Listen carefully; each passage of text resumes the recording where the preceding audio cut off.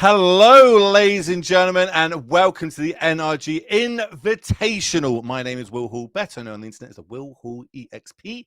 And joining me in the booth today is none other than Devin O'Donnell, better known on the internet as Doomwake. How you doing, my friend? I am doing fantastic, Will. We have got 8 players to find. We got to find out a top 8. That's what I was trying to say. We got to figure out the 8 players who will be battling out for that $10,000 prize. And I'm very excited to get started today. Well, maybe people are just tuning in. Maybe they missed the action yesterday. Let's break it down a little bit more in the numbers. I love numbers. Over the course of the year, we've had 1,250 plus players battling it out across the year trying to get to this event. Over 16 different events took place across 6 different states, and we are here this weekend with 24 players. That is it, ladies and gentlemen. It's a 24-player small tournament structure. 3 different formats they're going to be battling out on. But as you said, Doom, by the end of today, we're going to find out who's in that top 8, and more importantly, who is number 1, who is going to be the NRG champion. And it wouldn't be NRG without a bunch of prizes, over $35,000 on the line. Let's see how that breaks down. Talk me through it, Doom. Yeah, so we talked about first place is that $10,000 and a Pro Tour Chicago invite. That's the first Pro Tour of 2025. Second place, $5,000. Top 4, $2,500. Top 8, $1,000. And even if you only get 9 through 24th, you still get $400 plus $50 a win, even if you don't make the top 8. So tons and tons of cash prizes, along with that NRG Champs trophy as well. Exactly. This is just worth the grind, right? Worth going all year, Yeah. putting in the work, putting in the effort to not only just get here, because you get a bunch of swag as well, but to get $10,000 and a Pro Tour invite. That is a good Christmas present, Doom. Oh yeah, absolutely. And these players also, get a jacket for entering the event, nice little jacket with their name on it, NRG Champs jacket. And yeah. So, we talked about the prize pool. We are going to be starting off today with standard, and we actually have a small metagame breakdown that we can show you here if we can switch over to that slide. So, metagame breakdown, we have 8 of our 24 players are playing Dimir mid-range, 4 Golgari, 4 Mono White Caretaker, 2 Gruul, 2 Floodcaller, 2 Domain, 1 Mono Red, and Will, last but not least, somebody who may be in our feature match area this round, that 1 Simic Merfolk player, Nikachu flying the flag for our Merfolk brethren. Yeah, it's really interesting. We're going to talk about this a lot throughout today, as you did yesterday, about, coming into such a small field, what you potentially could be going against. Someone's playing Merfolk in this tournament this weekend, and how you want to, attack that, especially if you're in a team and that number's bits narrows down. But as you mentioned, we have got some players sat down in the feature match ready to go. And we're starting off with elimination magic for everybody out there.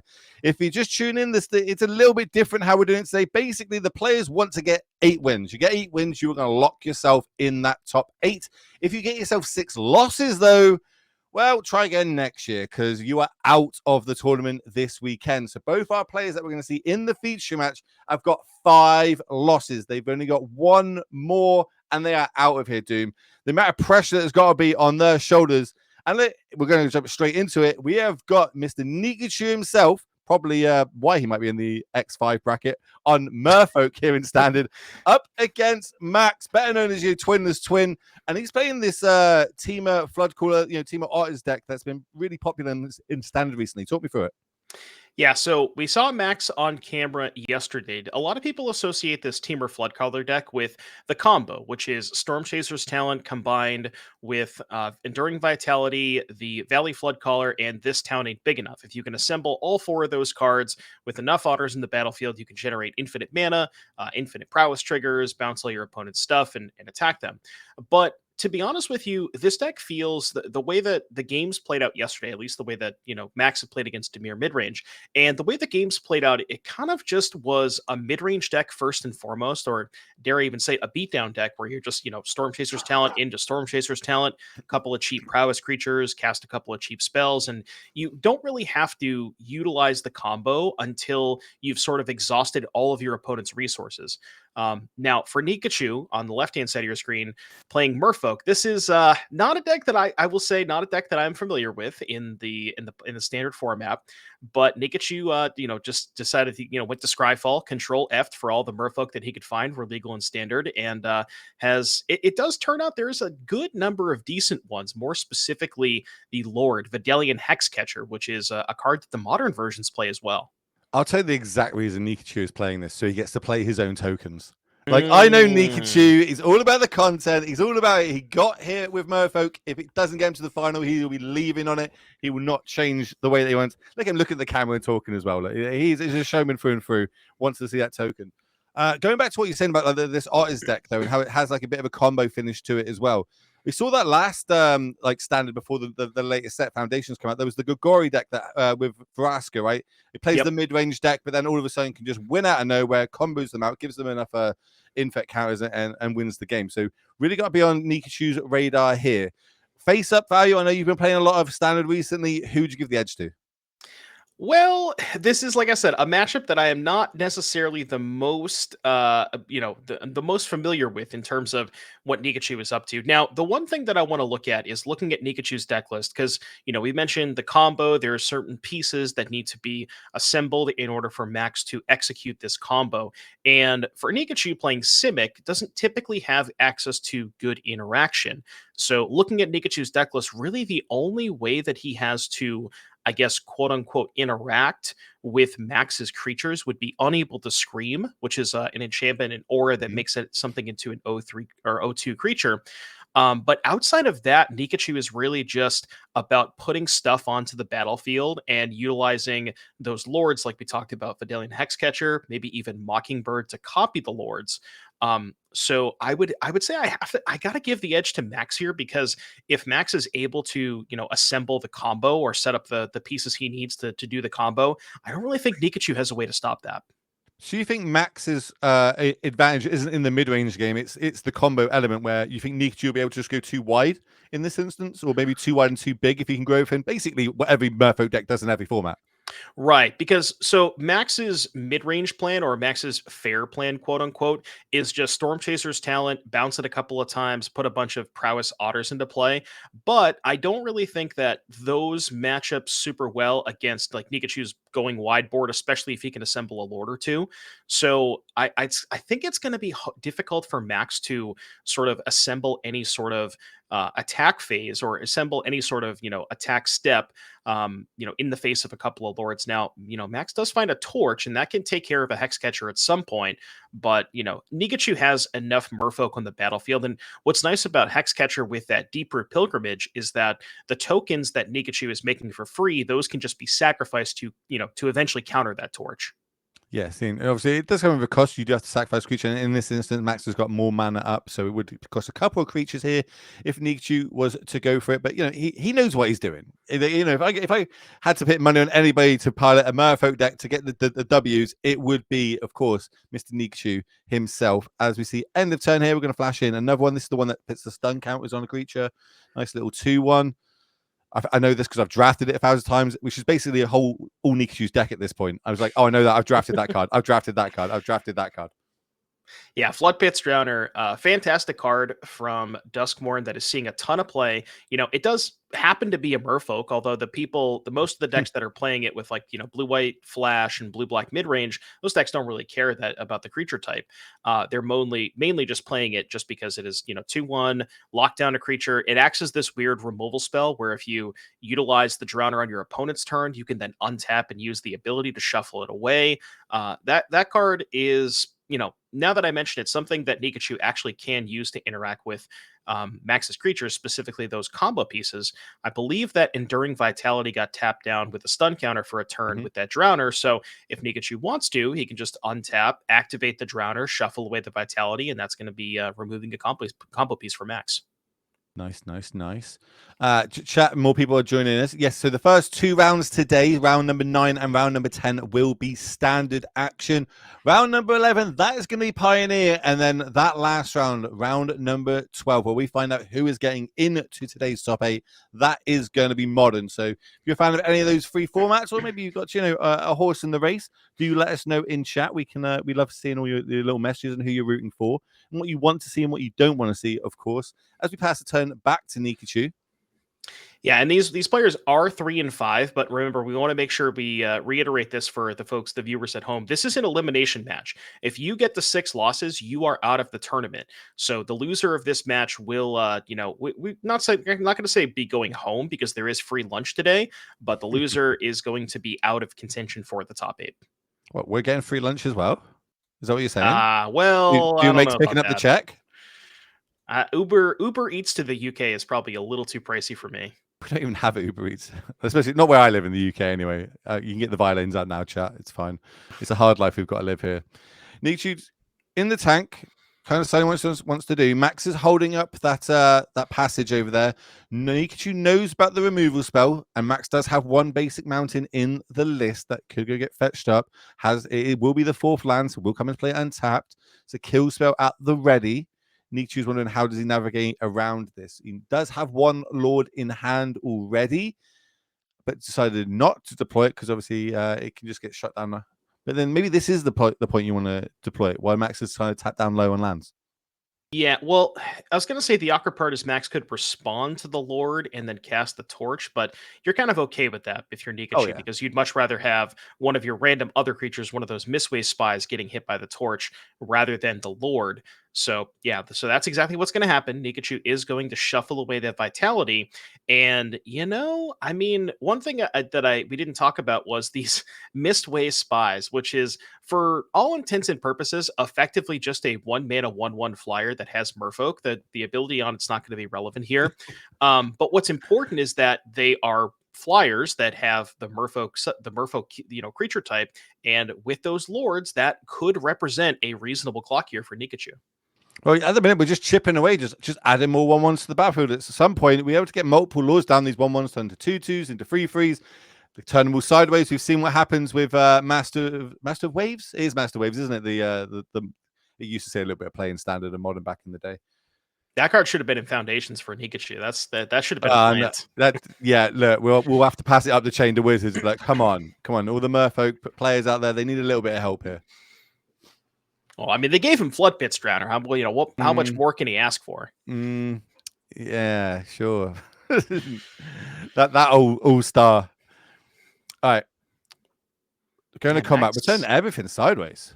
Getting in here. So the creature that's in the middle, that is the Valley Flood Caller. Now that one's very important because that's sort of, it's funny, we talk about Nikachu having lords. That's actually kind of like Maxx's lord, where every time Maxx casts a non-creature spell, all of his otters get +1/+1 and untap.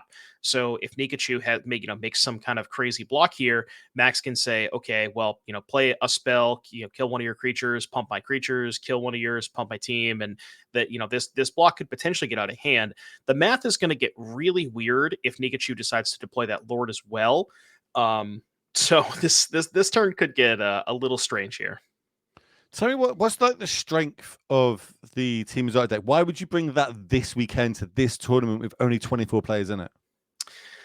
I think the deck just has a lot of resiliency, right? It has a lot of ways to amass card advantage, specifically with Storm Chaser's talent plus this town ain't big enough.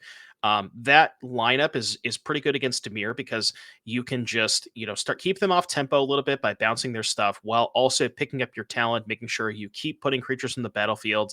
And it gets to a point where they have to respect your quote unquote mid-range plan. But then if they use too many removal spells to keep pace with your mid-range plan, then eventually you can just get to a spot where you can combo them out. Does it line up well in the meta, or is this just I feel like knowing Maxx and his style of play, loves blue cards, loves red cards, loves Phoenixes and Murktides, etc. This is the closest thing that he could find in Standard. It's going to give him the most choices of filtering through his deck, as long as it's got that extra little combo piece. He is called Twinner's Twin after all.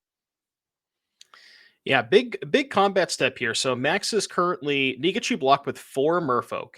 Max is currently cast 2 spells, so that this town ain't big enough, plus the Storm Chaser's talent. So by my math, I believe the Flood Caller is currently a 4/4. Correct. And we know about the Torch the Tower in hand. So Max could maybe torch the other Mistway Spy to make it a 5/5. It looks like maybe he's content with just letting this trade happen. We'll see I, exactly what I'm, Max wants to do, though. you gotta think, remember, Nikachu has got a instant speed Lord that he can deploy this turn if needs be. Mhm. So if Max was to fire off, the only he's got no extra red mana at the minute. He could only have access to the 1, and I think this is where we're going to see it. So here comes the remind me the name of it. Vidalian Hexcatcher. That's it. Hexcatcher comes in. Oh, so Ooh, why this Nikachu's on the actually gonna stack? yeah, we're actually gonna fight over the Storm Chaser's talent, which is interesting. So remember, those creatures are now 2/2s because they do get pumped by the lords. So Max can say pay 1 for this, then maybe Nikachu sacrifices the other Mistway Spy. Max pays another 1, but then Nikachu has 3 2/2s lined up against the 4/4 Flood Caller, so that would still end up, trading it in combat. If Max decides to say not pay for the talent and then torch the Lord, Nikachu sacks the Mistway Spy, Max pays. This is going to be interesting to see how this combat plays out, because Nikachu can protect that Hexcatcher from the torch if by sacrificing 2 things. But then Um, that's not enough to be able to kill the otter because the otter will be 5, right? At the minute it's 4. This makes it 5. well, oh right, because he would have to sacrifice the spy and Yeah, one of the tokens. which is Yep, so that's going to what he's happen. doing. So You torch is presumably going after the Hexcatcher. pay the extra 1. So, okay, so Nick's just happy with just a chump here, but like at least at the end of this sequence, he has the hedge catcher resolved, which is ideal realistically. Like this is actually a really well thought out line of almost a trap Nikachu set in this instance. Since now he knew that removal spell was in hand here for Max, is baited it out, and by the end of the effing said and done, he will have this Lord that it looks like he's putting a lot of stock in to be able to win this game alive on the battlefield. This is a really big attack, though. I think I might have. I think I counted 10 damage. Nikachu's taking 11 actually. So Nikachu's going to fall all the way to 4, because remember that otter gets pumped twice. The otter has prowess plus it gets pumped by the Valley Flood Caller. So the otter One, was two, three, four, 7 five, by six, itself. 7. Yeah, jeez, that's a big Yeah, hit. huge attack, and then 4 from the Thunder Trap Trainer. So Nikachu at 4. Now the nice thing about this way spy is it does have flying, so Nikachu can attack poke in with that, get a token from the Deeper Pilgrimage, and so we know about the Mistway Spy in Nikachu's hand. I believe the other 2 cards is that Subterranean Schooner and I think Unable to Scream, You are which correct, sir. lines up pretty well here, because so the really cool thing about Schooner is the crew ability on Schooner combined with Pilgrimage, you can tap your merfolk 1 at a time. So Pilgrimage is sort of gated around the fact that it only triggers once per combat. It triggers every time a merfolk attacks. But if you're tapping 1 merfolk at a time for the Schooner, you can say use the spy, crew the Schooner, trigger the Pilgrimage, and then even after that, once the Schooner is a creature, you can then use the Schooner again to tap the Hexcatcher to make another token. So this is a way for Nikachu to go really wide. Has Max got a way of getting through this? Like at the minute, it looks like Nikachu's got a way to make infinite blockers. Well, not infinite, but enough blockers that you need to not die potentially next turn or the turn after. What has Max got to get with it? Nothing to give with tramp or anything like that? No, none of that. There's no like burn spells in the deck, not a ton of reach. Really, the only thing that Max has is bounce spells. But the other thing that's worth pointing out is the tokens from Deeper Pilgrimage will have hexproof. So you can't even remove the tokens Ooh. to sort of try to get through. And with that unable to scream on the Valley Flood Caller, it's going to be really difficult for Max to size the battlefield appropriately versus that Hexcatcher. I'm just reading one of the cards here. What do you need? I I'm, got I'm, you. I'm looking at Roaring Furnace here over on Max's side. Just saying, I was like, Oh yeah, does that only go creatures. face? It does. Yes, Only only creatures. creatures. All right. So it looks like Nietzsche might actually be able to stabilize a little bit here at 3 life, but is he able to turn that around and get this across the line, or is Max going to be able to find an answer? 2 cards in hand, taking a big breath in there, big sigh. That's telling me that it's going to have to do it the hard way. Well, land's not what he's going to want, especially if it comes to play tapped. Here comes a few more tokens. End of turn, of course, they're the Nikachu tokens that he earned from winning his invitation to this event. If you had a token made in your likeness, what would it be? Well, it would be a Rhino token for sure. Shout out to Violent Outburst. Well, I think Nikachu may have picked up the best card in his deck. I think he drew another Vidalian Hexcatcher. Of course he did. Of course he did. Because all these Merfolk right now are getting +1/+1. So if we've got an instant wait, and this is one of those ones where you could turn everything sideways. Max makes a couple of blocks or not blocks, then all of a sudden you pump your whole team, and that's what we're going to see here. We're coming across for 1, 2, 3, 4, 5, 6, 7, 8, and does it get the creature type as well? No, the Schooner is not a Merfolk, so it's only 3. So this should be an attack for 11, I believe. So we're gonna have to do a little chump in here, but even then. Well, that's 11. That's 11 that Max knows about. Max does not know about that the other Hexcatcher that's in hand for Nikachu.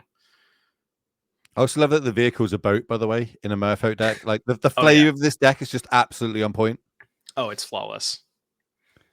The boat also helps the Merfolk go fishing, but that's kind of weird, right? The Merfolk wouldn't fish for their friend. No, you're fishing for the Merfolk off the boat. Well, then it's anti-synergy, right? Because the boat, if you're fishing for the Merfolk, then you're that you know what I mean? No, because you're fishing for more friends. I don't know where I'm going with this. Okay. Anyways. All right, back to blocks. Max looks like we've got at least 2 blocks definite. Let's say it doesn't block here. So that's going to be what? 4, 5, 6, 7, 8. Max is thinking, okay, maybe I don't like that. If you've got this, is there any way to play around this Lord? We got to go 1, 2. Basically, we've got a block on everything. Is that enough?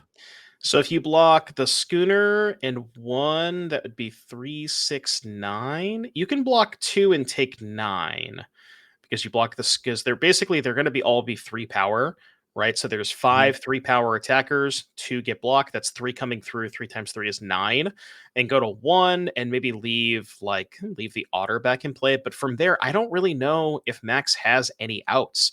He has no sweepers in the main deck. Without enough combo pieces in play, can't really, we talked about the deck can sort of just present the combo, but without enough pieces in play, can't really do that. Maybe if there's something like this town, you can go block like this town to bounce your own trainer. We have Torch. So that could do something. I guess you just let it resolve though, right? Like there's not much. You don't want to sacrifice your board to this.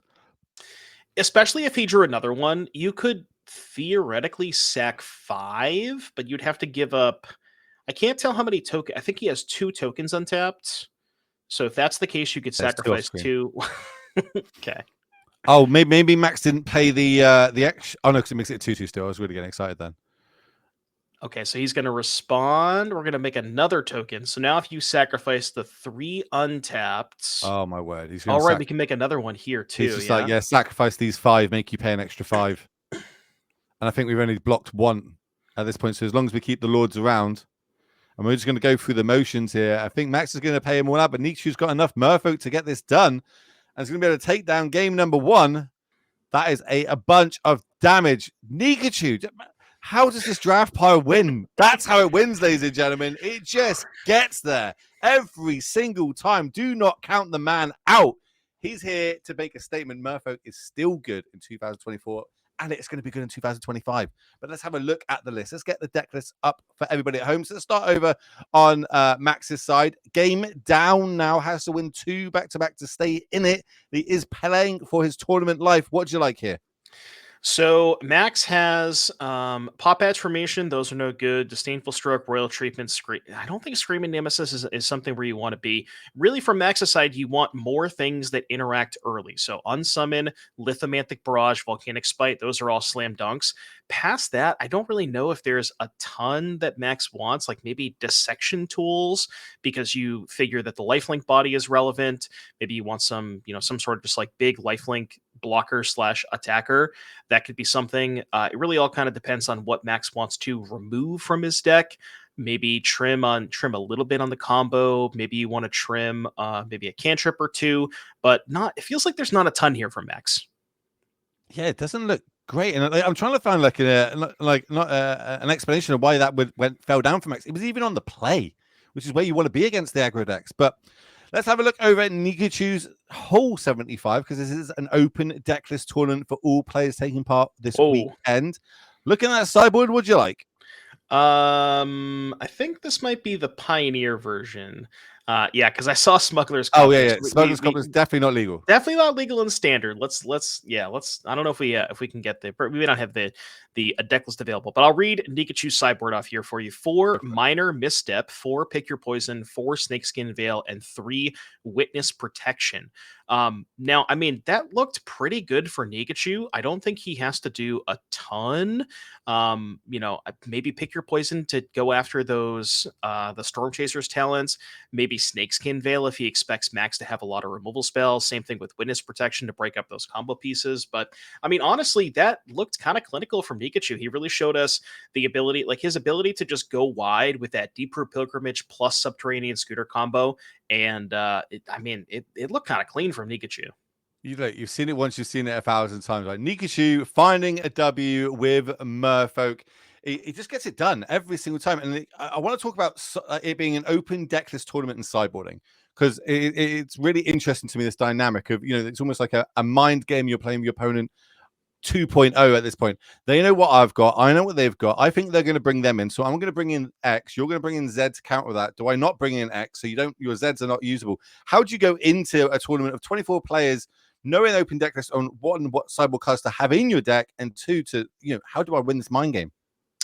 Well, open deck list is also kind of interesting because you can sort of like mind games your opponents and maybe like sneak a 1 or a 2 of in there that maybe they're like, well, I don't want to play around this card because there's only 1 copy, but then the situations where you have it, it's kind of backbreaking.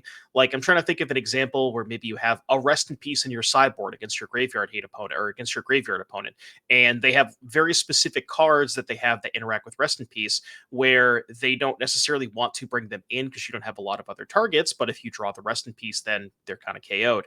So there's some little mind game things like that. And the other important thing is like one really good thing about like this matchup in particular is that Nikachu's deck is pretty weak to sweepers, right? Let's be honest here. But with open deck lists, Nikachu knows there's no sweepers, there's no Pyroclasm, there's no Brotherhood's End. So Nikachu doesn't even have to play around any of that stuff and can just go as wide as he wants without any care in the world. That's huge. As an aggro play, knowing that there's no sweepers coming, that you just deploy your whole hand on the battlefield, it's absolutely insane as an aggro player. And Nikachu's going to be extremely happy that he doesn't have to, play around them. I always go back to the open deck list sideboard, and I think some decks benefit more than others in open deck list. Is that a reason potentially why you'd bring Otters? Merfolk, Merfolk, we knew Nikachu was bringing good or bad. It doesn't matter if it's going to be great in this one or not. He was bringing it. But let's over on Max's side. Like, is that another reason maybe we bring Otters this weekend? Potentially. I think one thing that's a little bit important about this deck is the presence of Anoint with Affliction, because the not the Valley Flood card, the Enduring Vitality is the combo piece that has sort of built-in protection against removal spells. When it dies, you get it back. But the thing about that is the mid-range decks have at least a lot of them have started adopting more Anoint with Afflictions. So knowing exactly how many Anoints your opponent has, you can be a little bit more maybe liberal by, with casting those vitalities early on, to knowing that your opponent has less copies of Anoint. You're not worried about that thing getting exiled. So that could certainly be that could certainly be a part of it. Well, for everybody at home that maybe you're watching this, maybe you want to take part in this, you want to be here, you want to be at the invitation, you want to be battling out for your share of $35,000 with a PT invite. Well, we've got some future events coming up next year, so you need to get them on your diary now, nice and early. Doom, talk me through this. So the February 1st and the 2nd, we're going to be in Chicagoland for a 10K showdown and a 10K team trial. A lot of team events here. May 10th and the 11th in Chicagoland as well. $10,000 showdown, 5K trial. March 15th and the 16th in Madison, 10K showdown and a 5K trial. And last but not least, June 28th and the 29th in Indy. That's a 10K showdown and a 10K team showdown. I gotta say, Will, NRG bringing back the team events, you love to see it. I was about to say, that's the one that we're going to, right? Me, you, and Mason, we're all going to head to that one. We're just going to turn up, give Norm a real big headache of being able to find himself a bunch of casters for the weekend, because we're all going to be down there. I have an idea. What if we played Merfolk in all 3 formats? I'm game if you are. Unless you say that, it looks like Nikachu's joining his opening 7, which of course is all Merfolk, but it needs a little bit of land to go along with it. So we'll be throwing it back, going to 6. Max looks like he's happy with that opener. This is round number 9 for anybody just tuning in of 12 Swiss that we have today. And we're doing things a little bit different. We are playing 3 different formats in these last 4 rounds. We've got standard round number 9, standard round number 10, pioneer round number 11, and modern is round number 12. Where we're going to find out who is in that top 8. And then a little bit later on this afternoon, we pass it over to the next Casa team. They're going to be crowning us a champion and awarding not only their share of a big bunch of money, but more importantly, that Pro Tour invite to Chicago next year. That is huge. The hometown Pro Tour. Maybe not for Will, it isn't, but for the NRG series. The NRG series, yeah. I've never been to Chicago. I would really like to go to Chicago. I just hear it's going to be really cold this time of year, so I was like, I'm not going to go to that one. Yeah, Chicago is a little tough this time of the year. I'm sure Norm, our broadcast partner, knows a lot about that. As we see Storm Chasers talent on turn 1, that's kind of exactly where you want to be here for Max. Just get the pressure on the battlefield early, and especially combined with as we talked about, this town ain't big enough to reset these Storm Chasers talent. Can give you a lot of bodies and allow Max to. I think Max's plan here is you kind of need to try and race, where maybe it's a race to try to set up the combo as fast as possible, because as we talked about, the beatdown plan, not so great here, because Nikachu can go so wide. Well, Max also putting emphasis on, I need to keep the Merfolk deck down. If you got these creature decks, it's the same in standard, pioneer, or modern. If you can keep the Merfolk count down, Merfolk cannot go big, cannot go wide. They need to really start, slowing it down a little bit, killing off just even the early 1-drops like this, as Max is doing, applying a little bit of pressure, making sure Nikachu has to set up. Remember, is on a mold of 6, so is down on cards as well. Yeah, Nikachu looks like we're being told from our table spotter that it appears that Nikachu sideboarded out 2 lands. That's what we're being told. I don't know if I necessarily stand by that decision, but he is who he is. That is so. My favorite player of all time, Mr. Tom Ross. He was very known for boarding out a land when he was on the draw. Okay, boarding out 2 lands. 2 is a bit much. It's a little excessive, and I'd love to hear from Nikachu why he did that. But there's always a method to his madness, right? That's the enchantment again, right? So now we're just basically need 1 Merfolk, and we can start pumping out loads of little 1/1 hex proofers. It's possible that Nikachu feels like he just needs a higher density of spells in this matchup. As we saw game 1, things worked out pretty well for him, but that's when things were firing at all cylinders, right? When he was drawing, drew multiple lords, had the schooner plus deeper pilgrimage, and maybe like you said, on the draw. I wonder if he also cuts a land on the play then. 1 on the play, 2 on the draw. What's the point in playing the land? Full stop. If you are, it's craziness. It's madness. We'll have to speak to him about it. I'm sure he'll end up making a video on all this as well. But this is the camaraderie. This is why we play Magic, right? Not only are they playing at such a high level with so much on the line, you can see them both having a smile on their face. They've played multiple times online against each other, I'm sure, and they're having fun now. At least Max is, because he's got all the answers far enough on his side of the board. Yeah, that's a paw patch formation coming in out of the sideboard here for Max to take care of that deeper pilgrimage. That does make a lot of sense. And, just because we saw how well that deeper pilgrimage was for Jonathan in game 1, just being able to go so wide. And now that Max doesn't have to worry about that. I mean, Jonathan just doesn't have a lot of stuff in the battlefield. Has a schooner, doesn't have anybody to crew it. And I think I got to look at Jonathan's hand. There's 2 snakeskin veils. A good card when you're protecting against kill spells, but not when the board is clear. No, not all. Everything seems to be going well for Max here. Able to get this bit of chip damage in. It might just turn into this race that you were speaking about. You know what I mean? Just getting it done, being able to get the combat in first, and then using the advantage of, we're going to go to level 2. This is where I'm going to look at you, Doom, and be like, what does level 2 do? So level 2 on Storm Chasers talent for 3 and a blue. When it becomes level 2, you can return an instant or sorcery card from your graveyard to your hand. So Maxx able to pick up that paw patch formation, and that is something that can clear a second copy of Deeper Pilgrimage if that is if that's something that comes up. And I think Jonathan drew a minor misstep as well. So a lot of reactive cards here for Nikachu, which, if he was on the battlefield, that would make a lot of sense. You get to sort of make sure that you like maintain your presence on the battlefield. But, when he's far behind like this, not the cards you're looking to draw.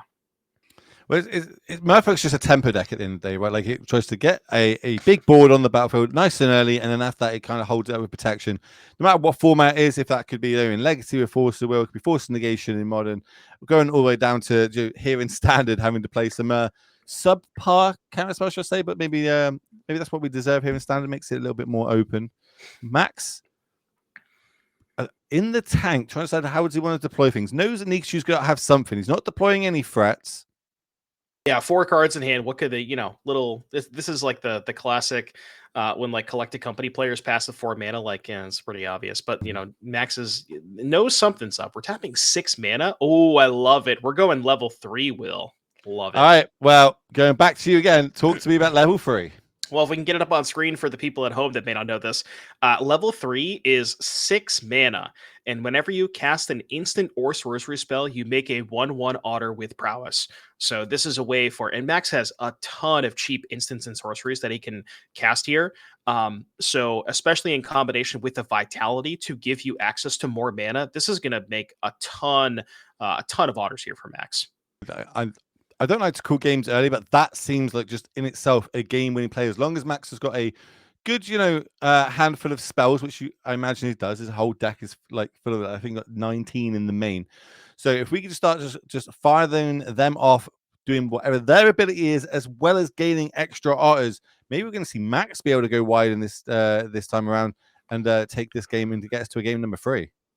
Yeah, Nikachu finds a Cryptic Coat, which is good, but I don't really know if that's going to be able to keep up with, Maxx making an otter every time he casts an instant or sorcery spell. And yeah, this is sort of, I guess this is Max's version of Deeper Pilgrimage, right? But it's, Maxx had to invest 11 mana and Nikachu only has to pay 2 for his. So scoreboard, I guess. But yeah, this is going to be really tough for Jonathan to come out of this. Maxx is a very methodical player. Yes, it looks like he's pretty far ahead at the minute. Loads more lands, loads more spells, got a lot of advantage going on. Doesn't want to give Nikachu a chance to get out from underneath this. Needs to get this nail on the head. Because remember, both these players are 3 wins, 5 losses. And the name of the game this weekend, ladies and gentlemen, is you need to get that 8th win. If you get 8 wins, you are locked into the top 8. But if you get that 6th loss, that's you. You are out of this tournament. You have to try again next year. Here comes a little bit of combat. Looks like we're going to animate the big boat, go into blocks. Yeah, so I think what happened is Maxx attacked with the vitality, and Nikachu crewed the boat and decided to block the vitality. And then in response, Maxx played the Valley Floodcaller, which gives the Roaring Furnace the ability to be cast at instant speed, and then is going to cast that to presumably deal 2 to the Schooner, which will have it trade for the Vitality. The Vitality would come back. But importantly, that's an enchantment. That's not an instant or sorcery. So that's not going to give Maxx an otter here. So not able to deploy more stuff onto the battlefield just yet. But presumably, I mean, and even here, Nikachu doesn't have a ton of pressure on Maxx, and Maxx has the ability to just flip those furnaces at some point, right? Has plenty of mana to do so, and presumably that extra card every turn for Maxx will give him those instants and sorceries he needs to, get the talent going. He's really just setting up at this point, right? Like he's really getting every single card is going to add extra advantage to it, to the point where we're now getting more otters. If we start flipping the saunas, we start drawing extra cards, and just from that, I just can't see a way Nikachu being able to fight back to turn this into a W. But if anyone can do it, it is going to be the Merfolk Master himself on the left of our screen here. Does need some lands though. Maybe sideboarding those 2 out were not the best game plan. Well, I mean, he needs lands, but he also just needs creatures. His hand is so reactive right now. It's 2 Snakeskin Veils, a Minor Misstep, and a second copy of Boat, where obviously has 2 caverns, so can't really cast the unable to scream and the boat. You can't cavern on boat to cast vehicles, unfortunately. So Nikachu unable to do that. But what do you reckon? Go ahead. What do you reckon Kevin's his name in? Wizard, maybe. To be fair, I wouldn't be half surprised if that's something that Nikachu actually did. But we're going to destroy the Scream end of turn, so it gives us back our Otter Lord, which is not good news for Nikachu, especially with just the 2 colorless up from those Cavern of Souls.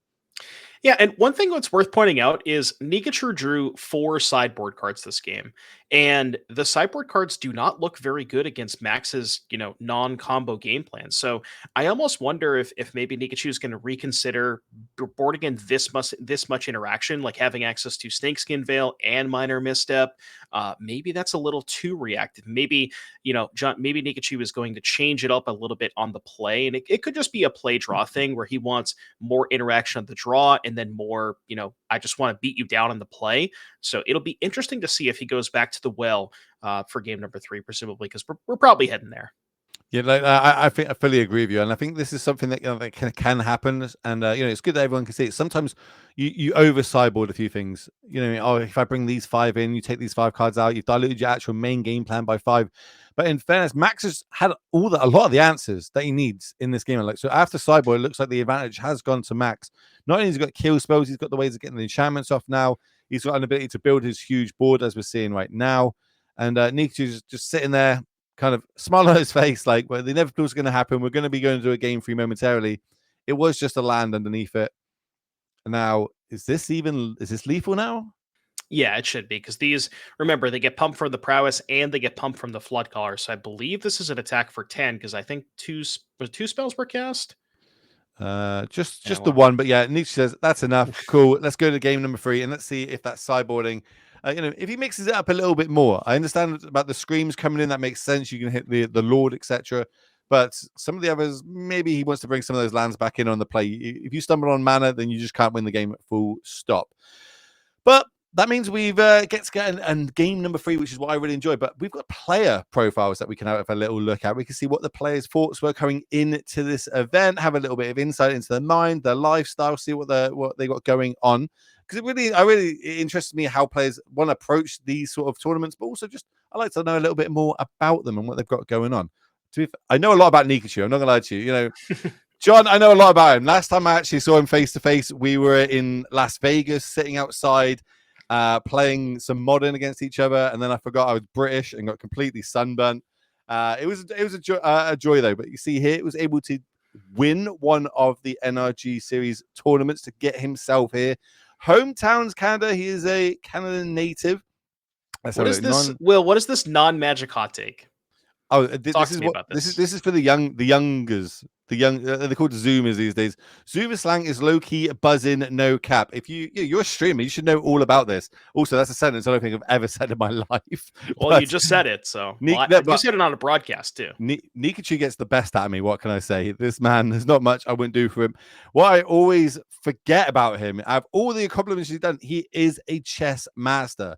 I fully fact checked him on this once. Absolutely scored me at chess. He is extremely, extremely good at chess. But let's have a little look over at Max's, see what's going on over Max's life, should we say. Starting off, great picture. Great flex. Love that. It's winning. What else we got over it? Was able to get best finish, 2 top 8s. Love to see it. San Francisco. That's California for everybody not in America. You're welcome, says the English guy. Wait, CA is California, not Canada? I don't know. I'm not going to lie to you. Is that Canada? I don't know. I think it's California. Look at you smiling. I think no one can see your face smiling right now. Just toying with me, teasing me. The best part is I can't tell if you're trolling, but yeah, cool. He's got so shout out to Max Kominowski as well. Cool Patreon that makes Murktide content. This is better known as Twinless Twin on the internet, if you're familiar with that name. Plays a lot of Murktide, and that is what he's good at. And favorite hobby outside of Magic, hanging out with my girlfriend. He's got the girlfriend flex as well as the literal flex in the picture as well. It's just absolutely flexing us one time after, but he wants to flex one more time, and he wants to do it on Nikachu. He wants to be sending him home as we are going to game number 3 here in round number 9 of the NRG Invitational. Records are 3-5. Once they get that 6th loss, they are out of here. So that's why we've got them here as our feature match this round. It's not winning in Magic, it's win and stay alive Magic at this point, because there is so much on the line. $35,000 divided amongst our players, depending on where they come. There's a PT invite on the line as well. So much to play for, Doom. Yeah, and I don't know if coverage can, if we can get the table spotter to take a look at Nikachu's sideboard. I'm very curious to see if he, given that how many of those sort of interactive sideboard cards he drew in the last game, I'm very curious to see if all of those stayed in. So I don't know if that's something we can have the table spotters check out. I know sometimes we look at sideboards during games, but in any case, I see 2 snakeskin veils in hand, so at least those stayed in.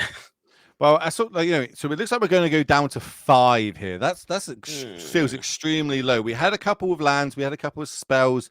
Sometimes you just got to tap top of your deck and hope that you get there. But Nietzsche's like, no, I need a vast majority of creatures or one of my enablers to make tokens to be able to win this game, and is more than happy going down to 5. Max looks a little puzzled, a little trouble, but is going to be keeping 7 here.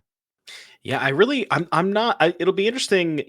I'd love to talk to Nikachu about those snakeskin veils and kind of where his head's at with those. That's not a card that I would necessarily associate with being good against the Team Marauders deck. But it is a card that he does have access to 4 copies in the board. It's possible that maybe he only boarded in 2 and is just getting unlucky and drawing 2 both games or something like that. But yeah, in any case. It's only a mold of 6, it looks like. I'm about to say, it looks like it's a mold of 6. I'm sure we should pick it up twice, but it is what it is. This is a lot less worse for him. The whole reason he's got these veils is because he knows that I'm doing commentary and I'm an Infect player, and he's basically doing a homage to me. He's like, I'll give Will 1 card to speak about so he can mention Infect at least 1 time today on the broadcast. Well, I mean, he's also got Pick Your Poisons in his sideboard, and I'm sure you got those in your Infect sideboard. I'm gonna nod and smile like I do. like I've picked up that deck in the last 5 years. Starting off on the other side, that's we're gonna find ourselves a basic and get that pit to the grip over on Max's side. So just setting up a few of the earlier turns. He's trying to decide which one it is, so it can be a little bit of shortcut in here as we pass the turn back to Nietzsche on the left. That's just a land off the top. Getting a little flooded here already. But does have the turn 1 spy and a turn 2 pilgrimage. This is the draw that helped him win game 1. Just able to get a ton of stuff on the battlefield. We'll have to see if Max has maybe a turn 2 removal spell for that Mistway Spy. But we joked about Mistway Spy being a 1/1 with no text, but when it's a 1/1 that makes another 1/1 when it attacks, that's pretty good for 1 mana. Especially in standard, in quote unquote one of the least powerful of all the formats that we've got going on. This is extremely powerful, but Max has the answer there. Gets it off the battlefield. Nikachu has a little, puff of air blown out, and now draws the land along the lord that he was after to really advance this board. And would you fire off here just to get the extra? There's an extra 2 points of damage you could have gotten. No, so I think what Nikachu is choosing to do is potentially hold up, or going for Cryptic Code instead. I actually thought that wasn't unable to scream, so I misread that. So this makes a lot of sense as to why you wouldn't want to cast the Lord, because you'd much rather develop the Cryptic Code.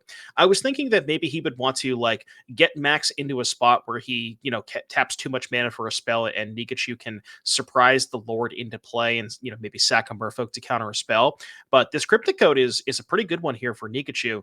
That is a way to provide some pressure even without the Lord. It's a 3/2 unblockable. And then he can, if he starts flooding out, that's the flood insurance. If you draw too many lands, you can use the code to bounce it, reset it, create some more bodies, and that's a way for Nikachu to make sure the threats keep flowing. Did we miss off this trainer? I think we had a little miss there off the Thunder Trap trainer. Get 4 cards. We get to pit. Look at the top 4 cards of your library. Reveal a non-creature, non-land card from among them. Put it into your hand. Put the rest at the bottom in in a random order. So yeah, it looks like we've got a little miss. I think that was just lands and creatures there. Nikachu would take that. You take all them every single day, especially in this sort of tournament, which is so high level. Here is are we using the fight mode here? Oh yeah, we're fighting that 1/1 is get out of here. Get out of here with that 1/1. We call this this is plan B with the Bushwhack. Although sometimes it is plan A, maybe especially in this kind of matchup.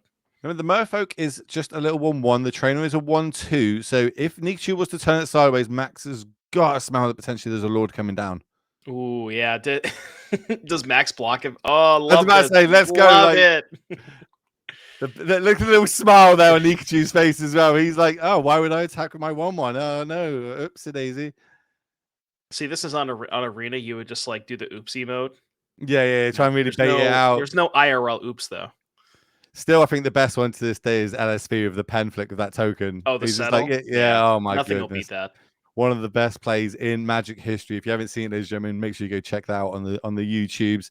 But Max he's smart this game. He's played it a few times. Like, no blocks, I'll take it. It's just 1 point of damage. Going to drop down to 13.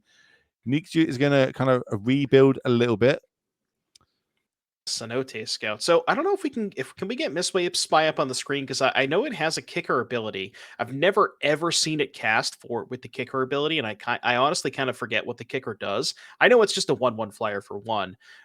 But if we can get that up on the screen for the folks at home. Is it like +2 counters or something All like right, that? here it is. So, it's disguise. So when it's turned face up until end of turn, whatever creature you control deals commenters investigate. Okay, I thought it was kicker, not disguise. My bad. Okay. No, well, you were right the first time. It is just a 1-mana 1/1 flying Murphy. Yeah. Okay. It's a 1-mana 1/1. Nikachu plays his land, 1 card in hand. We know that that's a Lord. Max on the other side, trainer, free land, has land drop available to him if he wants to do it. I advise that he would. There it goes. There's the island that we've known about since turn 1. Good basic as well. Nice basic of choice there. What are your basic choice at the minute? Are those Foreign Tempest? Is that what those are? I believe it looks like it's definitely Tempest. Yeah. Yeah. Fine Tempest, you're right. I like the was it whatever the most recent unset, the space one. Oh, okay, yeah. They are. Nice. I like those basics a lot. I'm on the Pixel Secret Lair ones currently. Oh, come on, Will. Oh, dude, come on, they're great. You're not a fan of the 8-bit? It's hard for me to get. It's hard for me to get behind those ones. I respect your decision, but personally, not for me. So Nikachu now going to turn just the 2 sideways this time, because Max has passed his turn with 4 mana open. What could he be representing here? So Max could have this town ain't big enough, and maybe he's trying to set up a spot where he goes, block with a Thunder Trap Trainer, this town to say maybe bounce like the Cryptic Code and the Trainer, or maybe bounce the Manifest token and pay the 2 to, because I believe the Cryptic Code token, I believe, is the pay 2, but decides to no blocks. And Nikachu is, we're just gonna hold up the Spy. I wonder what's in Max's hand then with the no blocks there. Here's the order. Well, that makes sense. Now, how can we turn this around? Nikachu, remember, down on cards is on the play, though, going into game 3, and both players fighting for their life in this tournament. Yeah, and what's interesting is we haven't really seen the combo come to fruition, like the actual full setup, the full combo setup, and I wonder if that is potentially on the cards here. I can't quite get a good look at what Max is working with, but with that, Valley Floodcaller already in play, if he has something like Enduring Vitality, can maybe try to pop off a little bit here, and he knows that Nikachu doesn't have a ton of instant speed interaction. I think I can see at least a Roaring Furnace and 1 land out of the 4 cards in hand. Might even be double land at this point. So definitely down on options, what we can be using. I think Gamayar Coast is the card to see. Then that's the one that we're going to play. What else have we got here for Max? 5 lands. Needs to kind of stem this pressure that Nikachu is applying.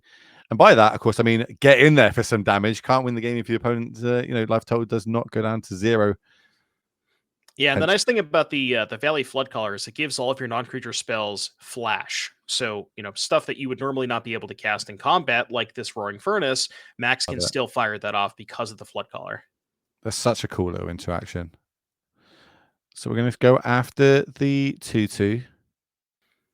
Nikachu deciding I'm guessing it's resolved at this point because it's on the battlefield with a counter, so we can't try and counter that right now. Well, what's funny about this is Max only has 2 cards in hand, and Nikachu has that Lord, and the Scout's a 2/2, so he can play the Lord to make the Scout a 3/3, and it would only take 2 damage.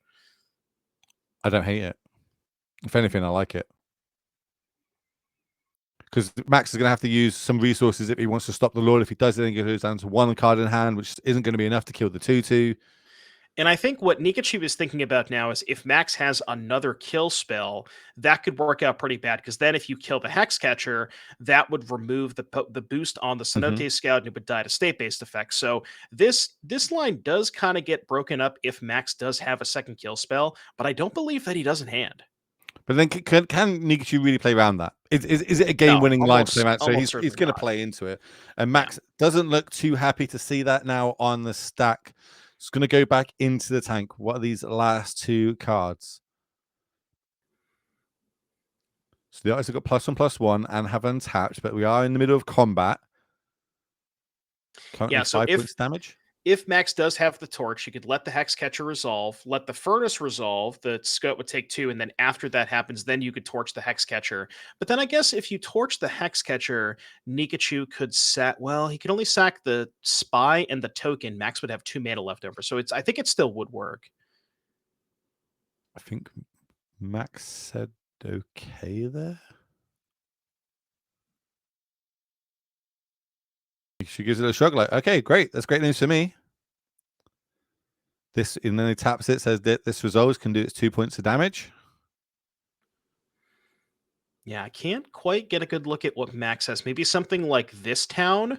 You could go this town to bounce the Lord and something else. Yeah, so town, maybe bounce the Lord, bounce Furnace.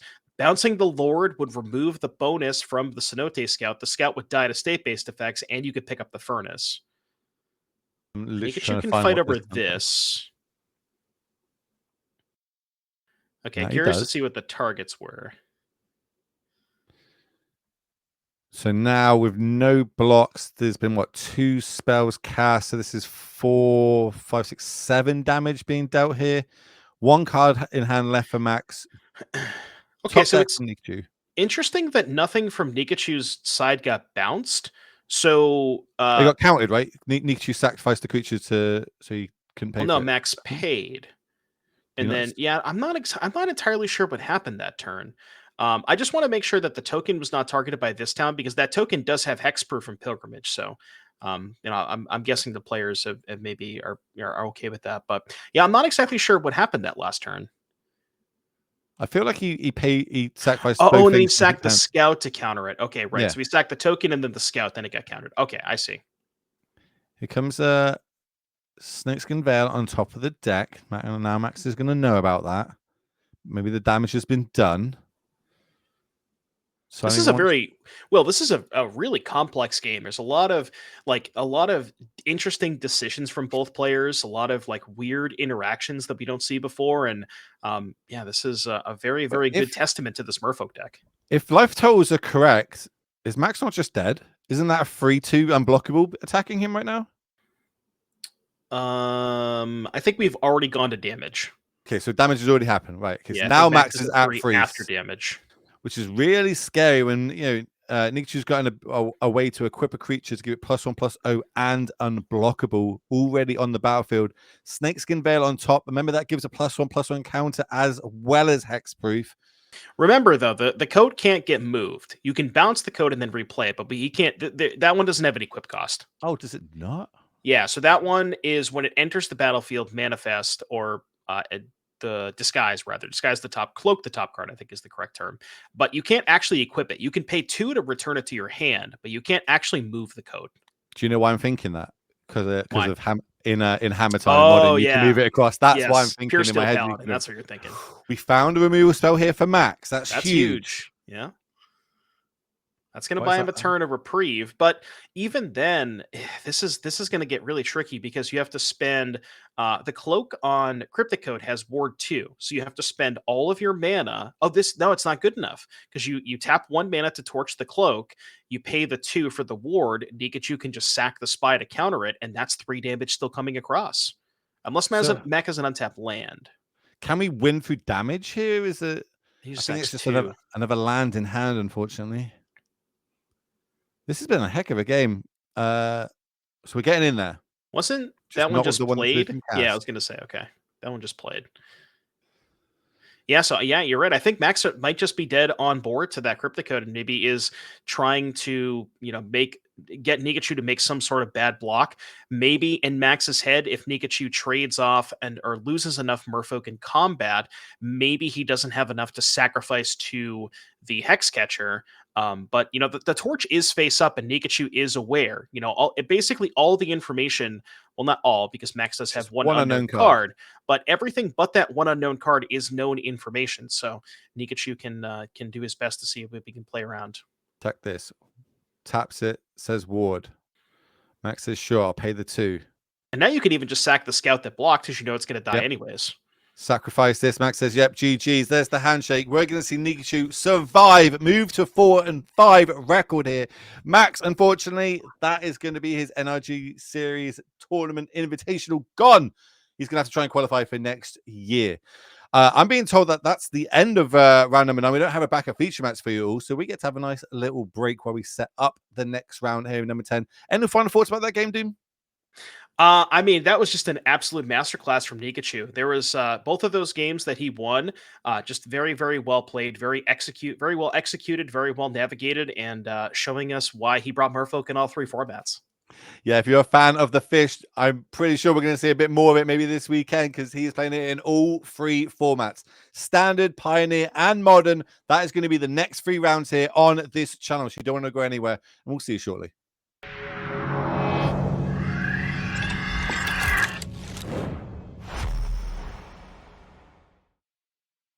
Hello, ladies and gentlemen. Welcome back to the NRG Invitational, where we've got 24 players battling out for their share of $35,000, as well as, of course, that Pro Tour invite to Chicago next year. So let's see how the players are getting on. We've got some standings. Let's see who's doing well, who's quite close, because looks like one player might be 1 game away from locking the first top 8 spot, Devin. Yeah, so unfortunately, shout out to Max Kominowski, Charles Dusterberg, Sean Gallagher, Zoe Reederman, and Kamari Bulger. Those players have all been eliminated. We saw Max last round lose on camera to Nikachu, who was still fighting for his tournament life. Charles and Sean also took their 6th loss last round, so they are out of the events. But Theo Jung at the top of our leaderboard to probably the surprise of nobody in the event. I think Theo was maybe the favorite going in, and he is proving that he is capable of holding that title, and we're going to maybe see him on our backup feature match in a win-in. But yeah, this is Grayson, Wesley, Steven, Andrew, Harrison, and Dominic, all six wins. They're getting closer. It's interesting when you look at those. We've been kind of tailored over the years to look at this and we're like, 4-5. Why are they still here? Why you still got them on the leaderboard? Because it's such a small tournament, only 24 players. 4-5 can still at this point get into the top 8. They need to win out. That 6th loss is the nail in the coffin. So everyone's still in that you can see right now highlighted for a chance of getting into the top 8, and we've only got 3 more rounds left. The next one is going to be standard. Round 11 is going to be Pioneer. Round 12 is going to be Modern. So I think the players are ready. Doom, are you ready? I am 100% ready to get down to our feature match. We have 2 players here who are 4-5, or actually we have a little bit of a mismatch here. 4-5 on the side of Connor Mullaly playing against May French, who is 5-4. These players may have different records, but they have very similar deck lists. This is a Demir mid-range mirror match. I took a look at the deck list. Well, there's only a 2-card difference. So Connor has a 4th Go for the Throat and a Shielder the Apocalypse, where May has 1 Anoint with Affliction and 1 Fey Bloom Trick. Other than that, these lists are completely identical. Is there anything else that can break this mirror a little bit? Is it a play draw dependent, or is it normally just we're going to get into the late game, see who can get the most 2-for-1s? Play draw certainly has a part of it, especially when you factor in a card like Kite of Bane of Nightmares, which these players are sporting 4 copies of each. Ooh. And that card on the play when you have it, turn 3, attack with a creature, Kaido pickup. It is very difficult to beat that. But there's just going to be a lot of jockeying for position in this type of matchup where both players want to make sure they control the battlefield. and does not, basically neither player wants to get kiteoed. So they're going to try everything they can to make sure that does not happen. So Connor with 2 mana up, representing maybe something like a Flood Pit Mastermind. Scrouter to tap down the Mockingbird. And what's interesting for May, you'll notice that she played the Mockingbird on turn 1. Not the most, maybe not the most common play to see here, but that is because she was setting up for a potential Kaido. Yeah, so I think it was turn 2. I think she was holding up that cut down in case any shenanigans was happening. But as you said, both players now jockeying for position. Connor's just land, go, maybe 2 mana up. Maybe we've got something end of turn. I think we've got count. Well, it's not counter spell, but like a way to counter in the grip. But we're happy just to untap. Connor playing for his life, as you said. 6 lost, it will be out. Very, very cheeky play there from May. She actually had Flood Pit Drowner and Fairy Mastermind with, you'll notice she had 2 mana up last turn, chose not to play either of those because she doesn't want to play into the counter magic from Connor, and she maybe wants to hold up a counter spell of her own, because maybe if she plays a creature, then say Connor, or if she plays a creature, Connor can then, play his own creature, resolve a creature there, and she wants to make sure she holds up the counter spell. And with 4 mana available, can also do something like tap down the Fairy Mastermind with Flood Pit Drowner and still hold up that counter spell if Connor goes for a 4 mana Kaido. What do you reckon? I'm going to take Kaido out of this equation, but what's the other sort of MVP cards in this matchup? What are the big ones that both players are trying to dig and find? Other than Kaido, I mean, it's really a lot of these cards will just end up sort of trading, like the creatures Mastermind trade for Mastermind, or maybe Mastermind trade for a kill spell, things like that. The big heavy hitters, there's 4 Kaidos and 4 Enduring Curiosity. Curiosity is a little bit of an awkward though one, because you'll see Connor has that Fairy Mastermind in place. So maybe if May were to go for something like a Curiosity to draw an extra card, Connor would also get the card off of the Mastermind as well. So, Curiosity is good, but it does line up kind of awkwardly against the opposing Fairy Masterminds. The main thing I'm taking away from this is we need to get comfy, because this is not going to be a quick game at all. Yes, this is going to be a long one. Honestly, I think a big part of this matchup too is the creature lands, right? Restless Reef, Fountain Port, Soulstone Sanctuary, things of that nature, because both decks are so good at trading 1-for-1, where you have enough cut downs and go for the throws to trade for opposing creatures. And if all of that ends up happening, the game goes a little bit longer. Then it gets kind of okay. Well, who has more creature lands? Right now, Connor has 2 Sanctuaries. May only has 1 Reef. The other thing I wanted to point out is the mana base. There is a slight difference in the mana base. Connor has an extra Fountain Port, where May has an extra Soulstone Sanctuary. And I think I'd rather be the one who has the Fountain Port, because that one, being able to provide an endless stream of attackers, does seem like it definitely makes this matchup a little bit more difficult. End of turn here, we're going to see May flash in this Fairy Mastermind. We know how good this can be in this matchup. Going to get in there for 2 points of damage. Invitational card, of course. If you had an invitational card, what color would you want it to be? Invitational card, huh? You're putting me on the spot here. Maybe red? Red? I would associate red with you. I think I'd probably be greedy and try and go for like a 2 color. I don't know if that's a compliment or not. I can't tell. No, that's a compliment. Yeah, I feel like you're a very good, accomplished aggro play. You like turn things sideways. I think red's your color. Okay. Chat, tell me if I'm wrong.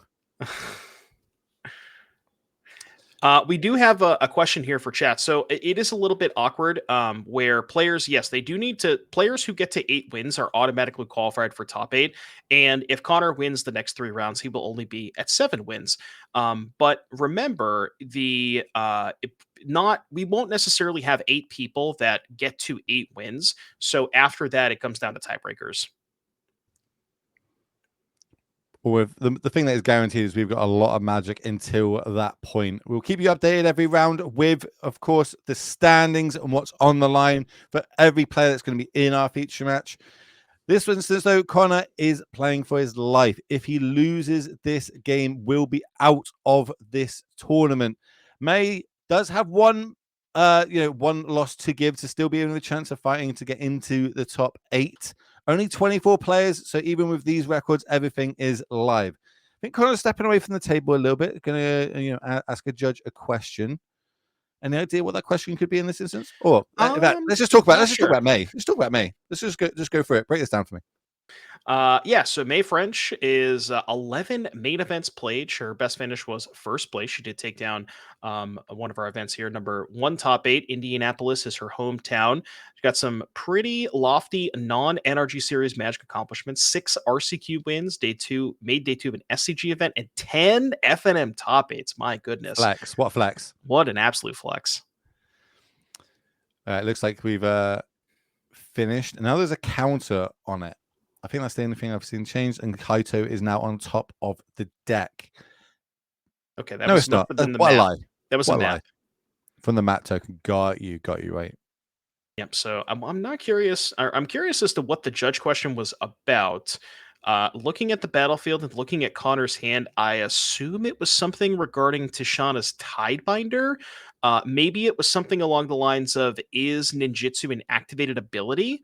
And to the best of my knowledge, I believe it is. So I think the way that that would work is if May goes attack with Mastermind, declare ninjutsu to Jack can correct me if I'm wrong, but I think that ninjutsu is activated ability, pay the mana, return the creature. That's part of the cost. So that would Yes. happen, and then you could tidebinder the ninjutsu, and that would mean that May would keep the creature in hand and the Kaido in hand.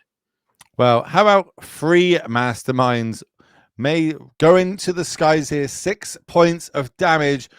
I guarantee you kind of does not want to be drawing any extra cards here at this point.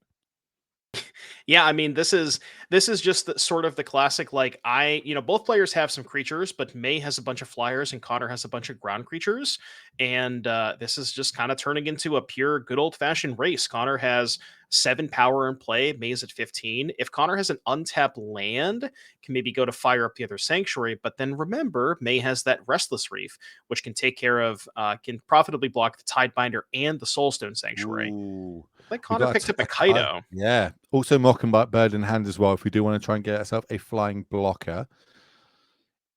How would you navigate this? This is like it feels like a really complicated turn. Like this might be the turn that decides this match. Maybe it's 2 Kaitos in hand, which makes sense why we put the third copy into the graveyard. Yeah, so there's a Mockingbird here for 0. I wonder if this is going to copy the Soulstone Sanctuary. So I've done this with Mutavault before. I'm pretty sure that if you copy a Soulstone, it enters the battlefield as a land, but it would enter as basically a copy of Soulstone that wasn't animated. So May in response is going to pay 4, use the ability on Fairy Mastermind. Both players are going to get to draw an extra card, but because Connor draws that extra card, May draws 3. May's going to get an extra 3. Nice little ancestral there. And then we're going to use cut down on the Mockingbird. That's a great turn there for May. So I wonder what the Mockingbird was copying then. Anyways, not sure.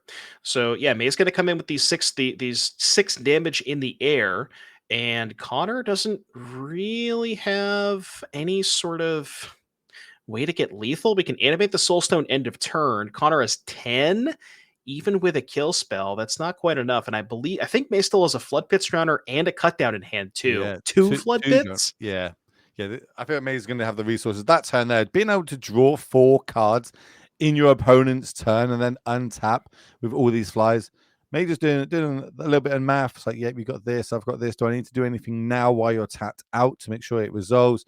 Says no, passes the turn over in upkeep, tap it down. Connor says, yep, you've got me. We're going to go to a game number 2, which means we get to look at both of these players' sideboards for all you beautiful people at home tuning in here to the NRG series. So let's start over on Connor's side and see what the 75 looks like. Because, of course, this is an open deckless tournament. Both players get to do this as well as me and you, Doom.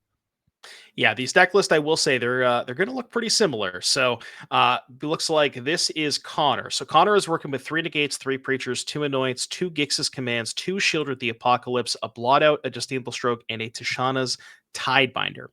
Now, when it comes to the Dimir mirror match, I think one of the more important things is just mana efficiency. You want to make sure that your cards line up well against your opponents, that you're making efficient trades. Not exactly sure where you want to go in terms of cutting cards. I could see the Tidebinders. 3 mana, there's not a ton of things that it hits. I guess it can hit Kaido, but that lineup is a little bit more awkward on the draw. Connor maybe wants to go towards something like Anoint with Affliction to have more cheap removal spells. You could maybe go towards something like, it's weird. Like Gix's Command and Shieldred seem like they're appealing, but they also don't line up super well against the counter spells. So man, and then at that point, there's only 2 spell stutters, so it's a lot of options here. I think the Anoints are pretty good. Past that, I, I'm not 100% sure. Maybe Preacher on the play, but potentially not in the draw. I was thinking Preacher because it's not like a card that you would assume that your opponent would bring in. Maybe this is a way of us to be able to kind of like win that mind game war that we're saying, because it is open deck list. Maybe May wouldn't be expecting Preacher come in, and it does dodge removal like cut down. So we'll see how it goes. Let's have a little look at May's side, see what the minor differences are between both of these deck lists. So here's May's. Talk me through it. Pretty similar. 3 Preachers, only 2 negates. May has 2 Duresses, an Anoint, a Blot Out, 2 Gix's Commands, a Malicious Eclipse, a Shield with the Apocalypse, a Stab, and a Tashana's Tidebinder. So it looks like May, remember how I talked about mana efficiency? May actually has a couple of Duresses and a Stab. So potentially could want to go towards those because those are pretty mana efficient plays. Duress can handle stuff like Kaido. There are a decent number of misses. This deck is, pretty creature heavy, so it could be a little risky to bring in something like Duress. But man, when you get to hit a Kaido or even just a kill spell, just that pure mana efficiency seems pretty important. So I would look towards maybe the Duresses, maybe the Stab, and potentially the Anoint. Again, it's tough trying to figure out what you want to cut. Maybe Tashana's Tiebinders can go. Maybe it's possible that you could shave an Enduring Curiosity because those kind of line up awkwardly against counter spells. But this is a very tricky matchup to figure out how to sideboarding in, and it also kind of matters what your opponent does, because if your opponent maybe trims their curve down a little bit and maybe you have to kind of match them. You want less top end. It's a very tricky matchup to sideboard in. Stab, remind me, -2/-2 enchantment. It's just Disfigure. It's instant black, -2/-2. Just making sure I'm with that. Right, it looks like players are coming to the end of sideboarding and shuffling up. So we're going to head back down to the match. Connor playing for his tournament life here in the NRG Series Invitational. If picks up that 6th loss, will be out of today's tournament. So needs to win 2 back-to-back on the play. I think this is a one-lander. Would you keep a one-lander in this deck? Is that viable? Because Connor says no. Not on the play. Maybe on the draw. Even then, it's like your one-lander would probably have to have something like Spyglass, like maybe 1 or 2 Spyglasses and a one-mana removal spell. But even then, it's like you do kind of need to hit all of your land drops. That's how I know that, Standard's in a good place. That Spyglass is actually a real, genuine playable card in this format. Yeah, exactly. It's seen played for not just in this, but for multiple sort of seasons now or formats of Standard. It's out there. But Connor's got himself a keep, so we're off to the races. Yeah, his hand's kind of awkward though. I saw, so I think he has a 2-mana creature and a Kaido, but his next 2 lands are Fountain Port's Soulstone Sanctuary, and those 3 lands those do not ninjutsu Kaido on turn 3. So this is a bit of an awkward mana draw here for Connor. Would you play a Mockingbird out just as a 1/1 flyer, just to have a creature to be able to threaten ninjutsu, or are we going to try and get a bit more value out of that? Depends on your hand. I think with this particular setup, you didn't need to do that because if May taps out on turn 2, you can just go end of turn, Drowner, tap the creature, untap. If you draw that colored source, then you can, go colored source, attack with Drowner, pick it up for Kaido. But I think Connor didn't really need to do that because he didn't have the colored source and May didn't tap out. So Connor chose not to cast a creature there because, May was representing a kill spell. There's that 1 copy of Stab at the sideboard. Fired off straight away. Oh god, and Connor drew a second Kaido. These colorless lands, they are powerful if the game goes long. Not where you want to be in the first couple of turns, though. I think that's 5 Kaidos Connor's now seen over the space of these 2 games. Mastermind is going to come in for 2 points of damage. Before damage, here comes a little bit of ninjutsu. No, it doesn't. And here's that interaction you spoke about. May gives a little shrug of the eyebrows, like, "Oh, okay, yeah, you got me there." Yeah, that is a massive tempo exchange. So May spent 3 mana. She lost the creature on the battlefield, and she doesn't get to have the Kaido in play. She thankfully for her, she does have the cut down for the Tidebinder because Connor, if he drew a colored source, would have been able to deploy his own Kaido. Although if it's an untapped land, he can just tap out for Kaido, which is what he drew. So Connor's mana draw was a little bit awkward, but he's the one that gets to stick the first threat. Maybe we can get that up on the screen so everybody can have a little look at this card. Full 4 copies in both deck lists here. Do you know the reason that this card came on my radar is because of Mason. Mason had I think a little bit of a rant online about this card, and I was like, okay, I need to check this out. You know what I mean? If the founder of Flage is not happy with it, I need to have a little look what this card can do. There it is for everybody at home to have a look at. We can make emblems with it. We can surveil. We can draw cards. And what was that? Tap type creature. Put two stun counters. That's a lot. Yeah, no, Kaido is fantastic, and it kind of just does everything. Where it is a constant source of damage. It's a 3/4 on your turn, but if you plus it the turn you played, it's immediately a 4/5. It has hexproof on your turn, so it doesn't die to any traditional kill spells. No go for the throats. It's hard to kill. It has a lot of It has a lot of loyalty. It's big. It taps creatures. It draws cards. It kind of just does everything. So what sort of answers do these decks actually have to get this off the battlefield? Or once it sticks, it is just like, you've got a 1 or 2 outer. Sometimes people play Shieldred's Edict. There is, I believe both players have 1 blot out in the sideboard. So that is potentially, because that's potentially a way to get it off the battlefield. But there's not a ton of answers. The no edicts for these players here. Yeah, I was having a look to see if there's any edicts, and there isn't. Of course, both players also know that because it is an open deck list tournament. We're going to be doing a little bit of shenanigans. A lot of instant speed play you'll notice in both of these decks. We see the Drowner come in and put a counter on the Enduring. So that ain't going to be able to get in, ain't going to be able to draw any more cards from me, at least not this turn. Yeah, and May has to cut down the Flood Pits Drowner, because if she doesn't, Connor can just go untap with the Drowner, then use the Drowner to shuffle away that Curiosity. So May really on the back foot here. Connor is the one who is providing a ton of pressure. And we'll see if there is a way for her to kind of get back into this. Looks like Mockingbird's going to come down. What's that? Do you know what that alternate art card is in hand here for Connor? I believe it might be a second copy of Kaido. Yeah, it's a second copy of Kaido. I didn't even know they made a fancy copy of Kaido like that. And there's me, and I'm going to know all these fancy different arts. But what I do know is that an Enduring Curiosity was found there from Connor. So getting in there with this Kaido, which is now what, a 5/6? 3. That sounds about right. Yeah, 2 emblems. Originally a 3/4, so +2/+2. Fey Mastermind's going to come in. Cutdown's going to deal with that. Yeah, so I believe, looks like Connor had hit May for 5, went to 0 the Kaido in second main phase. May went for a Mastermind. Connor answered that. So maybe Connor, I was going to say find land 4 to hold up the Curiosity, but it was a swamp. So again, still a little bit of mana issues, but still doing kind of fine with Kaido on the battlefield. Just kind of keep ticking up and keep providing a bunch of pressure here. May already down to 11, so theoretically that Kaido is, almost a 2-turn clock. Do you think we're getting a little bit too greedy with our 2-color decks? Playing a few of these colorless ones, it makes it basically a 3-color deck. Are we getting too greedy in standard? No. No? Okay. No, both of these decks only have 3 colorless lands. I mean, it definitely is awkward when you draw 2 of them, but with only 3 in the deck, I think on average you're, more likely to draw 1 per game than 2. Just kind of a little unfortunate here that Connor, started with those were for 2 of his first 3 lands, Well, Connor in the turn there was trying to make the Sanctuary a free. May had the answer to it though, went for go for the throat, get it off the battlefield. Does leave it with just 1 land up though. How can Connor kind of turn? Well, it's kind of behind. It feels like he's a little bit behind, but then he does have a Kaido on the battlefield. Well, I don't think so, because worst case scenario for Connor, he can say hit for 5, use the Kaido to tap down the Curiosity for a couple of turns, which it looks like that's what he's doing. And that was kind of May's main source of pressure.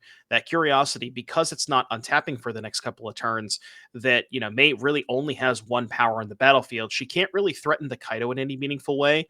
I don't know if we can get I was going to say remove one of those counters. Here we go. So, yeah, I think May is in kind of a tricky spot. Now, she does have her own Kaido, I believe, but it's awkward because Kaido is not a creature on your opponent's turn. So May can't use her Kaido to tap down Connor's Kaido for a turn or 2. So, yeah, I think Connor is in a pretty commanding position, and you see May has to attack Connor instead of May has to attack Connor instead of Kaido because she needs to just keep finding cards. We're going to stop the trigger here with the tie binder coming down. Now, if any cards caught me out more in not only the booth or playing it is tie binder, this card, every single time I get it wrong what it's done, just so everybody's aware at home, and remind me, it is stopping the draw trigger now, so we won't be able to draw anymore, or we'll be able to draw moving forward. Right. So the Mockingbird attacked Connor. That would trigger the curiosity. The Tidebinder is going to target the stop the curiosity from happening, and that'll also mean that if Connor ends up killing the curiosity later on, it won't come back because it doesn't have the ability to come back. And I think May is going to Tidebinder Connor's Tidebinder. Maybe no, a little bit of ninjutsu here. So we're going to see the Kaito come in here for May, bringing the Mockingbird back to hand. Yeah, and because she's at 6, she has to lock down that Tidebinder, but I believe she is dead if Connor finds an untapped land. No, we have a blocker. Okay. So now we can, even if Connor finds an untapped land, we can at least chump block either the Reef or the Kaido. Draw step. We find a cut down. Is that exactly what we need to be able to get the blocker out the way? Yeah, kill the blocker plus the Kaido. That should be 6 damage. Yep, go across. That's 6 damage. That means Connor's going to level this one up and take us into a game 3. There's a lot of game 3s you're going to find this weekend, ladies and gentlemen, because everybody is on top of their game. Every single win counts. Maybe you're not even going to count to get you into that top 8. You get an extra $50 for every win past a certain points. They're all playing for their share of $35,000. So let's get down and have a little look at the players. Let's get into their minds a little bit. We got them to fill out some questionnaires before this tournament, and we gave them their nice little packs. You'll see them all wearing the same jackets. They get a nice little frame of the cards that got them here to this tournament. But on top of that, we were like, well, we need a little bit more. We need to find out a little bit about them and what's going on in their heads. So starting over on Connor's side, talk me through it.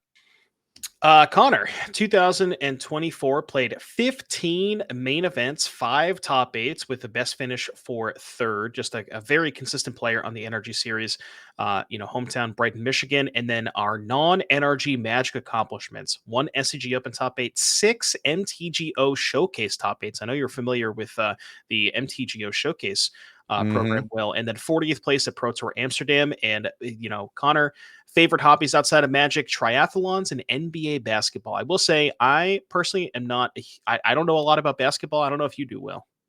Michael Jordan played in it or something, I think. Once, that maybe. Sounds about right. I think he was quite good. Shaquille O'Neal, that's the really tall guy that I keep seeing buy kids bicycles on the socials. That's what I know about him. Triathlons, though, I know a little bit about triathlons. To be fair, if Connor's doing triathlons, I'll tip my hat to him. That is a hard sport to be a part of. So it's a good mental break as well, I guess. Go away from Magic, getting in the zone, just go for a few long runs, etc. So pretty good. But it looks like players are ready, shuffled up, and firing off here. Game number 3, round number 10, the last standard round here in Swiss. Connor needs to win this, or others will be out of the tournament. May does have 1 loss to give, but does not want to give it. She wants to find herself into today's top 8 as just a land on both sides and a pass. Yeah, and game 2 was a very good showcase of why Kaido is so good in this matchup. Connor was the first one. May had the ability to go for a Kaido. She thought the coast was clear. Connor had the Tidebinder. Untap resolved his own, and I mean the game was not necessarily over, but it sure felt like it was pretty close to over. It was just very hard for May to kind of come back and keep up with the pressure that Kaido was able to provide. And we'll see if we'll see if either of these players, but it's kind of a race to who Kaido is first almost. Well, we went for a mastermind and a turn there. Connor had the answer, was tapped out, but May did not deploy anything while Connor was tapped out. Now going to deploy his 3rd land. And does he want to try and deploy something, or does he want to hold up? You'll notice these decks are very instant speed, flash kind of orientated. Yeah, and I did, looking at Connor's hand, I think I did see a Preacher. So it looks like those did come in for Connor here. So interesting to see. Okay, well, May went for a Kaido. Connor has the counter. Does he have his own Kaido?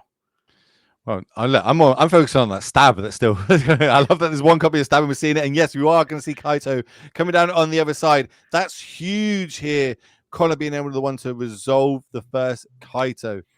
Yeah, and I almost wonder if it's maybe a show of weakness from May's hand that she was willing to just jam the Kaido into the open mana that Connor had. Now, granted, Connor did already use a spell stutter, and players do have open deck lists. She knows Mhm. that Connor only has 2 spell stutters, and you would imagine that the gates probably didn't come in, so you know that you're maybe a little bit safe from those. But yeah, Connor having the second spell stutter into the Kaido and also having the cut down for the Mastermind, everything is coming up Connor here. I was about to say, having all the answers. Sees another copy of Kaito, sees a land in these top two.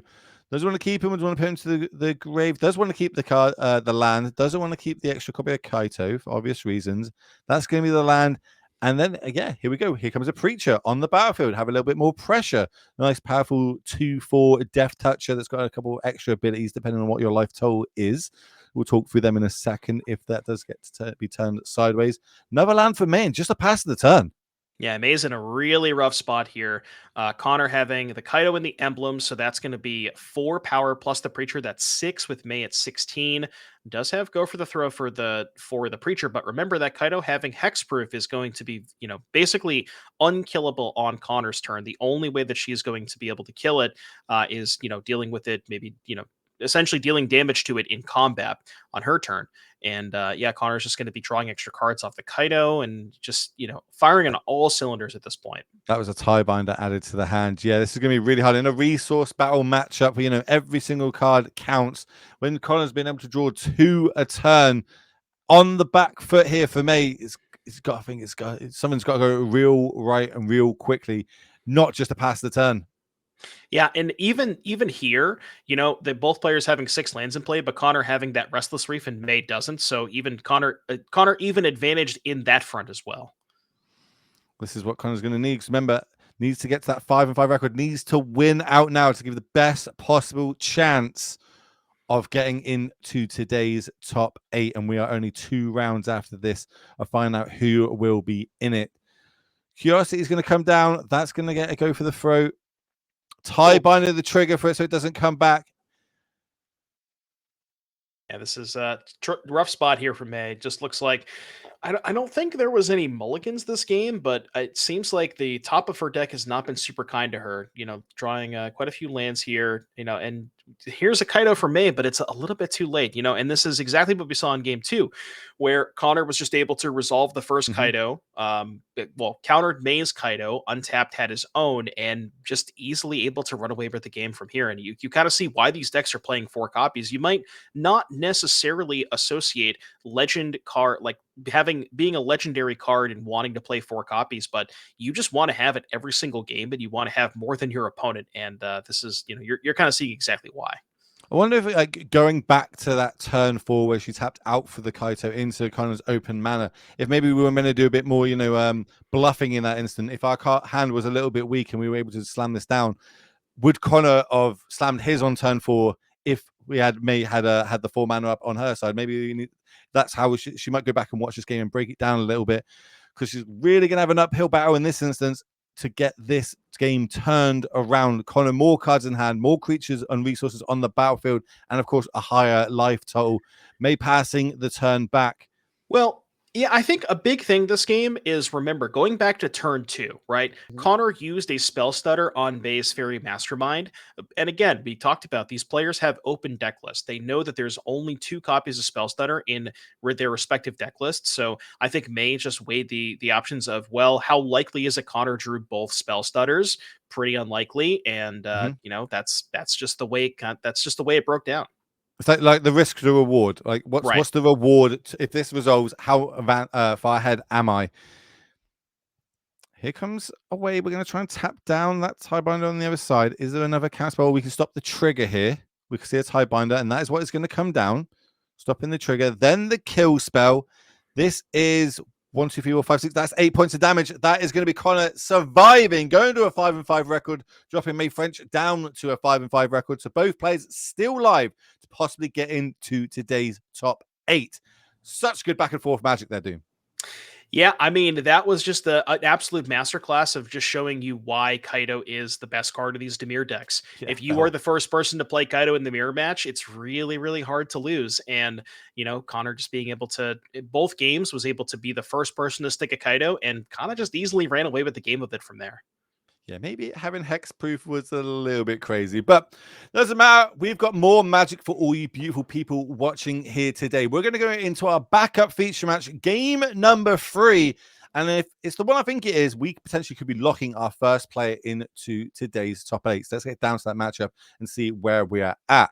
Oh, we're going into straight to the point where we're drawing opening hands.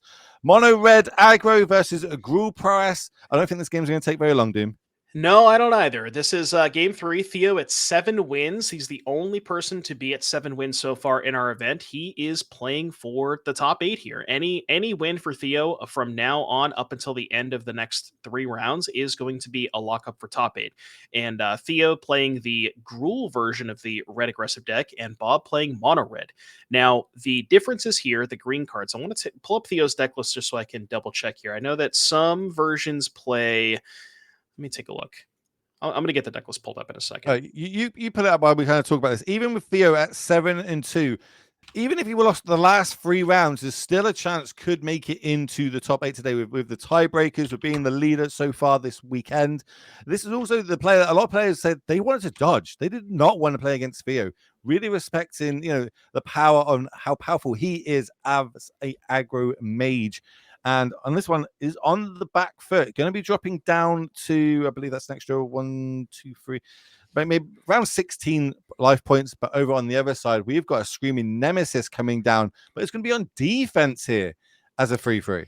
Yeah, so Theo is playing, taking a look at the green cards just to give you an idea of what the differences are. Theo is playing 4 Innkeeper's Talent, 2 Snakeskin Veil, and the Questing Druids are in the sideboard. So that's kind of the big differences between these lists.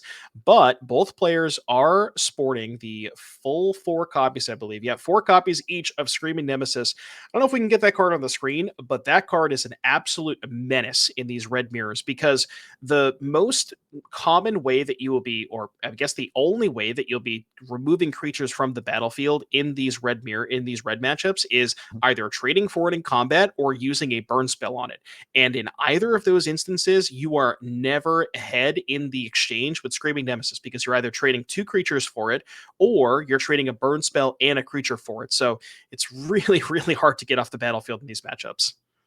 Also, it's just a really cool, well-designed card, in my opinion. I think everything it does, even the name Screaming Nemesis, is a great part of this. And as you say, it's going to be great on defense, as there's no direct removal from either side here. It's all going to be damage-based. Here, we're going to go to combat. Theo's just going to push that Screaming Nemesis in front. Going, yeah, I'll block here. What you got? And it looks like Bob has a Monstrous Rage. Now, there's an interesting thing where Bob could actually Monstrous Rage the Swiss Spear. Yeah, I like this, because that's going to trigger prowess on the Challenger, right? So the Challenger is going to be a 3-3. The Swift Spear is going to be a 5-4, right? So Challenger trades for Nemesis, 3 damage, can be targeted anywhere for Theo, but the Swiss Spear is a 5-4. So, Bob is not going to lose 2 creatures in this exchange. So pretty heads up play here for Bob. It's also not that I don't think it's going to become relevant here, but also Bob now can't gain life, right, for the rest of the game. Yes. Bob is playing mono red, so there's no life gain here for Bob. Yeah, like I don't think it's relevant, but we got to keep everything up to it. But just 2 lands left in hand here for Bob. It's kind of out of gas, and Theo's still at a relatively high life total in an aggro mirror where it's at 11 life. How can you turn this around? How can we drop Bob down from 16 and get on that front foot? Starting off with another mouse.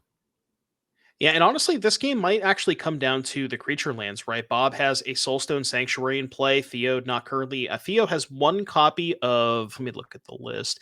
1 copy of Restless Ridgeide for Theo versus 2 copies of Soulstone for Bob. So Bob a little bit slightly ahead in kind of the creature land heads up, but has a Manifold Mouse here that's going to provide the copy of the Offspring token. Yep. So this in the beginning of combat, you can target any of your mice. They're going to get double strike or trample. And this guy, it's kind of wasn't on people's radars to start off, but this plus a bunch of pump spells can be a big chunk of damage in one turn. As we can see, end of turn here, we're going to put ironically 4 mana cost of spells into our exile zone. One of them being Screaming Nemesis, the other one being a Monstrous Rage. That's a pretty good 2 cards. And this is kind of you get to highlight the reason why Theo is playing green. Questing Druid being just a straight up 2-for-1 in these kinds of matchups is massive. And this is kind of the advantage that you have when you were playing green versus the non-green version. Theo just getting a nice clean, I mean, effectively a 3-for-1. Theo got to use those 2 spells and still has the Questing Druid available for a later turn. So yeah, this is you're kind of seeing exactly why some of these players are choosing to play green in their red prowess decks.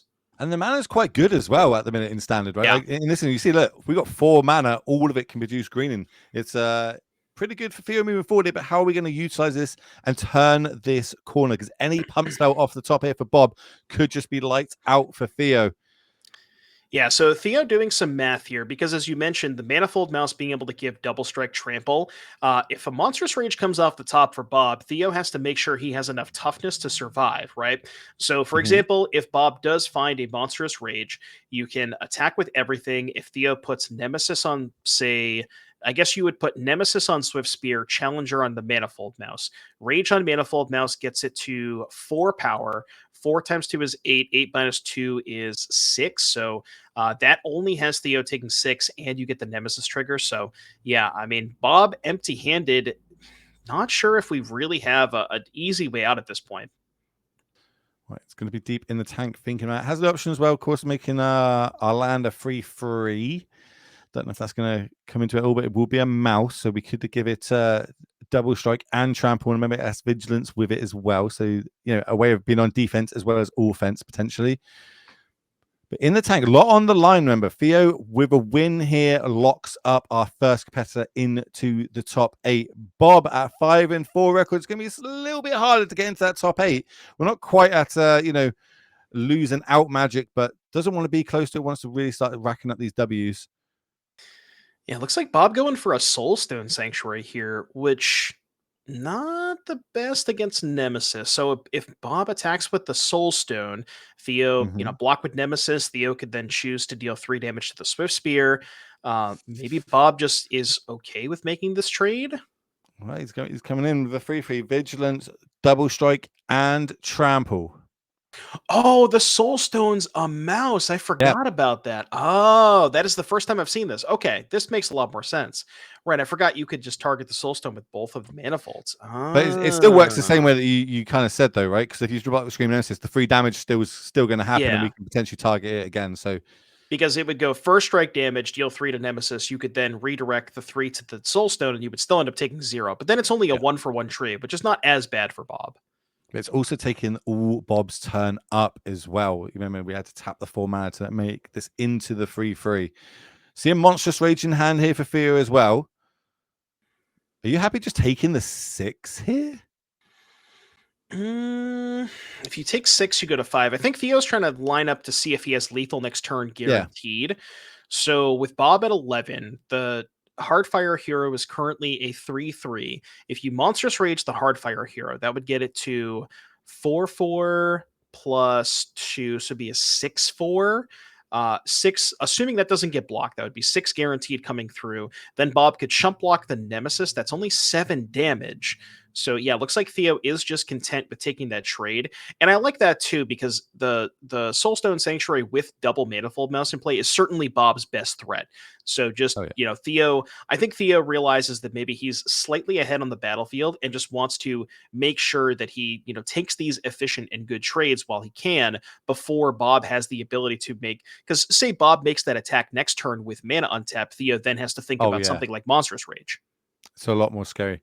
And we're going to fire off with a Monstrous Rage here. We're going to let exile that top card and have a little look at it. So a little bit of a dig in here, Theo. Give himself the best options. Another Screaming Nemesis. Really good at drawing that card. Yeah, look at the sigh from Bob. Bob just shaking the head. He nothing but smile here. That's Screaming Nemesis number 3, right? So, yeah, number 3 so far in this matchup. Remember, we've got the Questing Druid as well on an adventure. So this is 1, 2, 3, 4, 5, 6, 7, 8, 9 damage, 10, 11, 12. Now the Scream Nemesis comes down. Gonna get in there with the Challenger. So this is gonna be what? 1, 2, 3, 4. This is 6 damage. So setting up to potentially try and win over 2 turns here. Maybe not. Kind of doing a little bit of the math. And with Trample, Bob doesn't really have any good blocks. I mean, you could soak up 3 damage from the Swift Spear, but I mean, I couldn't quite get a good look at what Bob drew last turn. But maybe if Bob drew something like Monstrous Rage and draws another Monstrous Rage, maybe that's enough. Where you can go double strike on both of the mice, and then Rage would be +5. That's 6 times 2 is 12. Definitely one Monstrous Rage in hand at least. Okay, that's something. What's the other one? The other one might be the that lands that gives the target creature +1/+0 and haste. I think maybe sandbagging that for any potential mice we could have drawn for the turn. It looks like Bob has no copies of that card. No Might of the Beaks. Yeah, we got definitely not that card, the other spells that Bob looking to draw here: 4 Burst Lightning, 4 Monstrous Rage, 2 Obliterating Bolt wouldn't be the worst here. 2 Torch the Tower, 2 Witchstalker Frenzy. Those are what Bob is looking to draw here. I mean, obviously, would rather have 2 Rages, but yeah, I'm trying to work out what that extra card was from the art, but we'll find out nonetheless. Bob in the tank. it was a Village. Okay, so Village plus Rage. Yeah, that's so what I said. Oh, I thought you meant the spell that gives +1/+1. You draw a card. I thought that's what you meant. Okay. Look at me. I'm on the ball. Come on, dude. I Come on. gotcha. We've got this. Right. We're going for this feels like just outswing. Hope Theo does some sort of bad blocks and you're able to sneak this game out. This is game 3. Remember, ladies and gentlemen, and if Theo wins this, we'll be the first player in our top 8 today. Okay, so I assume that Theo is putting the Heartfire, or do you know which one that Bob motioned to pump? Was it the token or the original? Or they could just target the other one. Oh, you mean I think it's the original one. It's the one that got the +1/+0. Okay. I guess it doesn't matter because they're both 3/3s on defense, so the math doesn't change. So let's say 1, 2, because it's 2 power plus 3 from the rage. That's 5. 5 times 2 is 10. 10 minus 3 is 7. Will 7 plus 3, that's only 10 damage. That has Theo going to 1. That is some quick math there by our expert Devin Donnelly. Tune in next week for more math tips. But no, I believe. 11. I did my math right. I think your math checks out, especially in this instance. So that means Theo will go down to 1. 1 is not nothing, which means on the crackback, would Theo have lethal to be able to win this game? I believe so, because Bob would also end up taking 2 from the combat because the Nemesis would get hit twice. So Bob would go to 9. The hero would die. Bob would go to 6. And then you have the Nemesis plus the Challenger. That is 6 damage. So Bob may actually have to rage. Okay, unless I did my math wrong. Do we have to rage the Nemesis here just to get it off the battlefield? Yeah. But then you also you end up in spots where, so if you rage the Manifold Mouse, you first strike down the Nemesis, then the Nemesis can shoot the Manifold Mouse. Yeah, I think Bob has decided that. We're getting a little fun. Yeah, Theo is going to lock it up. He's going to be our first player into the NRG Series Invitational. So we will be seeing more from that gentleman later on.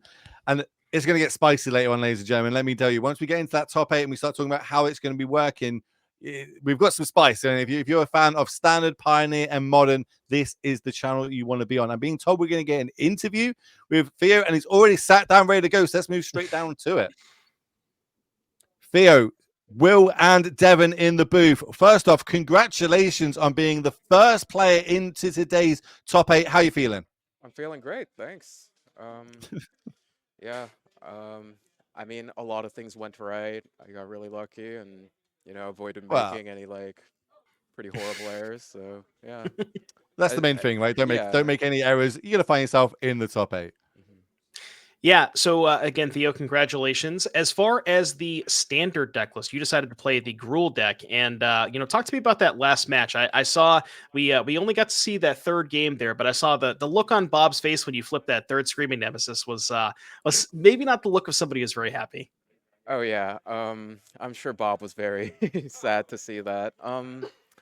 Yeah, so I decided to play Gruul. I just it's the deck I've been winning with the most, and I really wanted to play 4 Innkeeper's Talent because I thought it was the best card against Dimir. As far as the mono red matchup goes, I think you're slightly behind. Because Innkeeper's Talent isn't great there. Your mana is a little less clean than the mono red deck, but yeah, I got pretty lucky. Flipped my Nemesis off Heartfire Hero, and yeah. Sometimes you just need that extra bit of luck, though, right? You get that extra bit of luck, gets you across the line. So we're playing Standard, Pioneer, and Modern this weekend. Which format have you enjoyed the most? Which format one would you wish you get to play every round in the top 8? Yeah, so personally, I enjoy Standard the most. The games of Standard have been really fun and decision intensive. Playing this red deck has been a lot more fun than I thought it would be, and yeah, I'm not sure if I have any matchups that I would really hate to play with a Gruul deck. So That's a good position to be in. Yeah. Well, the other important thing is now that you're locked up for top 8, you get a little bit of a break, Theo. So, what are you going to spend the next couple of hours on doing? You get some time to maybe practice a little bit, maybe just take a little bit of take a little bit of time off. Yeah, I think I'm just gonna take some time off. I think like whatever prep I do magic wise isn't really gonna outweigh like taking a nap before, That's playing fair. more magic. So yeah. And That's the right, plan. one last question before we let you get off to your nap. A lot of players this weekend were asked, like, who do they want to dodge? Your name came up the most. Who do you want to dodge in that top 8?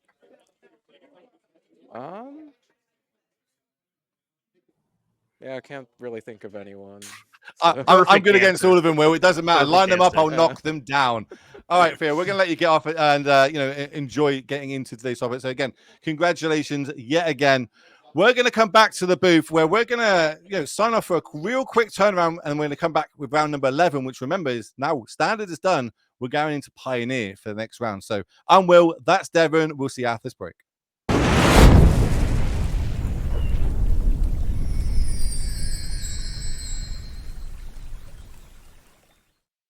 Hello, ladies and gentlemen, and welcome back to the NRG Series Invitational, where we've got 24 players battling out for their share of $35,000, plus that Pro Tour invite to Chicago next year. My name, though, is Will Hall, better known on the internet as the Will Hall EXP, and I'm joined by Mr. Devon O'Donnell, better known as Doomwake. How are you finding it so far, my friend? It's been a really awesome day of competition. We have seen one player emerge as victorious on their way to top 8 in Theo Jung, and we've eliminated quite a few people along the way. So, we'll have to see exactly what else we have on tap here. So, yeah, Theo Jung, you see here, Theo is going to lock up the 1 seed. And then for Justin, Ken, Max, Charles, Sean, Zoe, and Kamari, they are all out of competition, but everybody else is still fighting for their spot in top 8. Remember, the name of the game is get to 8 wins before you get to 7 losses. And player in our feature match here, Dominic Harvey, is going to try and lock up that number 2 spot. Yeah, we've got a lot. There's still a lot of magic to play. Even the 5-5s, we say 8 wins is the lock. Well, 7-5, that's going to put you in sweating, in the whole tiebreaker kind of scrum going on. But we've got 2 rounds of magic before that as we are moving into round number 11, which is Pioneer. So let's have a little look at the meta game for Pioneer this weekend for all 24 players that turned up. While we get that slide for you all at home momentarily. What would you have played this weekend in Pioneer if you turn up, Doom? Probably Izzet Phoenix seems like the safest choice, as that is the most represented deck. Although then the game is pretty spread out from there. 4 Rakdos, 3 Sacrifice, 3 Prowess, 2 Orzhov, 2 Rakdos, and then a couple of 1-ofs there. So yeah, I think I probably would have registered Phoenix. I don't know if you've had the opportunity to play this, but the artist talent version of Phoenix just takes the deck to a new level. I have not played it yet, but we'll get to see it in action because, as you said, in our feature match now, we've got quite a bit of Phoenix floating around there. So it's not like it's a new deck out of nowhere. We've seen Phoenix multiple times in Modern. It's now in Pioneer. It's doing real good results in Pioneer, especially a lot of the RCs. So if the players are ready, let's get down to it. Let's see where they're at and who we've got going head to head. Connor, we've seen him once already today so far, battling for his tournament life at 5-5. If he loses this one, he is out of the tournament. Reverse that over on Dom Harvey's side on the right of our screen, 7-3. If he's able to pick up the W in this game, he will be our second player locking up the top 8. You'll notice both players have lists in front of them because this is an open decklist tournament. How does that affect the game moving forward? The fact that you get able to see my opponent's deck list before we play out the match? Well, under normal circumstances, you get to sort of know exactly what type of interaction your opponent has. We mentioned before, like aggressive deck playing against sweepers, you get to know how many of those are available. When it comes to this matchup specifically, I will say these deck lists are only 2 cards apart. Dom has an extra Prof's Eidetic Memory and an extra Torch the Tower, where Connor has an extra Fiery Impulse and an extra Sleight of Hand. Those are the only 2 differences in the main deck. Now, I will say, for Connor's side of things, I think I would rather be on the extra Torch and the extra Profs, because both of those cards are quite good in the mirror match. Torch being able to exile a Phoenix, and Prof's Eidetic Memory, especially when combined with something like Artist Talent, is a way for you to just kind of make a huge creature. You don't have to rely on the Phoenixes. You can just kind of have a random body like a Picklock Prankster or something like that, load up counters on that. And yeah, Profs is such a huge card in this matchup. We're going to see both players didn't like their opening hands, so going to go down to 6, keep the game nice and fair. I understand, lads. I appreciate that. Is there certain cards that they're looking for in the openers? Are there any like key ones that like I need to have a couple of cantrips early, or maybe I need to be able to have an early Picklock Prankster? Is there any sort of real key cards that they need? Because I'm guessing they don't want to see Treasure Cruisers in the opener. Well, I mean, the games typically, it's weird. The games can either like sort of end in very quickly, where like just one player just doesn't draw enough removal spells, and the other player finds a couple of Phoenixes early. But I think for the most part, the games tend to go a little bit longer.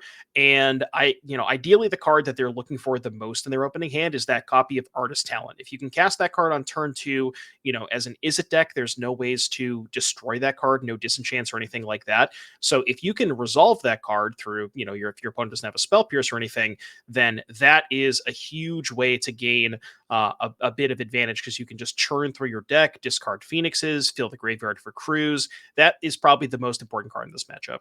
I think just with Phoenix in general, like that's why this deck's so consistent and so good in this format, is it sees so many cards in the during the course of the game. You're probably going to see at least like the top 30 cards in your deck, so you can find those cards, those key bits that you need. And while you're doing that, you're still doing your game plan, which is of course getting Arc like Phoenix out of the graveyard and turning it sideways.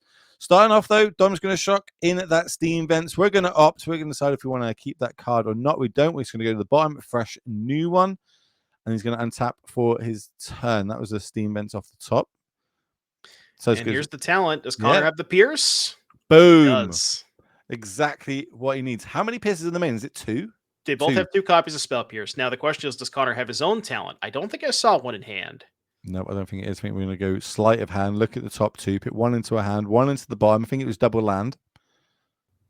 Which is good, because I don't think Connor had a second land in hand. So, yeah, this is kind of the exact thing we were talking about. Dom had the turn 2 talent. If Connor did have the Spell Pierce for it, now does Dom have the backup talent, or maybe even a Profs? Because remember, Dom, there's the second talent. Dom has 4 talents, 2 Profs. Connor has 4 talent, 1 Profs. So having that extra copy of the enchantment, those cards are very important in this matchup. As we see, these players kind of just, you're going to see a lot of this in the opening turns, just cantrips. And, well, Connor does find his own talent, so. Well, Connor found the talent off that consider end of turn. It's left it on top, drew it for the turn. Looks like it's going to resolve, because we're tapping out over on Dom's side for another op. So just sculpting the hand a little bit more. Arc like Phoenix does go to the graveyard, though. So that's, first bird to Dominic. And I think I saw a second copy of talent in Dom's hand. So Dom can just go second talent, trigger, and then second calm down, Dom. My goodness. So now every spell we get 2 loot effects, and we've got 2 Phoenixes in that graveyard. I think the other card I see is Into the Flood more in Dom's hand. Yeah, both players have 1 copy of Flood Maw. So, I mean, I guess you could make like a bit of a tempo play here if you want to maybe bounce Connor's talent to make him spend a couple of mana on it next turn. That'll maybe tie up some of his mana. Could also save talent for like if Connor goes for a big Profs, put a bunch of counters on something, and then you could bounce that with talent. But yeah, Dom's not going to be able to get back the Phoenixes this turn, because, the Artist Talent is at enchantment that does not count towards your 3 spells. And yeah, it looks like we are going to just go for that tempo play. I think I like this from Dom. Going to get rid of a Lightning Axe. That's going to go to the graveyard. And then second trigger. Spell Pierce is now in hand. So I think Dom was thinking about discarding the Spell Pierce, but I feel like Dom has the read that Connor doesn't have land 4 in hand, and if I like this, not discarding the Spell Pierce. So if Connor doesn't find land number 4, Dom might be able to just slam Spell Pierce on that Artist Talent if Connor just immediately puts it back on the stack. Well, in response, we saw Connor with the opt. Remember, this was at Dom's turn. So that's what I mean. Like, I think if Dom was trying to find the 4th land there, if he could have played the 4th land with the Spell Pierce, because now Connor just gets to recast it here. And that's what we're going to see him do. Does have a little fish now, because of course, that fish is it's a key part of this matchup, getting the little chip points of damage in. Dom has shocked himself twice to this point, so we'll drop down to 15. There's the 4th land here for Connor, and just passing the turn back. Yeah, so Dom, I believe the other card in hand was Picklock. So basically, I think Dom debated on discarding the Picklock to try and find land 4 for the Pierce. But then, if you do that and Connor has the land to pay for the Pierce on the talent, then it gets kind of awkward because now you're down more resources and you don't have the Picklock anymore. So Dom kind of choosing to, weigh his options there. Couple of options here too. I think he picked up an opt for the turn, so you could go, lead on. You could lead on Picklock, discard Pierce, and then see if you can find a land off of the talent. But without land 4 is not necessarily going to be able to get those Phoenixes back quite yet, but has a lot of looks at it with the talents at least. I think we're kind of just in another set. We're really looking for a treasure cruise at this point. Spell Pierce is going to go to the graveyard. I think that was consider found. Opt is going to go to the graveyard. Bit more loot. Again, we're really trying to find a treasure cruise, and he finds one. That's the first card getting snapped off, going to the hand. More than enough cards in that graveyard. So if we're able to go treasure cruise here, it resolves, and we can find a land plus a spell that costs 1. We will be able to get those Arclight Phoenixes out of the graveyard and start getting the beatdown plan turned on. Yeah, and presumably, I mean, Dom's going to look at 5 cards between the cruise and the cruise and the 2 talents if he so chooses. So Dom gets to look at a lot of cards here. And what's important is that even if there is a Phoenix drawn off of the cruise and Dom has another spell to play after that, then Dom can discard the Phoenix that he finds off the cruise to then get those also onto the battlefield. Connor considering here that maybe to try and find a Spell Pierce to see if he can fight over this cruise. One left in the deck in the main. It's going to go digging for it. Doesn't find it. Did find a Arclight Phoenix. It then gets discarded. So now he's got at least one of those in the graveyard. Here's the 1-mana spell that Dom needed. Third one for the turn. So we will see Arclight Phoenixes come back out of that graveyard and potentially be getting turned sideways. Dom's still filling up this graveyard. Man, look at that. We're just turning and burning on both sides here at this point. Yeah, I mean, this is turn 5 of the game, because Dom did miss a land drop, but Dom's almost gone through more than half of his library at this point with those 2 Artist Talent. You kind of just see exactly why that card makes this deck so much more explosive and efficient than it was before, and consistent. Just being able to turn every single one of your cantrips or spells or anything into a rummage gives you more discard outlets for Phoenix, fuels your graveyard for Cruise, digs you deeper into your deck. It kind of just does everything this deck wants to do. Another consider was found. I think it was an opt and a treasure cruise in hand here for Connor, as well as, did I see another Phoenix or? Oh no, yeah, I did see the Phoenix because in the graveyard. We've already got rid of that from the consider end of turn. So here comes treasure cruise while Dom is tapped out. 1-mana draw free. Is that good in Pioneer? I mean, I would say it's pretty good. Okay, cool. Just making sure. First, we're going to get our little loot effect. We're going to discard a card, draw a card, or rumble, isn't it? Rummage? Rummage is the right one. Right word of saying it. And also, do remember, Connor does have 2 profs in his deck. So this is spell number 1. If there's a profs in hand, you could go profs, discard off of the talent. Then if Connor can find an untapped land, you could go spell, get back 2, 3 Phoenixes, plus all of the draws. Because remember, the profs counts all of 4 Phoenix oh my goes goodness. into the graveyard. Yeah, so I think untapped land is good enough here for Connor if there's a profs in hand. Don't think we've got it. Opt is going to happen. Lightning Axe is going to go to the graveyard. Another card's turn. This is the most consilient spell we've cast this turn. I'm pretty sure we're getting 12 power back out of that graveyard. Yeah, so it's just a question of, does Connor find an untapped land here? Because I believe untapped land with profs in hand is lethal. And there's the untapped land. There's Profs. Now talk me through this line of what's happening. I know everyone's picked it up, but what does Profs do? So, well, Profs makes your opponent concede the game for 2 mana, but it puts a counter on a creature at beginning of combat for each additional card you've drawn that turn. So remember, all of those Artist Talent triggers, that's additional cards plus the cruise. That was more than enough to assemble lethal there for Connor. Happy days. Okay, right. We get to look at their sideboards. It is an open deck. There's tournaments there. If they get to look at them, we get to look at them in the booth. So let's start over on Dom's side. It was pretty, pretty mirror-like in the main. What about this sideboard? What do you like? So for the sideboard of the Is It Phoenix Mirror is kind of interesting, where you like, excuse me, so you want the counters, the cheap counter spells to be able to fight over stuff like Artist Talent, Prosthetic Memory, and ideally Cruise. But it's, Dispute can line up a little bit awkwardly, because if your opponent just casts Cruise on turn 4 with 3 mana open, maybe that's not necessarily, going to counter it per se. I like Annul a lot in this matchup too, because again, Artist Talent and Prosthetic Memory are such a huge part of this matchup. The other question is, do you want additional threats, right? Dom has access to Crackling Drake and Third Path Iconoclast. Both of those maybe line up a little bit poorly against the spot removal spells, but it's sort of like this mind game thing that we go back to. If you expect your opponent to board out the kill spells, maybe your additional threats get better post board. So the Ledger Shredder too, that card is fantastic in this matchup, because again, both players are basically double spelling every single turn. So the Shredder, the counter spells, the Shredder, the Disputes, and the Annul for sure. Maybe you could consider some copies of like Iconoclast or Drake. All right, let's have a little look at Connor's list, see if the sideboard's any different. Here we go. What'd you like?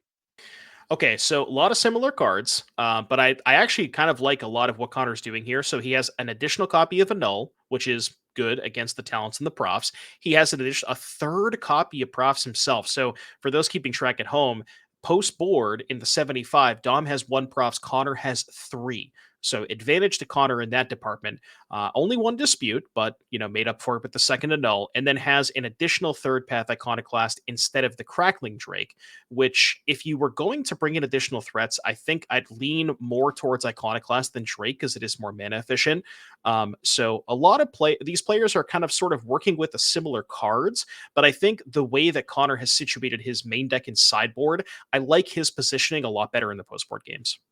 Do you think it's, it can come down to play draw dependent? Obviously, we saw Connor there on the play, was able to get on the front foot, take advantage of that. Now, Dom is going to be on the play. Do we sideboard, for that instance, am I going to bring in the Annuls because I got to stop what Dom was doing, turning and burning? Or is it not going to be too much? We're going to get into that mid game range where really play draw isn't too dependent. So I think where play draw really matters is when it comes to the additional threats like Third Path Iconoclast and Crackling Drake and things like that. Those cards, especially Third Path Iconoclast, get a lot better when you're on the play versus the draw, and you're able to kind of get on the front foot. But other than that, I think play draw, I mean, it could matter if one player is able to get a couple of Phoenixes really, really quickly. But for the most part, I think it is not super duper relevant. All right, well, the players are just coming to the end of shuffling, so we're going to have a little look at Dom's player profile quickly, see what he said, because I've known Dom for years. When he used to live in the UK, he used to live down my way. Me and him have battled out many and many times. This is before his Titan days, I might add. This is why, it was kind of fair back in the day. Now he'd completely destroyed me. Talk me through all this and his accomplishments and his special talent. I'm more surprised that you said before the Titan days. I don't know. I didn't think that Dom. I thought Dom has been playing Titan his whole life. But used to be he used to be a combo guy. Like back in the day, I think the last time we played, he was trying to bring like Size of Insanity out of his graveyard and stuff like that. So I see. It's been a while. Yeah, so 6 main events played, best finish first. Notably for people who may not remember, Dom was the individual who took down back-to-back weekends. I believe the only player in history to do so. Norm can fact check me on that. From Toronto, his non-NRG Magic accomplishments, quite a few here. Pro Tour LOTR top 4. Quite a flex. Mana Traders Invitational Champion and 3-time SCG Open winner. And yeah, that special talent pile shuffling. Is that considered a talent, or is that what are we talking about here? That's Dom Harvey humor right there. That's what that is. Yeah, I've got a really cool story about that. His top finish, obviously at Pro Tour, all the rings, but we'll save that if we do end up getting to a game 3, as both the players are off to the races. You'll notice, everybody that's just joining in, Dom is at 7-3. where Connor's at 5-5. And now normally this is like a weird pairing, a weird matchup. Like, how does this even work? Well, because there's only 24 players, Dom has probably played everybody else that's, at a similar record, or they've either dropped out at this point. So it goes all the way down, and the way it works is he has been paired up against Connor, where Connor takes one more loss, is out of the tournament. 6 losses, you are gone. 8 wins, you are locked for the top 8. So 2 dynamics here. Connor fighting for survival, Dom fighting to get into that top 8. I'm just going to play a Steam Vents tapped here.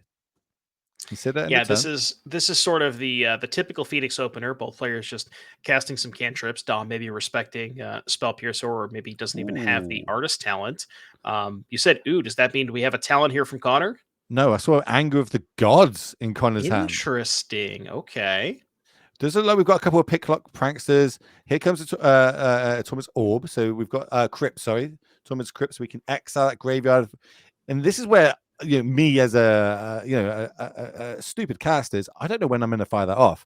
Am I meant to fire it off to stop treasure cruises, or am I meant to just be able to try and catch as many Phoenixes as I possibly can? Well, that's kind of the beauty of playing something like Tormod's Crypt. You have the kind of the option to do it whenever you want. Now, there's a weird thing where, like, say for example, your opponent has 6 cards in their graveyard with the mana untapped. They go to cast, they're casting a cantrip. Maybe you want to respond to the cantrip with the crypt to make sure that to cut them off of cruise. But I think for the most part, these players want to ideally be, cutting their opponent off of casting that cruise, or at least making it cost a little bit more mana. Well, here's Ledger Shredder for Dom. Spell Pierce is going to cast, so it's going to be the second spell of the turn here on Connor's. That is how it's working out, right? Second spell, Connor's. Now we're doing the consive trigger, or do we miss it and now we've got the Spell Pierce? I don't know if. Oh, it's Dom's turn. Sorry, it's Dom's turn. It's Dom's second spell of the turn. That's why he's doing the trigger. What I don't know is if Connor casts the Free the Fae in response to the Shredder. That's what I'm trying to figure out. Oh, okay. Looks like it wasn't the case. Treasure Cruise is going to go to the graveyard, so a +1/+1 counter getting added to that Ledger Shredder. Nice alternate art just to throw us off here in the booth. Connor is going to start off his turn with a sleight of hand. Look at the top 2, put 1 into my hand, 1 to the bottom of my library. I think, again, it was double land for him. Kind of repeating game 1.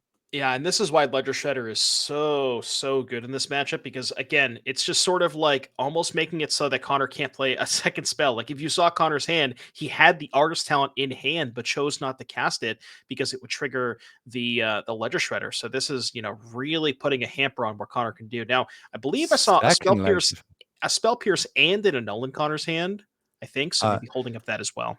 I definitely see the Annul. And Spell Pierce, you're correct there. We see it pulled to the front. Probably going to see this fire off after the triggers have happened here. Yeah, so I think there's also an artist talent, which is going to be 2 connives for Dom here. Dom bringing in the Anger of the Gods as well. Yeah, very interesting. So I guess both players leaning towards that anger. And I wonder if that is maybe you just like maybe you don't expect your opponent to board it in, or you expect them to think that you're not going to board it in. You can catch them off guard. But it is good at cleaning up some Phoenixes if they're, if one player has a draw where they have a couple of Phoenixes in play pretty early, and you can just kind of snipe them with an Anger of the Gods. That's a pretty backbreaking play. Hear me out. It's open deck list. Both players fully aware there's Phoenixes in both. They've boarded them out for other threats and then brought the Anger of the Gods in to catch their opponent's Phoenixes. I don't know about that. All right. Well, look. All I'm saying, crazier things have happened. A null being cast here is going to stop that test. That's going to go to the graveyard. We're having a little graveyard count. 5 cards in there because Treasure Cruise is what we drew for the turn. Exile the graveyard on the other side to put the 6th card in there, meaning that this Treasure Cruise is only going to cost 2 mana. First spell of the turn. 3 cards getting added to the grip. And I'm very curious to see how many copies of Lightning Axe these players kept in, because, as we see, both players featuring 4 copies of Artist Talent, they really don't have a lot of Ledger Shredders. Both players only have 1 copy of Shredder in the main. Dom has a second in the sideboard. So, if there's only 1, even 2 copies of Shredder in the 75, how many copies of Lightning Axe do you even want to keep in a situation where it doesn't really have any good targets outside of Shredder? But, Dom happened to drop both Shredders, and a Lightning Axe would look really good here. Well, look at this. Land drop missed here for Connor. This now means that Dom can double spell Starting off by playing the talents round spell pierce, which Connor does have in hand and is now able to just go off to the races. Opt is going to be cast. Second spell for the turn, deciding how he wants to stack the triggers. It looks like Ledger Shredder, talent. So a lot of cards are about to be seen here. That's going to be land to the graveyard for the first one. How many cards has Dom got in hand? That's what I can't like, see just yet. I think 3 or 4, somewhere in that range. I would guess 3. I think it was. See, I'm looking at it and I'm like, it could just be 1 here. Be 1. It is 1. Okay. And then we're going to get in there with a little bit of damage. That's going to be 5 points, dropping kind of down to 11. Phoenix now drawn, which means that players did keep Arclight Phoenix in. Who would have thought? I know, I'm shocked. shock. Talent's coming in. Is it going to resolve? Such a rough spot here for Connor. Like, Connor has a decent number of stuff here. Has Torch the Tower, has Phoenix, but just doesn't really have any way to remove these shredders from the battlefield. And, this is kind of, I wonder if, going back to sideboarding, I wonder if maybe Connor, if Connor did board out all 4 of his axes, maybe considering keeping in 1 or 2. Again, not sure exactly how they sideboarded, but this is, again, a spot where you really, really would like a lightning axe, and none of your other removal spells is going to do it against these shredders.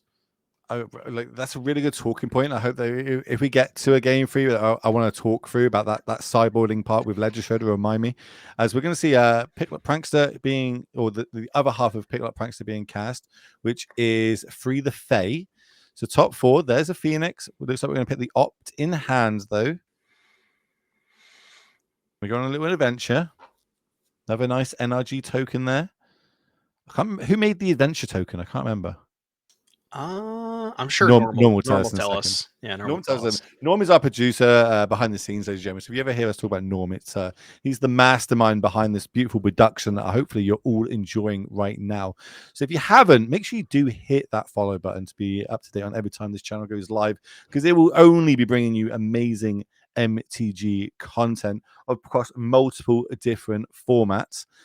Dom's now stacking those triggers yet again. Crackling Drake looks like it came in at the sideboard. That's going to go to the graveyard, though, adding another counter to that Ledger Shredder, making it extremely big.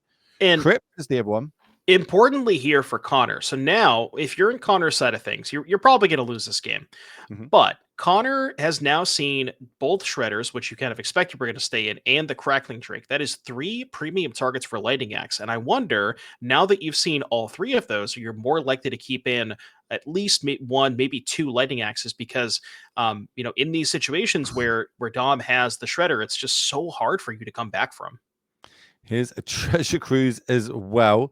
And I think, kind of like, can I just see your what you've exiled so far? Is it worth keep playing? Is it worth to try and have a little look at what's in Dom's deck, just for to kind of understand how he's sideboarded to make it even better when we go into game number 3? Absolutely. Yes, that is exactly, I think at this point, these players just want a lot of information. I'm not trying to say that the game is 100% over, but it's going to be very, very tough for Connor to come back from this. And I think Connor is just trying to see more stuff out of Dom, to see exactly how he sideboarded. And like I said, that discarded Crackling Drake may not seem like a big thing, but that is a lot of information to be gained. Yeah, it's a way to justify bringing in those Lightning Axes, as you said. Here comes a Torch that's going to go aim at the Phoenix to potentially maybe buy us another turn or 2. We're going to discard an Arclight Phoenix ourselves. Speaking of information, it's Raja's token that is the on the adventure one that we've got. Well, there you go. And that's enough for Connor to scoop it up. Dom going to take it down game number 2, which will take us to a game number 3 here for both of these 2 players. We've got Connor, of course, playing for his life in this tournament. Well, we've got Dom on the other side playing to be our second player, locking themselves up into today's top 8, which is kind of a special format of how it goes through. We're not going to talk about that. The casters later on are going to inform all you beautiful people of it. But if you're a fan of Standard, Pioneer, and Modern, I'm going to go on a limb and say you're probably going to see one of those formats at least in the top 8. But here, this is the Pioneer round, number 11. Number 12 will be Modern. So We've seen what the deck lists are. Maybe there's a bit of change in it. In fact, let's have a look at the deck list. Let's just have a little look what it'll be like now. Now we've got a bit more information over on Connor's side with those lightning axes that you said. So now the information that you've got from that game number 2, how would you kind of mix it up then? And especially, of course, remember, we're on the play in this one. Right, it's tough. I mean, Ledger Shredder certainly looks a lot better on the play, and Dom, unfortunately for Connor, Dom only has 2 copies of Shredder in the 75 and just had them both in the first couple of turns.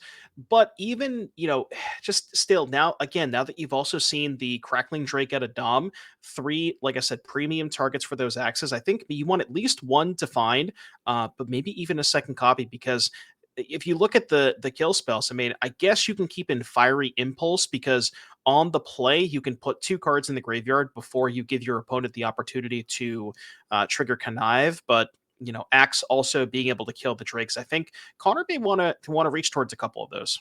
So yeah, that reminds me of what I was going to ask you. So Ledger Shredder with his open deck list tournament, I know that Dom has only got 2.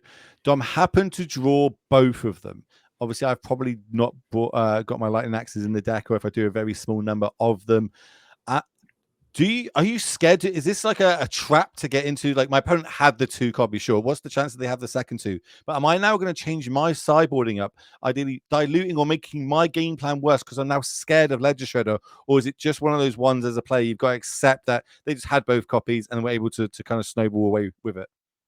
Well, the nice thing about that is, because you're playing 4 copies of Artist Talent, if you happen to draw, like, let's say you board in a Lightning Axe, assuming that you want it as insurance against your opponent's turn 2 Shredder, if you happen to draw an Axe later and you don't have a target for it, you can just loot it away with the Artist Talent. So I think that because of the presence of Artist Talent, it makes it more likely that you want to have those situational cards, or if you feel less bad about having those situational cards in your deck post board.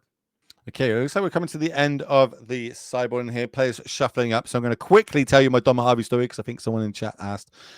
For that Pro Tour, Dom was basically locked for 9th place with a win in the final round of that Pro Tour. And look, he knows I'm going to tell this story, so he's going to buy me a bit of time.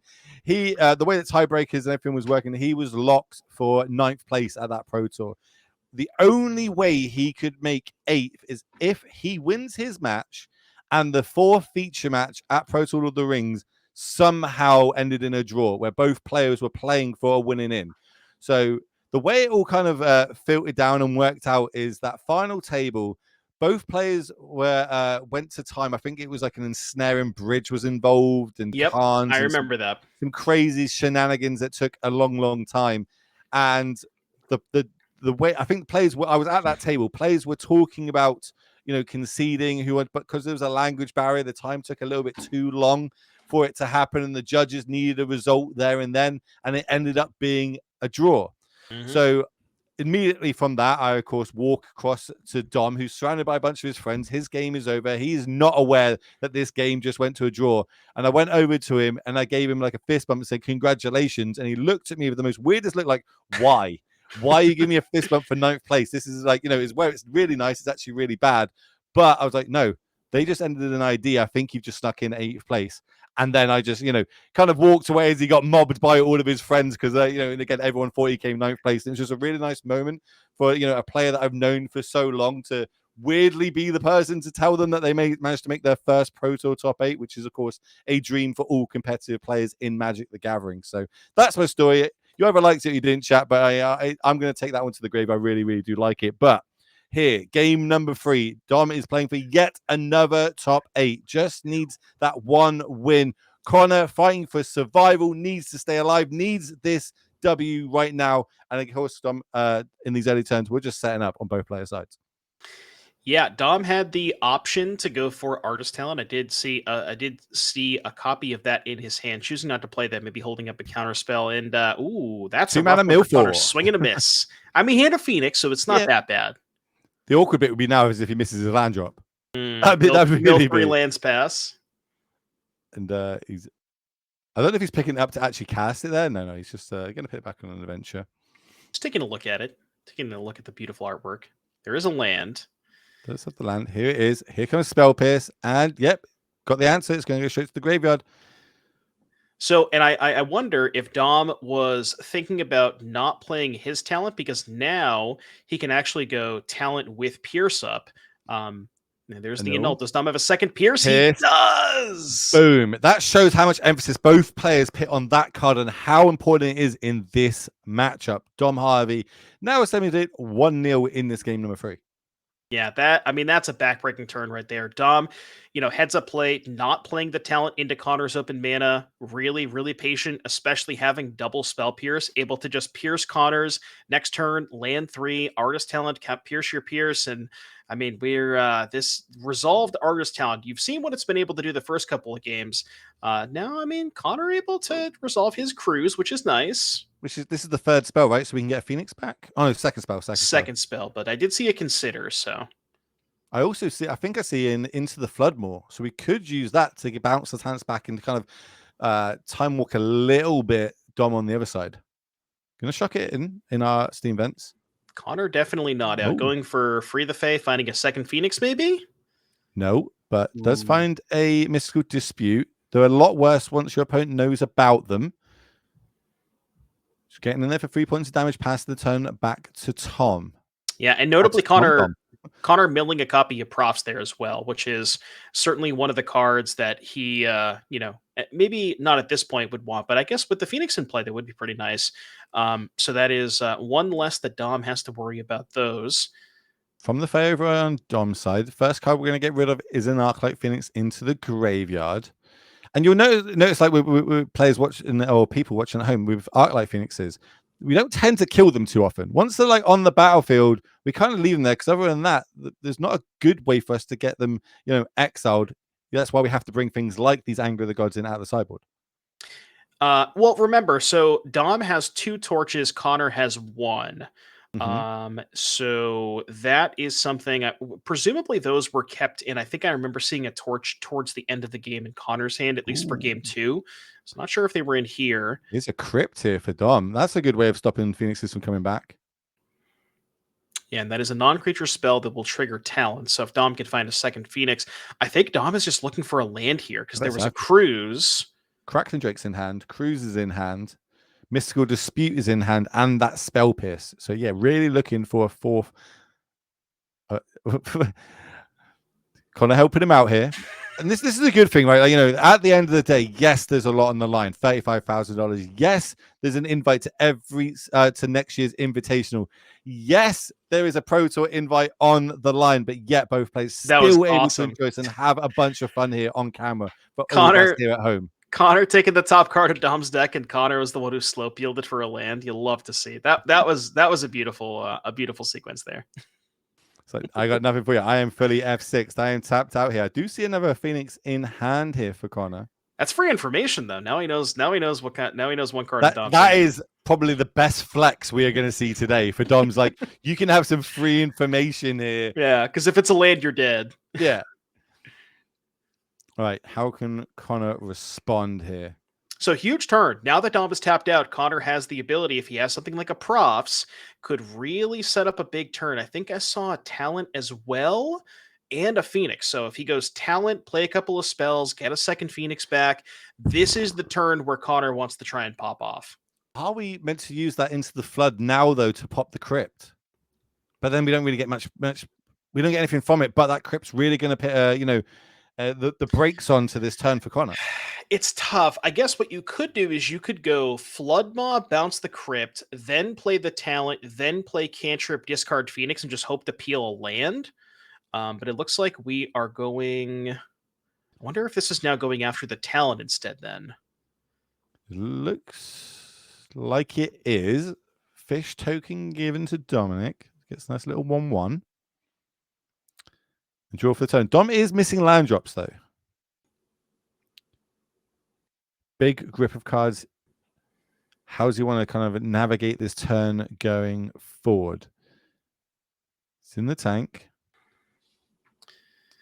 Probably one of the best players in the tank, though. Do you ever think that like every time you watch Dom, he will spend minutes in the tank, then all of a sudden it will be the quickest play you've ever seen. He's thought about it all and he will just play it out. He's not going to tank about it a lot and then play the turn out quite long. He's very, will think about it, do it, done, move on with the rest of his day. Yeah. Well, the play he decides to come up with is one made a draw 3, which I think we talked about this earlier. We say that's pretty good, right? I think it's all right. I think it's all right. And heads up play here for Dom. Connor representing Mystical Dispute, so decides to actually go for the cruise before playing the talent.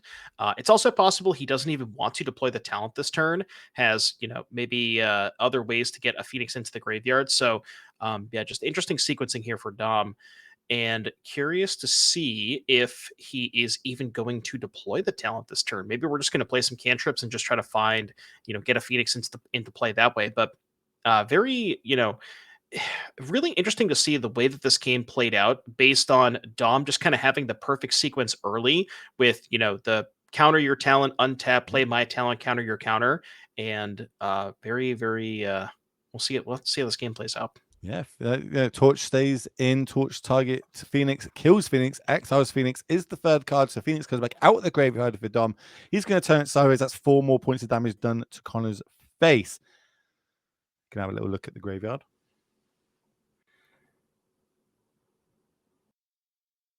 Yeah, now we kind of see the opposite here. Now Connor's the one that gets to untap with an artist talent, and we'll have to see if there's anything like the Prof's eidetic memory to potentially be able to like get a really big attack this turn. Although without a creature already in play, the way that Profs works with Phoenixes in the graveyard is you need to have the creature in play when you go to the combat phase. So you can't actually Profs onto the creature that comes back.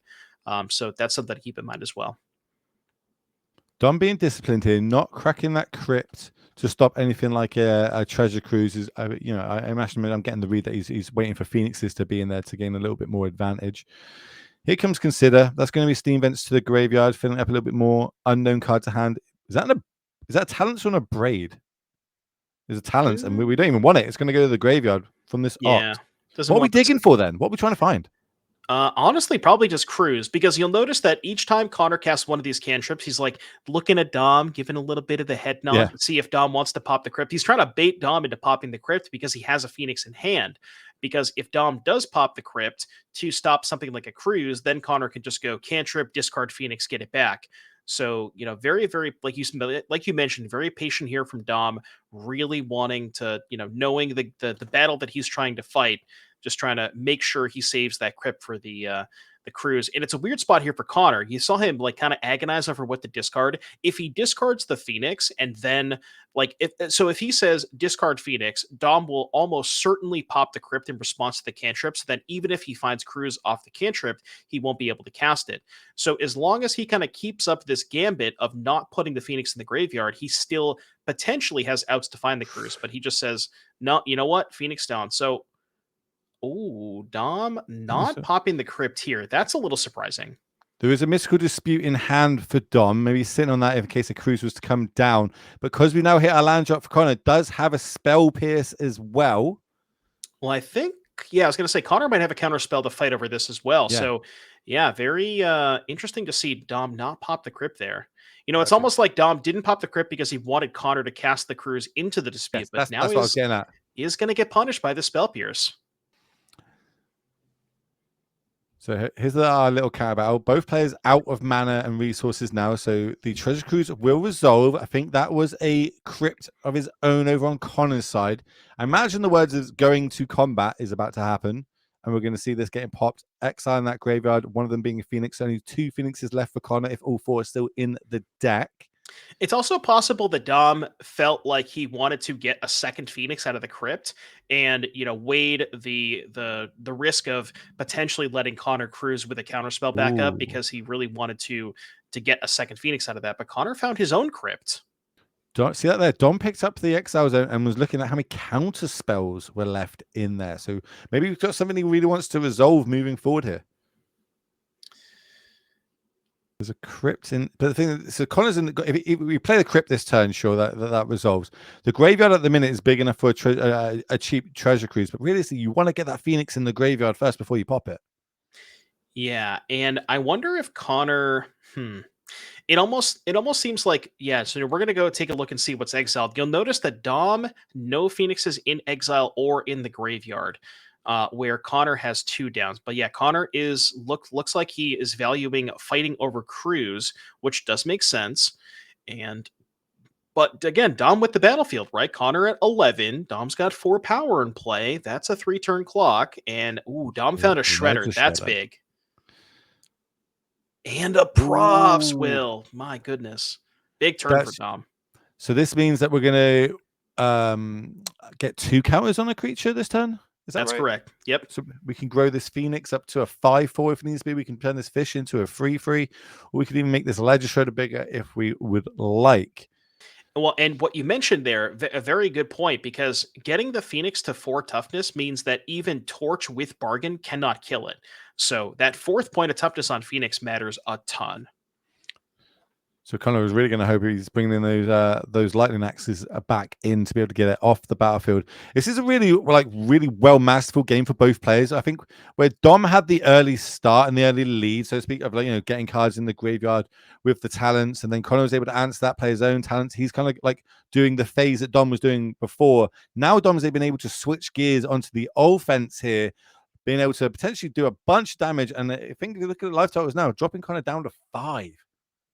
Right. Remember I said 3-turn clock. Well, that profs makes it a 2-turn clock because there's 6 points coming in here. It doesn't really matter where the counters go. Presumably the 6 is going to come in unless he decides to put the counters on the shredder, which I think wouldn't make a ton of sense because the only thing you're playing around there is axe. But axe, the shredder would still be 5 toughness, so it would still die to axe. Unless you don't want the shredder to die to torch plus bargain. So maybe that's what Dom's thinking about. Is he setting up potentially like just to have lethal over 2 turns no matter what, but really saying like this Ledger Shredder, even though I'm missing out 2 points of damage right now, this is the key card. This card is going to get me across the line. You've got the least amount of answers to it, especially as we've already seen there Into the Floodmoor has already been used. And let me just double check over on Connor's side how many of those he's got. Just the 1 copy, and Dom knows that. Flood Maw, yep. Yeah, both players only having access to 1 Flood Maw. And the Otawara is now in the lands as well, so know that that's not an option. The Borrower could have come in off the sideboard, right? So let's look at Borrower. So Dom has 1 Borrower, and Connor also has 1. Okay. Oh, Connor has 1 Borrower in the... Oh, they both have 1 in the main and the board. Okay, so they both have potentially 2 after sideboard. Something to keep in mind as well.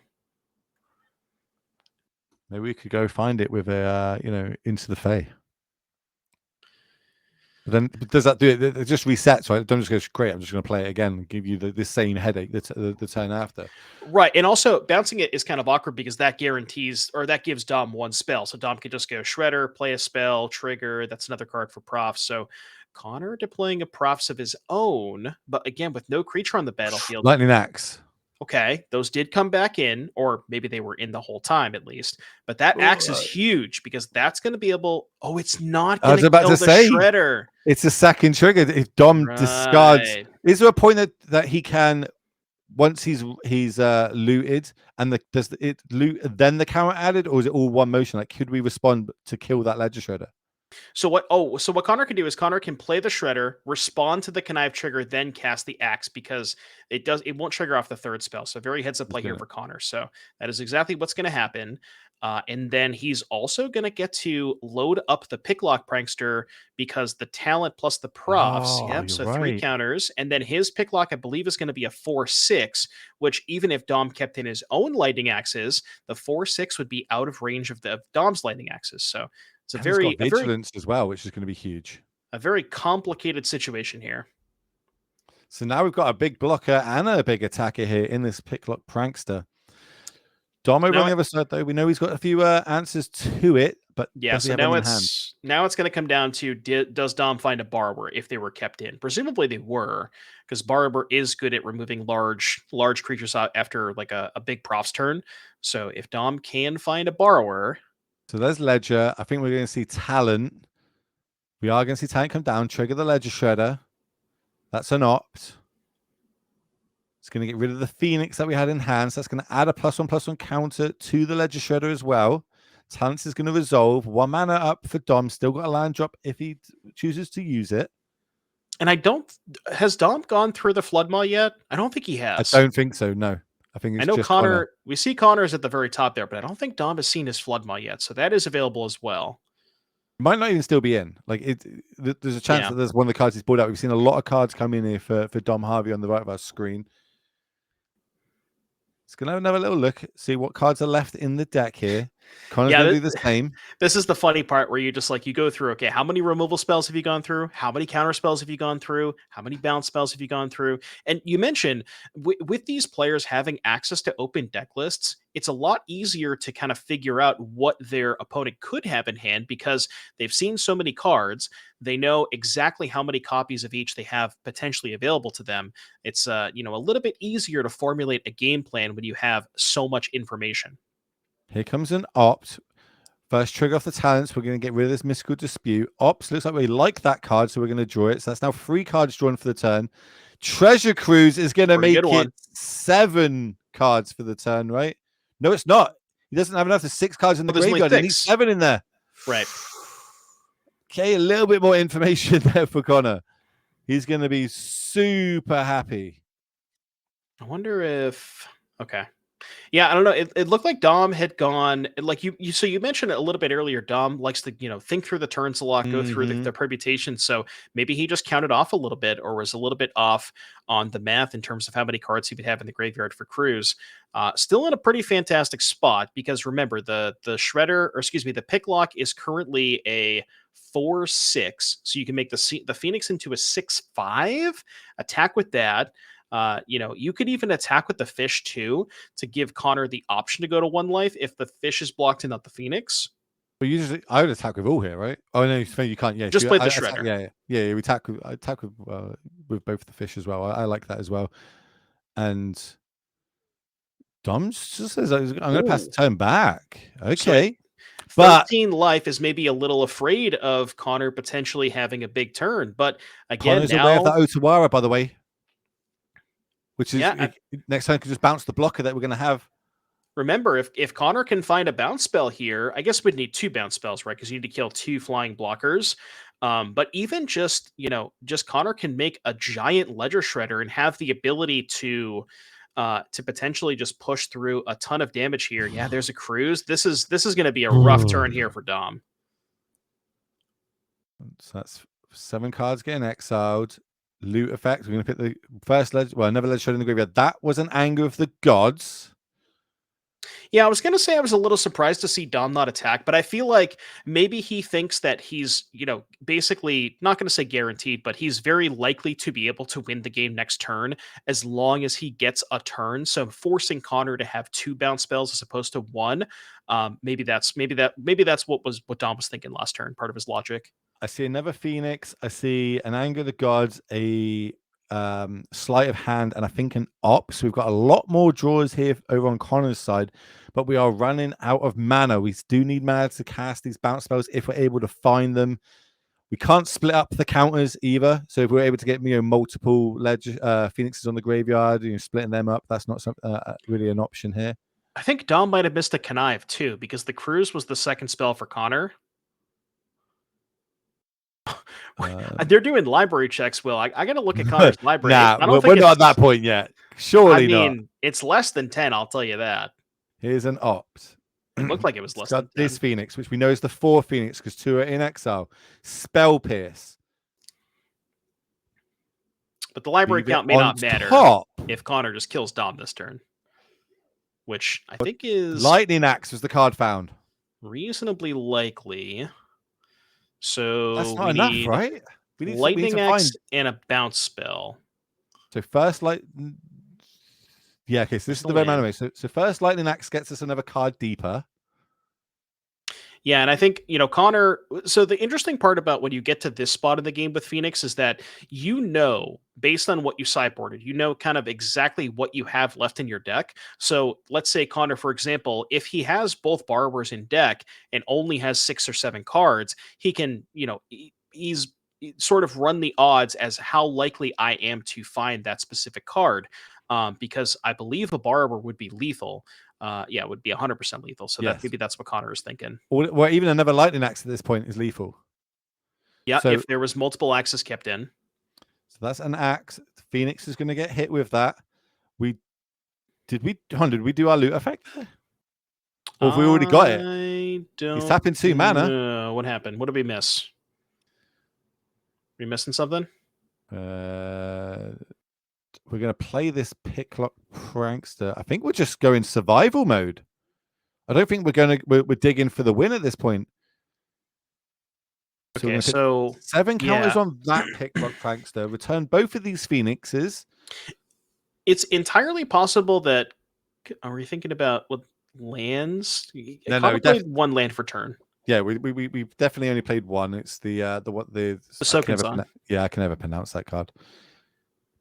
Yeah, so it looks to me like Connor does not have enough for lethal this turn, but he's just going to present a battlefield that Dom cannot simply fight through, or make sure he has enough large blockers to force Dom to have just a million different answers. Because he might even just leave the Phoenixes on defense. To be honest with you, I feel like we've missed the talent trigger off the axe. It's a May. It is, yeah, it's a May, but like, is there a reason you wouldn't? I guess we are getting low life deck size. Deck size. That's the reason you wouldn't.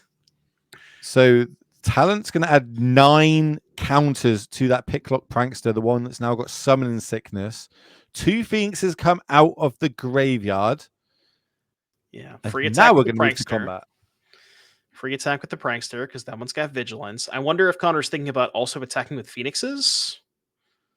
Well, remember last turn we were thinking Dom basically just he's set up ready for lethal for next turn. Connor just literally this turn went nope. Yeah. Well, and so remember going back to the point that I was saying earlier. Remember, Dom had the option to attack with that 6-power Phoenix to put Connor to 1.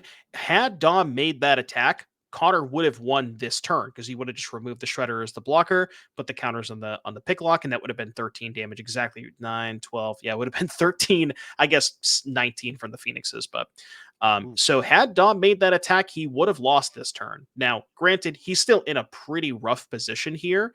And Dom's going to take 7 damage, go to 6. But again, we're in the same spot. If Dom can find a couple of bounce spells, 7 life with that Shredder, maybe not the hardest to come up with that much damage. We know about the Otawara, and we also know about the Treasure Cruise.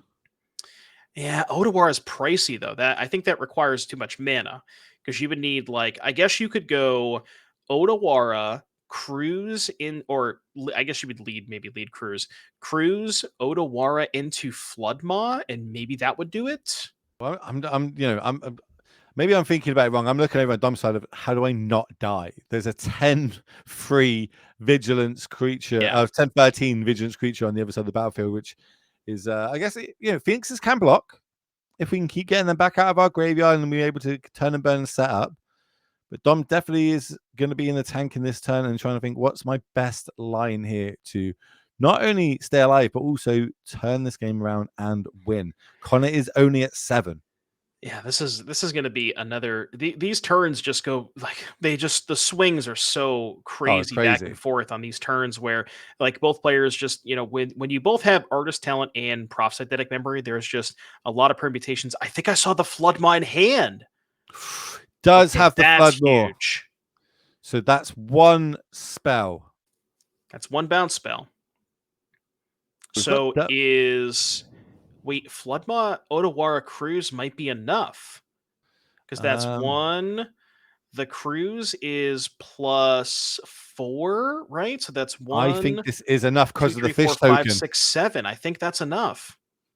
I think literally that fish token is enough. Attacking with both of those Arclight Phoenixes might cost Connor this game. I don't know if it was the right math to hold one back or not. Obviously, he did the math here. So the Legend Shredder is going to go up to the 3rd power with the 2nd counter here. Otawara is going to go to the graveyard. That's a sleight of hand drawn. So now there's 3 counters. That's another Phoenix. That's another Phoenix. Don't mind if I miss on this. If I'm adding 2 more in there. Right, we need spells here. Just 1 more spell. Like Treasure Cruise. There's the handshake. Connor, unfortunately, picks up that 2nd loss. But more importantly, Dom Harvey on the right of our screen advances to 8-3 and is the 2nd person today to lock up the top 8 slot here at the NRG Invitational. That was a lot. That blows my head. That was a lot to watch. Well, both just masterclass from both players. A really, really fun game to watch. There's so many decisions back and point, especially towards those last 3 or 4 turns. That just crazy, crazy game all around.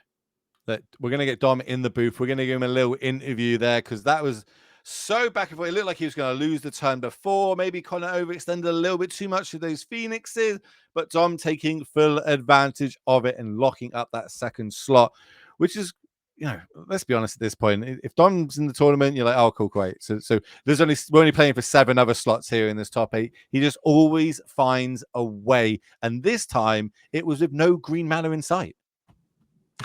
I know. Yeah. Where's the amulets? Where are the lotus fields? Where I don't really see Dom play these cards very often. I don't know what to think. It's like, oh, we call him the Titan guy. Maybe we should just call him a good Magic player at this point. He can just get it done with anything. And in the mirror, which, it was so swingy. And I think you kind of expect that in when you're playing any sort of mirror match, if your opponent just draws cards better than you. But getting to that point in the game, the late game, where we're kind of utilizing which cards we're able to use in what situations, maybe Dom was literally setting up for that. Because, we saw he had the flood in hand, which you were able to identify early that, Dom hasn't fired his off yet. Maybe he was able to find it and just turn it into a W. I can see him putting that headset on. So if Dom is ready, we're ready. Let's get down to Dominic, who's now our second player in the top 8 here at the Invitational. Hello, gamers. Hello, Dominic. Will and Devon in the booth. First off, congratulations. Another top 8. And I'm saying that with rolled eyes because it just seems like every single event we see you in, you're in the top 8, my friend. How's it feel? Feels good. Yeah. I mean, these smaller exclusive tournaments, they always have like this really unique and interesting vibe. And I mean, the vibes have been great, but this versus some cavernous convention hall with 2,000 people in it, it's like night and day, but the fundamentals are still the same, right? Like just you play these high stakes matches of Magic, and the emotional swings are pretty big.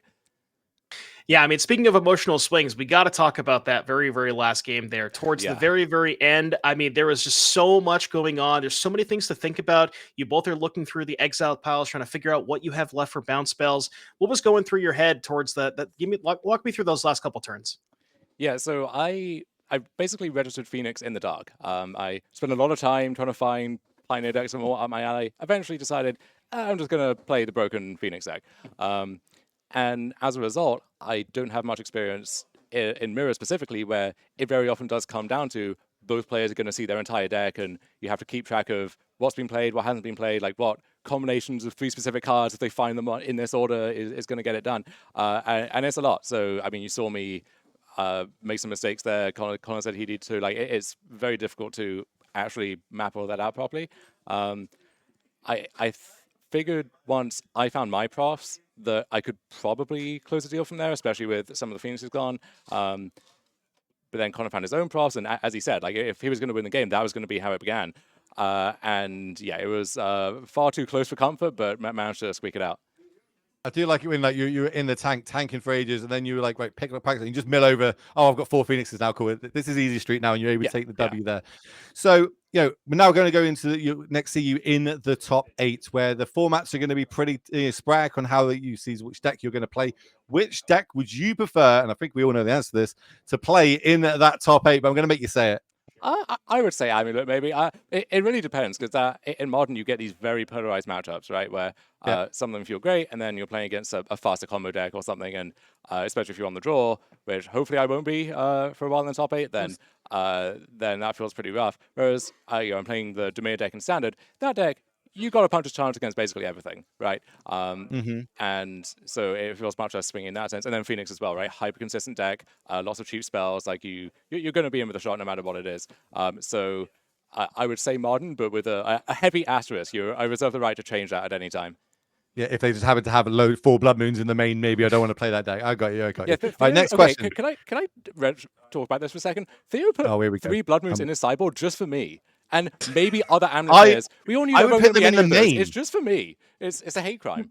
He even said I put them in the main against you because also, you know, these Eldrazi decks are floating around a lot at the minute, even though I'm not entirely sure it's great against them. But yeah, I would come for you, Dom, and you only, and I want you to know that. If I was there, I knew that already. You know, I took that for granted. But he said he would have registered like the 4 Stony Silence and some other stuff, looking at this metagame if he had the chance. I tried to tell him that, didn't listen. So if I get Blood Moon by Theo in the finals to end the tournament, then I guess it was it was meant to be. It was fate. Yeah.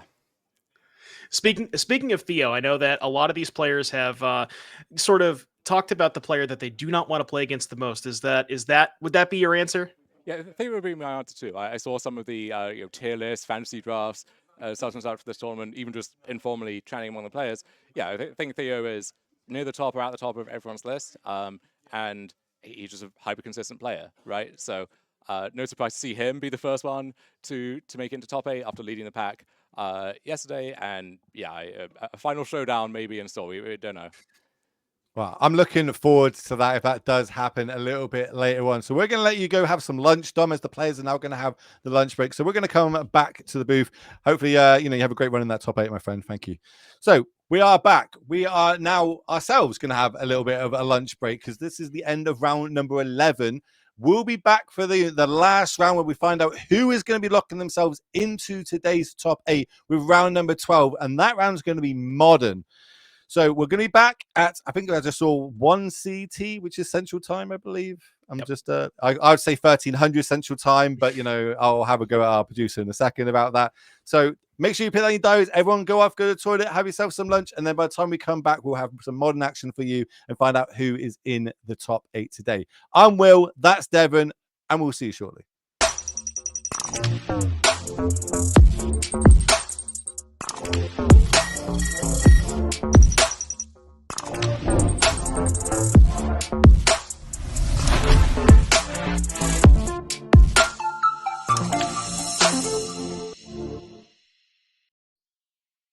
Hello, ladies and gentlemen. Welcome back to the NRG Invitational. My name is Will Hall, better known on the internet as the Will Hall EXP. That's Devon O'Donnell, better known as Doomwake, and you have to say that way every single time. It's the rules. I don't make them. I just abide by them. And you're joining us here in round number 12, the last round. After this, we'll find out who is in today's top 8. And I love numbers, Devon, so bear with me while I break it down. We've had over 1,200 players turn up to NRG this year, trying to battle out to get to where they are today. They did it across 16 different events, across 6 different states, which is basically 6 different UKs at this point, because your states are huge over there. And we managed to win it down to 24 players, all battling out for their share of $35,000, a Pro Tour invite, and of course, an invite back to next year's 2025 NRG Series Invitational. So, Devon, let's have a look at how that prize money breaks down for everybody at home if they've just tuned in. Talk me through it. Yeah, players are playing for a lot of money on the line. First place is $10,000, a championship trophy, an invite to next season's NRG Champs, and I guess a Pro Tour invite for the first Pro Tour of 2025. Yeah, whatever. Second place, 5,000. Top 4, 2,500. Top 8, 1,000. And then 9 through 24, you get $400 guaranteed plus an additional $50 to win. So even if you are 2 and 5 or whatever, you are still playing for money. Yeah, and it all adds up. If you were to win $10,000 this weekend, what would you be spending it on? You can't put me on the spot like that. I was NRG shirt? An NRG shirt? Well, yeah, that's first and foremost. I'd probably buy a lot of Nando's too. Oh, you are, man. Look, I'll treat you to it. You get the flight to the UK. I'll treat you to that Nando's. But as I did say, this is round number 12. It is winning in Magic. So let's have a little look at the standings going into this round. Who's still in with a chance and who are outsiders? Talk me through it. So, this is basically 4, 8, 12. I'm good at math. Half of our field is currently eliminated. We have 2 players locked up, and we got some win-ins. So, Grayson, Steven, Andrew, and Wesley at 7 wins apiece. If they win their match, simple. They're in. Easy enough. It gets a little bit dicey when we get down to 7 and 5s, which Garrick, Cliff, Fletcher, May, Frederick, and Harrison all have the potential to get to, where it's all going to come down to tiebreakers potentially. So we actually have 2 of our 7 and 4 players playing. That means one of those is guaranteed. If the other 2 win, right, that's 1, 2, 3, 4, 5 slots. That would be a clean cut because then you have 3 matches playing for 3 spots. Now, what gets a little interesting is that if one of the other 7-4s loses to a 6-5, then I think it's going to end up coming down to. Well, actually, no, it wouldn't because you would have 1, 2, and then there would be the other person would be 6-5, and there would be 3 other spots. So I think it's going to come down to a clean cut regardless. All right, well, this is the sort of moment where I'd call up my good friend Matei, a big Z himself, and be like, how does this work? What do I need to do? Do I need to play? Do I need to draw? You know what I mean? Like, he's very good at this tiebreaker math. And, we're just going to let it find out. If it's a clean cut, it'll be a clean cut one way or another for all you beautiful people at home. But we're going to be playing round number 12, and it's going to be modern. We've seen standard so far today. We've seen pioneer, and the round there all comes down to find out who's going to be in today's top 8 is, of course, everyone's favorite format. It's going to be modern. So let's have a little look at the meta game of what the players brought this weekend. And I would not have guessed Brood Scale to be at the top like that, and so far at the top with 7 copies. Doom. Yeah, I mean, smaller event, so you have a bit of kind of a better idea of, or better understanding of what the other players are going to bring. I also think that might have been a team dynamic where there was one particular team who decided to bring Brood Scale. I'm not entirely sure, who worked with who in terms of this particular event, but yeah, it's a little staggering to see, 7 Brood Scale and only almost less than half of that to be, or a little bit more than half of that be Boros / Mardu energy. Also 4 Azorius control. I was seeing some things in the chat earlier. I believe that might have been one whole team that decided to bring control. So the team dynamic, especially when it comes to these smaller events, has a very, very huge influence on what the metagame ends up looking like. I love like the small tournaments and the meta games and being able to break it down, because this is where I really get an enjoyment from, is trying to beat a meta. And in the vast scale of a 2,000 player tournament, it's extremely hard to try and beat that meta, because you could be playing against Merfolk or something crazy like that. In a small, tiny 24 player tournament, there's no chance you're playing against Merfolk unless Nikachu's in it. So being able to break it down and decide what I'm going to go against, and it looks like the state kind of moderns in at the minute is you got to play a fast combo deck or an energy deck. But in a small 24 player sort of field like this, we see it kind of diverse. I think I counted about 12, maybe 13 if you put Amulet in there for combo decks, which is over half the field. But the big standout is those 4 control decks, as you pointed out. If that team turned up thinking, hey, if Boros is, let's go, someone's going to be playing Boros / Mardu, this energy deck, it's too powerful not to play. Some people are going to be playing the Belcher deck to try and beat that deck because it's meant to be the energy killer. How do we go faster in that, or how do we bring a deck that's got the tools that's going to be good against these decks? And they've decided this Azorius control list, which I think, looking at the lists as well, they've got a lot of copies of a lot of good cards in those matchups, and that's what's going to bring us down to our main feature match, where we're going to see Azorius control going up against one of these mono red Ruby Storm decks. And you've got the deck list in front of you. They're going to have deck lists because it's open tournament. Let's break it down. Let's talk about this Azorius control, because this is a bit why I'm really kind of getting excited about. These 4 copies of Orange Chant in the main deck. Like, great when you start going against combo decks, right? So you're telling me that Orange Chant is good against the decks that's trying to cast 20 spells in one turn? Look, I'm not the expert role today, but if I was going to be in that, I would say that this is probably a key standout card in this matchup. Yeah, I mean, this is, maybe the single matchup that Wesley would not want to see the most. Typically, I think that the Storm decks are sort of built in such a way to have they're reasonable against the control decks. The counter spells, you can kind of just you can kind of just throw endless threats at your opponent, like Wishes and Past in Flames and things like this. But those 4 Orange Chants are going to be a lot to slog through for Wesley here. And then the other thing that's worth noting is Force of Negation, exiling Past in Flames. That's a big part of this matchup as well. Yeah, that we've even got prismatic endings that are even just like 2-mana answers to some of the enablers as well in the early game. So I think we're either going to see this game end extremely quickly, or it's going to end extremely, we're going to be going into the later turns today. I think the players are drawing their opening hands. So let's get down to the match. Winning in Magic by the end of this round number 12, we will find out who is in today's top 8. As it looks like Wesley on the mono red Storm deck is going to be on the play, just starting off with a fetch. We're going to crack it end of turn, and we're going to see Well, I'm going to say had one of the biggest impacts in Modern or any format that's got fetch lands is these surveil lands, team. Mm-hmm. Oh yeah, for sure. I mean, surveillance just allow these decks to have just like just that extra card. It doesn't seem like it's a lot at first, but especially with the Storm deck as well, specifically where you kind of want cards in your graveyard for Past in Flames anyways. So even if you say graveyard a spell, you may have access to that spell later on. And specifically, the Storm deck also needs to have a very, like a very precise number of lands and spells, and being able to bin extra lands, as we see Wesley do here, is pretty big. The other thing that I wanted to mention about this matchup is the presence of Narset in Steven's deck list. There are 3 copies of Narset in the main deck. Now, you would normally think that Wesley is like Storm decks. You typically want a cantrip with stuff like Opt and sometimes way back in the day Serum Visions. But these Storm decks, their cantrips are actually not real cantrips in terms of drawing cards. There's stuff like Reckless Impulse and Ren's Resolve, which exile 2 cards. They don't actually draw cards. So, the good news is for Wesley is that his quote unquote cantrips do still work in the face of a Narset.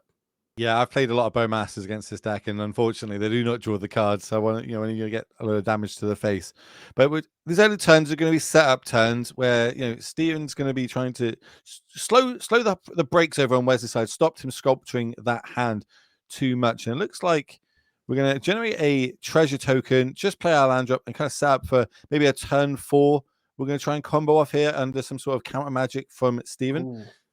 Well, Steven may have a lot of counter magic in his hand, but what he doesn't have is lands. There is no third land in hand for Steven, so he's in kind of a bit of a bind here where you could Prismatic Ending the treasure token to sort of maybe keep Wesley off mana, but then he's going shields down for a turn.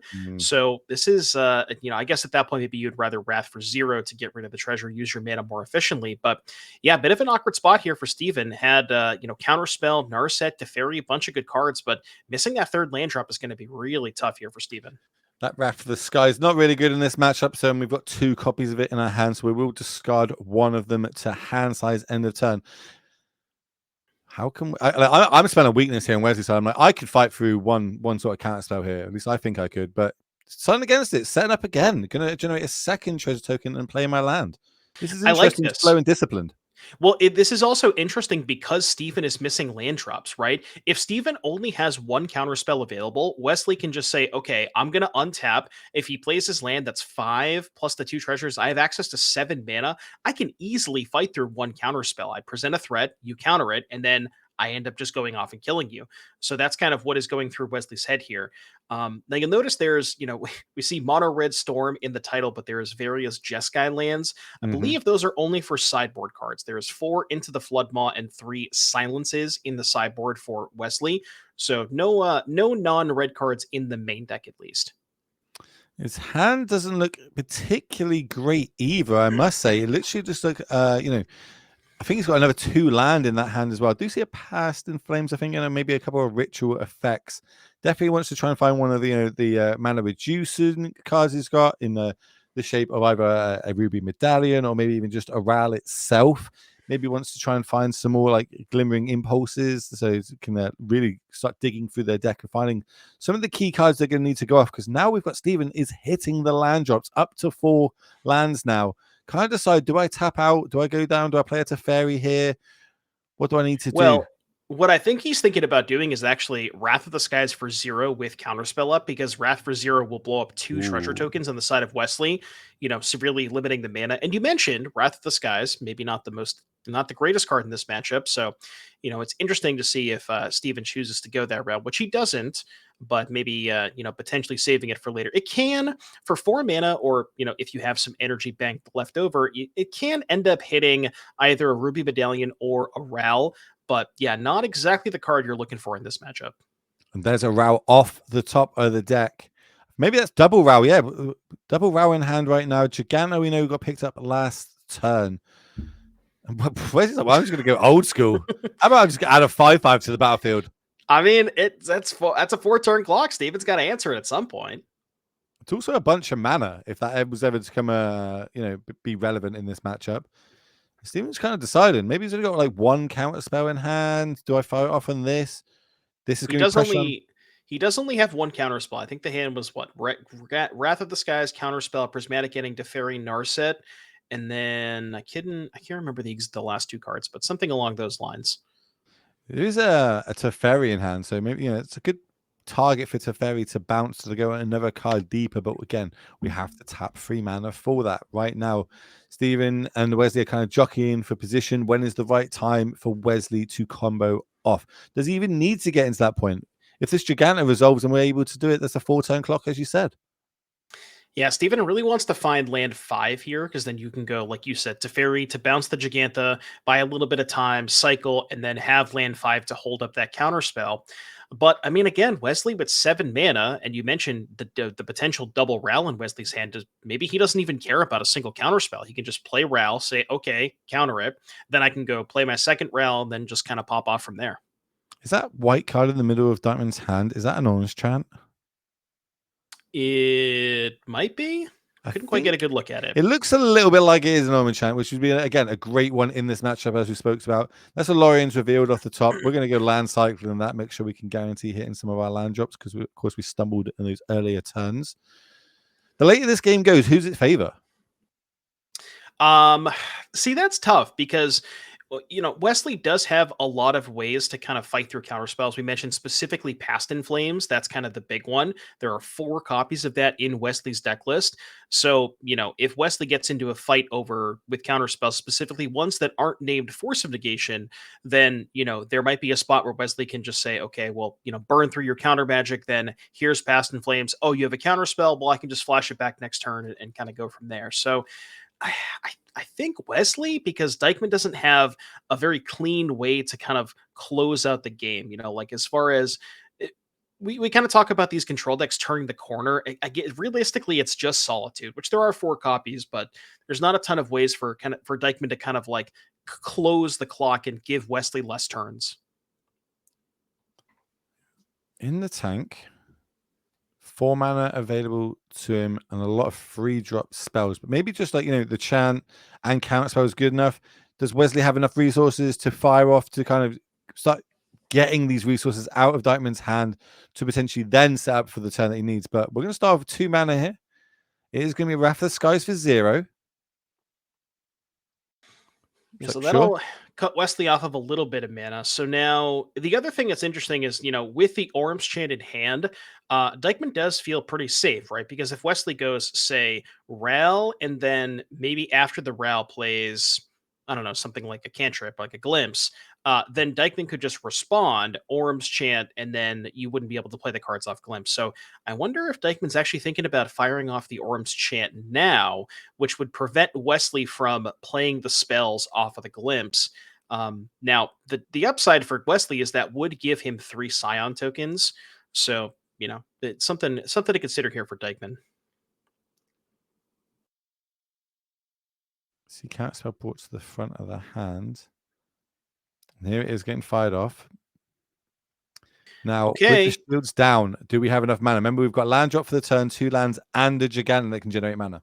Yeah, you don't even need a land drop for Wesley, because the Giganta can make red. You could just go Ral, then use the Giganta to play a ritual, and if there's enough rituals and cantrips, Wesley, I mean, this is your opportunity. You've got Steven tapped out. There's no Orm's Chant. The only card you have to worry about is Force of Negation.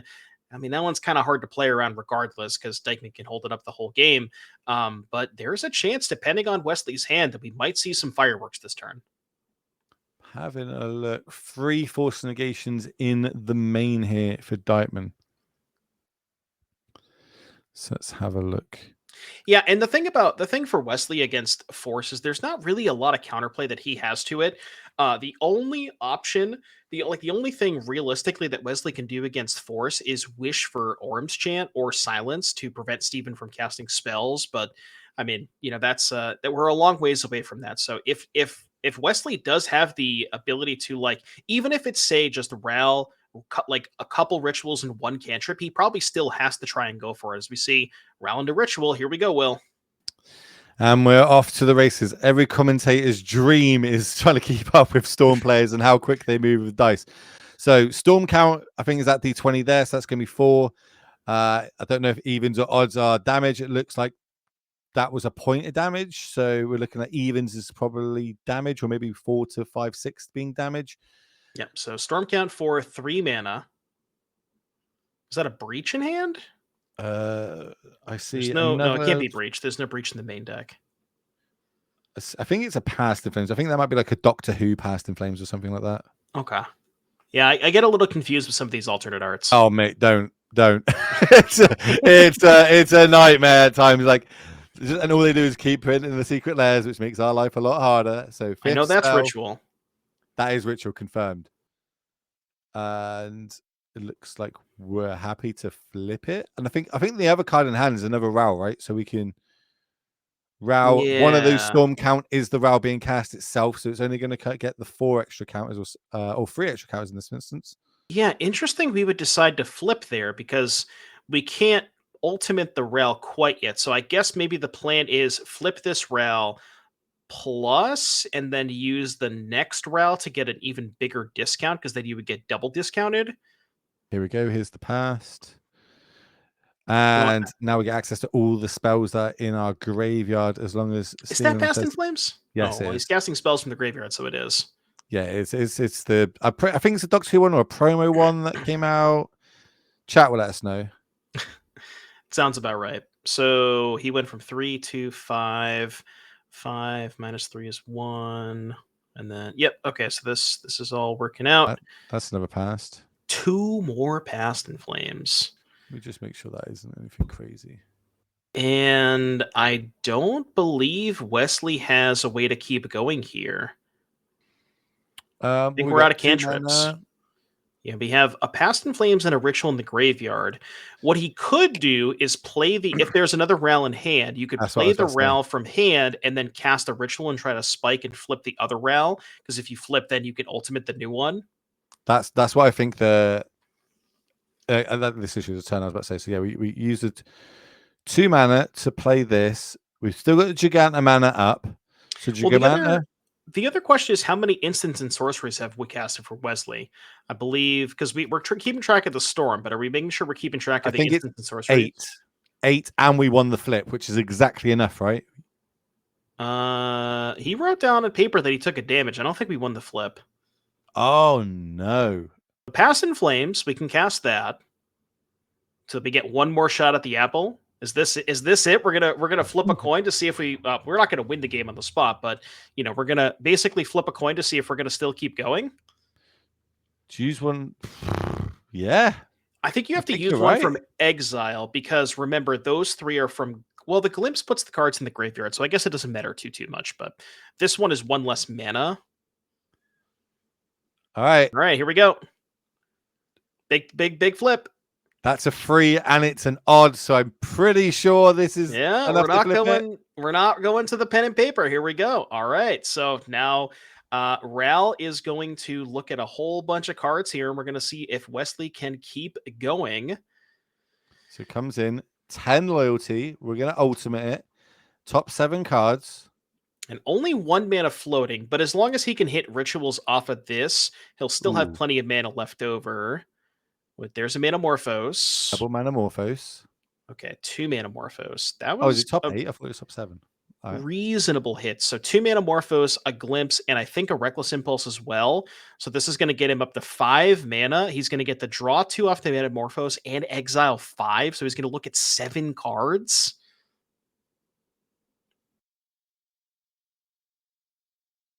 Orange Chant is looking pretty good right now. Over the I know, right? Yeah, that was tough. I mean, Dykman maybe sensed a little bit of weakness here from Wesley, deciding to go for the counterspell on that Glimpse. But I'm sure if Dykman could take this turn back, maybe he would consider doing that. So a little bit of a risk assessment there. But Wesley kind of just Wesley's hand was good enough. And now, to be fair, Wesley sort of ran out of gas a little bit. Yeah, it came down to 1 dice roll. Yeah, this entire game came down to 1 single coin flip, which depending on your thoughts, maybe is a good thing or a bad thing. But yeah, I don't know. Dykman definitely took a risk there in countering the Glimpse, and Wesley is going to make him pay for it. So we've got 2 mana. Spell counts like 16, 17 now. Loads away of reduced mana. There's a bunch of mana floating, of course, off that Giganta still. but it looks like odds even. So odds, it's going to flip. We get a new one. That's going to come in with a gazillion loyalty. 8 more cards. I'm about to say probably instantly ultimate. Yeah. Take 8 counters off that. Get another 8 cards. These are still NXL. 1, 2, 3. Oh yeah. To get just for Wesley's kill condition, there is no grape shot in the main deck, but there is 2 wish to go and find the grape shot in the sideboard. Go more cards deeper. Spell count 19. Top 2. Top 2. Are we doing this for the camera? Because we don't even need to do it for information at this point. Well, he's just waiting to find the wish, right? There's the wish right there. That's the first wish he's seen. So, and I think it seems like cool. Right, you've got me. Like the chances of whiffing in that spot have got to be extremely low to none. So we're going to see Wesley taking that game 1 down, which means we get to look at the sideboards because it is an open deckless tournament for both of our players. So we get to show you all you beautiful people here at home. Starting off on Steven's side. We are down a game. We need to win 2 back-to-back to lock in our top 8 position. What do you like at the sideboard, Doom? I mean, normally, here's where I would probably say that, oh, hey, Dykman has some Orms Chant in the sideboard. He can bring those in. But we're kind of already pre-boarded for the Storm matchup with these 4 Orms Chants. I'd be interesting to see if Dykman decides to go towards those Isochron Scepters. Because, for maybe our old school players out there, or for people under the age of 40 years old, maybe, or people over the age of 40, maybe you have seen Isochron Scepter Orms Chant in the past. So that is, I'm not sure if those are specifically for this matchup. It'll be interesting to see if they will come in. Other than that, the Dovin's vetoes seem pretty good. Just, hard counter, being able to fight over the Past in Flames and things like that. Narset, we kind of talked about a little awkward against Wesley's cantrips because they don't actually draw cards, they exile. So interesting to see if maybe he wants to go towards like Narset Days and doing. Feel like that plan is too slow against Storm. Yeah. And you kind of want to just lean on like the vetoes and the scepters and the chants. Yeah, the problem I feel with the Zorius deck is it's very good at stopping my opponent doing what they're doing, but then they just go off, and if they don't use all their resources, they're just going to go off again the turn after, and you don't have enough resources to stop it. But there are definitely some cards that can come out and in. Let's have a look on the other side for the Storm deck, which plays a lot like the like Khan type lists, ways to go and tutor up different cards. What do you like in this sideboard and why? Yeah, this is really only a 7-card sideboard when you think about it. The 4 Floodmoss and the 3 Silences. Presumably the other one-ofs are there specifically for wish targets: Brotherhood's End, Relay, Grape Shot, Mind Collapse, Orm's Chant, Oracle, and Breach. So I kind of like Silence in this matchup, specifically where, Dykman is trying to fight on the stack a lot. Dykman has his own Orm's Chants, counter spells, Force Negations.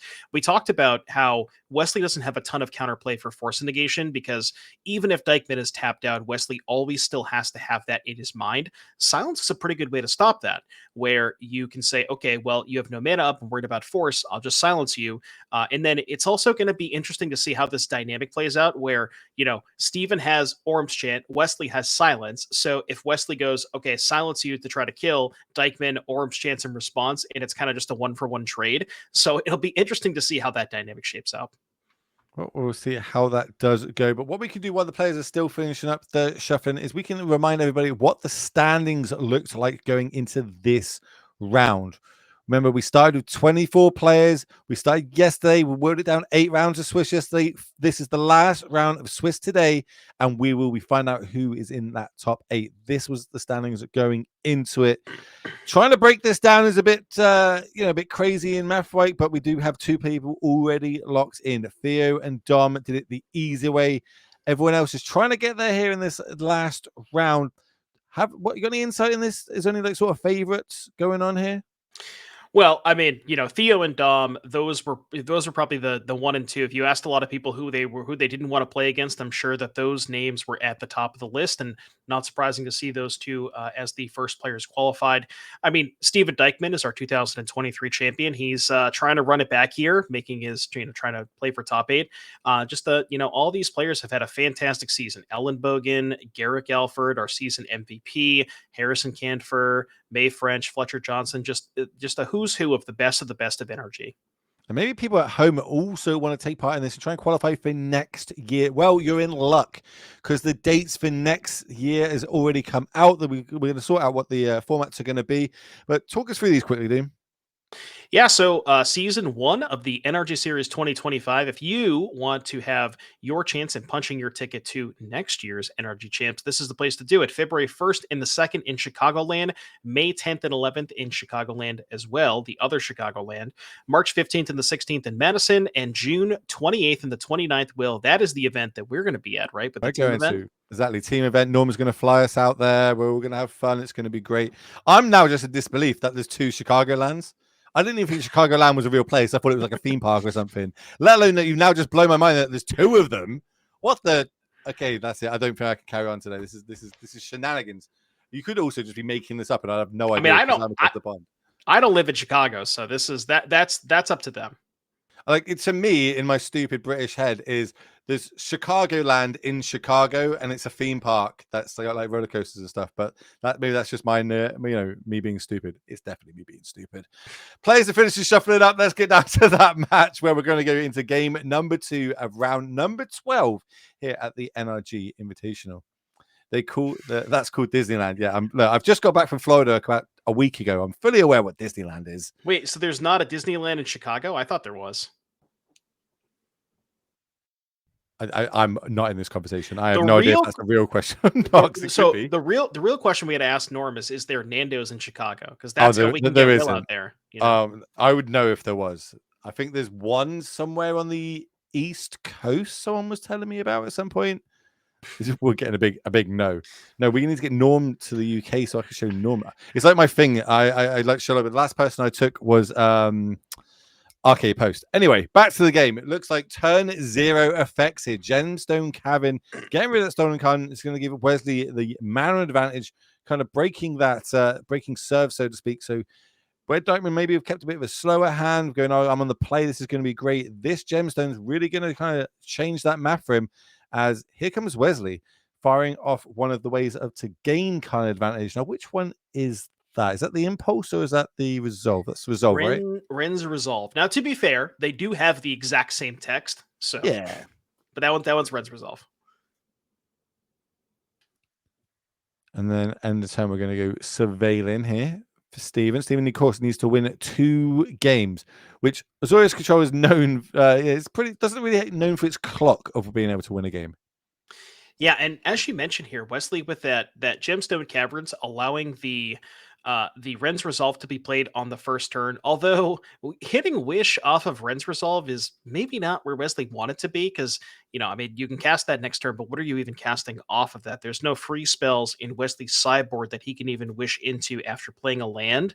So, I guess maybe you could go like Ritual, Wish, and yeah, there's really not much here. So that Wish off of the Ren's Resolve is mostly a brick. Look at Diamond's hand. A bunch of land, 1 ring, 1 orange chant. And other than that, it doesn't look like there's too much in there. I think it might be also Lorien's Revealed, which in this instance is basically land in the early stages. Yeah, a couple of Loriens in Dykman's hand, maybe keeping his hand just based on the strength of that Orm's chant. And Wesley looking at, I think, a Glimpse, a Ritual, a Manamorphose, a Past in Flames, and I can't quite tell what that 5th card is. But notably, at least from what I can tell, no cost reducer. That's the big part here. I'd fire off the Wish here. Well, the thing is, you're not getting value out of it, but you kind of do need it in the graveyard, or that's what I mean. Rather have it in the graveyard, yeah. Have it in the graveyard, plus it can just go get me a silence. Or, I imagine I've kept one of my sort of effects, maybe my own orange chant or something like that. Because we do have the 1 copy of it in the sideboard. So I imagine the silences come in the main and the orange chant stays in the board. Remember, the Wish, you have to play the card that turn. So if Wesley casts Wish, the Wish just says you may play a card you own from outside the game. So if he casts the Wish, he can't play it this turn. But notably, just having it in the graveyard is better for the Past in Flames. I don't know how in all the games of Modern I've played, and you can tell I'm not a Storm player. I genuinely always thought that was just put it into hand because normally they're Yeah. doing the same turn. Well, yeah, Whoa, I'm well, when stupid. usually when they cast the wish, you're dead, right? Yeah, maybe that's why I've got it in my head that's just the thing. And as I say it, we're going to cast it just so it goes to the graveyard. So in future turns, if we are to cast spells in our graveyard, we've got the option of casting that. Here comes the Lurians revealed. End of turn, going to Island Cycle. Tap 3 mana, put wish in my graveyard, pass. Value. Not where you want to be if you're Wesley, but I mean, again, just would much rather have that in the graveyard with stuff like Past in Flames. And I saw Dykman thumbing through the deck list. You saw that Isochron set. I saw both of them actually. Also seen a Consigned in Memory coming in as well. I've seen at least 2 copies of them in the list, and we've got the Narset still in there. So Consigned to Memory is a weird one where you can counter the Storm trigger because it is a triggered ability. The other important thing that Consigned does is stop Ruby Medallion. So I think that's mainly what Dykman's boarding it in for, is just a clean 1-for-1 cheap answer to Ruby Medallion. And worst comes to worst, he can maybe buy himself a turn if he can counter a Grape Shot trigger. Although typically what ends up happening is when they're putting the Grape Shot on the stack, they usually have enough resources to get to a second Grape Shot. So you kind of would need the second Consign there. I think that Surveil left counterspell on top here for Stevens. Decided to draw that, play land, pass the turn. Now let's see if we can bait anything out of Stevens' hand here with this glimpse. And yeah, it's going to be good enough for that counterspell. I mean, Dykman's having some flashbacks to game 1. At least he has the mana up here to prevent himself from dying. And also, different situation. Wesley had more mana in game 1. And yeah, as you said, Wesley, no land here. So that's a pretty big pretty big sign here for Dykman. That's good and bad for Dykman. It is like, yeah, okay, they're missing the land drops. That's great for me. That means the hand's full of spells. With Dykman's kind of getting a little bit flooded, I feel. We're going to go end of turn land cycle, thin the deck a little bit more. Now what's 4 mana in Modern that most people play? I mean, it could be anything, but this is an interesting spot because so Steven, if he casts the ring this turn, technically, okay, you could say, well, I have protection. The Storm deck can't Grape Shot me. But Wesley's sideboard includes 1 copy of Thassa's Oracle. So Wesley can basically go off, churn through his whole deck, wish for Oracle, and that will be a kill condition through the One Ring. So, Dykman actually noticing and maybe realizing that actually going to not deploy the ring for a turn. Well, he knows that, remember, because it's open deck list. This whole tournament's been open deck list. End of turn, we're going to get rid of the Surveil land, not Surveil land, the Triome. We're going to cycle it, draw a card, go deeper, turned it into a Domin Veto. There's the Consigned Memory for the turn. Oh, does he even have a ring? I'm pretty sure we got a ring in the hand. I didn't see one. Maybe I'm just missing it. Okay. Well, if he's lining up 4 mana, he probably does. There it is. Okay. This might be the last time we ever get to say in a commentary booth, the One Ring resolves. Is tapped, drawn for 1/1, temptation counter, force and negation. All the cards coming off the top here for Steven to kind of answer threats from Wesley. Only thing missing now is a win con to get this game over with and take us to a game number 3. Win condition? Do you think Blue Eye Control plays win conditions? What are we talking about, Will? This is the both of these decks are just not decks that Will plays. These are not fun for me. And turn fetch, small Surveil. I really wish that I know it's 100% bad and not correct, but I really wish that Steven just showed up with no creatures in the main and 1 copy of Celestial Colonnade. That would have been nice. I would have also been happy about that. That was back in the day when it was fair. We used to see like all sorts of crazy stuff in the blue-white control decks. I feel like we're going to see Surveil maybe an upkeep orange chant here. Honestly, you probably don't even need to upkeep it. You can actually just wait for Wesley to cast a couple of spells first. The nice thing about Orange Chant is you don't really need to fire it off. Okay, well, we are going to fire it off. You could maybe let Wesley go for a little bit, but maybe Dykman just wants to say, okay, well, I don't even want you to cast those Ren's Impulses or Ren's Resolves or Reckless Impulses to get a little bit deeper. And that's basically a time walk. That's where my head was at. I was like, I just don't want you to set up like if the first spell they cast is like the Medallion or a Row, they've gained advantage, which I haven't stopped. Where just doing it in the upkeep completely stops them out. That's my lane of thinking anyway. Dykman passes the turn back, instantly snaps, tapping the ring, drawing another 2, drawing 3 cards total for the turn so far. Plays land number 6 in the form of a windswept heath and cracks it straight away, dropping down to 16. Life total is not super relevant in this matchup. We getting the basic planes? Yeah, basic planes. Beautiful basics here for Steven. You know what those are from? It's one of the newer sets that had them, isn't it? It's like the old like retro boarded basics. No, those are Invasion. Are they? Yeah. Oh yeah. Oh, I thought they were retro ones. Then the answer to your question is no, I don't know. Orange Chant again in the upkeep.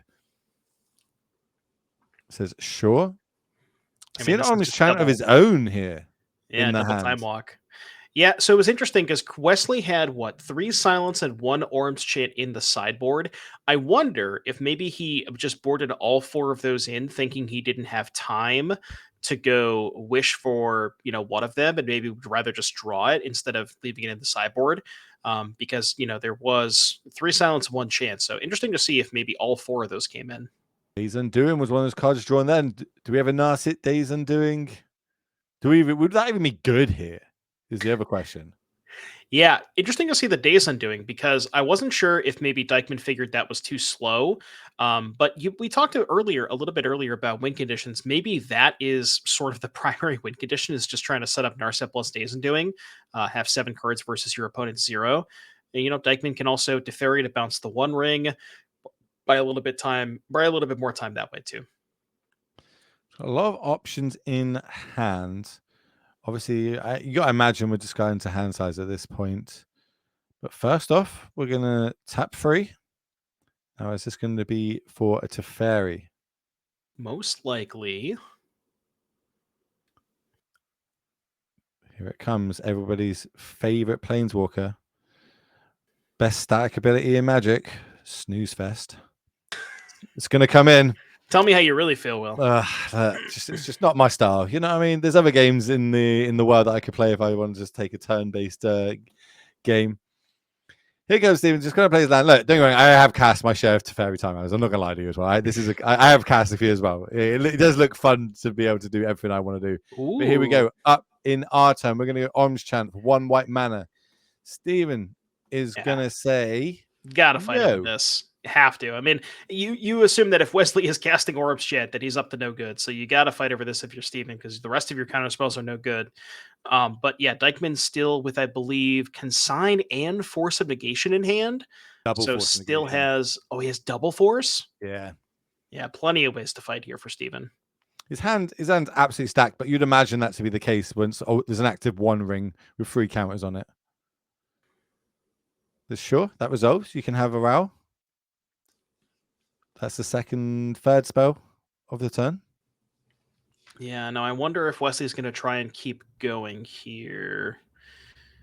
Here's a ritual, so we are going to try and keep going. Now, how many instants for Wesley? This is number 2? 2, correct. Yeah. But there's so the third one was the veto, so there was actually 3 being cast.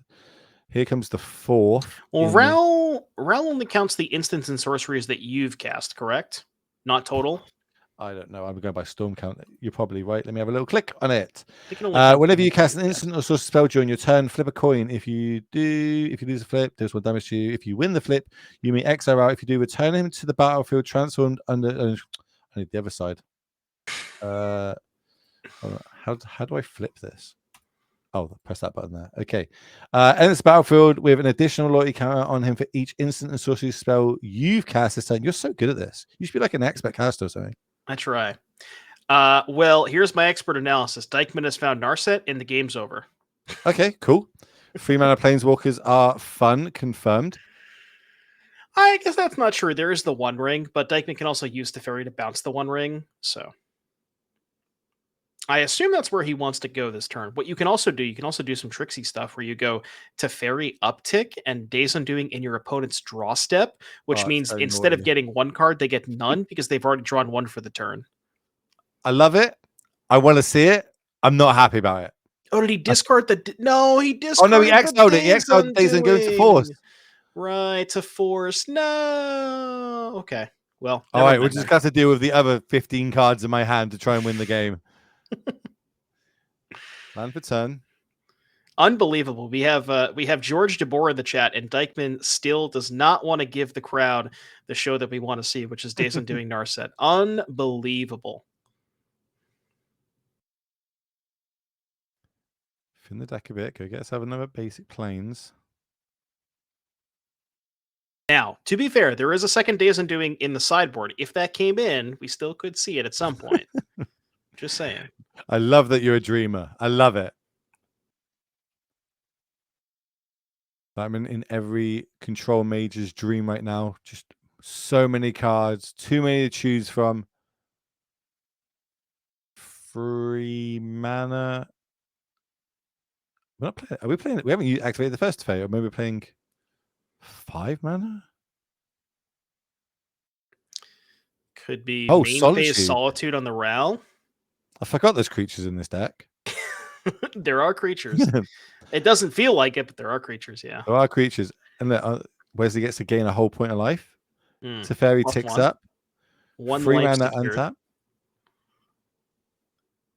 And also, Steven could also maybe go towards that Kahira at some point as well to buff up the Solitude, pad the life total a little bit with that 1 ring still going. I mean, even if the 1 ring becomes a problem, he can eventually just bounce it with the Teferi anyways. Yeah. So life total is not where we're at in this game right now. Wesley's got an absolutely uphill battle, though. Does have 4 lands, got a 5th land for the turn if needs be. Does still have a bunch of cards in hand. So if Steven's got literally nothing, there's a chance that this could pan out. Yeah, and I think if you're Wesley, you really want to find another copy of either not another copy of Ormstrand, but you want to find a Silence. That is kind of the ways that you can try and fight through or get through this wall of counter magic that Steven has, because every single one of those Silences and Ormstrands, Dykman does have to answer. So that's like a guaranteed way that you're at least going to trade for a counterspell. But the weird part is, Dykman doesn't have to fight over a lot of these like metamorphoses and cantrips and stuff. Dykman can just say, okay, I'm going to let you draw a couple cards. I'm going to let you go through a couple cards, and I'm just going to save my force negations specifically for those past in flames. And it almost feels like, your single force negation is getting 3 or 4 or 5 cards because you're trading for a bunch of resources, and that's basically Wesley's entire turn as well. We'd tell them what we want to do with this Manamorphose on the stack. Remember, it was reduced by 1 because Ra was on the battlefield. This would generate us an extra 2 mana of any color and get us a card deeper. I was going to let the trigger happen. So, would you like to flip this or not before I decide if I want to counter it? So I think we've only 1 spell. The interesting thing about flipping is like you want to protect it against potentially another Solitude, but the awkward part is the Solitude can just attack the Ral. So flipping it here, you're assuming that your like Manamorphose is going to get stopped, that you're not going to be able to keep going. That's the reason you would want to flip it, but not sure. Looks like it's going to resolve. We are getting a card deeper.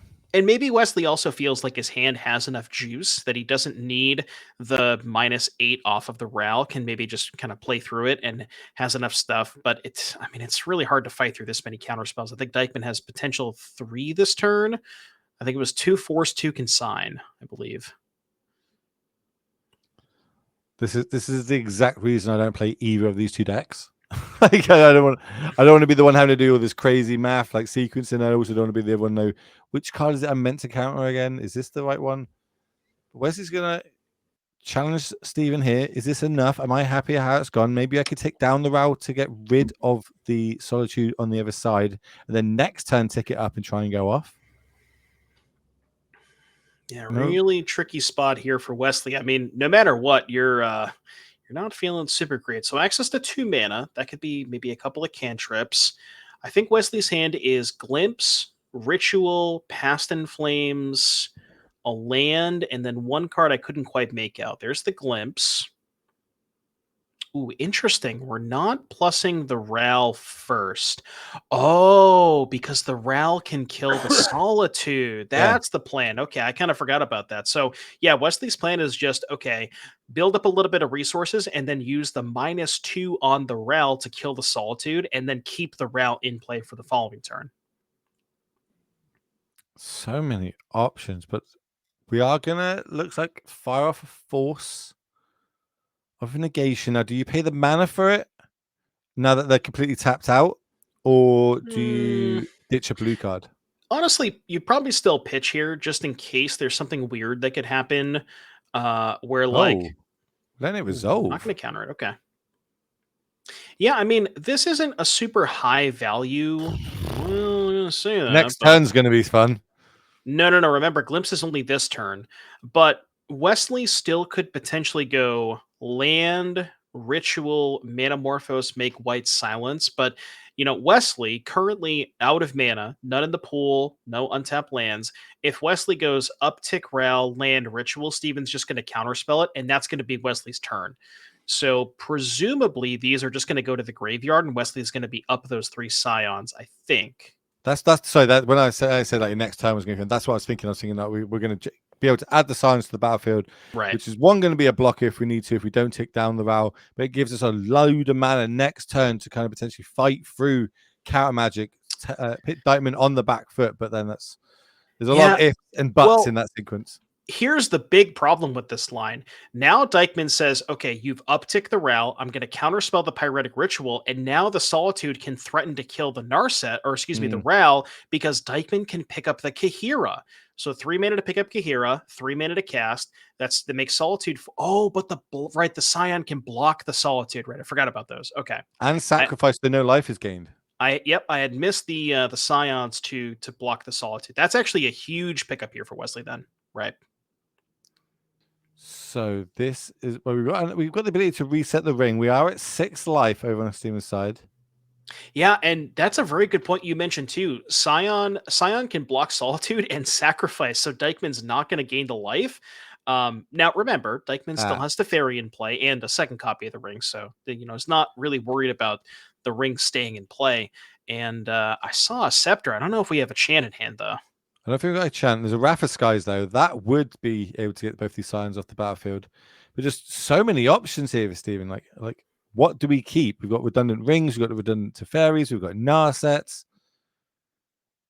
So I wonder if you're Dykman. Hear me out. You go Wrath for 0 to clear the spawns, and then you go pick up Kahira, play Kahira, attack Ral. That clears the Ral, gains you 4 life, and then post combat you can go Teferi to bounce the ring, and then I believe we still have. So that would be 8 total mana. 1, 2, 3, 4, 5. 1, 2, 3, 4, 5, 6, 7, 8. So if he plays a land for turn, he can hold up Consign and Force Negation. I think that might be what Steven's thinking about. So 1, 2, 3, 1, 2, 3, 1, 2. Yeah, math checks out for you. You could also just not bounce the ring if you don't want to. If you want to go another 6 cards deeper next turn, because the ring will put us to 1. Well, then actually, we'd also gain the life. Yeah, you're going to gain the 4 life this turn, assuming that the Kahira is involved.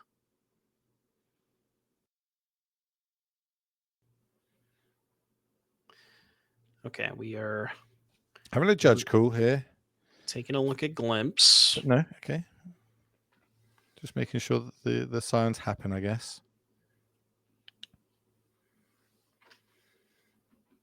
Yeah, a lot to think about here for Steven. I mean, that's kind of what happens when you tap your 1 artifact and draw 5 extra cards. You do have a lot of options available to you. I wonder how long's left, of the round. Is there any chance we can get an update on that protection?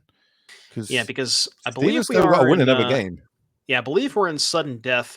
So the way that sudden death worked yesterday, and I assume it's the same today, is after time is called, players play 5 turns, and then highest life total at the end of 5 turns wins the match.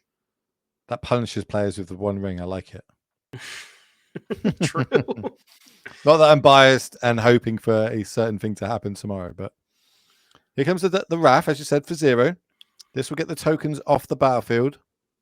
Yeah, now the very important thing is, does Dykman prioritize killing the Ral enough to spend 6 mana to pick up the Kahira? Because leaving the Ral on 1 is maybe not the biggest. Yeah, that's probably fine. You can leave the Ral on 1, and it's not like Wesley is threatening a ton. We're tapping 3.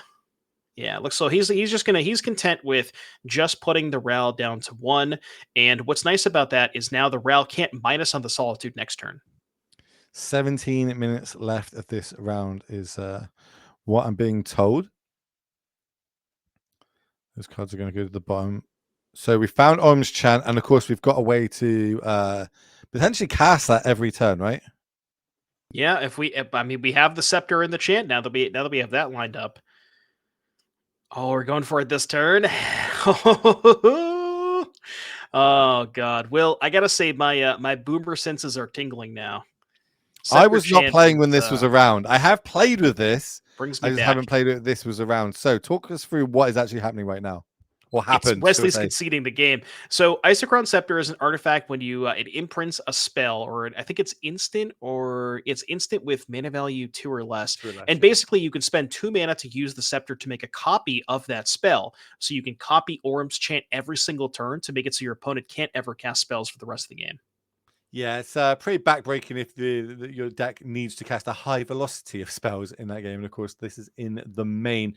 But we are going to go to a game number 3 with all the marbles on the line. The winner of this will be in the top 8. The loser, well, it's not all doom and gloom. They get go in the scrum of who's going to be swaying out to maybe get into his last different little places, maybe 7th or 8th place, because there's a few happening in the background as well. I don't know if we can get some updates of who's winning. In fact, would that not be on our little spreadsheet? Could we find out who's already won? We can find out who's already won. Ooh. So it looks like May French was able to win her matchup against Jarek, a nice 2-0. Andrew Ellenberger won 2-1 over Cliff, and Harrison was able to win 2-0. Now, how does that make the top 8 look? I'm looking at you here now because I don't have it in front of me. So if we can have the standings pulled up real quick, just so I can remember, because I know one of these matches was an X, was already at 7 wins. So if we can, that's okay. Andrew, That's right? what we're So looking at. So, Andrew's locked. Right, Grayson, we currently don't have an update yet. Dykman is in our, so Ellenbogen X and 4. Ellenbogen is a lock for top 8. Wesley and Dykman are still playing. It looks like Grayson actually took a loss to Frederick, so that's going to be there as well. So the only players from these X4s that have currently locked it up is Andrew Ellenbogen, and then the winner of Dykman Wesley, and then everybody else is in the 7 and 5 kind of scrum here. Now, as far as eliminations, Garrick is out at 6 and 6. And then I believe Cliff would also be out at 6 and 6 as well. But let me take a look. Grayson, because Grayson lost, everybody else is still in contention with that tiebreaker scrum. 6 players sweating it out for four slots. Is that how that math's going to work out? I believe think it is. so. Yeah, that's so. Tiebreaker is coming down to it. Okay, right, we're off to the races here. Round number 12 of 12. Top 8 on the line. $35,000 is, of course, the top prize with a Pro Tour invite and an invite to next year's Invitational. And that's how Stephen Dykman got here. Is he going to be able to run it back-to-back? Top 8 and potentially even back-to-back wins here at the NRG Invitational.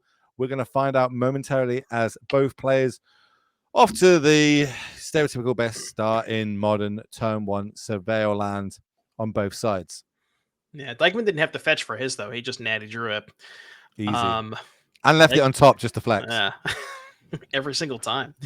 And yeah, Wesley is, let's take a look here. So Wesley is looking at a hand. I think there's a couple of lands, a Ritual, a Ral. So potentially could deploy the Ral this turn while Steven does not have the counterspell available.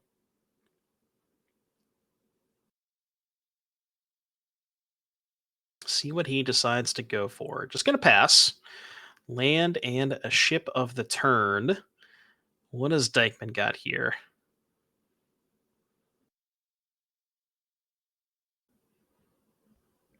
Put the feelers out here. See if we can get another extra 2 cards. Do have counterspell. I see One Ring, Orange Chant, Teferi, the Wrath of the Sky. The fact that Wrath of the Skies is still staying in is maybe we don't have enough cards to cut, and it's just one of the best of a bad bunch to keep in. Yeah, I also wonder if it's something along the lines of maybe he is just worried about something like a bunch of treasures from the Strike It Rich. Like if treasure, Strike It Rich plus flashback, that can get a couple of treasures. Also, it can like if Wesley does a lot of setup turns that involve Ruby Medallion and Ral, maybe dare I say it both in play, then it could clean up a couple of those. Yeah, in the right spot, it could do some real damage. But Wesley's gonna, test the water, bait out a counter spell here, play a land, pass the turn back to Steven, who gets a land for the turn. Yeah, also interesting to note, there's actually 0 copies of Empty the Warrens in the entire 75 here for Wesley. That's usually a card that these Storm decks kind of go towards as sort of a secondary plan, but Wesley is just all in on the Wish for Grapeshot or Wish for Thassa's Oracle.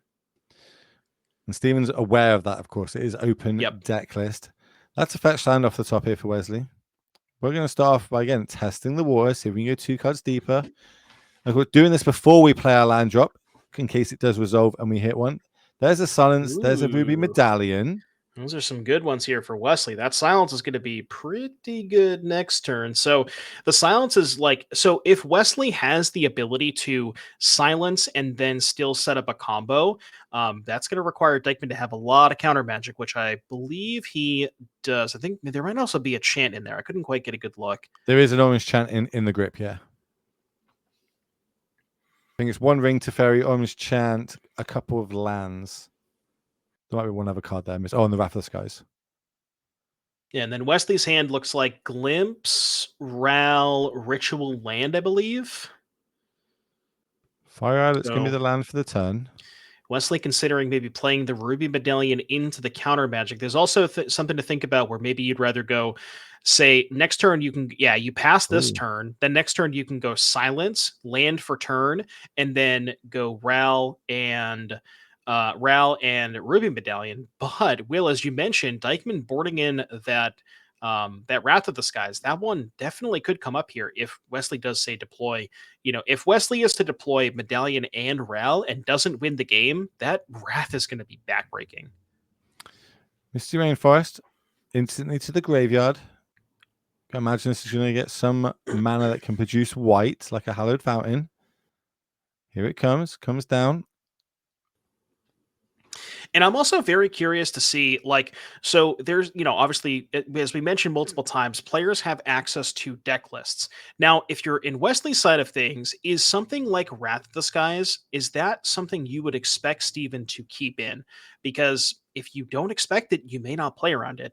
Now, the other thing that Steven can do is just say, okay, now that you have 2 good cards exiled, I'm just going to chant you on your upkeep, which is effectively, it looks like a 2-for-1, but it really is kind of just a 1-for-1 because you're trading the chant for the Ren's Resolve. So it's a 1-for-1 in terms of card economy.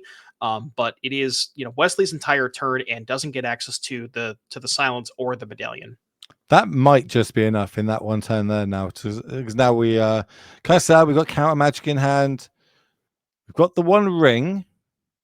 Can we even take the turn off? That's what's going through Dykman's head right now. 1 counter spell available. Yeah, this is such a weird spot. Dykman could deploy the 1 ring, but wouldn't have a counterspell available. So yeah, Dykman's just going to go passing. Now, again, as we mentioned this in the previous game for people who were maybe are just tuning in, the reason that Dykman is, not necessarily safe with the 1 ring activation, or the 1 ring trigger rather, excuse me, is because Wesley has a copy of Thassa's Oracle in his sideboard. So that's kind of his way to win the game through a 1 ring protection turn. And Silence is a huge pickup. Okay, so we're slowly putting these tools together, the tools that we're going to need to win this game. And we're going to start right now with that Silence. Dykman, doing veto in response. Stop that shenanigans. Yeah, now the question is for Wesley. Do you want to try and have a fight this turn? Do you want to try and keep going? It looks like we're lining up mana. I think Wesley's going to go for it. Yeah, Storm Count's going off. Why not? Let's do it. Rao's going to come down. That resolves. Have an answer to that in hand with the Solitude pitching the Wrath of the Skies if we want to go that route. Then that would just leave us with the 1 ring. So shields are, I say, semi down here because Rao's still on the battlefield. Not necessarily, but this is kind of interesting where Wesley can put the Rao trigger on the stack. Dykman can go Solitude pitch. If Wesley has another instant, say another ritual, he can respond. I don't think he does, though. No, I got to agree with you. I don't think he does at all. That's going to happen. Point in life going to be gained. Solitude's going to go to the graveyard. Flip. Do you want to take this extra point of damage? Yes, you will. -1. Hell yeah. Take a damage. Free mana. Oh, the Teferi in play, right? So Wesley can't actually cast the instant there because of Teferi, even if he had one. So Past in Flames. That's another ritual and a Steam Vents. Have we played our land for the turn? We have not. I don't think we have. Well, that answers it for us. Play it, shock it in. We got 3 mana floating. We could just play Giganta. Or No, I or think not. I'm pretty sure the 3 mana floating was used to play the what do you call it? The Oh, the glimpse, glimpse. Oh, okay, Yeah. okay. I believe. Just didn't move the dice. Got you. That Diane's just kind of chilling over there. But yeah, I mean, this is Dykman's follow-up. That Dykman was kind of navigating this game pretty well, was able to make some pretty reasonable trades, and has gotten the game to this point. You know, we got Wesley on a little bit of lower on resources, and has a copy of the One Ring. But this is Wesley's turn. You know, Yeah. Dykman's on empty, has no shields currently available, and if Wesley can find, you know, a Past in Flames, a ritual or two, maybe he's good to go. What's it? It's just Giganta and land in hand. Firing this off just to slow down the mana resources. Yeah, Yep, Dykman face is up. so worried about dying. All right, here we go. Wesley, this is your turn. Presumably you want to just pop the islet end of turn, because you probably want access to as much mana, or like, well, you don't need 6 mana, but you want to, you know, Resources. it's the question of, do you want the ability to use 6 mana, or would you rather have the extra mana next turn? Another land picked up for Wesley. Let's do this now. Okay, so we found a Reckless Impulse. That's a good start. Can fire that off now. Looking for some sort of help. Row and Wish. Those are pretty good. Although, remember, Will, going back to the situation where we didn't pop end of turn, we actually don't have the ability to go Ral into Wish, which I believe we would have if we had 1 extra mana. But I mean, in any case, Ral into Wish doesn't do that much anyways, but a good setup for next turn. Counterspell was found off the One Ring. Double land Counterspell will also have the ability to tick down with the Teferi if needs be, if we want to try and get another card deeper. Oh, wow. And Wesley, I mean, it's not necessarily getting punished, because I think he's right to hold the Ral for another turn. But the fact that Dykman found that counterspell, kind of brutal here for Wesley, because now Dykman can just counter the Ral, and then Wesley doesn't really have anything to do with that Wish. Is there not? Let's have a look. What's in the sideboard? Let's have a little schnurk.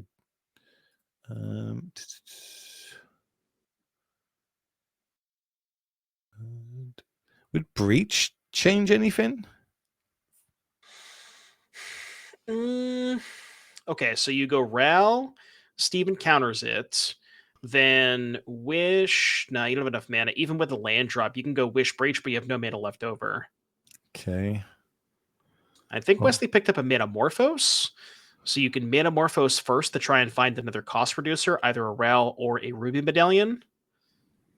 And this is free, because, you know, what's the best we're going to do? We're going to have 5 mana. We're going to spend it playing Giganta anyway. Right. Land was found, so not what we wanted. Yeah, Wesley drawing a lot of lands over here. Yeah, I feel like this ring's like this is we kind of need to go off this turn. That ring is going to draw us Steam so many cards moving forward, and that just might be enough to put the nail in the coffin and take this down. Let's think about this. So Storm Count, we have Ral, Counterspell, Metamorpho. Storm Count 3. If Wesley found another ritual, he can go Ritual, Storm Count 4, Wish, Storm Count 5. And then I believe he would have enough to Galvanic Relay for 6. That is sort of the way. That's like the best card that he can wish for in terms of just like pure card advantage. But other than that, yeah, only played his land drop, only 2 mana available. Doesn't have, is not doing a ton with Wonderworld Breach. Looking at the sideboard, I mean, there is Grape Shot, I guess, which you could just Grape Shot to take care of the Teferi. You could, that's pretty much it. Yeah, that's what we're doing. It helps. It means things like Silence, etc. off the top is going to be good draws for us. That's a Narset off the top. We get a ring trigger here for Dykman. I don't know if he took 2 damage that turn. Oh my god, we just drawn Narset and Days Undoing. Oh, did we? Yep. Well, that's pretty good. What's What's also really brutal about that is that shuffles the graveyard back in. One of Wesley's better top decks was Past in Flames. So yeah, sure, Dykman draws a whole new hand. That's fine. It's even more backbreaking for Wesley because that cuts off one of his possible best top decks. There is a Past in Flames in the graveyard, right? I think so. It's the crazy art one, but here comes Narset. There's the land. I would like to cast Days Undoing and just see Wesley's soul get sucked out of him here. Brutal. Saying, oh no, I've got to shuffle my Giganta back into my deck. Now, a terrible draw. Remember, I don't know how much time is left in the round, but sudden death will. We got to talk about it. If we do get the time, the way that sudden death works is that players play five turns, and at the end of turn 5, highest life total wins. Dykman does not have a lot of creatures in his deck and has a copy of the One Ring in play, so I'd be very curious to see how much time is left in the round. You see Dykman playing pretty fast here. We've got a companion still to grab if needs to be. We do, yeah. We're going to get a time spoken in our ears momentarily so we can find out. Another land off the top here for Wesley. It's got to love that. We're over on the Steam Fan found Homage Chan and the artifact. 1 minute left, I'm being told, ladies and gentlemen. This might come down to it. That's an impulse off the top here for Wesley. Will, there's no companion. He picked it up and then shuffled it in his deck. Oh no. Oh no, I don't even know. Oh my goodness. Wait a minute. Hold on. How do we commentate on this? Like, how do I do it? Medallions. Cast medallion. Play a land per turn. Go. We've got to be down to about 40 seconds at this point. Steven's going to untap the One Ring. It's going to potentially draw another 4 cards. Yeah, I mean, This is turn 0. Wow. Well, I think we may be getting down into sudden death, and I think you see Dykman looking, and I wonder if he's maybe asking about the sudden death rules or anything like that. Yeah, this is what it's going to come down to. Remind me and everyone at home. So sudden death. Do we play the 5 extra turns and then it's sudden death? Correct. Yeah. So it's 5 turns, and then at the end of 5 turns, the player with the higher life total wins. My goodness, those 4 extra cards do nothing. Double consign, double land. Yeah, and I mean, Dykman has it sort of quote unquote locked up with Scepter Champ, but I mean, if we're on turn 0, can he consign to memory the sudden death trigger? Was it an activated bit? Like, where are we at with that? Okay. No. You can consign your own ring trigger, the damage trigger, that is. But I mean, Steven already at 11 versus Wesley's 15. Well, and we're about to lose another 4, so we're going down to 7. So we need to get multiple hits in. We can consign the 4. Oh, okay. Well, yeah, okay. Which it's still multiple hits though that are needed, as long as Wesley doesn't use that fetch land. Because Solitude, 3 damage a point. Well, no, because Solitude would I'm do it itself, because we go from 11, Wesley would go to 12, we go to 14. So we just need to find a Solitude. So I think what Dykman wants to do here is consign the ring trigger, which he did. So this is going to be turn 1, and then he needs to find a Solitude. Basically this turn. Can Teferi to bounce the ring to get that off the battlefield. Does have a way of locking Wesley out of the game, but with this top 8 on the line, you have to play to your outs. And right now, if your name is Wesley Hickman, your out is Steven Dykman not finding a Solitude. 1, 2, 3, 4, 5. None of them were Solitudes. Or, I mean, I guess he could also find like a hero that gets shuffled back in. Fair one. That would help as well. Yeah. We can untap the ring and draw another 6. Well, the question is, do we have enough mana to untap the ring, play Solitude, and bounce our ring? I don't think we have enough mana to do all Not bounce it, but we can consign the trigger again in our upkeep, right? Okay, we could do that. Well, here comes 3 mana. I guess you don't have to find the Solitude this turn, right? Because as long as you go to Teferi, bounce the One Ring, stay at 11, you chant Will. Like, Wesley's not going to get to cast another spell this game, right? Because we have multiple chants. So Wesley's locked out of playing spells. It just comes down to, can Dykman find the Solitude? But next turn would be good enough, remember, because Dykman is turn 1. Wesley's 2, then Dykman cast the Solitude on turn 3, Wesley's turn 4, then on the very last turn of the game on turn 5, Dykman could attack with the Solitude, put Wesley to 12, go to 14, and then that'd be good enough. You've got to imagine he's going to find that with the one ring on 5. So you can go, even with whatever Wesley does, you can go end of turn, draw another 6, upkeep, draw 7, draw 1 for your turn, consign that, like, this, I don't even know if this is actually mathematically possible unless all of those creatures are on the very bottom of Steven Dykman's deck. Yeah, that's the only way. That Sasha Colonnade is looking pretty good right now. Just saying. Well, and you also mentioned, the Manamo too. So you actually get to go, you have 3 mana, so you can go chant Wesley this turn, on his turn, end of turn to Manamo, untap, draw 6, upkeep, consign the trigger, then tap ring, untap, tap. So you get to look at 6, 7, 13 plus. You get to look at 21 cards to find a Solitude. I mean, you got to imagine he's a lock, right? Yeah, right. Look, upkeep, Orange Chant. You can't cast spells this turn. You can draw for turn. Did he kick it? It was a wish. Oh, it was on a Scepter. Okay. Yeah, it's on the Scepter. So, you can't Manamo there. Okay, so it is. That's what I was left-handed. thinking was quite weird. I was thinking maybe you've got enough cards, enough resources. There's only so many turns left of this game. Do we really need to do that, or is he maybe hoping for a concession at some point? Upkeep. Okay, turn Stop 3. that trigger. Yeah, Don't we have to lose keep 5 life. consigning this. We cannot lose 5 life. Now we get to draw for our turn. More than likely, if this was, if we were under normal circumstances, not sudden death, I think Dykman probably would have let 6 one of cards. those happen. 1, but 2. there it is. Solitude. There we go. I think that locks it up. I'm pretty sure that locks it up because now you can just, you have it locked up. You go Teferi, bounce the ring, chant Wesley, play Solitude, turn 5, GG. That's unbelievable. The very last turn, Dykman is going to get that Solitude to attack, and then, go to 14. Wesley goes to 12. Unbelievable. They're going through. He's like, look, don't make me tap all this. This is what's going to happen. I will play this Solitude. I'll lock you out of the game. You can't cast anything in your upkeep. I'm going to be in this top 8. You've got to go to the sweat, Wesley. Congratulations to Steven Dykman. Back-to-back top 8s here at the NRG Championships. Are we going to see back-to-back winner? Well, we're going to have to find out because we've got a lot more magic to happen. We're going to get Steven Dykman in the booth to have a little interview to try and break down what we just saw there, doing it in control players fashion of using every second of every clock of every turn possible to try and take this game down. I can see him putting the headset on. So we're going to jump straight across to our interview with Steven Dykman.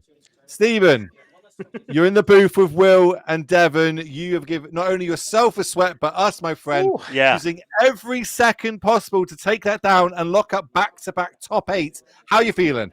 Good, man. Modern was definitely my weaker format. So I was happy to. I'm pretty happy with the 2-2. I tested with Garrick actually, so that's where we all pretty much got the list. We were pretty confident that the deck was good into Boros Energy, which is why we brought it to this tournament. I have played against Energy once, and I was one of Theo's. I think he only lost 2 in the entire event. So that was a good matchup for us, I think. But that was a really close one there. There was a lot to figure out at the end of that one. I had to ask if Consign worked on the ring, because I wasn't sure if it did. I thought it did, but so had to check on that one. It's not one you want to get wrong at any point. No, definitely not. Yeah. Not at all. Talk to me about that very, very last game. I mean, what was going through your mind? At what point, did you know about the sudden death rules? At what point did that start going into your head? Yeah, what were you thinking about? I asked about it with maybe about 7 minutes left on the clock. We had about 10 minutes left, a turn or 2 prior. And when I started to think that the game was probably going to come down to sudden death, or had a chance to come down to sudden death, then I asked about the rules, and it worked the way I thought it did. So. I don't know if stream noticed, but the turn where I was tanking on the Manamo untap the ring was a lot of me doing math on if I could afford to do that, and if I found the Solitude and I didn't find Consign. At that point I hadn't really thought about Consign, but I was kind of thinking about Solitude at that point, and had I drawn a Solitude that turn, Solitude would have been good enough to get me to a higher life total than he would have been at. So that was kind of what I was thinking about, is how much damage I could take to the ring, and so It was really entertaining. Watching that last game, it was really back and forth. There were certain turns where you gave him outs. Basically, like if he had it, you've lost, and you just got to accept it, take it on the chin. But he was able to flood out, wasn't able to get there. There were certain turns that maybe he should have drew the card at the end of time with Islet. Obviously, we're sitting in the spectator mode, so we kind of could see that. But being able to get away with it and pick up that W now means you're in the top 8, which means the top 8 is going to be a slightly different format. We might play standard, we might play pioneer, we might play modern. You said modern's not your deck's not your O face. So which one would you prefer to be playing, standard or pioneer? Honestly, I think both my decks in the other format. Like I'm happy with all the decks I registered, but I don't know, the standard one. I guess both the standard one and the pioneer one are kind of off the wall. They're not really decks that people have probably gotten a lot of testing in against. We actually got the standard deck idea from the CFB list from Worlds. Once Foundations came out, we were trying to think about ways to win the green-black mirror, and I suggested, well, what if we started playing up the Beanstalk like CFB did, but then we threw Llanowar Elves and Vivian Reed in our deck, and then once we threw Vivian Reed in our deck, we tried to figure out the most busted things we could do with Vivian Reed, and then that led us to finding Harvester of Misery, which is just like a crazy card with Vivian because it's a 2-mana kill spell when you need a 2-mana kill spell. It's a 5-mana sweeper when you need to trigger your bean, and when you need to find a sweeper against various decks in the format like mono white or blue black. Sometimes against mono red, it's really busted if they're on a heavy mice draw. So that card was like really important. And then so that's kind of how we ended up on the standard. Me and Brickman ended up on the standard list. Some of the other people on our team deviated from that one. But yeah, that's 3 of us ended up on that deck, and I was really happy with that deck. And I was 3-0 and then lost one today, unfortunately, to normal green black, which is honestly pretty surprising because normal green black's usually a really good matchup for us. But he had a pretty good build for the matchup. He had a lot of tears, a lot of duresses, so things could be kind of tricky if he's able to keep the beans off the table. He can kind of keep control, which like most green black lists can't. So yeah, I really like that one, and then the Orzhov list in Pioneer. I've almost 5-0'd 3 leagues with it. I scooped every 4-0 I had with that deck, but I think the deck's really strong. McWinsauce like a month ago, maybe a month and a half ago, was experimenting with black white online, and then I was like, okay, this looks kind of cool, and then I made a video for my team, the Swish Gaming. I made a video on our Patreon about the deck. And I 9-0'd my first 9 games and then pretty much conceded like in the middle of game 2 of my last match. But I was like, yeah, this deck's kind of crazy like a whole month ago. And I was like, I'm pretty sure this is just my champ stack. And then I played like 3 leagues after that and almost 5-0'd all of them. And I was like, yeah, this deck's pretty cracked, I think. Vanishing Verse is just better than it's like ever been. Vanishing Verse has always been a pretty reasonable card in Pioneer. It's like always been pretty good against decks like Mono Green. One of my buddies, Raja Solomon, always has really liked Vanishing Verse. He actually played it at the last RC. But it's particularly good right now because Phoenix, obviously it's good against Phoenix for his hitting Phoenixes, but now they play Artist Talent, which is a super hard card for mid-range to typically deal with. But this deck can deal with that. And it also has Portable Hole, which deals with that too.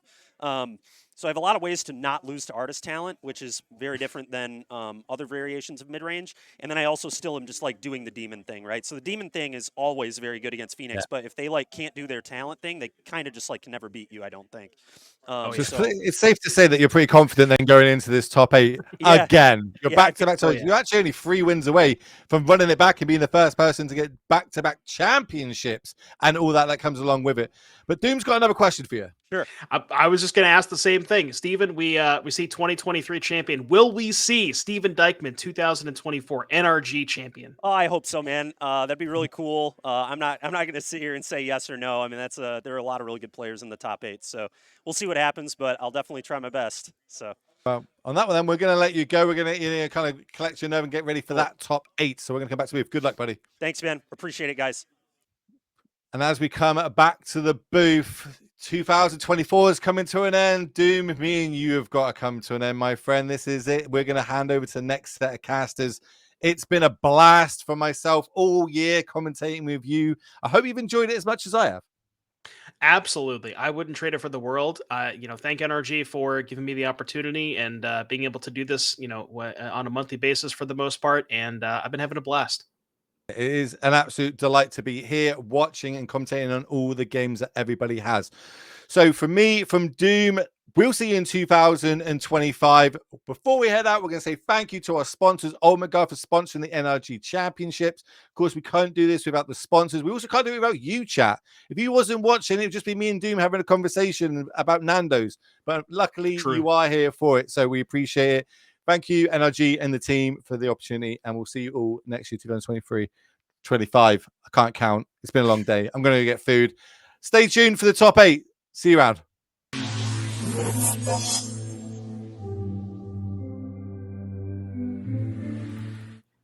All right, welcome back, everyone. After 12 exciting and grueling rounds of Magic that concludes stage 1 with what was, I don't know, kind of a sweat, I think, by everyone involved. We are back here and getting ready for top 8. I'm Drake Sasser here in the booth with Mason Clark, and we're going to be bringing you the top 8 here very shortly.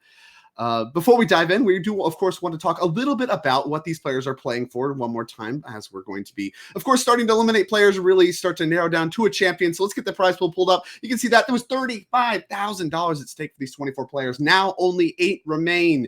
And you see they're playing for that first place prize of $10,000, a Pro Tour invite, and of course, an invite to the 2025 championship as well. You're going to have $5,000 at second place, top 4 at $2,500, and of course, all of top 8 has locked up a nice $1,000 cash prize. And of course, to all the other competitors, they have kind of a bracketed payout, which I think is quite nice. That really contributes to playing your hardest, even if you're losing a bunch. And of course, they'll get paid out based on that equation there.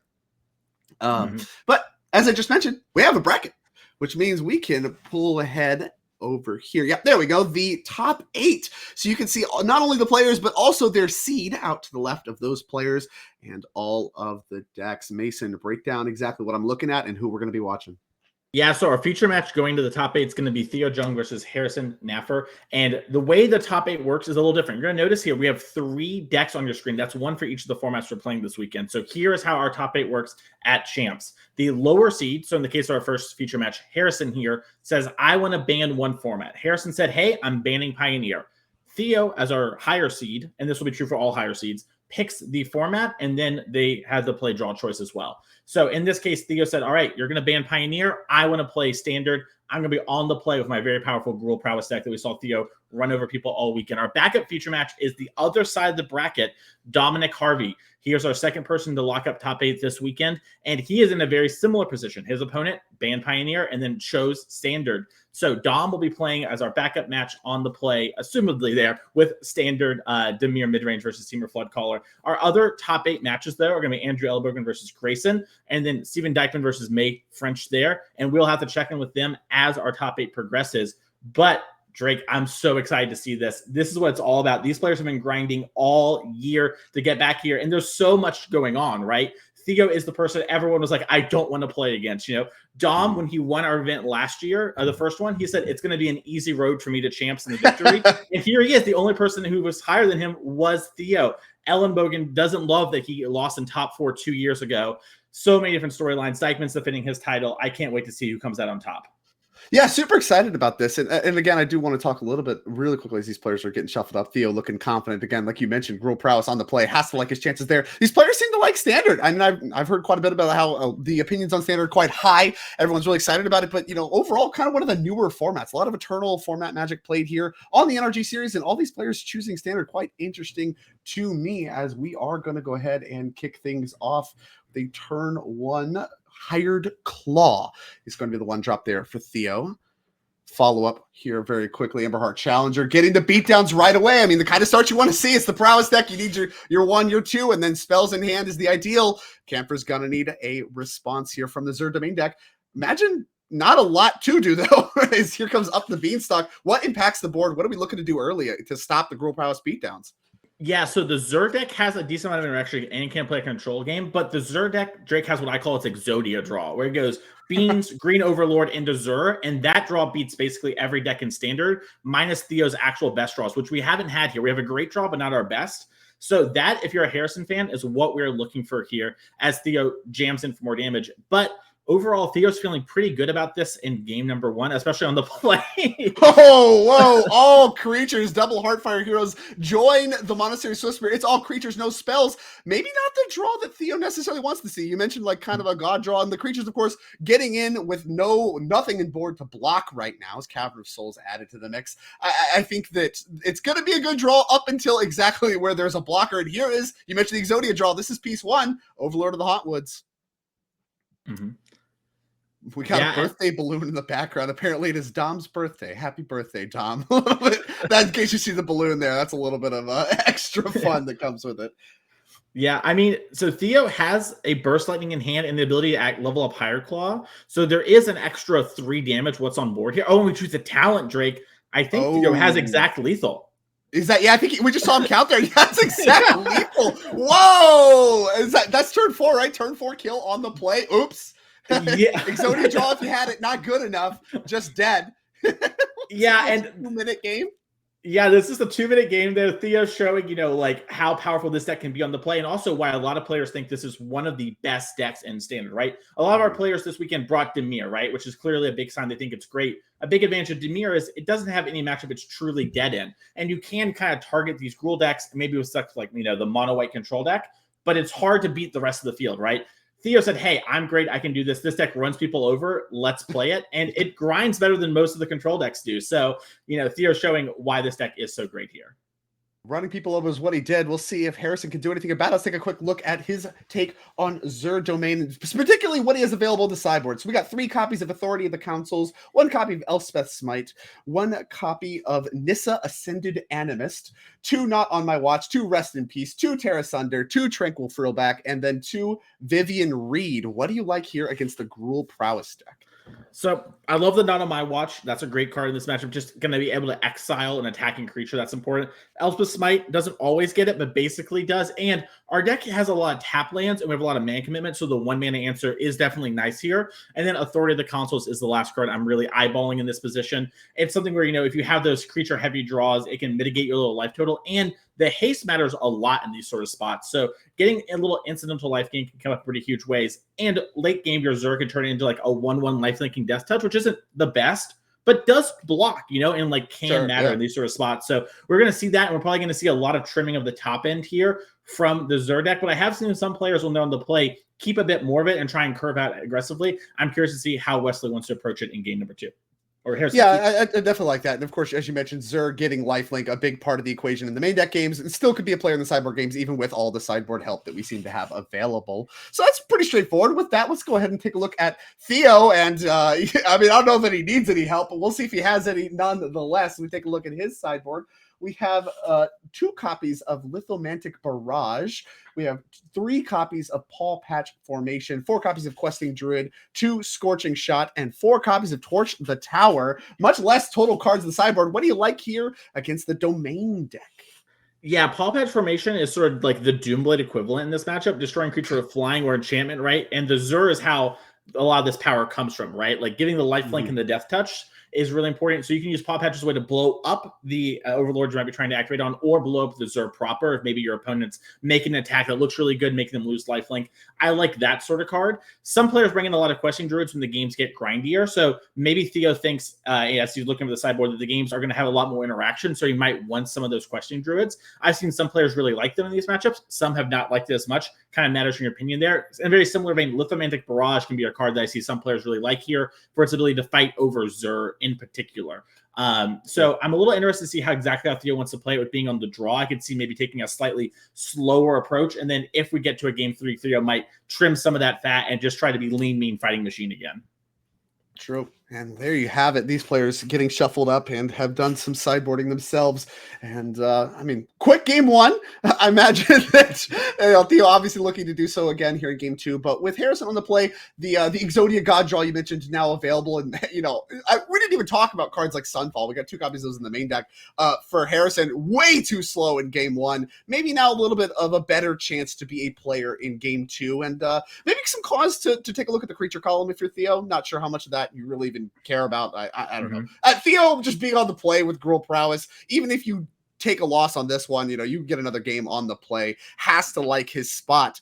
But I mean, again, at the end of the day, these players both kind of collaboratively chose this format.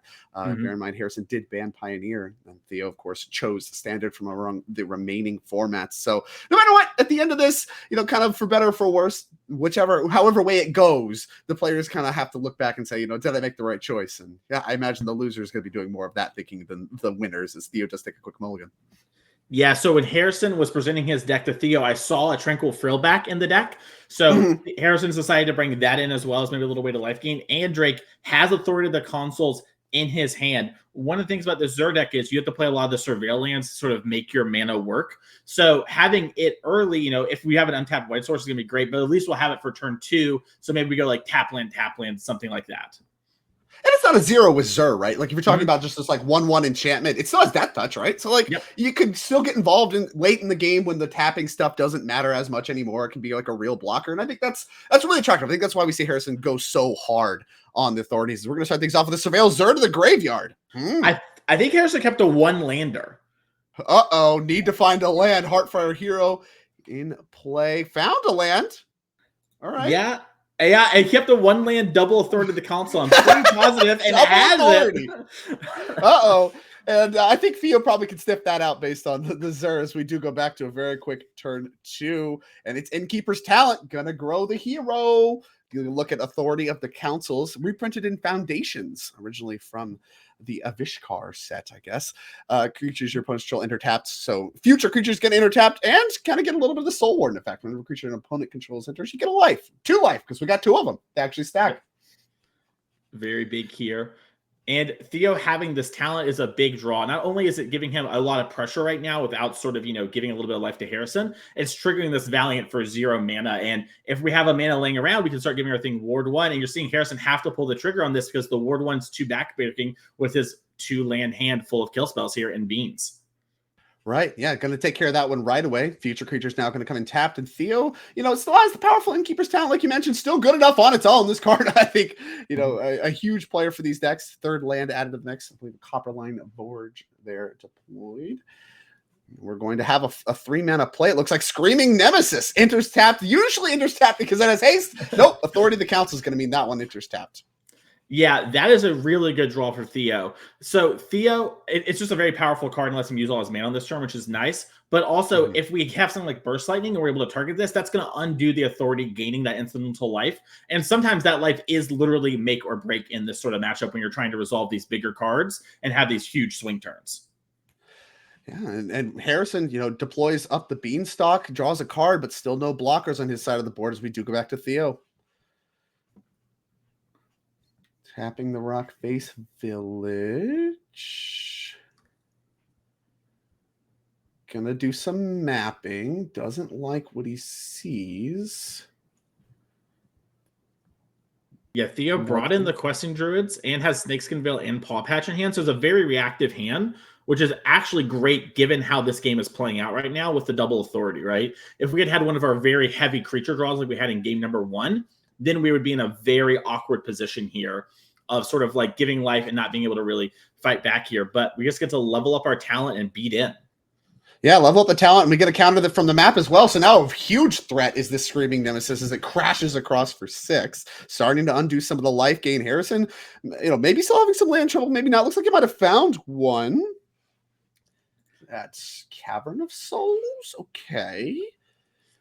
So we found land 4. We did bin a Xur early. If we have another one that could be a solid blocker, still feels a little slow. You mentioned Frillback. Yeah. Not sure what we have access to necessarily. Doesn't seem to have a path that he's likes to snap off. A lot of shaking of the head there. Yeah, sort of 2 decision trees in hand. We have Green Overlord and White Overlord, but we also have Leyline Binding. So if we play the Green Overlord, we can Binding. But if Theo has something like Paw Patch Formation, he can blow it up in response. Or, has Snakeskin Veil, it would be devastating. White Overlord, if we have Monstrous Rage, we're just going to die. And we can't even really block, because if we block, we're still going to take damage and then make it so we can't gain life. So Harrison in a really tricky position right now. Decides to go with the Green Overlord, though. Yeah, I mean, Green Overlord obviously fixes the mana problems, has some of the highest upside. I mean, the permanents have Ward 1, right? So Mhm. are we able to really make any moves here? Is Questing Druid here is going to seek the beast on Instep, and instant speed spell is that one. Thinking about responding. Yeah, I think Harrison's going to fight over the talent. Okay. And that'll remove some of the pressure. And of course, we'll also remove Ward 1. Yeah. And now the Screaming Nemesis, still massive, but Harrison has a little bit of life to work with. But you mentioned there are draws here that are just lethal. Yeah, I mean, right now we're attacking Harrison down to 4, right? Like that in and of itself is pretty worrisome. And, you know, Theo could even do something like, if we wanted to, we could Paw Patch Formation to get back our talent and do that sort of thing too. Has a lot of cards available to us thanks to the Questing Druid. And you know, this is why you see a lot of players still play this Gruul deck despite Dimir being so attractive. It has so much strength, right, in curving out, but also we have a lot of card advantage to play these longer, grindier games despite being, you know, a 1-2-3 deck. Yeah, you kind of mentioned this deck being well set up to grind. And, you know, with the multiple copies of Authority of the Councils, that seems like it would stop early draws. And really, I mean, Harrison hasn't gained that much life off of those. It's really just been the Screaming Nemesis. Yeah. So as we're kind of thinking through this turn, can't imagine we have lethal. I think Theo would have snapped that off very quickly. So here comes the attack for 6. No map activation. Just going to deploy a tapped challenger. Okay. Readjusting the mana a little bit. So that is going to give Harrison some of the life back. 3 mana up's a lot. Choosing not to deploy the Druid as well. That one's going to stay on an adventure as we go back to Harrison. Yeah, Theo representing Paw Patch Formation and Snakeskin Veil here and has them both. A lot of tricks available, as you would expect. I mean, the prowess decks, kind of reminiscent of the Infect stuff, I think kind of came before it, but prowess these days is more the manifestation of the combat creatures plus tricks. Kind of have to figure out what tricks you can beat, which ones you can't. Here is the White Overlord of the Mistmoors. Yeah, I do love that Infect comparison. I know you and I played a lot of Modern during that time where this was a thing. And it's sort of like, imagine if your Infect deck also could grind. It was like not bad against Jund. And that is what this Gruul deck is like in Standard. Yeah, it's just so much more powerful than Infect ever really was.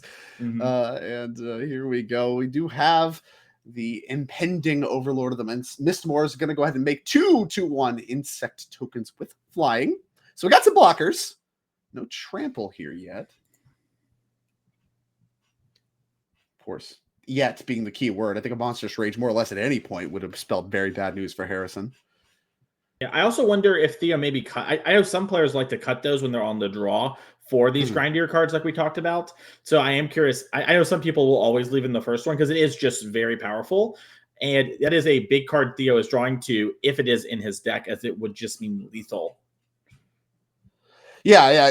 Maybe you also, you see this sometimes with like lightning bolts back in the day in some of the Eternal formats. You'd cut some, but leave some in because there's just times where drawing one is good, especially when the game goes long. Different context, obviously, because lightning bolt is just reach, but that kind of represents a lot of reach just with trample. It mixes up the conversation a little bit. So maybe he trims some, not all, leaves one. I don't know. Yeah. I mean, there's also a lot of advantages just having something that targets your creatures in this deck, right? Like with the Challenger here, it's just a redraw card, right? It's like Giant Growth that draws a card. So Theo moving very quickly, though.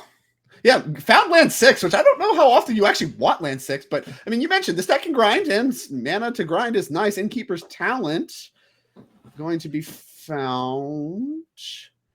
So looks like we are reaching for the Paw Patch. Destroying the moth. It is a flying creature. yeah, it is like it's also an enchantment. It's got all these things that you can pick it off. They're enchantments, right? Checking. Yeah, well, they're not enchantments. I don't think those. They're not enchantments. The Overlord itself is an enchantment. There is. Oh my gosh! Get lost. He's a Snakeskin Veil, and that's it. A 2-0 sweep. Theo fells Harrison Kent for a Gruul prowess over Zur Domain. I mean, you talked about it at the top of this match. The deck just kind of runs people over. And I mean, they played 6 turns there, but that still feels like you ran them over. I mean, I don't know how long that took, but wow. Aggressive, grindy, destructive, incredible. Yeah, I mean, you can say all those things about Theo as well, as he, has just dominated this tournament. Harrison picking up a great run, making top 8 is no easy feat. But it does really show, like, this Gruul deck is sort of like the deck when it comes to standard, at least in my personal opinion. And if not, it's like the second best, right? Demir's like the other deck that's kind of vying for that spot. And we saw there why this is a deck that, is putting up good numbers and is something to really be considering.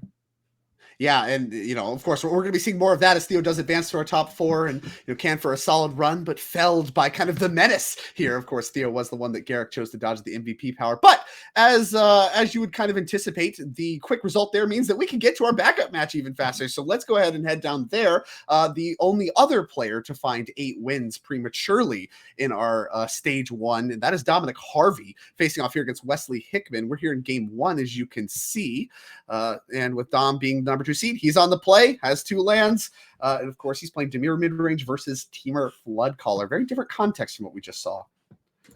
Yep. Dom also, has the birthday buff going on, like we mentioned before. Broken behind him. Yeah, and when players like Dom get to be in the top 8 during the birthday buff, it does feel like a competitive advantage. It definitely is. There's not close. And here is an in-stepped fairy mastermind, I believe, going to get eaten by a torch the tower from Wesley very quickly. And Dom's going to go into his turn 3. Presumably some of that to stop some potential ninjutsu shenanigans.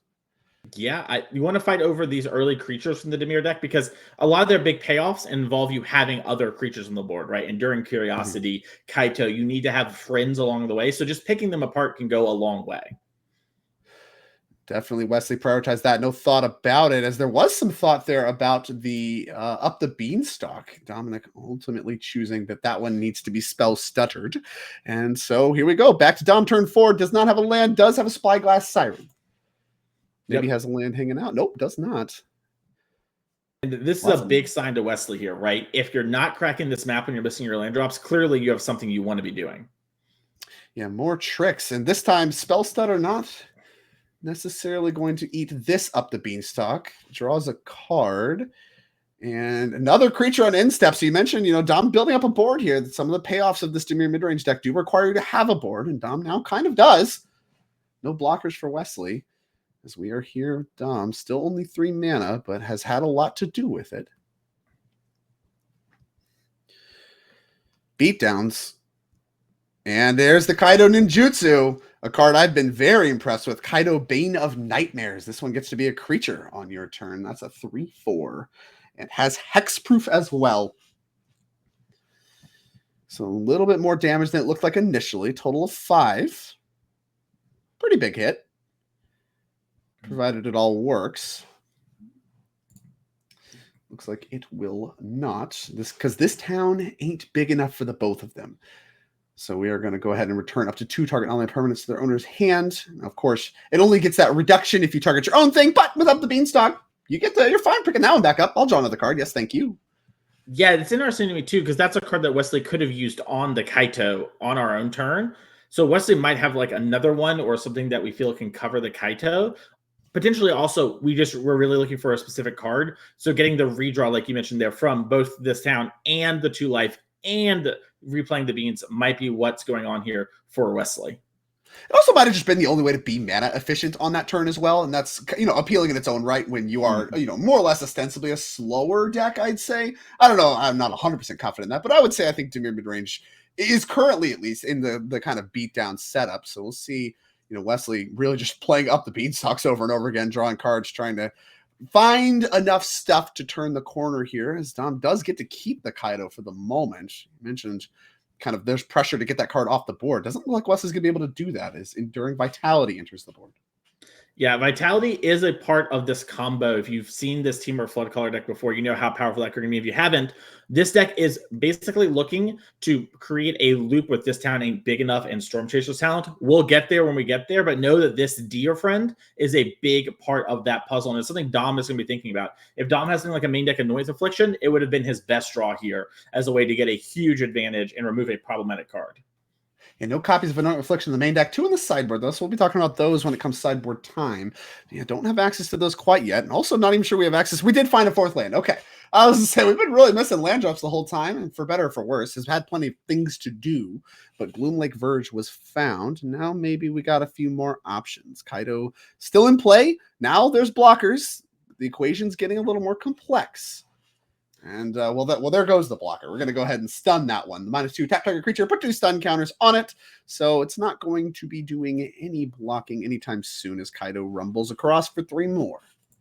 Yep. Also, the vitality, it represents a mana. So also cutting Wesley off one. And like you talked about, we've been spending a lot of time drawing cards here, right? Wesley has a full hand of cards. So does Dom, but Dom was missing land drops. Wesley has not. So we want to start deploying all these things. And that is one of the big parts of this Flood Caller deck is the ability to multi-spell a lot. Yeah, that's true. And I mean, Dom, we know he's representing the Drowner still from being picked up from this town ain't big enough. But also, I mean, we've seen a spell stutter in his hand for quite some time. And even as Wesley is building up mana, it seems like that card be expiring. But presumably, I mean, Wesley's going to look to spend a lot of mana in a particular turn, and it might find a target kind of in a turn where you wouldn't expect it to. But I mean, very conservative there. Just going to go ahead and pick off the Kaido, deploy nothing else. Go ahead, it's your turn. Yeah, this might be a spot where Dom, is happy to develop the curiosity, but is thinking about, okay, if Valley Flood Caller comes down, what's going to be happening from here? How am I going to be feeling? There's not a lot of otters on the board, so it won't generate, a ton of mana right away, but will be sort of this, potentially problematic card in the coming turns.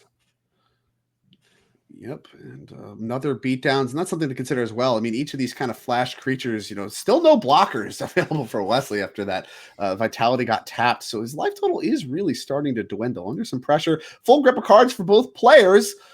Dom's card's cheaper, but he also has less to work with, at least at the moment. And this is a big thing for Dom is we need to keep the pressure up. The Flood Caller deck, if we go super long, will just beat us. We can hustle back and forth. We have some interaction. We have some, hey, you have to kind of respect me at these points, but they will beat us. We are an up the beanstalk deck, a Storm Chaser's Talent deck. If we go super duper long, we are sort of typically favored in those spots. So Dom developing these 2 creatures here is a sign of respect in that regard. Yeah, and there it does actually find a target for the spell stutter there. So that's, I mean, he's been holding that spell up for quite some time as this vitality is going to have its last stun counter removed. So we're going to see, I mean, like you mentioned, the pressure is really starting to be turned up here. We'll see if Wesley has anything. Just a land. Yavimai Coast past the turn. Okay. It's a rough spot. I think we have another Flood Valley Caller, but I think we also just have 2 lands with that. We have a lot of draws that can start going crazy from this position, but we do kind of need to hit them sooner than later. It's a potentially awkwardness, right? Like this isn't the Teamer Flood Caller deck. When you think about Up the Beanstalk decks, usually you're talking about a deck that has a bunch of spells that trigger Up the Beanstalk. We actually only have 2 copies, and it's really part of this combination setup. A lot of these Valley Flood Callers and stuff don't keep the card advantage running, and I think that I don't know, it's tough here. You'd love for all your spells that are getting countered to be drawing cards, and as your resources begin to diminish and your life total is also starting to diminish, Kaido coming back into play here as a big attack. Have to point to that as maybe not as exciting as you would expect Up the Beanstalk to be, especially as you've seen it in other decks. Yep. Crunch down to 2 goes Wesley, and now, I mean, are we just talking about only combo outs? Dom has Shieldred in hand too. Oh, he picked it up as the 3rd card from the Curiosity, and I think he's figuring out if I play this, is there anything that can go wrong? Can you unsummon this or kill it maybe with a couple of Torch and Tower or something like that? Like what can happen here? And I think you're seeing Dom, even though this enduring isn't mattering a ton, he'd rather fight over that card and hold the Shieldred for later, knowing it's going to be very hard to actually die from this position. All Wesley can really have to do is stabilize. You see Dom tank on it a little. Yeah, I don't know if this. I don't have a great look at Dom's hand. I don't know if this is a bluff or not. Like if he has actual interaction or not. But I mean, he chose not to play Shieldred, which would signal to me you have obviously have other stuff to do with your mana. There's a lot of flash threats in this Tamir deck. The question is, what do we got? We got go for the throat. And Fairy Mastermind, Drowner. Okay, yeah, so we can double spell with that 4 mana on the opponent's turn. That's pretty good. Yeah. And this might be a situation too where Dom's thinking, do I want to Flood Pit Drowner to sort of force an untap here? Do I want to go for the throat and not even deal with that? I think Dom thinks, hey, I've got this game basically locked up. What are the ways I lose? And Dom is someone who's played, I would assume, a lot of the Flood Caller deck. I actually don't know 100%. I talked to Dom a bit about his preparation for this event, but Standard wasn't something we talked about. And he loves to play those combo decks as he picks up game number 1 here. Yeah, very little he likes more than weird combo decks, but in this case, kind of straying from the norm and to great success. Our number 2 on the play was able to, despite some land issues early, fell Wesley in game 1. So we're gonna have to be doing some sideboarding from Wesley's perspective. Kind of just looked like Dom was in control the entire time, frankly. Even though he's missing land drops, theoretically not being able to spend as much mana as Wesley. That's usually what spells trouble. But in Dom's case, I mean, all the spells were powerful and they lined up nicely. Yep, and Wesley also got a little unfortunate. Like, let's keep a spade, right? We drew a lot of lands there off the up the beanstalk, but Dom did do a good job of making sure, like, hey, with the resources I have, I'm fighting over the things that actually matter. Do I care about this enduring? No, I can just stun this down for a little bit, right? That's not what this game is about. Absolutely. Well, with that, we're going to have a game 2. But first, we have to take a look at the sideboards. Let's take a look at Wesley Hickman's Teamer Flood Caller deck, and particularly what we have available in the sideboard. In the sideboard, we have 1 copy of Flood Pit's Drowner, 2 copies of Jace Reawakened. We have 1 copy of Lithomantic Barrage, 2 Negates, 2 Paw Patch Formation, 2 Pyroclasm, 1 Questing Druid, 2 Scorching Dragonfire, 1 Song of Totenaz, whatever, 1 Valley Flood Caller. So all that is what we have available to us. What do you like in the Dimir mid-range matchup?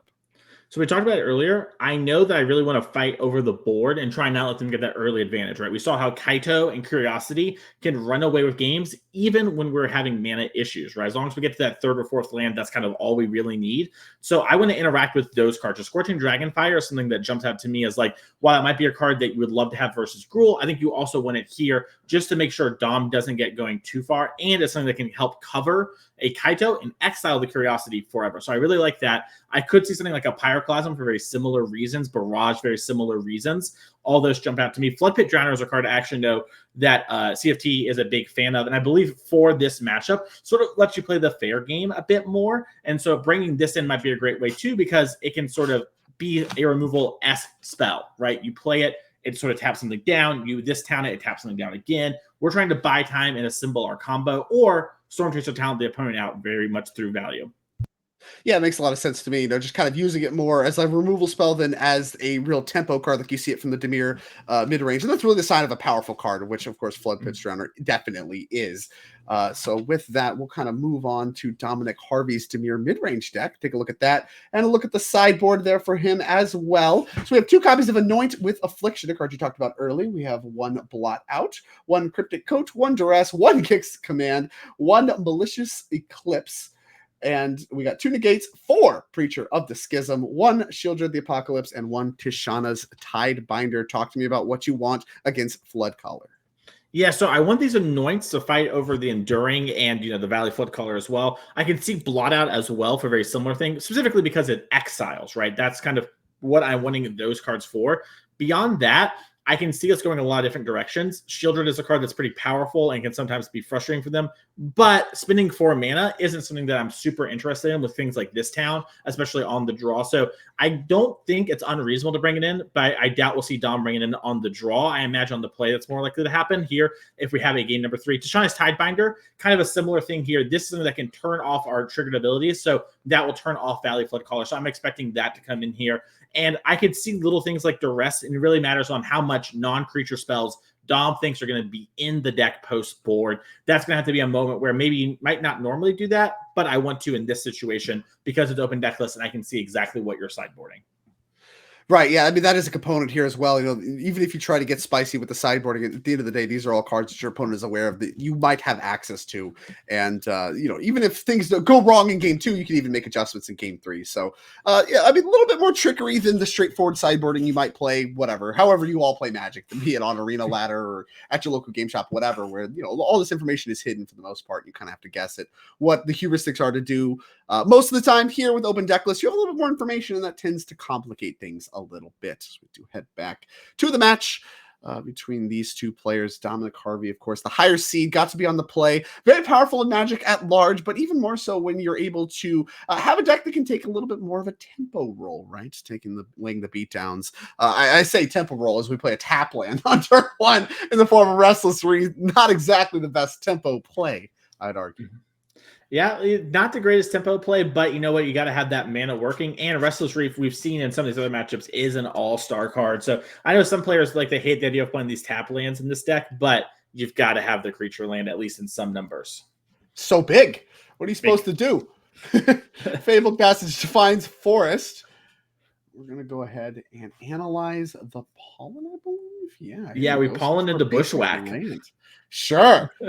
Pollen into bushwhacks. This is one way to do it. Reminds me of the Attune with Aether Days. Here you go. Lay of the land. Over and over again. I'm playing with all basics. No blood moons here. Dom, all that fanciness. All right, thanks for sharing. Island, go. Dom has negate in hand. That makes me think that the duress thing we talked about before might also be there. Could be that Dom likes, being able to punish mana that's tapped out and spent here, but did bring in that, so it might be kind of a big play here if this game goes a certain way. Can't tag Enduring Vitality, which is the play here on curve for Wesley Hickman. Now, Dom did a great job using counterspells, things like Spell Stutter previously to take care of that. Not clear. It looks like he has an Anoint. That's something you called out as being a nice answer to Vitality. Yeah, I think Dom has Anoint here, but also only has 3 lands. So I think he's thinking, do I need to get pressure going? Because like we mentioned, Dom does he can go long in this matchup, but he can't go crazy long. And so figuring out, he also has Spell Stutter Drake. Wow, he just has it all. Yeah. I think he's trying to figure out how do I want these things to line up, right? Because Anoint is good here, but it could also hit Valley Floodcaller. But maybe I'm not going to get a chance to use my conditional counterspell later. Yeah, I guess that's the conclusion he reached as well. Does go ahead and fire off the Spell Stutter. The Vitality goes to the yard. Does find a land. I think that was a big one for him. I didn't necessarily see a land. Oh, he does have one, yeah, because he has the swamp as well. So plenty of lands, but still no pressure. Really the only piece missing for Dom. Plenty of removal, interaction, things of that nature. Mm-hmm. Back to Wesley go. His turn 4. Wesley started to play a Fabled Passage and stopped. It does look like I have a Copperline Gorge in hand. So it could be a spot there where Wesley originally was like, I'm going to play this 4-drop, and now maybe considering, well, do I need 5 mana on the next turn? Sequencing matters a lot with this Temur Floodcaller deck. As a backup Vitality, and of course we know Dom has an answer to that, but it should be pretty good for Wesley. It's backup Enduring Vitality, part of the combo for sure. And again, we know Dom has a bunch of interaction, but as you called out, he really needs to get some pressure going. I don't see a ton of creatures in his hand. Yeah, and we're going to see a very cool interaction here, Drake. So this is maybe why I could have anointed last turn. We're going to torch the tower, but we're going to pay bargain, which means we need to sacrifice it. So now it comes back and doesn't get exiled from either of the cards exiling. So very played there by Wesley, playing around Anoint, and now we'll have this deer in play for probably the remainder of the game. Yeah, very much harder for Dom to answer enchantment. So a little bit of a trickery there. Of course, you would imagine torch the tower. Wait, that exiles. No, you're actually paying the bargain. So that's a good call out there as well. It means you get to keep the Vitality, which we knew Dom has a ton of answers to. And here we go. Tidebinder your Fabled Passage. Oh, you thought you're in standard? You get to escape stifling fetch lands? No, you do not. Go ahead and blow up that land. Thank you. And Dom's like Fabled Passage this turn. Yeah, we don't get to play another land just because I stopped it doesn't mean you get another one. Well, that's terrible news for Dom. Because the news is it didn't bother Wesley, right? The fact that lands abound. Yeah, he just doesn't care. So Dom's like, no. Whatever, man. You got it. Thanks for not hitting my Floodcaller, which does come down on end step. He does have some Valley Floodcaller action here. And Dom says, yeah, that's fine. Back over to Wesley we go. Tashawn Sidebinder now applying some pressure, but Wesley has kind of some of the combo going here. We got a enchantment version of Enduring Vitality and a Floodcaller. Another passage being cracked. A lot of mana. Wesley looked at Dom like, is it okay? And I can only imagine in Dom's mind, like, bro, I saw you try to play a different land. I'm not going to stifle even if I had it. Yeah. And here we go. Offspring, a Thunder Trap Trainer. Yeah, and that's going to let us get 2 looks at the top 4 cards of our deck here. It is something that I believe can be Tashani Tidebindered if we had it, but Dom does not have it here. No, I already used that one on the Fabled Passage, and I think the first one finds Bushwhack. It looks like the second one, we got options. Scorching Dragonfire is definitely one of the cards. I'm not sure exactly which one. That one we talked about before. You can fight over the board here, and we're seeing also the difference between Dom having these early flash creatures, nickel and diming Wesley, and not, right? The fact that we were on the draw, we weren't able to develop something like even a Spyglass Iron on the first turn means even if Wesley, fades for a couple turns, it's not the end of the world. Right? You can still. He's had Kaido since the opening turns. And he doesn't feel like he can deploy it, right? He has all this interaction he needs to line up. So that's part of the equation as well. You'd love to get some of this other stuff going, but you really just haven't had the time. He might now. As here comes here. You just called all that out. Well, here comes two creatures, Fairy Mastermind and the Flood Pit's Drowner. That's going to add a lot more pressure to this board, provided it can get through the Thundertrap Trainer and its offspring. Yep. Remember, all of these creatures also represent 1 mana once they've lost Summoning Sickness here. So in the coming turns, this is a lot of mana available for Wesley. So picking up that room there might look like a kind of clunky card. Not really the end of the world. Yeah, and they can represent even more, right? Because we're talking about Valley Flood Caller triggers, and these things are going to get untapped as they're otters. So you could they represent a ton of mana, and what is more or less the modern day version of it. It reminds me of Jeskai Ascendancy, where you cast spells. That's really how you blow the doors off of using mana. Is this card just keeps untapping your mana creatures over and over again? Kind of the impression that we've assembled here. Interesting play there. The Dom could have Flood Pit Drowner the Valley Flood Caller and then shuffled it away as a way to just remove that untap engine. I wonder if Dom has a read that maybe Wesley has multiple, because I don't see a kill spell in hand for the Valley Flood Caller, which would be the number one reason not to remove it. Gates and a Kaido. Okay, yeah. Maybe that's something he does want to get rid of, but maybe he just feels very safe with 2 negates. I can only imagine that's what's going on. Yeah. Dom's definitely attacking with this Fairy Mastermind. It doesn't do anything else. The real question is anyone else getting into the red zone? Well, Thundertrap Trainer is only a 1/2, right? So we can attack with the Tidebinder pretty safely, provided there's no spells. Yeah, it's summoning 6, so we can't do anything tricky with that. I guess Dom might be worried a bit about getting cracked backed on, because remember, they get, like you mentioned, Jeskai Ascendancy, they get the +1/+1 as well. So there is maybe a world where Dom's afraid of well, you have a couple otters. Maybe I just die if I make this attack. And maybe, or I get to a spot where I'm not dead, quote unquote, but I am in a very awkward position. Yeah, I think this is pretty conservative here, as he does go ahead and ninjutsu the Kaido, bringing back the Flash creature, which leaves up 2 mana. Obviously can redeploy that one if he has the time, but we know about negates. Wesley doesn't necessarily, but has to know something's up. Yeah, and Dom decides to put the stun counters on it now via the Kaito, and then activate the Flood Pit Drowner in order to shuffle it away. So I guess Dom was leaving himself open to the possibility of top decking a removal spell there, letting him save the pressure in that Drowner for maybe later in the game. And super heads up too, we still have the Tidebinder up to block and defend Kaido, which is now at low loyalty as well. So nice little tricks there. Like I said, a little bit conservative. Makes me think that Dom, not really doesn't feel the pressure to get the game over with necessarily, and can try to fight on the card advantage axis, do some removing, and kind of keep interacting more so than trying to beat down, as we do head back to Wesley, who, like I said, still has a lot of life, but a lot of problems as well. Here we go. Roaring Furnace, Steaming Sauna. So it looks like we are going to make the Roaring Furnace and deploy a backup Enduring Vitality. So, here we go. Everybody can read that. When you unlock this door, this room deals damage equal to the number of cards in your hand to target creature an opponent controls. That, of course, picked off the Tidebinder. And then when you unlock the other side, you have to do a maximum hand size at the beginning of your end step. You draw cards. Nice little extra value there that you can get out of your removal spell. This deck actually plays 2 copies in the main deck of that one. This is also a great one to pick up with This Town Ain't Big Enough. That's a repeatable, sort of kill spell. So if you start flooding out, it draws you a lot of cards. If you need to have a bunch of removal spells, you can buy a lot of time, bouncing the heavy mana cards, answering the backup threat, and just sort of looping that a couple times with your Storm Chaser's talent, which Wesley hasn't seen. Wesley's deck, is a Storm Chaser's talent deck. We've talked a little bit about this card over the course of the weekend and just how powerful it is in these kind of interactive games.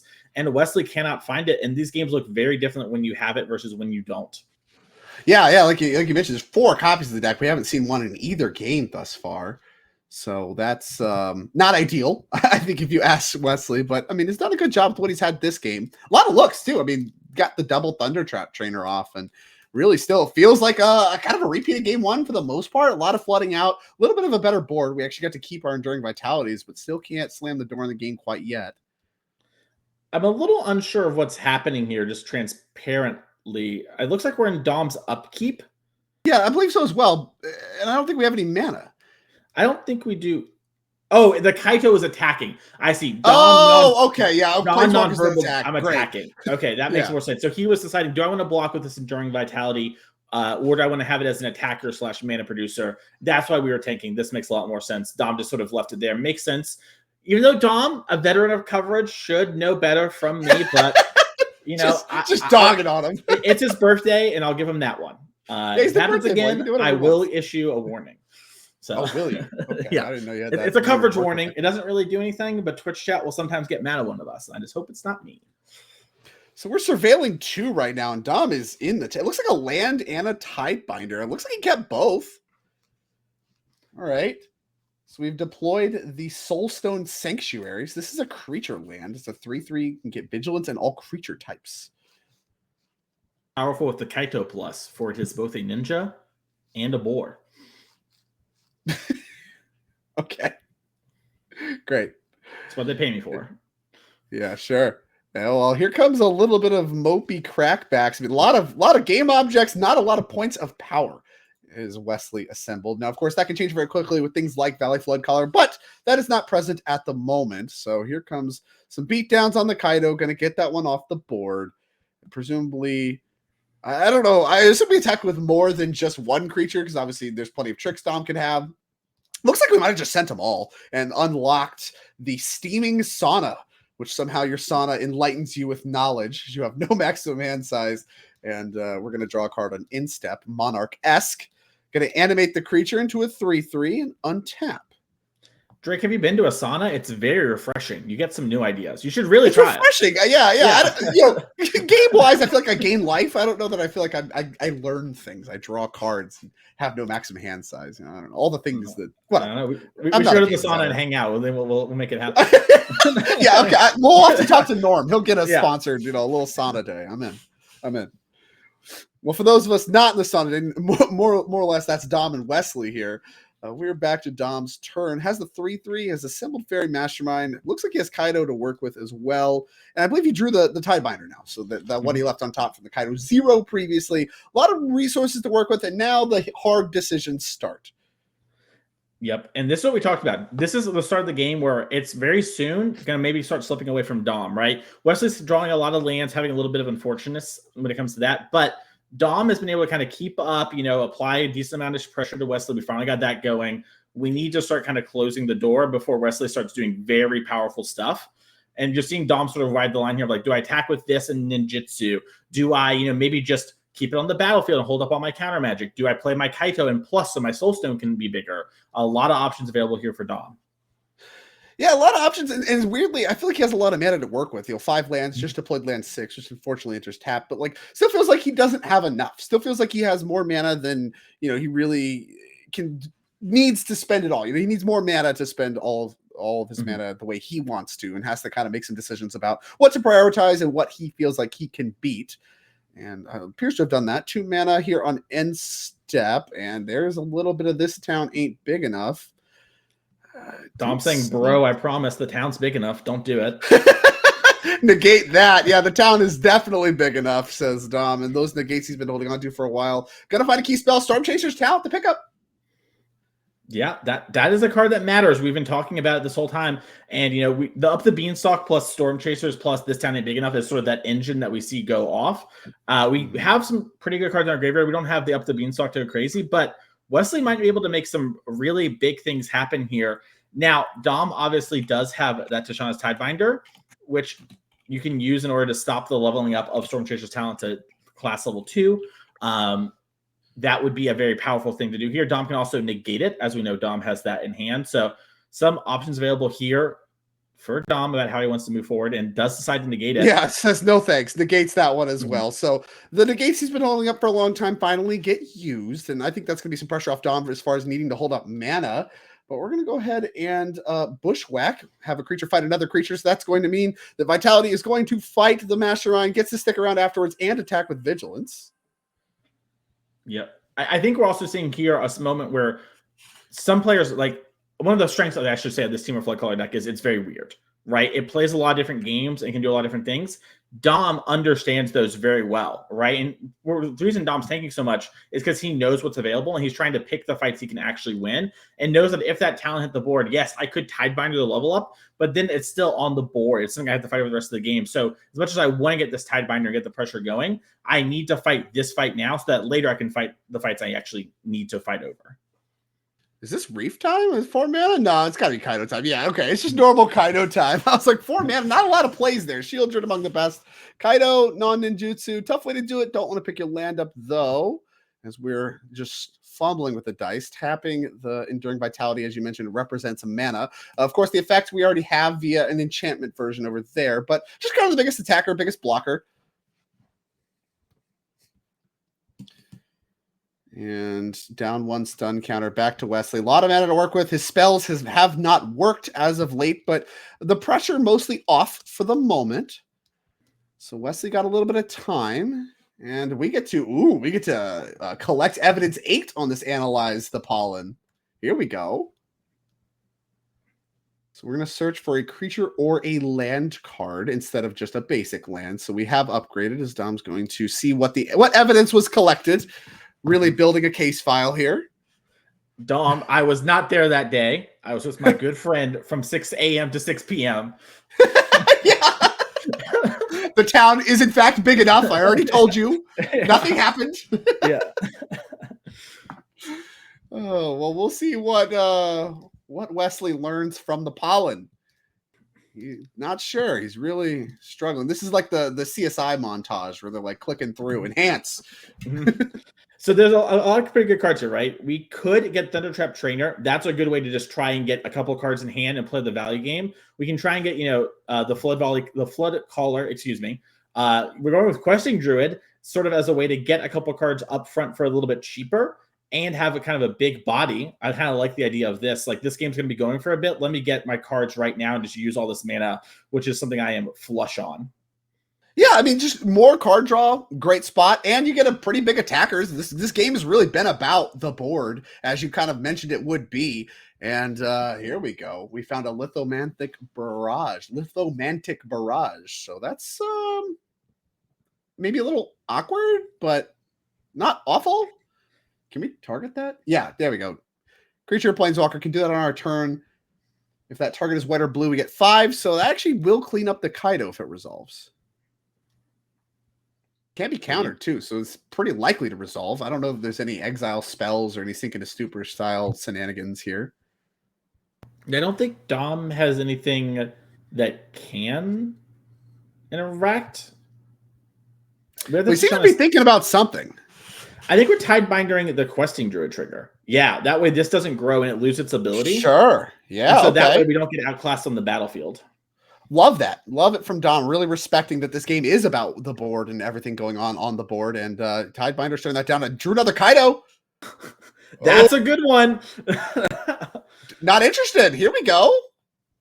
Animates the Reef very quickly. Might be interested though. 9? You can still ninjutsu. 10? True. Yeah, the land has vigilance. We can do some combat tricks. Love this from Dom. Targeting ourselves. Remember, Wesley is a talent deck, so putting cards in the graveyard is something we can then buy back. Also, we can analyze the pollen again. Heads up play there. Little things like this do matter a lot. Yeah, he's already collected evidence 8, and I don't even know that he could again if he drew one. So that could come up huge as Wesley in the tank for the blocks. Like I said, an attack for 10 here has to do some blocking. Looks like we're doing a lot of blocking. Tidebinder trades. Wesley's board cleaned up quite a bit. Some lands, the leftovers you mentioned early in the game. I was kind of making fun of Restless Reef. Now, here we go. 2 creature lands attacking, representing a lot of Dom's attack force. Yeah, and you see Dom there too, really valuing having this Reef up already, has the Kaito in hand, and knows that it can still be a great surprise just by tapping down 2 things. Here comes another Bushwhack, which is going to kill the other Vitality. And that is going to make it into another enchantment. So all of Wesley's wow, he's just animate Reef and attack. I'm saying his entire board's gone. He's just dead. And yeah, he is just dead. No tricks. Wow. Yeah, this is sort of, we talked about it, right? The Reef gives you a lot of game when you go long, and that's how that game was starting to go, right? If Dom didn't have that Restless Reef anymore, we might have seen, extra cards every couple turns, take over. But it pushed the last couple points of damage, and why those chip shots matter so much in this matchup. Yeah, incredible too. I mean, you can kind of tell the story about the flood out that happened. Flood caller too. Wow, that's tough. The flood caller deck flooding, but a lot of flood out there from Wesley. I mean, had a sauna going, and like through all of it, Dom still looks more or less to be in a commanding position the entire game. Even when his board was gone, he still had plenty of resources to work with. Really speaks to the power of the mid range deck, and particularly to how little mana it needs to go off. It felt like there was a lot of spots there where Wesley was only a little bit away from winning, but had a lot already going his way, and then really couldn't close the door in the game. Dom ultimately with his Dimir mid-range deck, a convincing victory to pair with Theo's convincing victory. Our number 1 and 2 seeds both dominating their way into the top 4. Yeah, our number 1, 2 seeds, and personally, my number 1 and 2 pick when it comes to win this tournament, right? We've been talking about it a lot this weekend. These are 2 players who are kind of at the top of their game right now, right? Dom top 8 at a Pro Tour just a couple years ago, played all the last couple of Pro Tours, played Worlds, right? Theo in a very similar position, minus the top 8, already qualified for the Pro Tour in Chicago that's coming up here soon. So these players are sort of the players we obviously have a lot of very strong players in our field. Andrew Ellenbogen is a Pro Tour champion, right? Steven Dykman's our champion from last year, but these 2 players were sort of where a lot of people I think were like, hey, these are kind of like the people I want to pick in my fantasy draft, right? And they're really making sure that like it was the right pick. And I think back to when Dom won, Drake. Dev and I commentated that tournament, and he said, I'm going to be your player of the year, and I'm going to win champs. I'm just going to do it. It's already happened. It's locked up now that I'm in. And he really wants to make that true and get that 3rd NRG trophy and the one that matters. The entire time I've been around the Canadians, they've always been talking smack about the tournament series here in the States and how soft and easy they are. Well, it's time to prove it, and Dom is doing a great job of that so far. And like I said, punched a convincing victory ticket to the top 4, where as the number 2 seed, going to be in a good position here for the rest of the tournament all the way to the finals. Theo, of course, the only player above him that can really get the play over him. So that's a great spot. Seeding matters a ton, obviously, for a host of reasons, including picking the formats. And it's going to be interesting to see how that plays out alongside the rest of the top 8. Speaking of the rest of the top 8, those players are in their game number 3s right now of their deciding games. So we're going to take a quick break here, and we're going to have more Magic in just a couple of minutes. See you soon.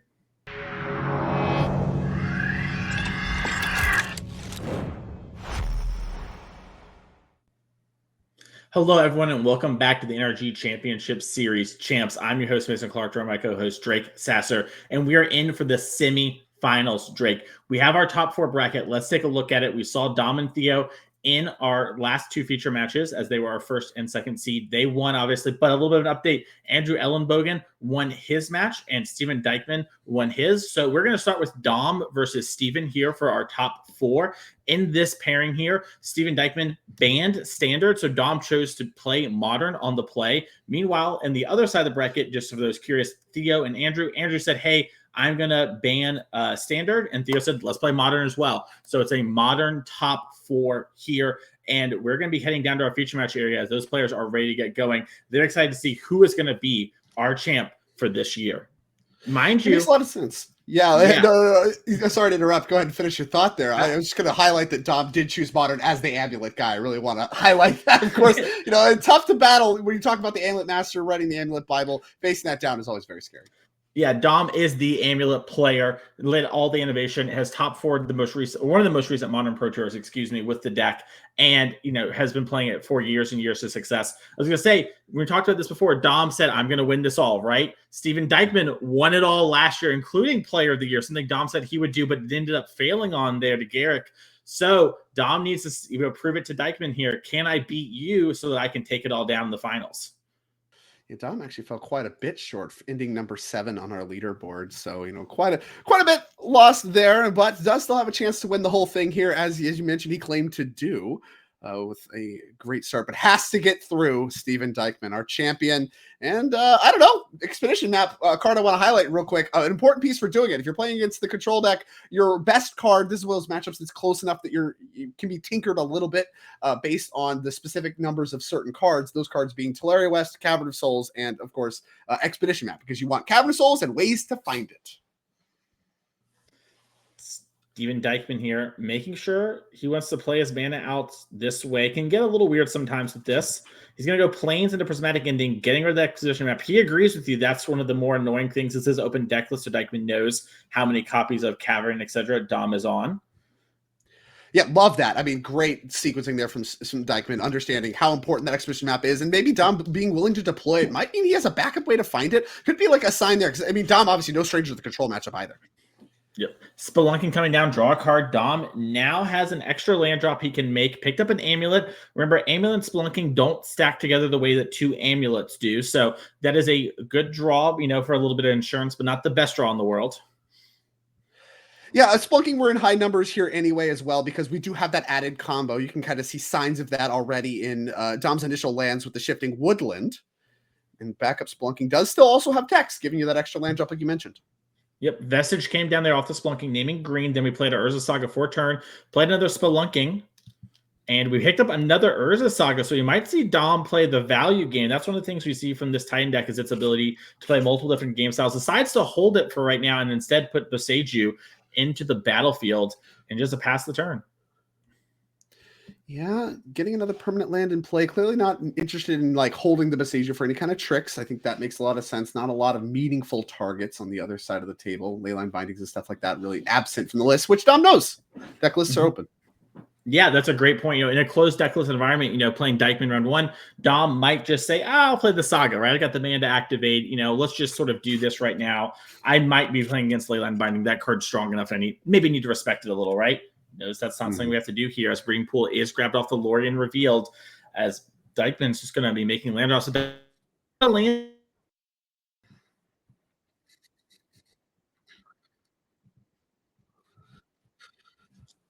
Yeah, this is interesting. I mean, Dom has a lot of mana already, which is extremely powerful in this matchup. So traditionally in Modern, the story of the big mana decks versus the control decks are you need to assemble enough mana as your big mana deck, which of course Amulet Titan is, assemble enough mana to punch through multiple win attempts in the same turn and overwhelm the counter spells and the mana for counter spells that the control deck has access to. That has gotten a lot harder in recent years with the addition of things like Force Negation, proper counter spell, things like that. We're not working with cryptic commands anymore, but still something that's very possible. And of course, the Amulet Titan, as I mentioned before, having a very expansive access to Cavern of Souls means that you can punch it through much easier by just naming Titan on that and punching your Primeval Titan through that way.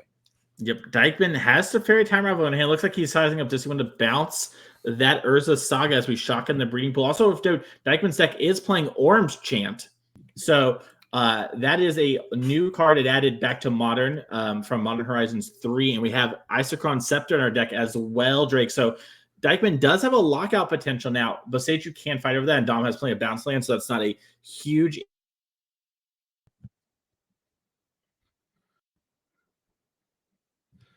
Yeah, that's true. I mean, you can lock out a lot of what's going on, but also, I mean, a lot of what's going on the other side of the table is just activating the abilities of lands, which does, you know, work. It's one of the few things that works. You can't attack, you can't cast spells, but if you can activate abilities, and there is some stuff you can do with that. And of course, the combo that this new version of Amulet Titan, I say new, I mean, Amulet Titan's been a deck for a long time. This new build featuring Aftermath Analyst combos alongside Spelunking and things of that nature can actually just keep doing that underneath Orange Chant, and it might not be a total lock like it is against a deck like Mono Red Storm. Dom going to play another Urza Saga for turn. Hand just Teleria West and Amulet of Vigor. Going to pass the turn back to Dykman. Dykman going to look to Cosmic Rebirth. Going to target the One Ring, put that back in hand, gain 3 life. That's not bad. I mean, go ahead and develop. I mean, the One Ring, you know, obviously you don't necessarily want to tap out unless you have a lot of cover. But for the moment, I mean, Dom is content not casting spells. You mentioned, you know, we might just be on the Activate Urza Saga plan. That's kind of what Dom's postured to do right now. And his sequencing of Urza Saga does mean that, A, he's not in a rush to get constructs, but B, he's also going to be able to maximize constructs. So he's going to make Steven Dykman answer that plan first before he starts reaching for other plans. Minamo comes down, and then I think the One Ring, it gets played, get a protection, pass the turn. Not going to draw right away. Don't need to. And like I said, I think this is fine because Dykman understands that if Dom tries to do anything big, he's not activating sagas, and Dykman can kind of untap with One Ring and reassess what Dom actually does accomplish. But if all Dom does is activate sagas, you're going to be happy to have gotten your One Ring done early, and plus you might just need to find the answers, you know, now anyway to those saga tokens. Yep. As we're going to see activating of the construct here. Yep. Can go find another one. No more expedition maps. Only one in the deck list. So the only target, I believe, in the main deck other than other than Amulet of Vigor, is that one expedition map. So we do actually have to find an Amulet of Vigor, even though it's textless. We have no other choice. If you want to find anything at all, it has to be Amulet. Yep, Dom happy to get those out. And like we said, they do stack, right? Our Spelunkings, all we really have is insurance from one spot removal spell, stopping us now with multiple amulets. Since we have one in hand, we are going to get extra untaps. Looks like Dom actually has the third amulet in hand, has to hope to not draw the fourth one there. Otherwise, that Saga is just going to brick and can't attack profitably due to the One Ring. Yeah, and the cards coming for Dykman start to spell trouble. I mean, this is really, I think, one of the spots where Dykman really wants to be. You know, it kind of looks bad, but we're in the main deck games where I think Dykman has maybe a little bit more creature removal than he more or less wants anyway. And that's why the Saga plan isn't, you know, it's good. Obviously, it gives you a pivot to have in the control matchup, but I don't think it's ideal. You know, Dom looks like he's in a good spot. He's getting a lot of constructs. He's, you know, ahead ostensibly, but I mean, Dykman, if this One Ring gets to stick around and do its thing, he's going to have plenty of answers to stuff, and it looks like he definitely does. Yeah, and I think Dykman has Wrath the Skies here. We are going to shock in Hollowed Fountain. Looks like we are playing Teferi Time Raveler here. Make it so Dom can't do anything when it comes to casting spells, and Dykman is going to take up the Teferi, meaning, you know, it's Dom's speed. Wrath the Skies for 0. You can clear the tokens in combat, right? That works. That's pretty nasty. That's really strong there, and might even, you know, catch Dom. Looks like we're going to Orange Chant. You can't cast spells or attack me this turn. Dykman trying to set up a lock and use the One Ring to completely take over this game. Dom did pick up Aftermath Analyst, and that card is incredibly good at just winning the game out of nowhere with this new deck. Dom does have some ways to win if he can get that card into play through stuff like being unable to attack, but can't cast any spells this turn. I think there's a lot of pressure on Dom to really read what Dykman is doing here. He understands the deck list. He understands Wrath of the Skies. I don't think you want to deploy this Aftermath Analyst quite yet. You want to make Dykman answer the board, and then you can actually use the Analyst. If you're not comboing, you actually could just get back your Sagas and do it all again and fight over that whole thing again. And Dykman, with this Orange Chant play, is actually setting up to really make Dom make the tokens now. You can't wait any longer, and then get them all with Wrath of the Skies. And so you're not going to take any damage. You get to preserve your life total. You get to get all the tokens. Dom can keep this Aftermath Analyst as the ace in the hole, but it means he can't deploy it this turn. I mean, he could because he has the Shifting Woodland, but, you know, you start to talk about that's not really the way you want to do things, as you just lost 2 lands to the Saga Sacks. Yep. Dykman's going to untap, take 2, thanks to the One Ring. Picks up a Force of Negation for the turn. Going to activate the One Ring. Draw a lot of cards. Flooded Strand, Narset, Plains. Dykman is in sort of a nice spot. And Dom here kept a hand that's very normal for this Amulet Time deck. You're very well equipped to find a Titan. And sometimes you just keep a hand that's like, yep, I Titan on turn 2 or 3. You know, like, what's my draw going to be? And while still in it, you know, has not been able to put enough pressure on Dykman as he's been able to sort of develop these lock-ish pieces. As we see a Flood Strand for the land for turn, Dykman's going to spend 3 mana. Might be the Wrath of the Skies here, just cleaning up the amulets. Looks like it's going to be the Narset Parter of Veils. And a reminder, Dykman does play 1 Days Undoing. We've seen players do it in Pioneer, and Dykman's doing it here in Modern as well. And with Teferi Tick-Up, we can do that after we've drawn for turn. Yeah, I think you still want to answer what's on the board first. There's a lot of tokens that are threatening these Planeswalkers that you do want to keep in play. But things are looking very good for Dykman, despite this opposing force. I mean, it can be cleaned up basically at any time. Like I said, Dykman has, I think, a plethora of creature answers in the main deck that he's more than happy to find targets for against Dom. So really the question is, how much setup can I do? And how much can I bait Dom into this Wrath before I have to pull the trigger on it? And then, of course, you know, we can clean up after with all the Planeswalkers and the leftovers from there. Reminder, the Days Undoing does end the turn. So if we set that up with the Teferi Time Raveler, it is just going to end Dom's turn when we find that. I thought it was only on your turn. Oh, excuse me. It's only on your turn. My mistake there. So, but we do have the Wrath of the Skies to clean everything up, but that is going to be a tough spot for Dom that ends up happening. As Dykman takes up his Teferi, wants to hold that Wrath over top. Also has another Orange Chant picked up. Yeah, the Orange Chant is so nasty because it just, again, it continues to make it to where Dom can't do anything with his turn, and Dykman is actually getting more ahead as each turn progresses. He's deploying more Planeswalkers. He's furthering his board to where when the Wrath actually happens, his leftovers are going to be excellent. There's look at Orb's Chant, the very powerful addition to Modern card that already was printed. I don't know the original set. I'd have to look that up, but it's before my time, so I can tell you that. It's old. And it was added to Modern Horizons 3. Wizard said, yeah, that's safe. And then now we're getting Isochron Scepter Orb's Chanted here in 2025. So thanks for that. Actually, Drake, I said it was safe. I give you okay. So walk me through that, because I have to watch this now. So you have some answering to do, Bucko. I thought, it's obviously it's a team effort, but I definitely thumbs up to Orange Chant, because I thought, what if we get, Chant as a part of Modern? That's not the end of the world. It could, do some powerful stuff for being able to stop aggro decks and combo decks, and we're seeing it here, And you know what? If we get Scepter, that's cool. And if we got Snapcaster Mage, we were winning. We just didn't get the Snapcaster Mage. So sweet. Awesome. Yeah. Well, Dykman thanks you very heartily for your services. Second Orb's Chant's going to work, and Dom thinking about what he can do that matters. Cursing Mason Clark's name. Yeah. Wait till we get to the Flage matchups. Anyways, growth thing that comes down. Telemetry West is going to get channeled. Yeah, the transmute there, it was not trivial to make the mana for this, right? Like, I think Dom has really been struggling to find the second blue play, maybe speaking to some of the downsides to the really stretching the mana base that Amulet's done. Has 32 lands, and a bunch of them make colorless, and now you're sacking some to Lotus Field. You have all this concessions to your mana base to not just do the Titan combo, but also do this Aftermath combo stuff, to where your mana is actually starting to get awkward, despite playing 32 lands in what is a monocolored deck. You're mono green now. Yeah, and you're seeing Dom take a think here.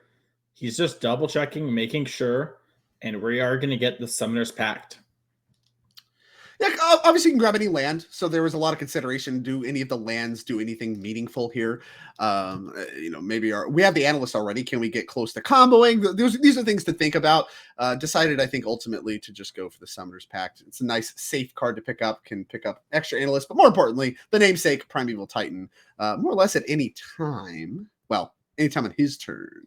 At sorcery speed, that's right. Yeah. Some conditions. Yeah. Static abilities. Anywhere you want on a Wednesday if it's sunny outside. Shout out War of the Spark.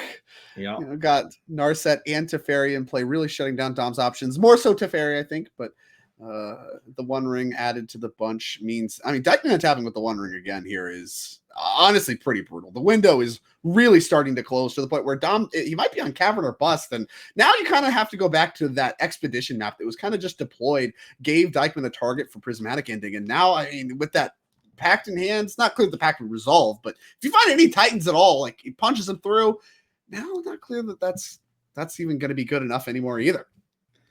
Yeah. Dykman found a land, going to activate the Narset, see what we have on top. Was feeling like didn't have enough cards. Found another Orb's Chant. Oh, sweet. Yeah. Sweet. Green light. And Dom's going to pack it up. Dom knows he's dead here. And this is part of the thing, too, is Dom has Summoner's Pact to go find the Titan, but he knows Dykman's playing a pile of Force Negations in his deck. That isn't going to resolve, and he can tell the writing is on the walls. Yeah, yesterday I did some commentary alongside Niall in the booth, and she declared Orb's Chant 1 mana, target opponent concedes. Good to see the Orb's Chant returning to form in that regard. Of course, more than safe in Modern, says Mason Clark. With that, I guess we have to take a look at the Titan Masters deck. We've seen it before this weekend. That's because he's done a lot of winning, and we're going to probably see it quite a bit again as we're going to go to the sideboard. Yeah, Dom sideboard here. 2 Consigned Memories, 2 Dismember, 2 Mystical Dispute, 2 Vampire's Vengeance, a Boseiju, Collector's Oof, Commercial District, Force of Vigor, Gemstone Cavern, Ghost Quarter, and Vexing Bauble. Drake, what do you like here and why? The cards that should jump out to you should be the Mystical Disputes, right? These are counter spells that you can fight, not just over the counter magic, but also proactively against some of the other problematic stuff. Talking, of course, about Teferis and Narsets, trading 1 mana for 2. Going to be a good exchange. I mentioned early in the broadcast that this matchup is a lot about beating the control deck on mana. You are a big mana deck. That's what you have over them. You should be exerting that. So I think that's something that they're going to be reaching for. Beyond that, I think a lot of the other stuff kind of gets to traps. The Gemstone Caverns, when you're on the draw, is good, but Dom lost. He will be on the play. He's not going to be reaching for that one. A card I do like that I think you can bring in just as a slight upgrade is the Commercial District. I think having a Surveil land in this matchup is just nice. That value is going to come up. You have the time for it. You can bring that in. Small adjustment there. But beyond that, really your only cards are are those mystical disputes and some of the land changes. I don't even really necessarily want to reach for the consign to memories. I don't think there's a lot there. I don't think hitting Scepter, hitting One Ring, that's not really what the matchup's about. But I mean, if he really just wants extra stuff that plays at all, which, that's up to him, I don't think you're going to be reaching for those. Yeah, all 61 cards in Dom's main deck. I'll have to figure out which ones he wants to cut. Going over to Dykman, let's see what he has. He has brought this control deck, really trying to attack certain things in the metagame here. Sideboard with 4 consign to memory, 3 mystical dispute, 2 Doe and Veto, 2 of those Scepters we talked about, 1 Days and Doing, 1 Narset, 1 Wrath of Skies, and the Companion Kahira. Yeah, so here, I think you actually do want all the consigns, not just because they trade evenly on mana with your amulets. That's a fine thing to do, but actually hitting triggered abilities can come up really big. Primeval Titan is a triggered ability, and if the amulet deck's plan is to punch it through with Cavern of Souls, then you actually can still stop it on the back half, and then that exchange works much better for you than really any of your other options. So despite being a little bit unintuitive of a card, because they're not a One Ring deck, so why would you want consign? There's plenty of targets for it, and I think you kind of want it for that reason. Beyond that, you could reach for the Scepter stuff. The Orange Chance looked great there. I kind of made fun of them a little bit, saying, hey, you have all these land abilities, but as we saw, sometimes that's not good enough because the rest of the stuff the control deck's doing is more than good enough. If you want the Scepters, I think there could be fine because you do want to cut a lot of this creature removal that's in the main deck. You don't need this much. You need a little bit of it, and the endings, of course, we saw those can come up big, hitting some of the artifact stuff, but all of the Wrath of Skies, the Supreme Verdict, and the Solitudes, you don't need all that. The Solitudes are great, but some of the sorcery speed stuff we can really trim on. So yeah, I can see bringing in Scepters if you have more cuts than just for the memories. Makes sense. Let's really quickly look at what our players are playing for this weekend as they are still sideboarding here for our game number 2. There's along the line. We're in the top 4, so we're going to have to pay attention to the little part of this here. First place gets $10,000 of Pro Tour invite and invite back to next year's champs. That's how Steven Dykman made it back this year. this year he decided to focus more on his streaming career. A lot of you in chat watch his stream every weekday there, and he is trying to get another invite back. But Dom, Theo, Andrew, all fighting for it as well. Second place gets $5,000. Fourth and third place both get 2.5. And we see what our other competitors this weekend all won as well. Thank you to our sponsor, Ultimate Guard, for helping put on coverage this weekend and bring this also paper magic to our players. Let's head to feature match area as Dom is showing us his skill. He put in his player slide. Pile shuffling is my special talent. I want to also make a note. Pile shuffling is not really shuffling by the judges. You still got to do it. It's just more like counting. But Dom is wowing me here. It's really impressive. Birthday boy going off. Can we talk? Okay, there's multiple problems with this. First of all, the point of pile shuffling is to count. Here we go. We get the player slide too. The point is to count. But first of all, those piles were awful. If you're going to talk about your special talent being pile shuffling, they're all over the place. Cards just flying everywhere. Second of all, he has a 61 card deck. So it doesn't even cleanly, if you're going to do the piles, you have to now change the way you're doing it to be divisible by, 61, which might be a prime number. I don't know. I'm not a math guy, but this is just a disaster all the way down, a disaster. I still don't know what a prime number is. It's on a magic card. As we are seeing these players put in their decks here. Worth mentioning here really quick as we see Dom run away for a second. Maybe he's going to talk to his teammates because there were a couple tested teams for this event. We saw Dykman come with the Azorius Control. Dom's team, Theo, and Andrew Ellenbogen are other players in the top 4. All 3 players on that team have made it to the top 4 of this event, and what a strong showing from them across all of Magic and showing up here at the NRG Champ Series as well. Yeah, that's a pretty busted team. If your conversion rate is all 3 of you in the top 4, I mean, you can't draw it up better than that. It's very impressive. You see Dykman sort of looking away here, thinking about what have I done that I registered Scepter Chant. Also, it's working. I feel like I thought I was going home early. We are going to take a quick look, though, at our 2025 events coming up, because if you enjoyed this and want to make it out here, you can win your slot next year. We've announced our first 4 events, February 1st and 2nd. In Chicagoland. You can come on Saturday for a 10K showdown, Sunday team trial 10K. Really quickly, you might be watching these events and you're thinking, what's a showdown? I'm not exactly unique to that vocabulary. Showdown, you win one of those, you go straight to our championship. We have a leaderboard where all of the events across the year will help you qualify. We had players like Connor Mullaly qualify via that this year, but we have it there. We saw the rest of those events coming up, but we'll go over those more later as our players are back and ready to battle. Dykman's mulliganing. But yeah, if you win one of those, you can make it out, Drake, and we will be commentating you next year here on the line as one of these 4 players today is going to be there as well with their invite back. You're going to be, the Indianapolis team showdown is really cool. I mean, we've seen multiple teams all get to qualify together. Obviously, they have to test together as well. We talked a little bit about Frederick, who, didn't even test on MTGO, just only uses testing partners that he qualified with. That's really cool to see. And, that whole narrative, that experience is really, really special. And I really like that the NRG Series is able to offer that. And of course, that'll be in Indianapolis as the last season, the capstone of season 1. Maybe we should lace up the cleats. What do you think? What are you doing? I'm down. I was talking about earlier. I've done a lot here on the NRG series, and I was thinking, why not just get there and make them have to find someone new to do commentary? We caught up, and let's be real, Drake. These Zoomers these days, they see cards like Maelstrom Pulse, and they're like, that's like not even close to playable, and they're just wrong. What is this garbage? Yeah, exactly. Yeah, so we're gonna clean them up a little bit. We'll have to pull someone out of retirement. We'll see who we can get from the washed days. Yeah, we got to it can't be somebody that's that's just battling and winning. It has to be someone, in the rocking chair complaining. We'll get Harlan here, Where's Harlan? What's he up to? I think he's a woodworker these days, as we are going to see some honest work from our Boyle Grazer off the Boseiju into the Urza Saga. A very fast start here from Dom, Harvey. Lots of mana, can play the fair game, but also threatening to kill on turn 3 with an amulet. Massive flavor loss. You have these sloths enabling fast starts. What are we doing here? Urza's Cave, a pass of the turn after Dykman just played Misty Rainforest. This is another Modern Horizons 3 card. You can search your deck for a land.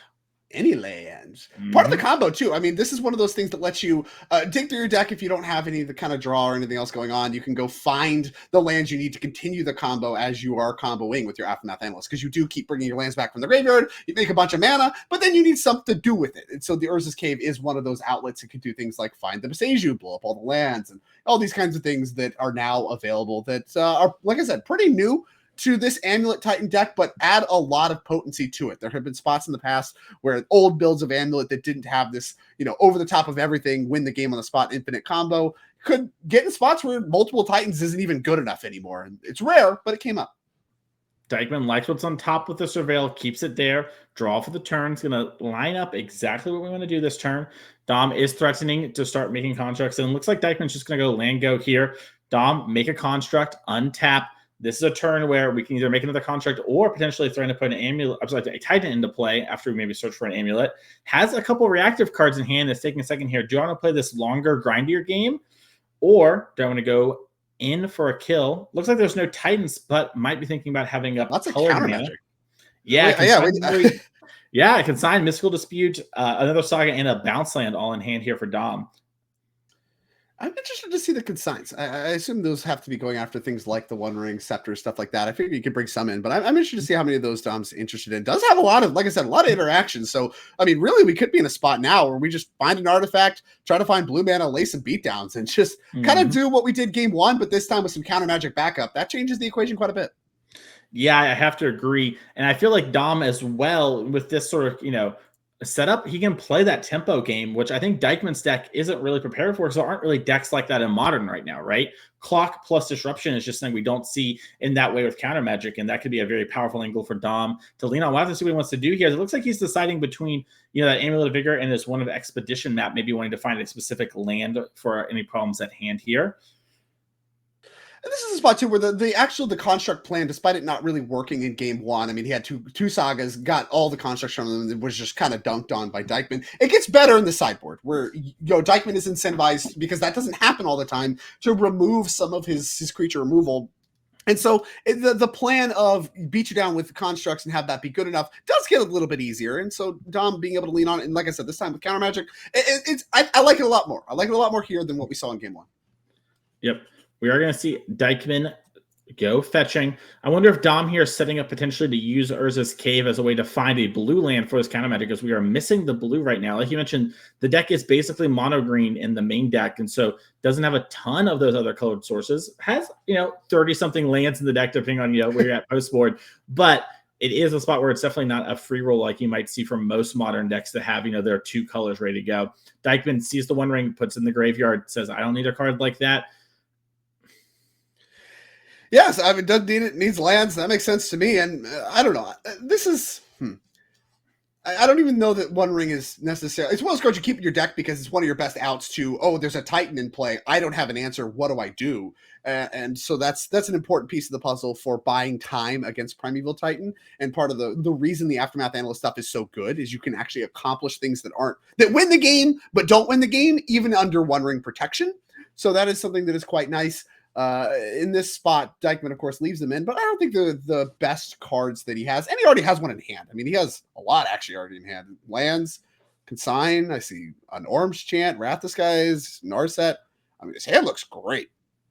Yeah, and you have to wonder here, too, if he just goes land, wrath, what would happen? And I think that's what he might be thinking about. It's like, if I just blow up all these constructs in this amulet, can Dom actually do anything to punish me in like a real way? You know, obviously I'm tapping out or whatever, but like, is there anything I'm actually scared of? And that's one of the hard parts of playing as this amulet deck is they can do some crazy stuff. But if you're not used to it, it can sometimes, you know, maybe lead you down the wrong path. You think nothing can happen, then Dom shows you why he won a Pro Tour top 8 match with no lands in play at the start of the turn. Yeah, that's this deck, especially when Mycosynth Gardens got added to copy Amulets. There was a lot more of that going on. This build doesn't lean on that as much. Like I said, you got to make room somewhere. And that's the way to do it. So there's a little bit less of the winning with no lands and play stuff going on. And I like this play from Dykman a lot. A lot of the ways that Dom punishes you is stuff he probably would have already kind of done anyway. If you had, you know, it involves like amulet, okay, Simic Growth Chamber, now what? Those are the kinds of plays that you would be making. And if Dom had access to that, you would have been dead turn 1, 2, or whatever. So what can Dom accomplish on this turn with the shields down? Through the One Ring. Like One Ring? That's pretty good. Oh, yeah. That's a fine consolation prize. Yeah, it looks like there's something he's thinking of that I'm pretty interested. I wish I could talk to him right now and know what it is. Might be thinking about Force Negation, how bad would this be if that happened, but gets the One Ring down, gets protection, going to draw a card immediately. Got an Otawara. There's the blue mana we were looking for to have our Mystical Dispute and Consign up. Yeah, I already played a land, can't deploy it right away. Had to play Urza's Saga to get that going. But now we actually, like you said, we have blue mana and can afford to activate Saga and keep the blue mana up. So that's a good spot, but it gives Dykman a window, and he's going to use that window. One Ring comes down, draw a card immediately here for Steven Dykman. Wants to have access to all of his tools. Dom's going to take one, take up his Saga, and see what he can do. Theo has defeated Andrew Ellenbogen 2-0 and advances to our finals. Theo, I don't even know if he's dropped a game this weekend. We'll see what he can do in the finals against Dom or Dykman here, as Dom would love to meet his teammate in the finals and have that bragging rights if we came to crush it. Dykman really wants to get invited back next year, really wants to back-to-back it. I believe would be our first ever NRG back-to-back champion. And what an impressive run that would be, especially with some of these more unconventional decks here this weekend. You know, Zora's Control, not something you see a ton of players raving for attention to be called to. Orzhov Midrange and Pioneer, a deck that you probably never even heard of until this weekend. Yeah, so, I don't know what that was about. Yeah, I admit, I have not seen too much Orzhov Midrange and Pioneer. That's not something people are doing. Yep, and so you love to see that sort of, you know, creativity and hard work paid off for all the players here. You know, Dom's team can't put everyone into the finals, but by golly, they have half of it at least. As you see Dom thinking about what he wants to do for turn here, Malevolent Rumble was the pickup.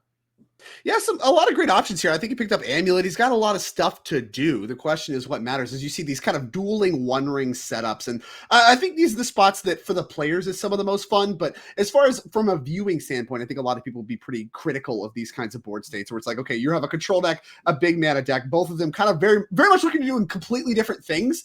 But, you know, the One Ring being what the game is about on both sides of the board is maybe a little bit of a knock against your gameplay experience, as you know, it all kind of goes down the same funnel at the end of the day. Now we'll see exactly what Dom can do, and really who can be the One Ring deck.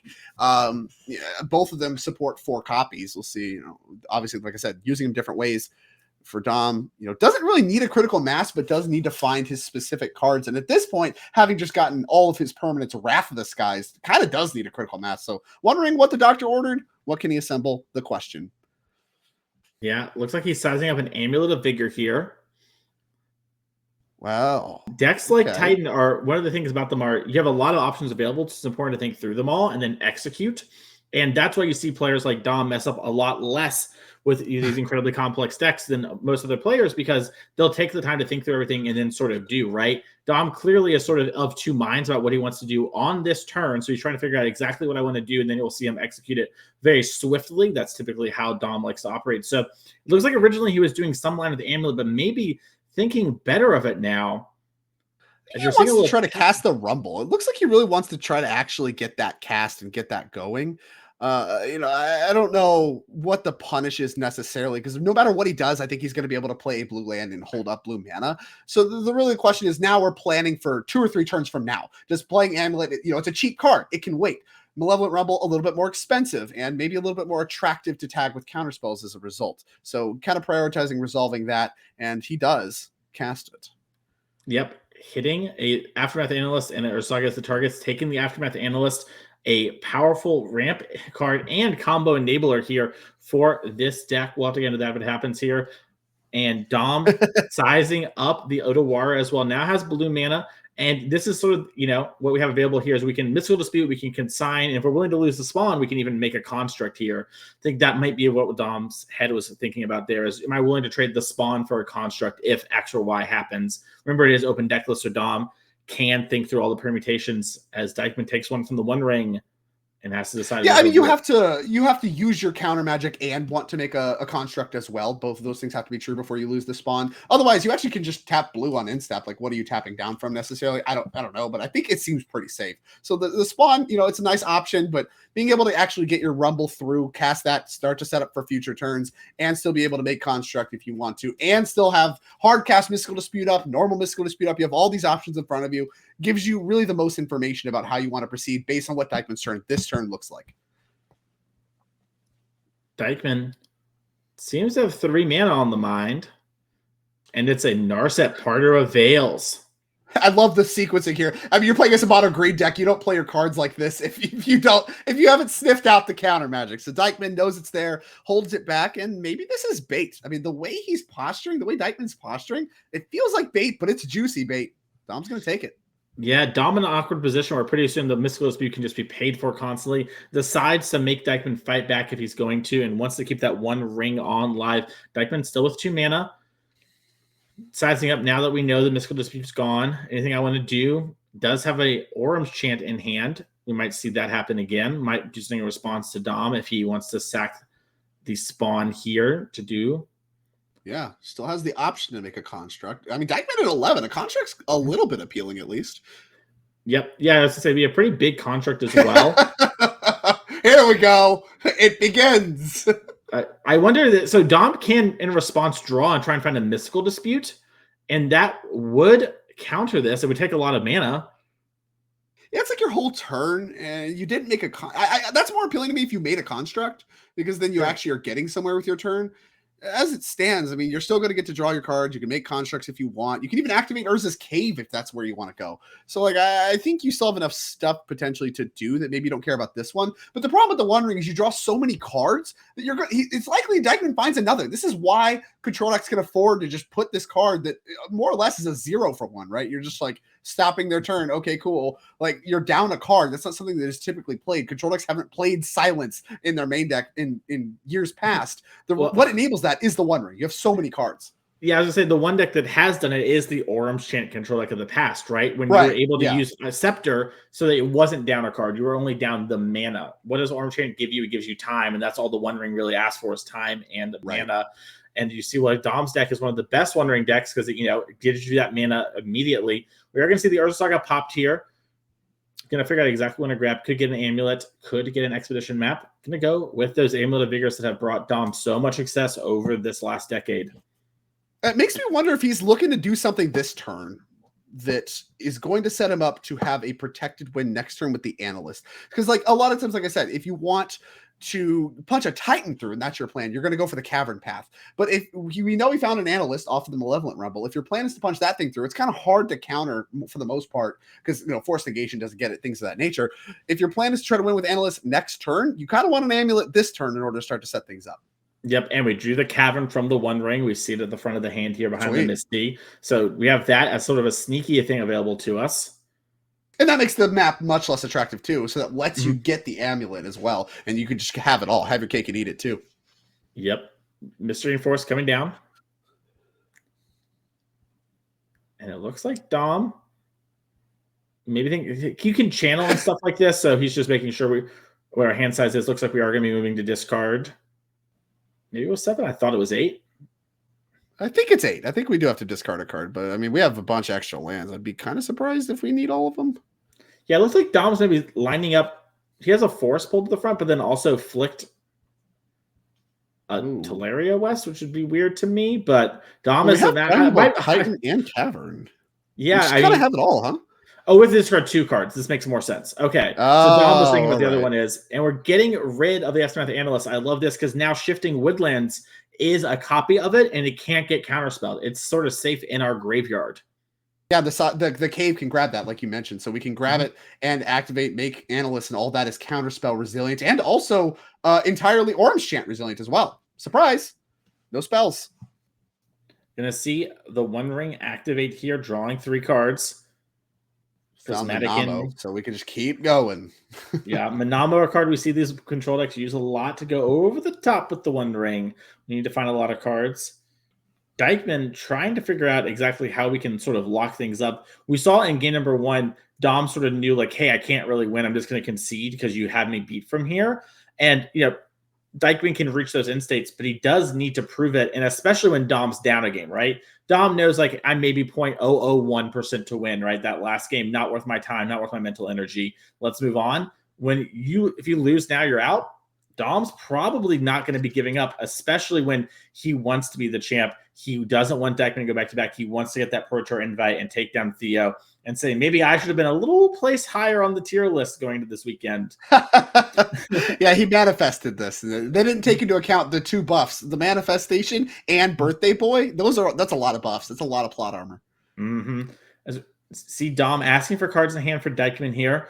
Looks to be a passing of the turn with a fetch land here. Remember, if Dom wants to activate anything, he needs to do it before he moves to discard. So this might be a moment where Dykman was saying discard. Dom saying how many cards you got.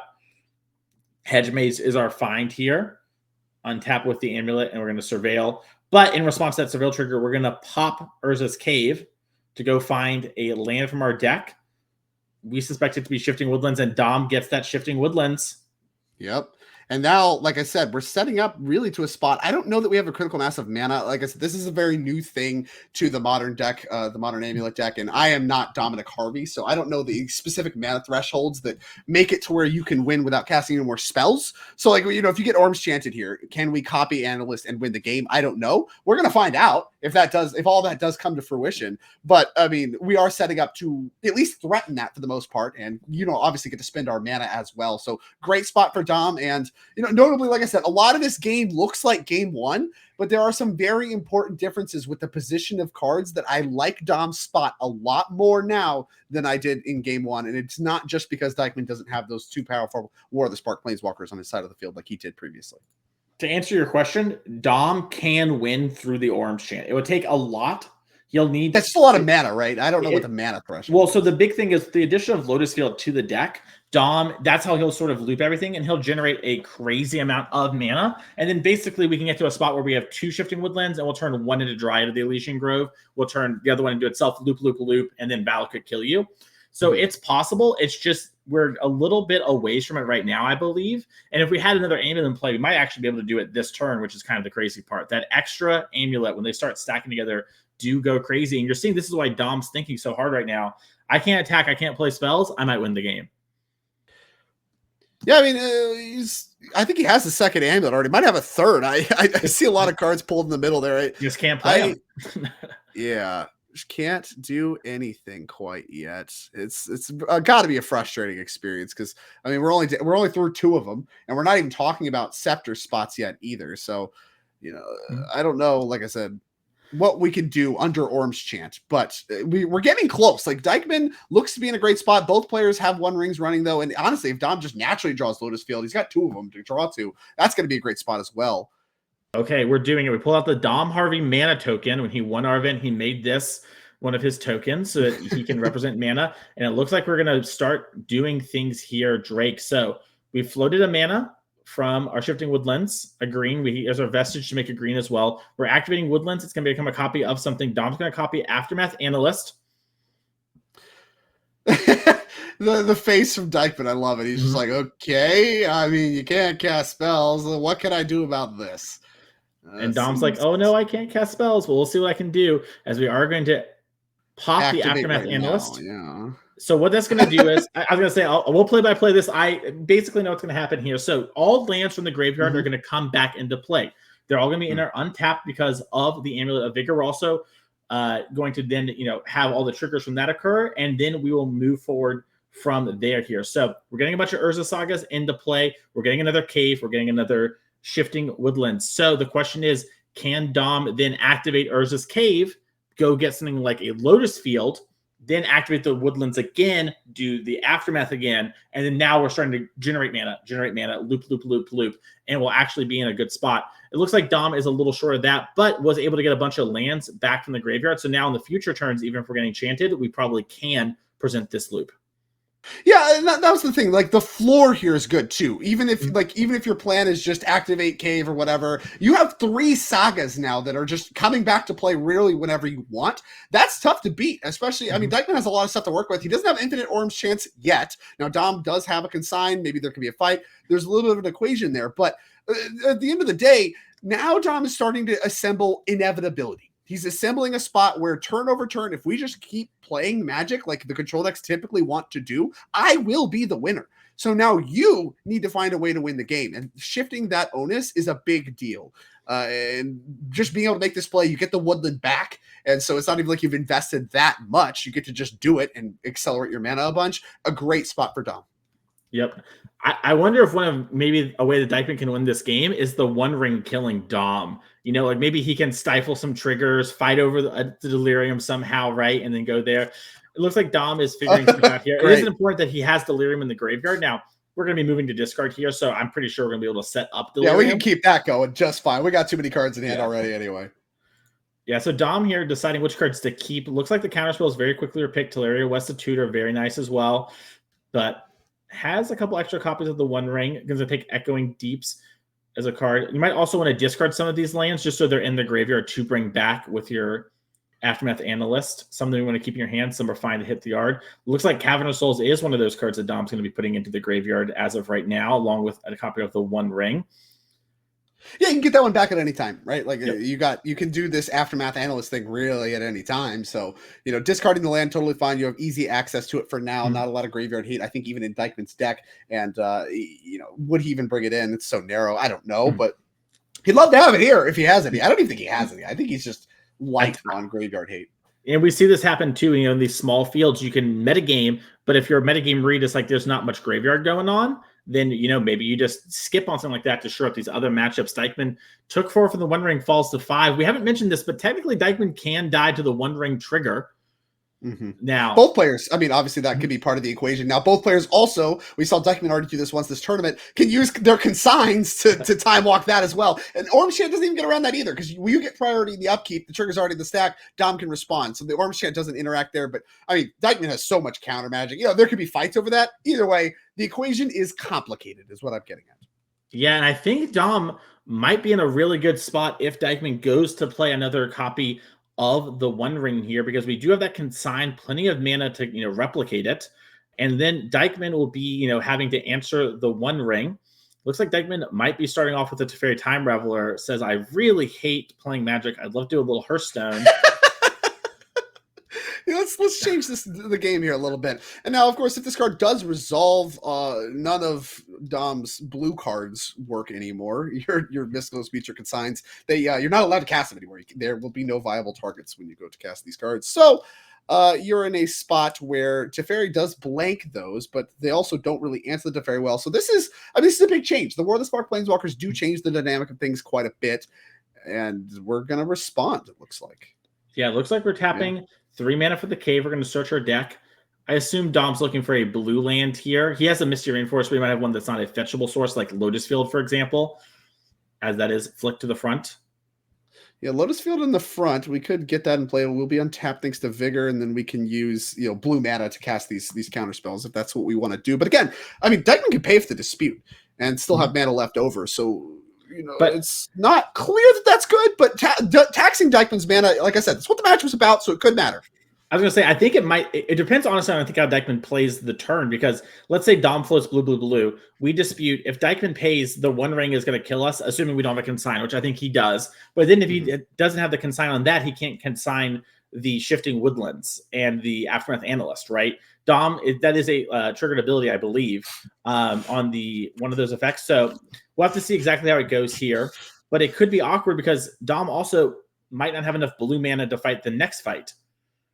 And it looks like he is going to sacrifice 2 sagas. That's going to help with the delirium count if we weren't already there. Land and enchantment. And it's also nice because this does advance your board as well. You know, getting lowest field gives you plus mana right away thanks to Amulet, but also gives you plus mana for future turns if you just keep doing the Aftermath Analyst tricks with the Shifting Woodland, because you're putting your lands in the yard just to get them back, and obviously Lotus Field makes a ton of mana. Yep.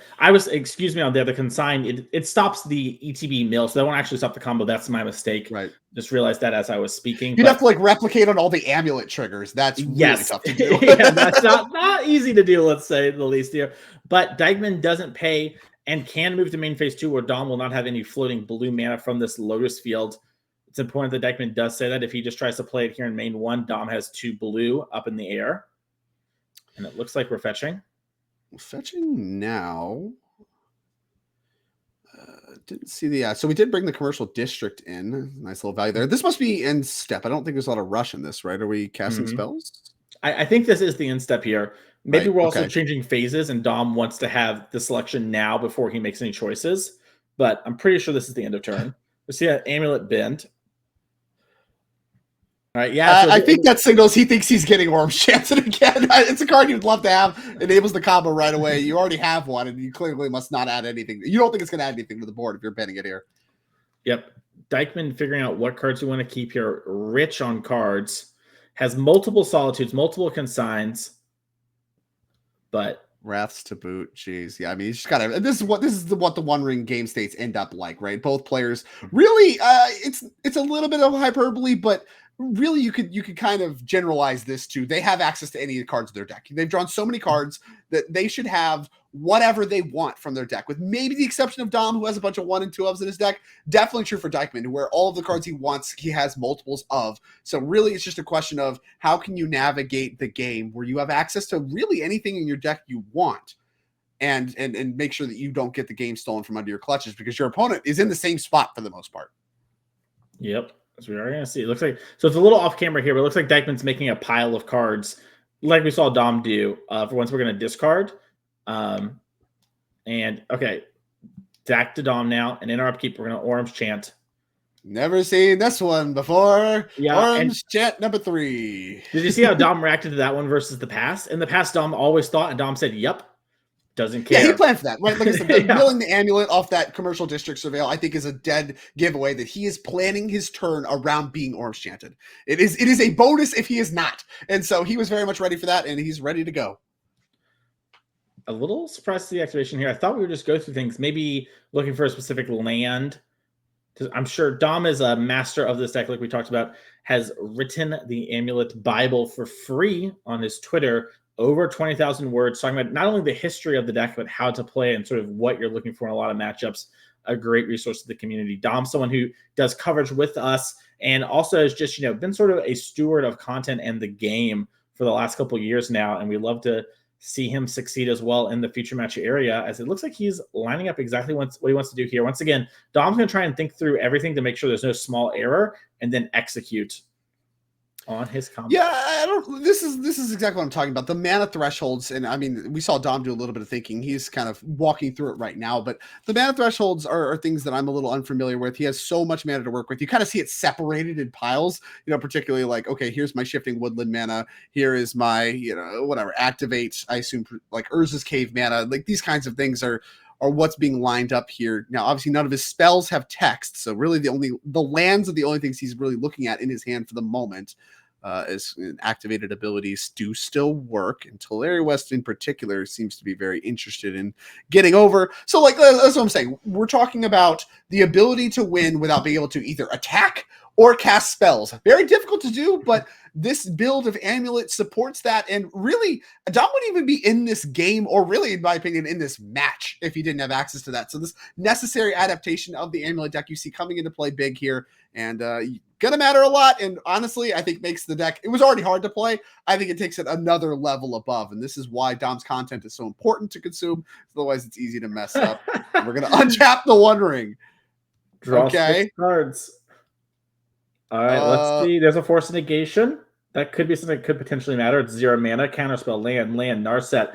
Didn't find what we were looking for. Dom has the green light to go, and let's see what Dom will be doing here. Yeah, I mean, Dykman doing that, does he think he's dead? I mean, the counterspells don't work. None of his cards work. What's the...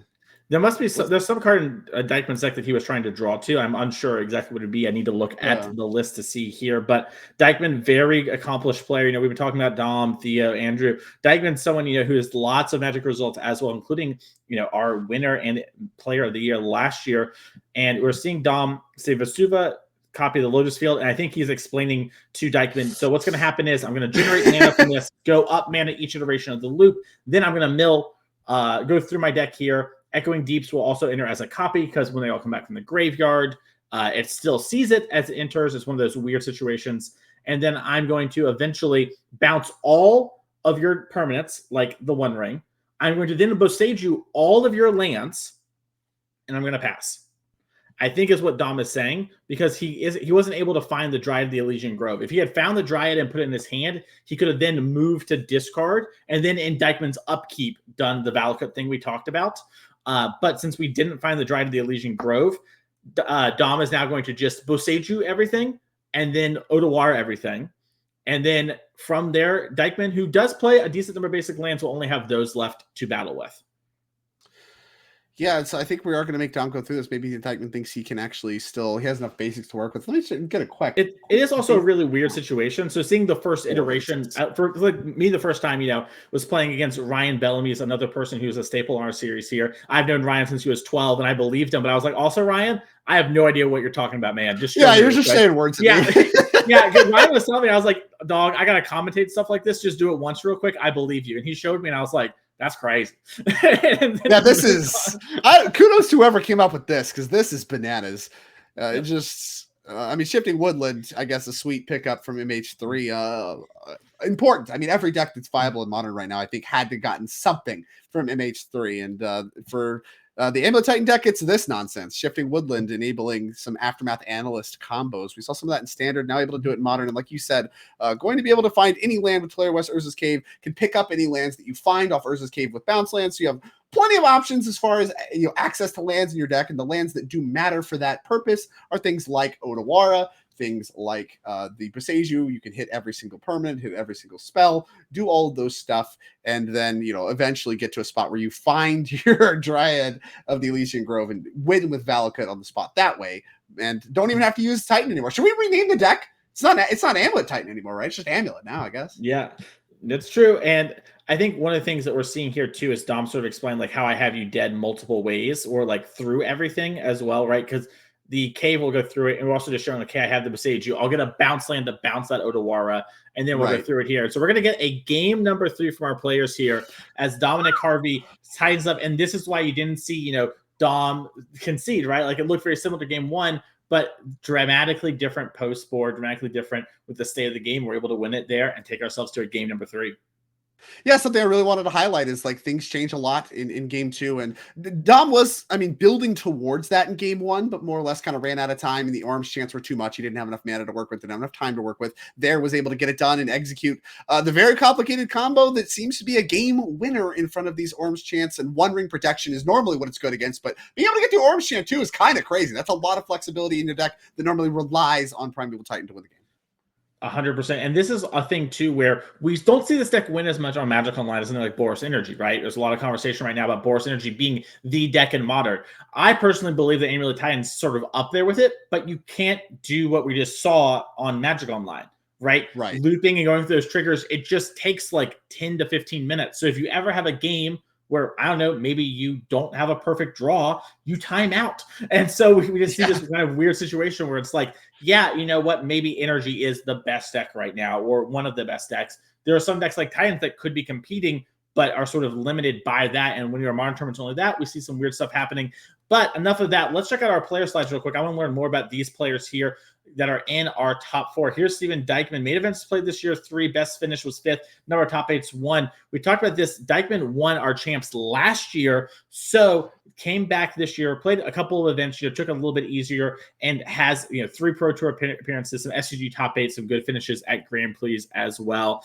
And his non-Magic take is Tom Brady is overrated. I don't know enough about football to weigh in on that. So, I mean, I'll give him this. It's at least a hot take. I mean, you're talking about, it's like saying John Finkel is overrated. Like, is he? Is he? I don't know. Is he?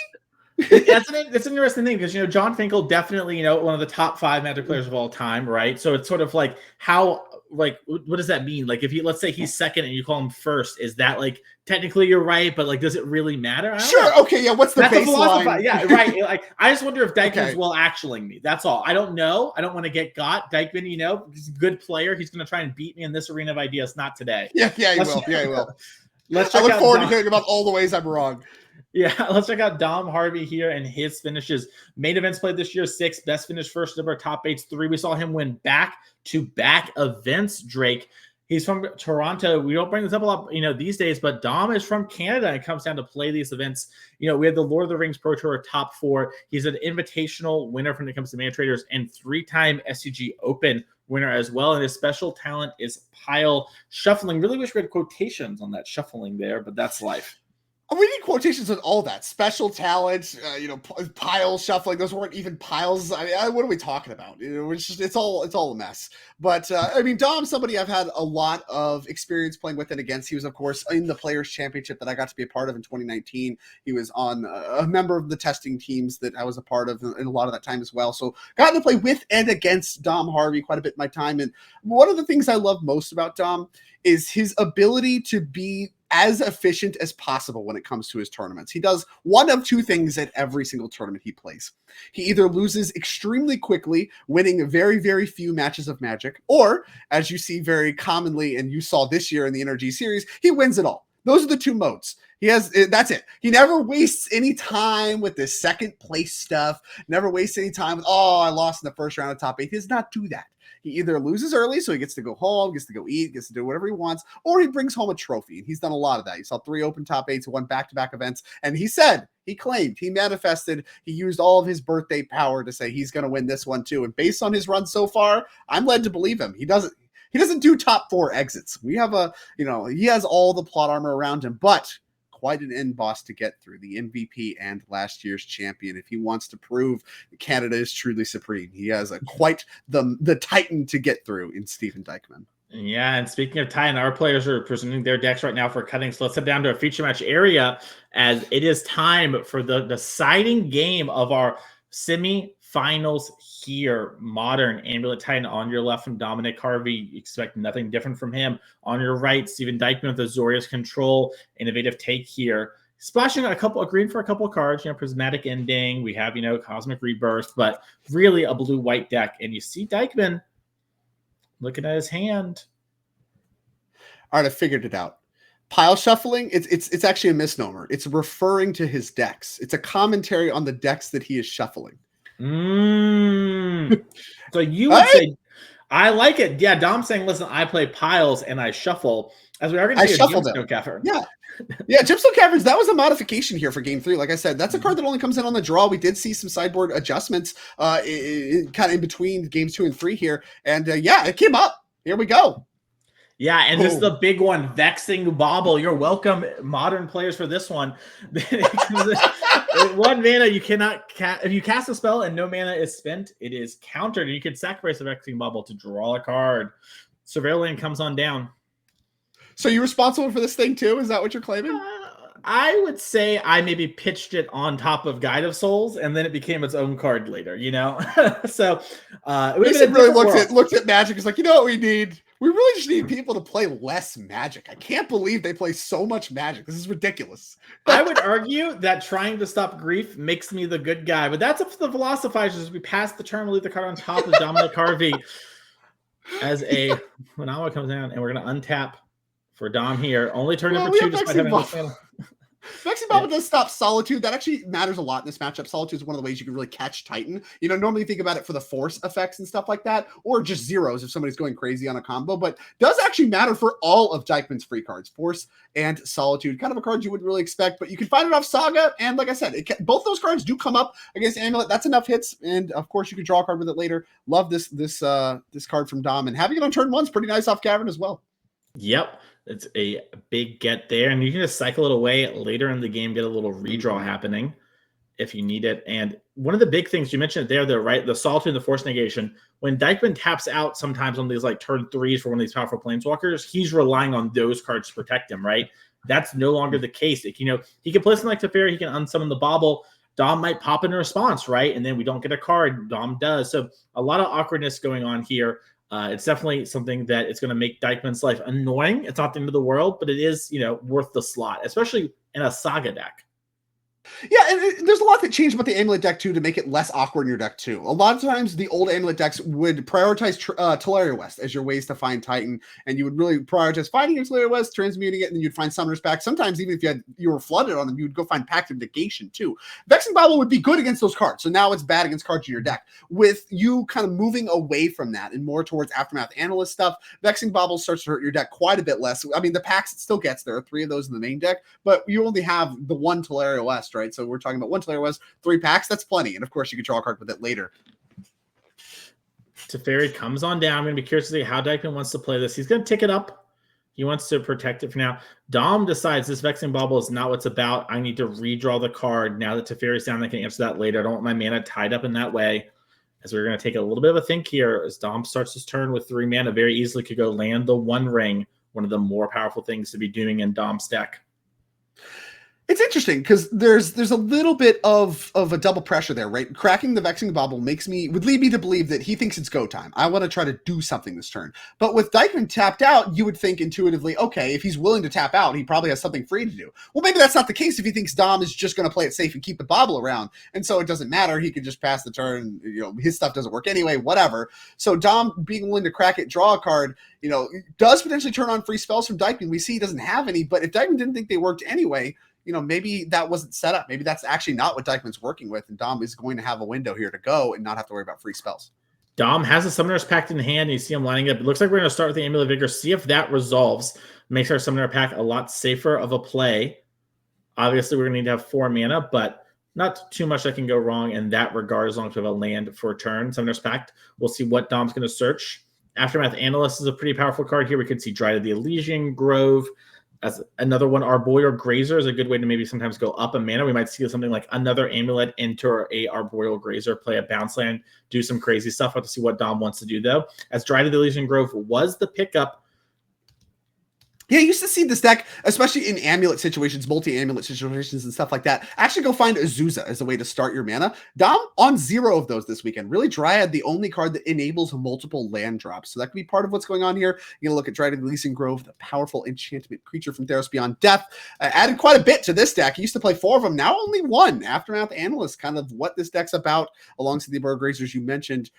So that one's going to be the find. Now, we do have a pack to pay for, so if we're not going to try to win this turn, we have to plan for that. It looks like he's going to get some extra lands to do so. Yep, Dry Elysian Grove getting that extra land drop. Reminder that this is how we win with Valakut earlier, as you get this into play. Now, Consign was the pickup there for Dykman.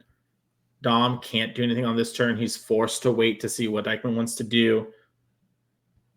Mystic Gate. This is tough, right? Because Teferi can just pick up the Dryad, and then you're stuck paying for a pact. Like that doesn't feel awesome. But I mean, at the end of the day, Dom might just need to accelerate his mana. This is the best way to do it, even if you're taking a turn off. Just getting that extra land that one time is plenty. And Amulet, maybe you get to deploy Dryad next turn anyway, because of the Amulet mana boost you get there. Yep, Dykman got a new card. Looks like Narset in hand with Days Undoing Drake. Oh, no. We Yeah, can that's, be I think that doesn't come up that much against Amulet because, like I said, a lot of the times they're doing stuff in their land. So it's like, okay, you got my cards in hand, but I still have sagas going or whatever. That is not the case right now. This Days Undoing, it looks like it's going to line up to be really nice. And it is the way for Dykman to clean up the graveyard. No graveyard yet, but as far as delaying any Aftermath Analyst, shifting Woodland shenanigans, Days Undoing is a way to do it. Yep. Prismatic Ending is seems to be the pick here for Dykman. He does have the One Ring. If he endings, he can go after that Amulet of Vigor, and that's going to give him a lot of time. And you're seeing, yep, Dykman's like, yeah, nope, powerful 4-mana card, not what I'm about. Let's remove something here. Probably this Amulet. We'll have to see exactly how he wants to play it. Yep, yeah, you want to move now. If you get rid of this Amulet, that shuts off Dom's really ability to do anything with his turn. Like I said before, he could really redeploy Dryad if he has a bounce land with the Amulet untapped. As soon as you remove that Amulet, that's not true, and Dom's really going to have to take the turn off, which sets up your Days Undoing. Yep. You see Dykman only have 4 lands in hand. Sorry, only has the 4 lands, none in hand. Pardon me. It was a weird way to say that. As we were looking at maybe playing the One Ring. I mean, this is a prime spot for Days Undoing if we have it, right? It's like just pass, upkeep that, or sorry, draw step that, and I mean, where does the game go from there? Please don't top deck a Titan, I guess. No, you still wouldn't even find it because you don't even get a draw. You get nothing. Yeah, it's going to put Dom on no cards in hand, just mana. Looks like Dykman might be looking for something like Lorien Revealed and finds it. That's going to let him find a land. Make those land drops. As Dykman is going to have 7 cards here in a second. Just really wants mana. And we could see Dykman wait on the Lorien Revealed, but I do think you're right. We're probably going to end up going for it. It's just one of those weird spots where if he likes the cards in hand, he might hold on to them. But it's just so appealing to put Dom on no cards, no graveyard. I mean, that is a spot with 2 Planeswalkers already in play where even if your 7 is all blanks, you have stuff going on still anyway, and Dom would have to top deck very well because the Shifting Woodland has no juice, nothing. It can't become anything yet. Yep, we'll have to see. Dykman gets the island, plays the island. Looks like we're lining up our mana. The One Ring is the other big appealing play here. It has Solitude in hand. A card that, 2 years ago was something that the Titan players could fight through, but had to work really hard to do. Now, sometimes they don't even care. It's like, that's not their biggest worry anymore. There's more to worry about. I have to worry about getting orbs chanted every turn for the rest of the game and stuff or all this other stuff. And Dykman, very patient. I would have, I'm the less patient player than him. I would have snapped off that draw step Days Undoing. I don't got any self, whatever. It's, clearly thinks he can fight through stuff and has, like I said, he has plenty of tools to do it. Counterspell, Solitude, the likes, everything's coming up Dykman, dude. He can kind of do whatever he wants. Yeah, I think this might be a spot where Dykman's like, I'm not even sure what I would want to be drawing. And maybe I like these cards enough that, let's see if Dom will develop some more. And maybe I'll fight over something there. Looks like he's now lining up the Days Undoing with the Dryad on the stack. Interesting. Well, something we know about too, and this is something he might be considering. Something we know about is an Otawara in Dom's hand. If Dom could respond to the Days Undoing with an Otawara and really actually make a meaningful impact on your board. So if you're going to try to see if Dom is willing to tap out, you can use your cards you're going to lose anyway, and potentially not get something of yours Otawara as well. So you get to have more leftovers after the Days Undoing. That could be really appealing. Again, I'm not that patient. I'm not. I forgot the Otawara is open information. That's right. It's known, I should say. That wouldn't matter on the Narset. So that makes sense. We're rewarded there from Dykman. A misstep by myself, but Dykman not having that. That's why he's our champion and trying to stop Dom from his declared victory 9 months ago. And you see Dom just be like, well, okay. Sounds good. And so that's going to happen. And Dykman chooses not to. I don't know if he had the white card to pitch Solitude as well. I imagine if he had the white card, he would have. But I think he was kind of light on white cards there. I think this is all on the stack because if it's not on the stack, the Dryad, you can go land. He gets priority to play another land, and that's very bad for you. And then he can Otawara again. So you have to do it here. You're right. You're absolutely right.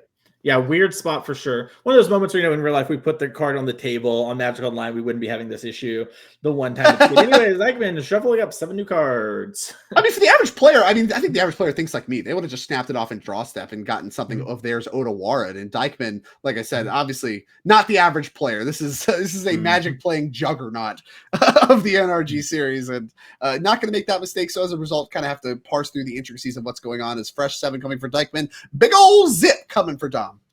Yeah, and it's definitely not bad, right? We went from 5 cards in hand to 7, but we drew a couple Solitudes lands and the One Ring, and so we're gonna use this Lorien Reveal to get another land out of our deck, and nothing too crazy, but also Dykman doesn't have anything too crazy to really hit in the first place, so.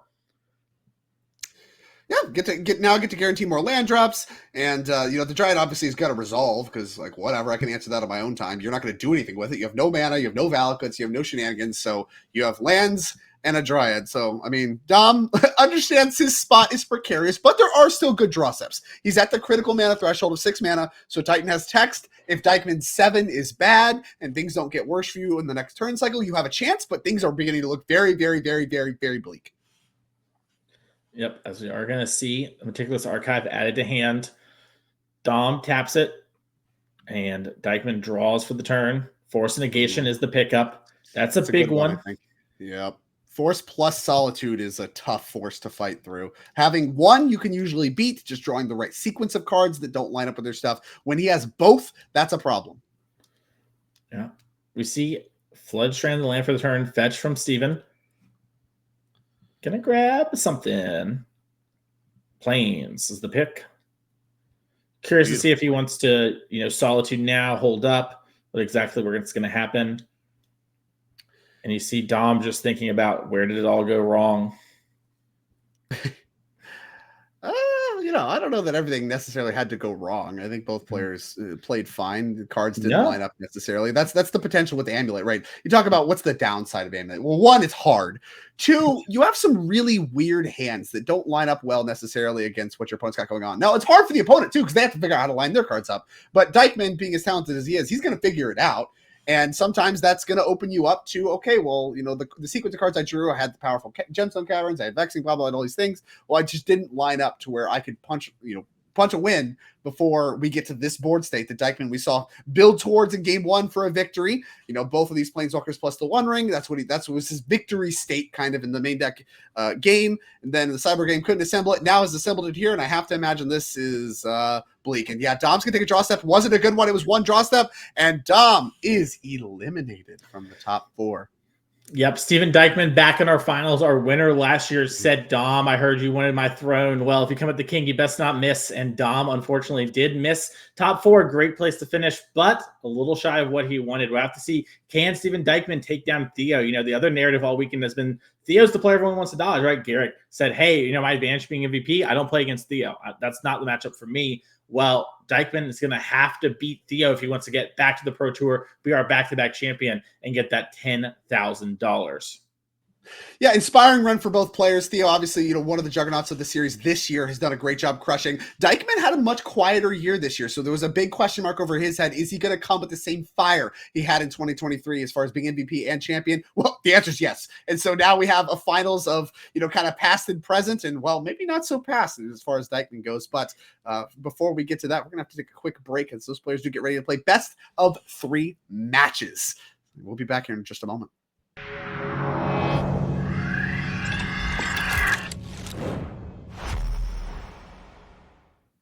Welcome back, everyone. It is the best time of any tournament. It is finals time here at the 2024 NRG Championship. We have our finalists. And so, it's been a long day, been a grueling gauntlet of matches against the best of the NRG series. And for these 2 players, it's another gauntlet here in the finals because we are going to be playing best 2 out of 3 matches. So with that, there's a potential for every single format to be played. I am here, Drake Sasser, with Mason Clark. We're going to be covering this, and we have a finals slide to show you. Now, it's important to show you both of these players as well as all 3 of their decks, because there is a potential that all 3 of their decks are going to see play. Yeah, so the way this works is the player who's the higher seed will pick the first format. So in this case, Theo is going to be on the play with Gruul Prowess versus Golgari, mid-range in quotes, kind of much more like a ramping big mana-y deck. Then in match number 2, regardless, I believe, who wins, Dykman will choose, as my understanding, which format we'll play. And then in match number 3, if it happens for the, we have the deciding best of 3 matches, Theo will be able to choose again. And we will just see how it all plays out from there. Theo might choose Gruul Prowess this time. Maybe it doesn't go his way. He might pick something different. We'll have to see exactly how that goes. But I believe our players are ready. Yeah, I think we're, as these players do get ready, we'll take one more look at what they're going to play for very quickly. Remember, this is the finals. There's a lot on the line here, and this was a $35,000 tournament, and to first place goes all the spoils, $10,000, a Pro Tour invite, and of course, an invite to the 2025 championship. They'll be back to do it all again, play for all of this once again, and that's how Dykman qualified for this one, by winning the 2023 championship. Second place, $5,000 for their trouble. Quite a bit of money, but there's a lot of invites on the line. You mentioned these players are ready to go, so let's go ahead and get down to the matches. These players are going to be playing standard. Now, keep in mind, with the formats, they can't pick the same format twice. So no matter what happens with this match, match 2 will not be standard. It will either be Pioneer or Modern. And then, of course, if there is a match 3, if it does come down to that, and we all, I think, hope so, that way we can see the most magic possible between these two juggernauts of the game and the series here, we'll watch the final format there. So there will be no repeats. And, of course, the play draw as well as the format selection will switch, will alternate. And Theo will get the opportunity to do it twice beyond the play, that is. And that's his reward for being first seed. So here it is, Theo Jung, the juggernaut of the 2024 season versus the returning champion and MVP of last year, Steven Dykman. Did it all last time. Can he get it done once again? Yep. Theo, we talked about it a lot this weekend. The player that our MVP of the year got to dodge. You pick one player to not have to play against as your reward for being player of the year. Theo was the pick. Sort of, accepted by the field. If I'm not the best, it's got to be one of the most solid players in our field, and proving it first to hit 8 wins, undefeated. I think has barely lost games of Magic when I look at the record, let alone matches. So we're going to see that real quick. So our players get a little bit of gum. Well, snack, huh? Snack it. action. Yeah, Eat the food token. They should be at 23, both players. Yep. And yeah. You see Theo smiling, and end of the day, it is all. Oh yeah, I guess I should play Magic and stuff. Heartfire Hero. The start here against the Golgari mid-range deck off the mountain. Plenty of creatures to work with from Theo's deck that we've seen a ton. Another great start. Yep. Theo does have access to Manifold Mouse, sort of the 1-2 punch of this deck. Now, Dykman led on a black source, so we might see Theo not deploy that like we normally would, and looks like that is going to be the case. Yeah, here we go. Just a Monastery Swiftspear and an attack. And didn't see any posturing for tricks there. So Dykman, kind of thinking about it. Starting on Land War Waste 2, potentially meaningful. In the aggro matchup on the draw, a Pain land, maybe not the land you necessarily want to see, but does, of course, make your mana work. So we'll see if he wants to do any movement. Is reaching for it. Theo with Landbox Mountains. We love to see it. Came to game. I respect it. Now the mismatching's still tough. At least find some matching landbox. Theo has no time for that. Theo does one thing. He wins, and sometimes he eats a little before he wins. That's all he has time for. That's quite a lucrative skill to have. As Dykman does just take a draw step. No movement. Takes his beats over the face. Modest right now. Modest mouse. Beatdowns, I would argue, as this is a Gruul Mice deck as labeled by Theo. It has the Innkeeper's Talent. One of really, kind of the card that makes this whole deck tick. Gives you a lot of grinding power, gives you a lot of staying power, and not being a creature means it's not susceptible to all the stuff usually good against your deck. And so now we got prowess triggers, we got counters we can move, we got tricks abound. Now I think we'll see Dykman move, and we will. Yeah, this is interesting too. So Dykman waited. Theo kind of also maybe posturing a little bit there, chose to have Monastery Swiftspear, so if a cut down was happened, he would, still have his sort of better creature for the long term. But also with the prowess triggers, if Theo had something like Burst Lightning there, it would have up to a 3/4. So Dykman, had to take a life and a little bit of a risk and hope that Theo didn't have something that could punish there. Yeah, it did, I think, more or less work out as Theo did lose Monastery Swiftspear, got some damage for Troubled Heartfire Hero. Innkeeper's Talent, of course, gets to stick around. Hard for Golgari to answer that one. Looks like Harvester of Misery, the discard mode on that card. It feels like it should be like cycling. It's not. You do just pay 1 and a black and discard it. Target creature gets -2/-2 until end of turn. Not officially cycling, but more or less accomplishes the same thing. And with the power reduction, I don't think he's going to take damage either. Yep. Checks last known information. Last known's minus. That doesn't mean you gain a life, but it does mean it is 0 for that situation. As Dykman plays up the Beanstalk, a powerful card. Yeah, great follow-up from Theo, and a not good follow-up from Dykman. Having to play up the Beanstalk in the face of a Screaming Nemesis is already a 4/4 threatening to become a 5/5. In addition to whatever Theo can do to it, tough as we go back to Theo's turn. Again, this Gruul Prowess deck on the play has looked incredible from Theo. We saw him win a dominant top 8 match to advance to the semifinals. Now in the finals, looks to be the start of doing that again. Loves to see up the Beanstalk across the table. Yep. Theo in an interesting position here does have Witchstalker's Frenzy, something he could use to do a bunch of damage to Dykman with this Screaming Nemesis, but also makes so Dykman can't gain life, and that might be something that Theo is thinking about holding up for the rest of the game. Ooh, just beatdowns for 5, and now we got a little Offspring action? Yeah. Mouse Offspring? All right, 2 Manifold Mouse. So nice, we'll do it twice. So now we have 2 Manifold Mice, and they can, of course, target each other. And that is a nice little pickup because Screaming Nemesis is not a mouse. It is a spirit. Speaking of screaming, that might be what Dykman's going to be in a second. It's this other Innkeeper's talent in hand is representing a lot of damage along with that Witchstalker Frenzy. You know, if Dykman just says like go and holds up mana, he's going to lose. And he knows it. He's just like, wow, I can't answer everything. This picks it up. Yeah, and that's the power of this Gruul deck. You see Manifold Mouse there, another key card of this, right? Giving double strike or trample and 2 bodies for 1 card. You start to flood a little bit normally with this aggro deck. Well, you present 2 bodies, and Dykman just knows, I'm checkmated. I don't have the cards that can get me out of this. I'm just going to get attacked and die. Let's just go to game 2. Not worth the thinking about. Does have access to, I'm going to read through this real quick, 1 Blot Out, 1 Cut Down, 4 Duress, 2 Gix's Command, 1 Harvester of Misery, 1 Nowhere to Run, 1 Scavenging Ooze, 2 Terra Sunder, 1 Trickle Throwback, and 1 Vivian Reed. Real quickly, what do we want? Yeah, so I mean, there's a lot going on there that we could be bringing in as Dykman. Our interactions be pretty important, right? So cut down is something that we saw we needed in that game to sort of even stay alive. The extra turn before we quickly die, we're going to probably want that here as well. Harvester Mystery kind of doing a similar thing. You know, I expect this cheap interaction to come in, but we might also see some cards like Scavenging Ooze, where normally there's something that you bring in like for a graveyard deck. Well, here can become kind of big, gains a little life. And I imagine we're going to trim some of our top end for Dykman. You know, cards like Vraska, Betrayal Stinger is something that you see some players in Golgari use as a combo kill, not for Dykman, just a value card here, and not really what these games are about. So what Dykman's going to look to do is make his deck a lot more lean and efficient and fight over those early interactive cards. Makes a lot of sense to me. Going over to Theodore's sideboard very quickly. Once again, we got 2 Lithomantic Barrage, 3 Paw Patch Formation, 4 Questing Druid, 2 Scorching Shot, and 4 Torch of Tower sideboard we've seen before because Theo mushed his top 8 match. What do we want here against the Golgari deck? Yeah, so I mean, once again, we saw this before where we talked about Theo brings in these questing druids when the games can get a little bit more grindy, and we saw that happen with the top 8 match. We're going to probably see that again here. Theo going to have a bit more interaction. Our opponent has a lot of powerful 1-for-1s and a lot of strong threats that can take over the game. So I imagine we'll want something along those lines. But besides that, you know, it's really going to depend on what Theo thinks we need to be cut from our deck. As it looks like our players are actually ready. So enough about the sideboard. Let's get down to our feature match area. Get down directly to the action. Hopefully Theo, you know, will give us more action. As exciting as it is to watch this Gruul deck absolutely run over everything in its path, you know, and it does get it done very quickly. We're going to have a very quick finals if all our matches start looking like that. But nonetheless, here we go. We are going to be underway, it looks like, between these 2 players. And yeah, I mean, whatever.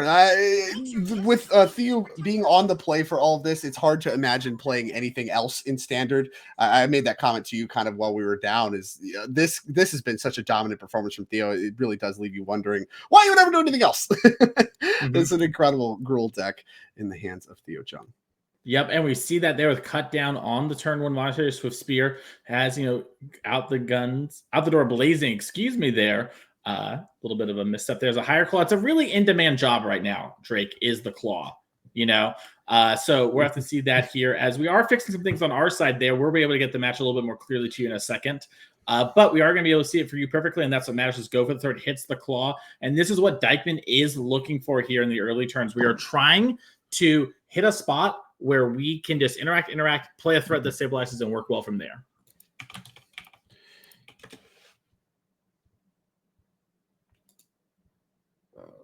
Okay, we back? Yeah, sorry, I'm having a little bit of tech issues now, it would appear.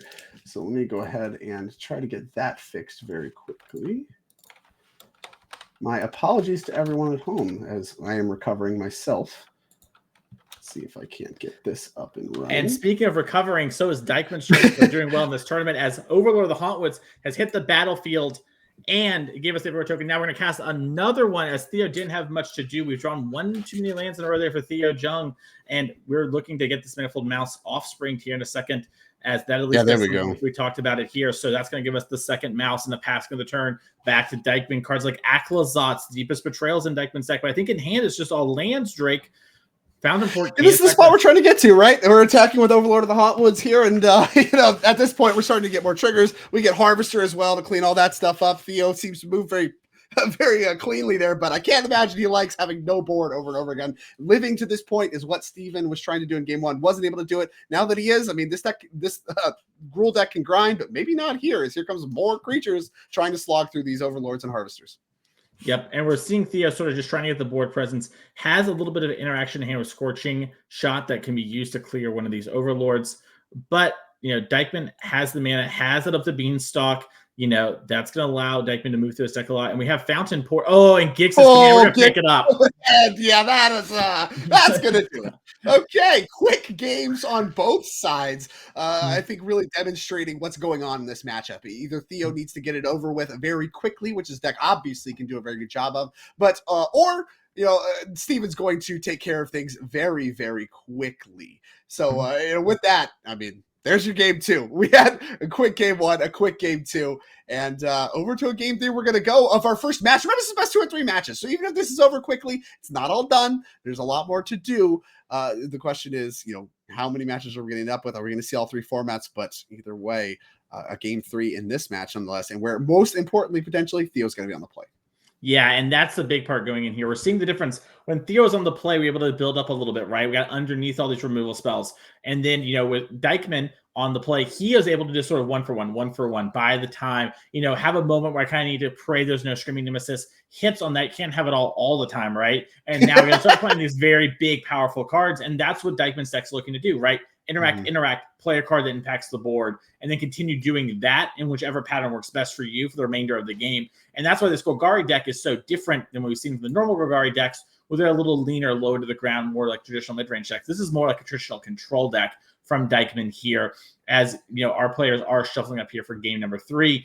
We'll have to see, with being on the play, can that matter? And cards like Innkeeper's Talent, giving stuff like Ward 1, make it so Dykman's mana is a little awkward. Yeah, 100%. And I do like you really highlighting that this isn't a mid-range deck. Traditional Magic heuristics leave you believing that mid-range decks are good against aggro decks. That's the reason to do that instead of playing a control deck, right? You split the difference. That way you can do enough early to stop the aggro decks, but you can still be aggressive enough to get underneath the control decks. That's kind of the dynamic between high-level archetypes in most cases. In this case, it's not really a mid-range deck. You would expect the mid-range deck to be pretty good against aggro. In this case, I'm not sure that that's true. You are looking to go a little bit bigger. You're looking to go over the top, and that does leave you a little open to the aggro decks, especially on the play. So highlighting really, this is a big mana deck. This is a control deck. I think an important part of the equation when you talk about this matchup.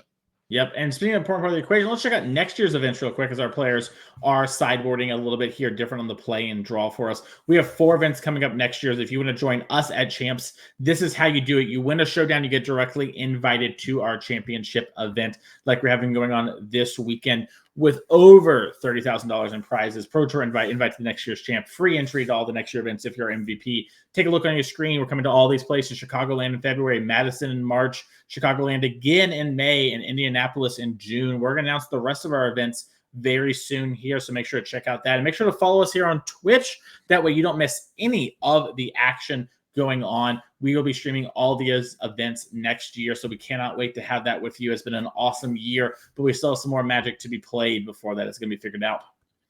Yeah, 100%. And, obviously there's a little bit of format updates, some shakeups that may be on the horizon as well. I know a lot of people are anticipating that. And, it's really exciting to me to have this event as kind of the final send-off for that. And, of course, it wouldn't be a series if there wasn't more Magic to come. So if you, weren't able to make it out this year, you weren't able to get it done this year, don't worry. You're going to have more opportunities in 2025 is where that starts. And you're going to get the formats very shortly. But either way, you can start planning your travel. And, it's the NRG series. You know where to expect us. You've seen us before. And at this point, they're going to be good events. So make your way out, qualify, and that way we can be covering your match here maybe next year at the 2025 championship. But speaking of the 2025 championship, look at that. There's your 2024 Series Champion trophy. You can see what's on the line there, as well as a Pro Tour invite and the 2025 championship invite. So one of these 2 players, if you do make it out to those events, is going to be present at the 2025 championship, and you can be the one to take them down. Will it be Dykman on the back-to-back, or Theodore Jung, the kind of the boogeyman of this event, at least if the MVP, Garrick Alford, is to be believed?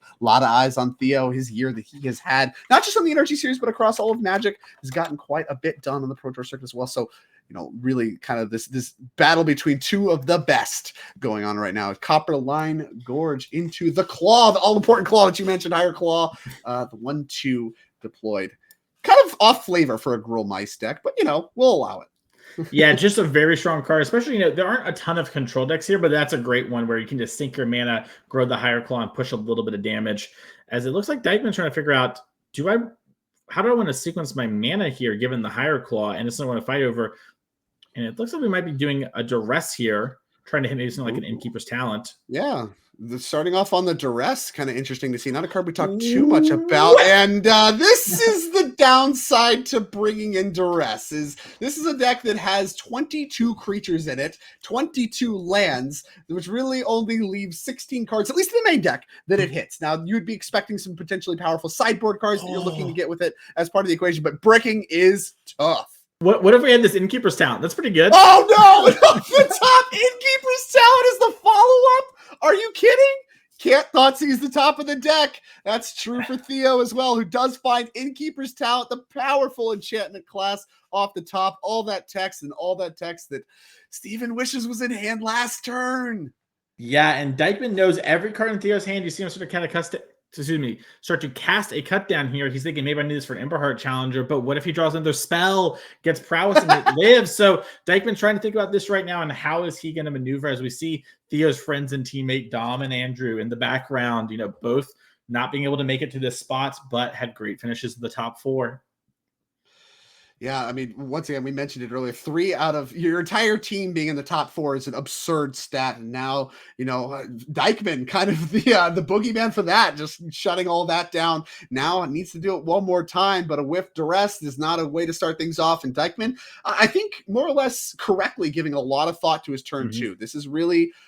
this is the tough spots. A lot of the players really start to rush on turn 2. How many options can you have? Well, when it comes to playing against all these mana creatures and someone as talented as Theo, you have a lot of options, and it's going to be Llanowar Elves and Cut Down. Yep. I think I like this from Dykman. Let's just get out of the way now. Yes, it can go bad. The Challenger might hit some spells or whatever, but I need to sort of develop. I need to get to my bigger cards. Ooh, here we go. We got the Emberheart Challenger. Gonna go ahead and get that Valiant trigger off the Innkeeper's Talent. Finds the land. He actually was missing a land, so that land is huge for Theo as far as keeping the grinding going and getting extra value. Yep. Back to Dykman we go. Now, he had a great turn 2, not so good of a turn 1, and Theo doesn't have the explosive start we saw from game 1, but is starting to assemble a lot. This Innkeeper's Talent's getting a lot of value. Overlord of the Hauntwoods is going to go impending. Is that how you say that? It's going impending? You're impending it? It's impending is how I kind of say it. That's because it's kind of like it's overlooking it, like the themes, like it's like, oh, this horror is coming. That's how we have an impending Overlord of the Hauntwoods. There we go. We'll do it that way. It's back to Theo we go very quickly. The Everywhere land produced for Dykman. A lot of options for Theo. Like I said, wasn't flooded with lands. I think he might have had one, but either way, I mean, a lot of spells still to work with. Second Innkeeper's Talent. That can go targeting on this Emberheart Challenger. Just going to trigger and reveal some more cards. I mean, this is just, I've been saying it to people, you need to have a reason to not be playing this Gruul deck because it is the most mana efficient deck. It is the fastest deck, and it's not like, oh, you have no card advantage. Like a lot of people said to me, are like, oh, they run me out of cards, blah, blah. You create a lot of, redraws or pseudo advantage. Things like Ward 1 off this talent is very frustrating. And you're seeing this from Dykman. We have this 5/5 Emberheart Challenger staring us down. Meanwhile, we have to kill this Manifold Mouse that we got for free. And, if we don't, it's going to either double strike or trample. And whichever one of those is going to be is really powerful here. And, Steven has done a good job, has sort of done what he was looking for, right? Minus not having Elf on 1, he's had a perfectish draw for what he's looking to do. Yeah, I mean, really, we're really still feeling the sting of that turn 1 duress and miss. That was really where things started to go wrong. Theo has gotten more and more cards, has been uninterrupted. That wasn't the piece of interaction you wanted, and now we really need to play catch up, which is what this deck's designed to do. So we'll see exactly. Tapping a lot of mana here. It's going to be Gix's command. All right, that's a big one there for Dykman. That's going to clean the board up and make it so Theo's going to have to recommit to the board. That was one of his few cards that could actually clean everything up. Now, Theo still has a handful of spells. Remember, we got a lot of these cards for free off the Emberheart Challenger. We knew there was a Questing Druid. But yeah, a lot of that was cleaned up, so but plenty of cards left to work with. So Theo's already tapping mana, and I think he has a backup Challenger. So, once again, can get the card advantage engine going once again right away. Yep, and Dykman might have something like a cut down here, but he knows Theo has that Questing Druid, which will gain prowess. So, and you see Theo snap do it. Yeah, this has been a series of exchanges that have all been really good for Theo. As another land plus spell revealed off of Seek the Beast for Theo. Just more card advantage, more value, and still a ton of pressure to boot. This prowess deck is, I mean, every game it's been on the play, it's looked incredible, and that's certainly part of the equation. But also, like you said, I mean, there's just a ton of grinding going on here too. I mean, look at this attack. Yep. Attack 5 points. It's a big attack. We're going to see this mountain played for free.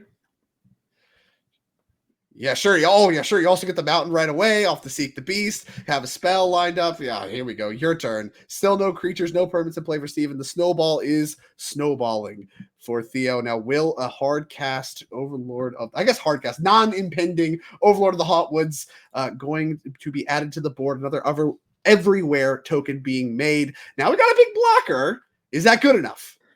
The thing is, though, it's not a big enough. Oh, and Heartfire Hero, we can give it haste. Oh, that my means we get goodness. in. Theo takes the first match there and really showing the mana efficiency and grind and burst that this deck has. If you're playing Standard, you got to watch out for this Gruul deck. It is one of the decks to beat in Theo, showing that in spades here. As now we're going to have a second where our players are going to figure out what the second format's going to be for match number 2. So it's not over yet. It is 2 out of 3 matches. We're going to take a quick break so our players can run to the restroom, swap over their decks, and we'll be back in just 2 minutes.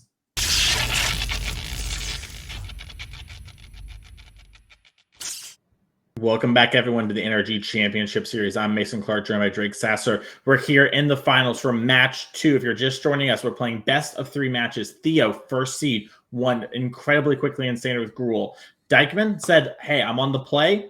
I'm going to play Pioneer. I think my modern deck is really good. I can win on the draw. So we're going to see if he can make that game 3 happen. But first, he's got to beat Theo in the Pioneer format. Let's head on out of the feature match area so those players are ready to go.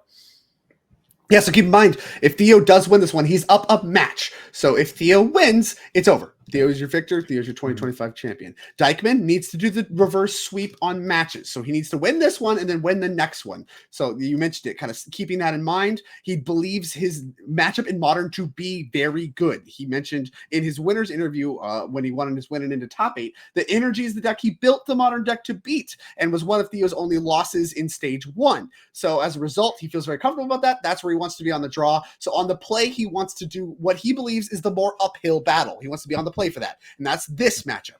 So this matchup here between this mid-range deck and this Jund Sacrifice deck, kind of what you would expect maybe a mid-range mirror to look like, but the Sacrifice gets a combo that makes it weaker at the mid-range stuff. So you're really going to be looking to reach for the combo as your inevitability piece, more so than all of the card advantage engines and stuff that's going on in Steven Dykman's deck, who's playing, something a little spicy, this Orzhov mid-range deck. Yep, as we are going to see a Thoughtseize here off the Concealed Courtyard. That's going to reveal a Cauldron Familiar, a Yigre, Eater of All, Deadly Dispute, Bloodtithe Harvester, and a couple lands.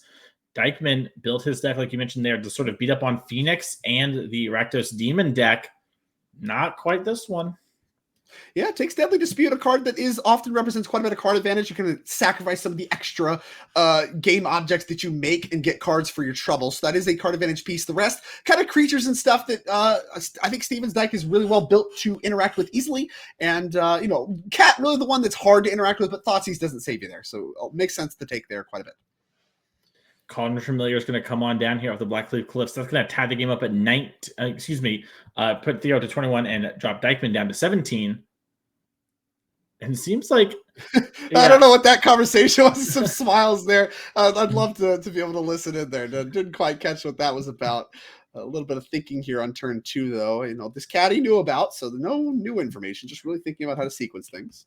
Yeah, I think the draw of the Mutavault was like, is there ever a world where I maybe attack with a Mutavault next turn, right, or block a cat? And it's like not really worth it. Yeah. Well, the cat gets to beat down. Not worried too much about the chip damage early, I don't think, is Steven. Yep, Bloodtithe Harvester coming down off the pathway. Pass it over here. Dykman picks up another Culling Annex, and there it is. This powerful Room from Duskhorns coming down. We've seen this sort of be the revitalizing factor for these black mid-range decks here, as Dykman is going to lose 2 life and draw a card. Yeah, I mean, once again, this is the kind of the demons thing going on, right? You have Unholy Annex alongside the Archfiend of the Dross and the Blade of the Onis, and enabling demons as well. Kind of offsets the life loss that would matter actually quite a bit, as it looks like Theo is getting an aggressive force assembled. Yeah, and this is what Theo really wanted. Dykman kind of tried to interact on some things. You apply pressure, and then, maybe threaten the combo, or just, actually just beat down to win. And Dykman's life total is dangerously low as he's figuring out exactly what to do. Now, he does have a demon with Mutavault. That's every creature type. Also an octopus, in case you were curious. Sure. Also an oof. Like, what do we have? It can come up. It can come up. As a Kraken. Sure. Yeah. Okay. All right. I mean, it could matter, right? The life you haven't mentioned it, like the life loss being offset, that could definitely matter, especially as his life total starts to get very precarious. I think for the entire time, even when they were in standard together, Mayhem Devil and College of Familiar have been very well known for killing opponents out of nowhere, and blood tokens and cats and foods and all those things all being sacrificed left and right is a big part of that equation. Yep, and Drake, and it's important to remember, Dykman has Heartless Act in his deck to fight over Archon and the Dross in the Mirror. Well, do you know what Yigra says? Ward sacrifice of food. All creatures are food. Okay. Whenever a food sacrificed, I gain 2 +1/+1 counters. That Heartless Act does nothing against Yigra here, which is, the removal spell you want to have to stop the combo when Theo's trying to pincer you. Dykman's in a little bit of an awkward spot there. It looks like another chamber is going to come down, and we're going to activate that Mutavault and drain for 4 and draw 2 cards. I mean, the life drain is definitely good, but once again, not playing to the board is not ideal. And you kind of mentioned a little foreshadowing about what could happen with this Yigra. It gets, even worse than that. Like, none of Steven's removal spells are very good against. He has 4 Fatal Push. Well, that's a 5-mana card. He has 4 Vanishing Verse. Well, it's not monocolored. And as you mentioned, the Heartless Act doesn't work either. 10 instants in the instant column, all of which are removal spells, none of which work against Yigra. Attack here, 4/7. That's going to knock Dykman down 2/7. We picked up a Verge here for Theo. 1 mana away from being able to cast Yigra, along with one of it being green, but that is something. It's green. The deck plays a decent number of green sources. As Bloodtithe Harvester can come down, there's going to be another blood representing as well some pings here for Theo. So that Mutavault gets a lot of looks to green. That's a lot. Big spot for Dykman here. We've seen him take his time. We need to see him play to the board. He's just done nothing on the board all game. I mean, Mutavault's kind of something, not really. And I saw Thoughtseize in his hand. I mean, if he doesn't play to the board, he's just dead. Yep, and it's going to be a tough spot here too, because if he doesn't, let's say, unlock the Culling Chamber, right, to get the 6/6 demon, well, we know Theo has a Fatal Push. Steven doesn't. You see, look at Theo's hand. The upside down cards are all the ones that Steven knew. That way he can remember them too. And we're going to see Dykman start to deploy some other things. Maybe playing around a Fatal Push happening. It's Heartless Axe getting cast. As you mentioned, got to get that one in before Yigra, because Yigra can't be tagged by it, which of course he doesn't know about. So we're going to go ahead and try to go after the Devil now, which is going to prompt some responses to get the extra damage. Yep. We're seeing a discard of that Yigra hit Dykman. Now, you remember Dykman and there's the green land, but Dykman needed to fight over that Mutavault because the Bloods could have pinged down the Mutavault. So now Dykman's thinking, okay, maybe I'm going to be safe. Clears away the Thoughtseize. Gets the Fatal Push. Brutal Thoughtseize to have to cast. I mean, your life total is under so much pressure, and obviously it's going to expire entirely in the next turn. But once again, you really just want to be playing to the board. And he managed to do so with Heartless Act. He's going to get a bunch of cards for his trouble. And as you mentioned, the drain. He's not dead, but he's not far from it. Yep, back to 8 life here and doing a great job, Dykman, there of avoiding maybe some pitfalls that could have easily happened. My opponent, this is a 5-mana spell. What's the odds they punish me here? As an attack for 7 is coming in for Theo. I think it's something, it's tapped out. If something he had like a Cauldron Familiar, we would have seen it already. To 1. And we're deadly disputing. Oh, if we hit an oven here, this will be game 1 going to Theo. What will he do? He does get a treasure. Needs some food. Treasure's not food. Didn't get a great look at the cards. Harvester. Okay, Harvester plus a Verge is a redraw if you want it. You do have a land for turn you could play. There might not be that much of a rush. I guess the drain is quite a bit, but you have 9 power and toughness in play. And I don't think there's no sweepers in this main deck that I'm looking at. So, a lot of work to do. 9 power and toughness. I don't think you need to get aggressive with the blood right now. So, yeah, it looks like that's what we're going to do. Just leave this very lethal threat in play. At 1 life, riding the line is Steven Dykman. Needs a reverse sweep. Not a great start so far. 1 life, not where you want to be, but hey, last life point's the one that matters the most. Yep, we're going to see 2 mana spent. It looks like it's going to be Blade of the Oni. That's a demon, so you won't need to keep spending mana on Mutavault, which is nice, which means it can maybe go on blocking duty. There is the Blade of the Oni. Yeah, really speaking to that mana efficiency is a big part of it. Not having to spend mana every turn on that, as well as other things that weren't impacting the board, is a big part of it. And a lifelinker to help out is a big deal as well. Alenda, Saint of Dusk. Have to imagine this is one of the reasons to be Orzhov. There's only 3 white cards in the main deck. It's 2 copies of this, 4 copies of Vanishing Verse, and 1 portable hold. Those are the only white cards in this main deck. And this is an important one. 4/4 lifelinker has hexproof from instance. And as long as your life total is greater than your starting life total, we're pretty far from that. It gets +1/+1 and has menace, and it has an additional +5/+5 as long as it's 10 or more from your starting life total. So the idea here is to gain a bunch of life. So gonna have work to do, and gaining a bunch of life is just what the doctor ordered for Steven Dykman. Yeah, and an awkward spot here for Theo as he needs. He found Mayhem Devil and Oven? What? And now he is going to win this game, I believe.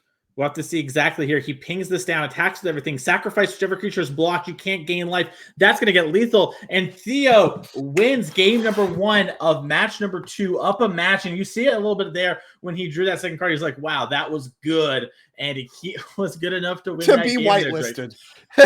just the RNG gods on his side. He's so confident, calm, cool, collected the whole time as he's laying these beatdowns. Dominant performances across the board from Theo. And now Steven Dykman cannot lose another game in this match and cannot lose another match. His back is against the wall.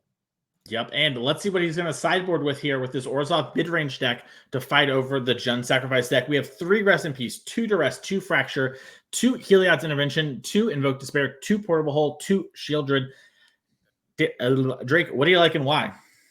I really like the Rest in Peace. I think this matchup is a lot about what's in the graveyard for Theo. You know, these cats are a big part of the equation. We saw that be a part of the game-winning combo there as well. I like that. I know it's normally for Phoenix. I want some number of them here. Also kind of interested in Fracture as well. Can take care of Ovens, can take care of the Scavenger's talent. That's a big part of it as well. There's actually 8 enchantments because you have the 4 Fables too. So like getting all those is really appealing where your removal spells actually don't work that well otherwise. And then I think for the same reasons, you can kind of bring in a couple portable holes as well. Exile effects are really appealing to me, and just really making sure your removal works is a big part of the equation for Dykman, because that's a big problem in the main deck games. Your removal spells just don't work that much.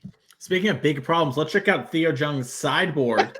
The Juggernaut cannot be stopped. We have 4 Thoughtseize, 2 Moment Collapse, 2 Obnixilis, 2 Torture Tower, Chandra's Defeat, a Claim the First One, a Duress, a Kolagon's Command, and a Gigantha. You know, I tried the joke there, Drake. It just didn't land. But what do you think Theo might land on when it comes to sideboarding here? I like setting up to grind a little bit more. This is a grindy matchup, and there's no real way that Steven can pivot that won't leave him wanting to grind a little bit. So obviously the cards there classically for the grindy matchups are appealing to me. Things like Obnixilis, things like Kolagon's Command. Even though there's a lot of exile effects that are likely coming in, and Theo does know about that, there's still plenty of just destroy target creature style effects that are going to still be in the main deck. I think you can kind of bring those cards in as well. As for how much, if any, of the hand heat you want, I don't expect that Theo will be that interested in it on the draw. Maybe on the play it gets a little bit better where you can feel a little bit more aggressive, but on the draw, I don't want to reach for as much of it. Maybe some Thoughtseizes if you're feeling spicy. I don't think he has that many cards he wants to take out, so I wouldn't really reach for it. I just kind of want the grindy cards. Yeah, for sure. And I love this too, the Sir Ginger, the meal ender in the deck, right? Just this little piece of technology that's in here, you know, lets you beat down a little bit. Very cool card. Love to see this sort of archetype still getting explored, right? Pioneer's a format that has had a lot of competitive light shine on it. And for the next little bit, we're going to be focusing more on standard when it comes to these events, but there's still a lot of innovating that can be going on in this format. It's really cool to see that here from Theo. And this is a deck he really loves, Drake. You know, when we see Theo playing Pioneer, it often is this deck, when he's not helping innovate the Rakdos Demons, Vampires deck, that dominated Pioneer for a while, he's just playing this Sacrifice deck, always does well with it. And just, I think this is one of those spots where a strong player has a deck that's very good and just knows all the matchups and plays them incredibly well. It speaks a little bit to this tournament structure as well. So when you're preparing for a 3-format event like this, it takes a lot of preparation. You're talking about months of preparation in advance. The players that are most successful find a way to thread the line between playing the best decks, especially in formats where they don't feel as comfortable, and playing decks that they like and feel comfortable with in formats where they already feel comfortable and don't want to spend as much time testing. We talked a little bit about that in day 1. It comes up here as far as trying to piece apart what Theo's successful formula has been. I mean, he's been dominant through this whole tournament. Garrick was scared of him, and rightfully so. Here he is up a match in the finals, up a game in what could be the winning match in the finals as well. He's had such a dominant performance, and a big part of that is really finding that line. Not only is he a very talented Magic player, but many of these players are talented Magic players. How do you get the edge? How do you get edge in preparation? If you look at Theo's decks, the decks he chose to register, he managed, I think, to do a very good job threading the line between playing best decks and then still finding room to play decks where he likes in formats where he feels comfortable. Yep, makes a lot of sense, and it seems to be working for him there. So if you're ever in an invitational spot like this, maybe that's something to keep in mind for yourself there. As let's head down to feature match here as our players are shuffling up for this game number 2. Remember now, Theo needs to just win one more game, and he is our champ. Dykman needs to win the next 2, and then the match of Modern. Now, notably, like we talked about earlier, Dykman, he really likes his NRG matchup as the blue-white control deck. So he's sort of saying, hey, this matchup might be one that's a little tougher for me than the finals, but I've got to get it done. I might as well try and get it on the play here. And gets to be on the play again, but we'll need a good draw. As we saw, Theo is able to beat down still with this deck that can sometimes, not do that.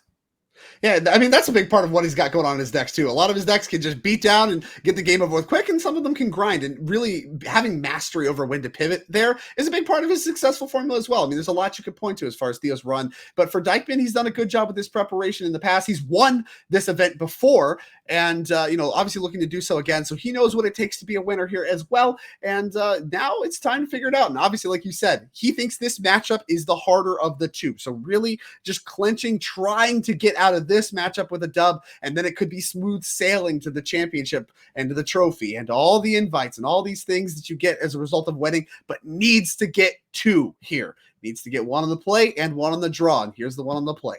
Concealed Courtyard, passing the turn to Theo. Theo Blackleaf Cliffs into Scavenger's Talent. That's a new one from Bloombar that really helped this deck out. We'll go over it as it levels up too, but the first thing to know is if a creature dies, we make a food token. So it's kind of like another Witch's Oven when it comes to chump blocking with your Cauldron Familiar. Gives you a lot of different pieces as Theo's just going to level it up right away. Yeah, obviously very much values this, and I think this is part of the reason to bring in some of those fractures that were in Dykman's sideboard. This card can present a lot of extra value. I mean, this is a deck, this sacrifice deck, that is very good at capitalizing on random game objects, of which food is one of those. Just like a random food that you get as a result of sacrificing your stuff. Well, okay, that's what we're designed to do. We're designed to use food, either Witch's Oven Cat or, your Deadly Disputes, what have you. Your Mayhem Devils just get value. Even if you just activate the food, you're looking to get value off these game objects. Scavenger's Talent, generating those is important. And of course, there's more text beyond that. Big pickup for this deck. Yep, Cauldron Familiar, the play for the turn. Level 2 was whenever we sacrifice a permanent, target player mills 2. Typically, you're going to see Theo do that on himself, as the last one does let you reanimate something from the graveyard. But sometimes you also see players mill each other out with Scavenger's Talent. You get 2 or 3 of those in play, Drake. You start sacrificing food, and your opponent has a lot of life. With your Cauldron Familiar, mill 6, mill 6, mill 6. So something to keep in mind. Sure. Yeah, we're a mill deck now. Check this out. Another angle that this deck can have. I mean, that's part of the power of the Jund Sacrifice deck. May not have as much of the speed or as much of kind of just the face-up resiliency that some of the other decks in the format have. What it has is a lot of different pivots. You can pivot into, obviously, you mentioned this mill thing. It's a little more niche, but you have a lot of reach in the form of Mayhem Devil. We saw Theo take a very aggressive posture in game 1, and we know it can be a grindy deck. Sacrifice decks have been like that for a long time. So having all of these options across the board is such a big part of the equation when it comes to being successful with the sacrifice deck, is knowing what plan to go with, when to pivot, and I think Theo has a mastery of that. Yeah. Dykman taking a second to consider. A lot of thought here. Yeah, he's clearly got something going on here that it's like a little bit hard to decipher for him. And the big thing that I can tell is there's Shieldred and Archfiend of the Dross in hand, along with just maybe playing another, Ritual Room and activating Mutavault like we saw in the last game. So I think Dykman's trying to figure out, do I spend this turn kind of, getting more cards and get that engine going? Do I maybe play a Shieldred in order to get that going? Archfiend of the Dross is also pretty good in this matchup for making Cat Oven a little worse because your opponent loses 2 life. Shieldred's going to be played here. Deadly Dispute in response. Sacrifice and Cauldron Familiar. That should be a milling 2 of ourselves, and we're going to get a food from the Scavenger Talent's first mode, along with a treasure and objects. Just game objects. I alluded to it before. I mean, that's what this is about. We make the tokens, and you see all these tokens being made. We get a treasure. We get a food. We get to mill to. We get to draw to. You just get to do it all. And this is a really nice synergy that you get with Cauldron Familiar. I mean, obviously, it had the Witch's Oven already. That was already good enough. People already played that stuff. We'll check it out. Scavenger's Talent now works very nicely with the cat as well, because sacrificing, you get a food, bring it right back. Why not? And so free value on the Deadly Dispute, a great exchange for Theo. And you want to do that before Shieldred resolves. Otherwise, you're just taking damage that you otherwise wouldn't need to. Yep, and we're seeing Theo here, end of turn, sacrifice the food to bring back the cat. Dykman doesn't lose any life because we have the 2 life to pay for the culling, and then we gain 2 from the Shieldred. That's why this player doesn't do anything. Theo's going to gain 1. Dykman's going to love 1 here, and then you see Dykman saying, I remember where Shieldred I love the finger. Yeah. Trigger! Yeah. I love the pause from Theo, too, just leaving Dykman just like, trigger. The stack is not empty. Theo picks up a Witch's Oven. Big draw here, as that cat will now be super safe from anything like a Vanishing Verse. Has a multi-collapse as well. Maybe wants to clean up this Shieldred the Apocalypse, and he does. Great exchange. 2 mana for 4. I mean, Magic Fundamentals, that was a good exchange for Theo. It's been good exchange after good exchange for him. Witch's Oven is the play. Attack for 1. I think Theo even has another Scavenger's Talent. We might see him deploy that and get, double food for his work when it comes to this oven. And one of the things to remember, Drake, too, is that last mode on the talent, you get to bring something back in the graveyard. So all this milling and sacrificing we're doing, that's going to set up for our Yigra combo sooner than later. And it looks like we're going to mill ourselves after we float some mana with the treasure, play the Croxa, make Dykman have to discard a card. But then we're sacrificing a permanent and losing the Croxa. It's a food going to be made, and we can also sack it to the oven if you wanted to. Yeah, you can oven it too. You got all the options. This is crazy. The one of Croxa too, such an important one in this matchup if you could find it. Obviously, milling helps you find it, also helps you escape it. Get a look at that one. Powerful Titan from the Theros Beyond Death. I think the only one legal in this format, Uro banned. Sure. And so we're dealing with Croxa. Really one of your best grindy cards, right? This is a card that will slog through all the removal. It will, of course, get value even if Steven has removal that works, something like Portable Hole. It's going to make him discard a card and then maybe even take some damage beyond that. Just an important one. And another piece of the puzzle for Theo. You can do whatever you want. You can sacrifice it. It sacrifices itself, plays to all of your synergies very nicely. And obviously it's just a grindy card. And this is really, like I said, this is what the glue that holds all this stuff together are these cards that both do it all. They grind and they grind through game objects. Thoughtseize takes the talent. You mentioned having a backup talent. He did. Well, yeah, here we go. He's going to take that with Thoughtseize, finds a target. Yep. Arching the Dross on the stack. Theo saying, I'm going to respond, friend. I'm going to sacrifice this cat. Mill 2, probably targeting myself. Still going to get the 1 food from the oven and then 1 food from the talent. So now Theo's going to have an extra food. Going to hit a second Cauldron. All right, Drake, we're 1 cat away. Now, notably, Arching the Dross does make your opponent lose 2 life. But every time you sack a creature, I really want to highlight that. Whenever a creature an opponent controls dies, its control loses 2 life. I think this is the reason we saw Dykman lead on Shieldred. Normally a card that you think is one of the best cards in the format, the card you want to be the only thing left over when the dust settles. I don't think it's true in this matchup. I think you actually want Archfiend to be the last thing because it is so good at punishing the sacrifice synergies. Making your opponent lose 2 life is such an important part of this combo and disrupting the combo and things like that.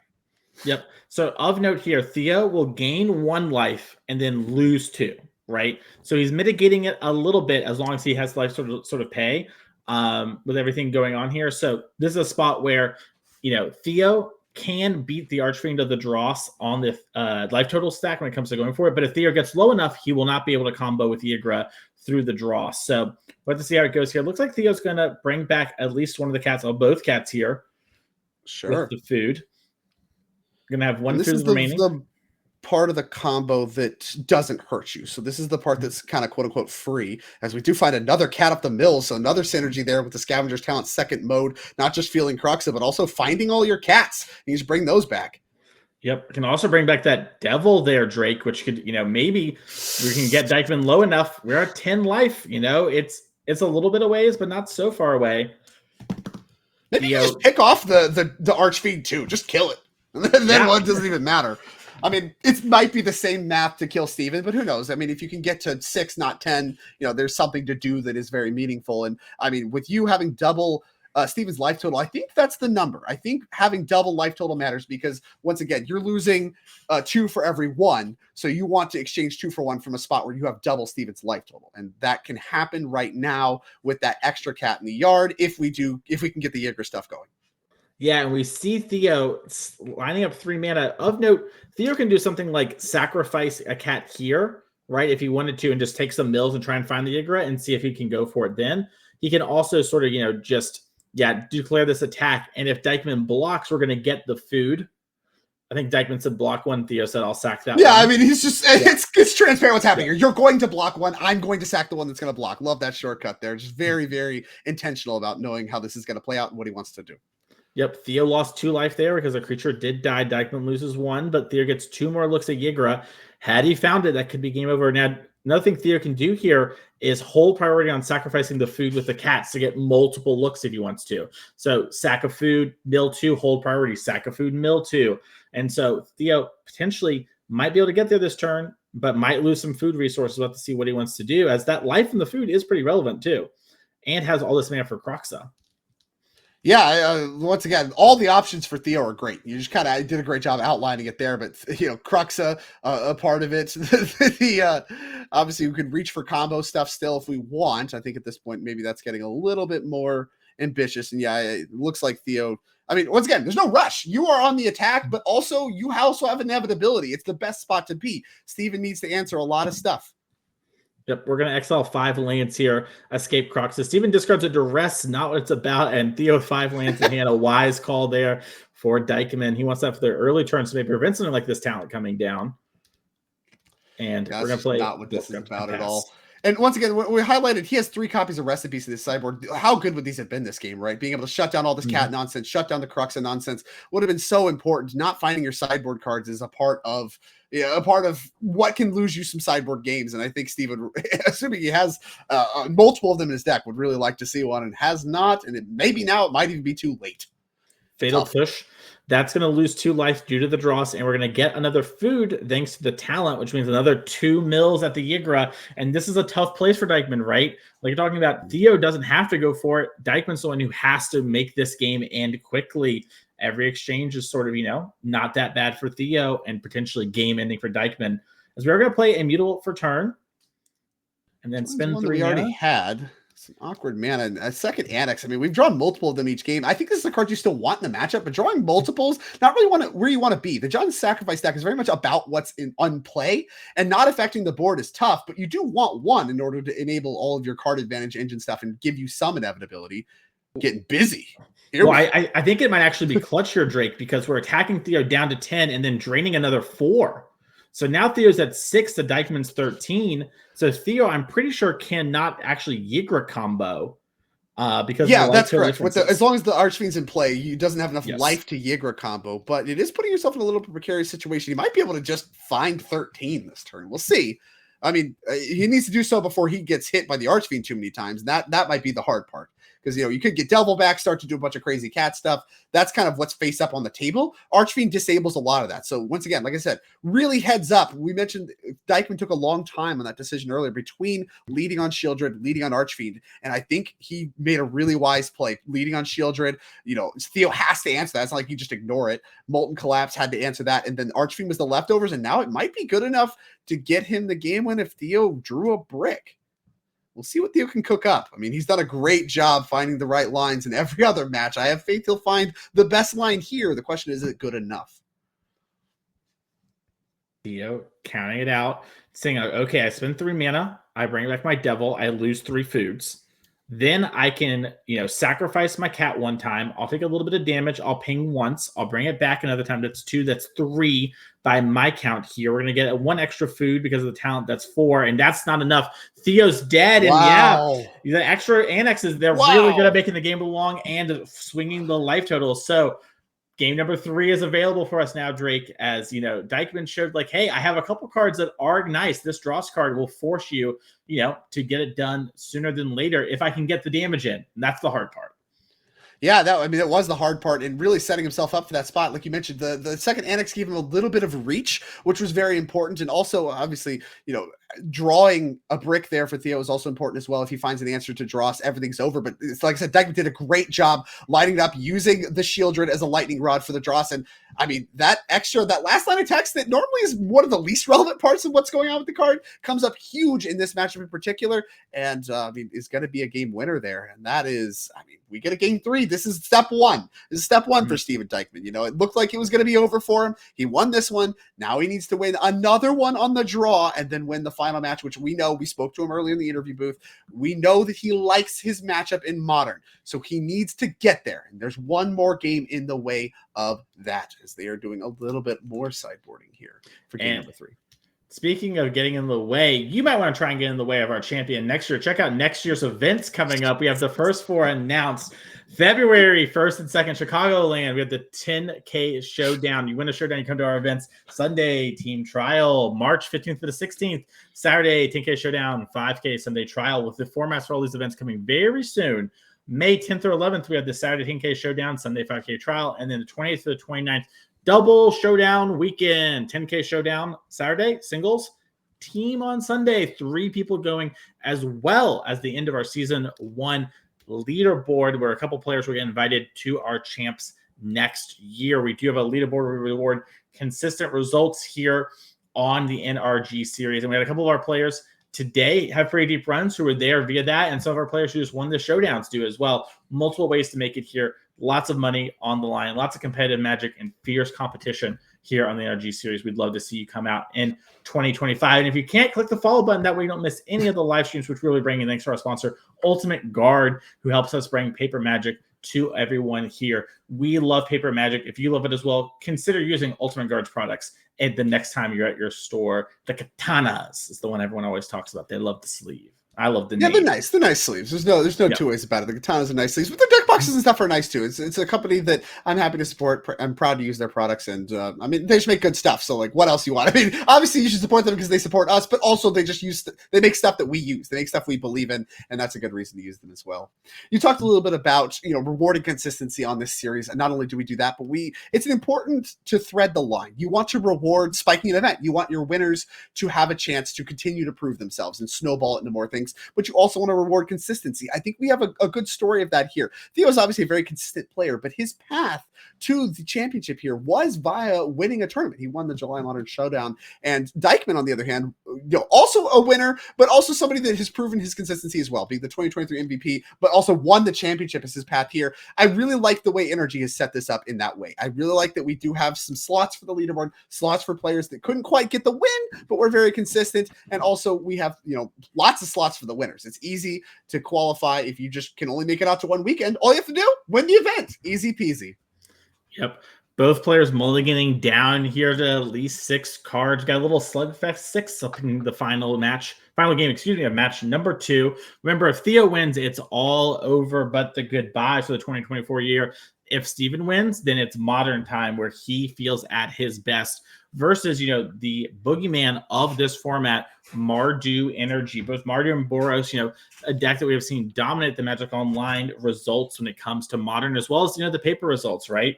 It's been a very powerful deck, incredibly consistent. And honestly, it seems like, only combo decks have been able to consistently beat it in the past.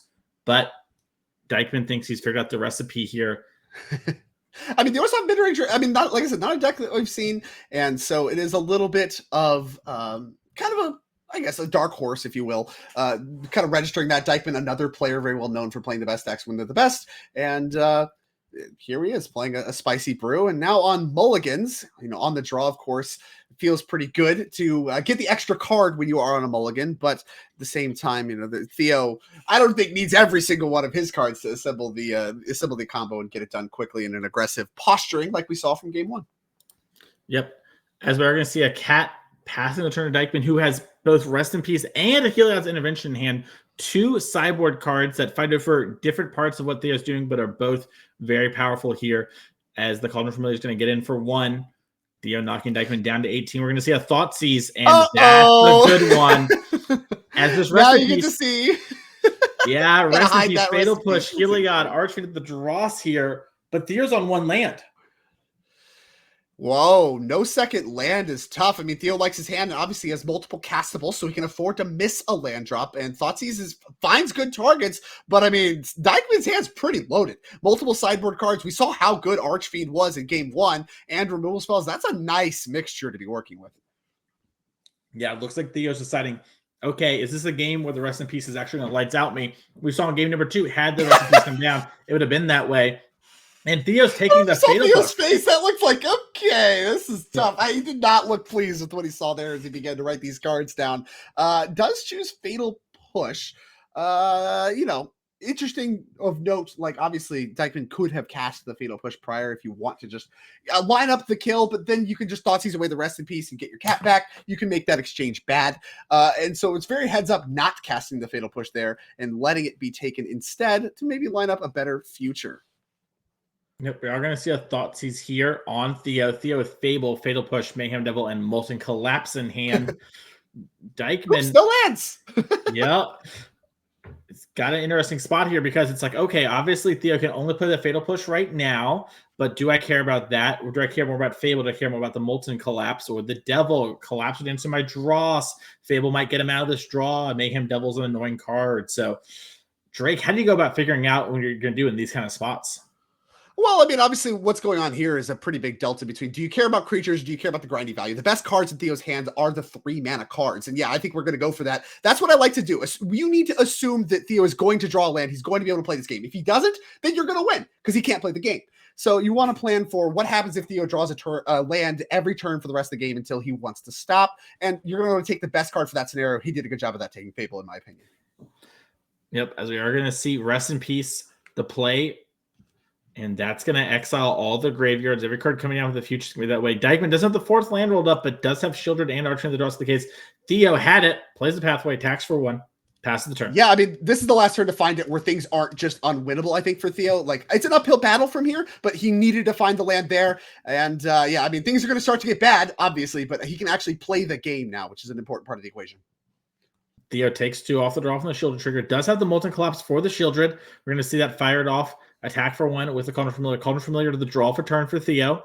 Has that in hand. Dykman with another Archfiend the draw, so off the top is going to play it down again. So sick. The same sequence, right? You get to line up the Shieldred. You have to answer this. My leftovers are Archfiend the draws once again. Such a powerful setup in this matchup. Yeah. Steven taking the hit, knowing that Fatal Push could be revolted, and then answer the draws. Mayhem Devil with a Swamp. Passing the turn. Now remember, Dykman does need to win before the Archfiend has 0 counters on it, but the second Archfiend is very good at that. And you see how fast Dykman knows, I have the game 3. That's the matchup I want to play. Give me that energy deck. I think it's free. And Blackleaf Cliffs at the draw for Theo. Has Yigra picked up during all those turns too. With Fatal Push is going to attack for 4.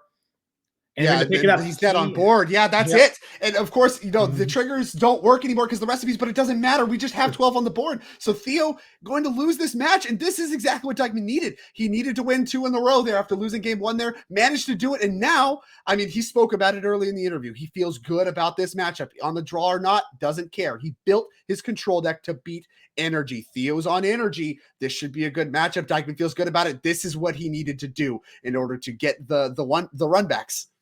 Yep, and it's all coming down. Match 3. Theo will be on the play if he wants it. I assume he will, but we'll see how Theo wants to do it. You want to take the draw in the control matchup? Like, what? No. What the Juggernaut says is what I do, so that's what's coming on down there. But we're going to take a quick second here to get those players some time to take a second, get some water, use the bathroom, shovel up their decks from their modern decks here. They might need to move some cards over like that Giganta there. So we're going to give those players 2 quick minutes. So we're going to give you all 2 quick minutes to go get some water, and we'll be right back with the finals of the 2024 NRG Champ Series.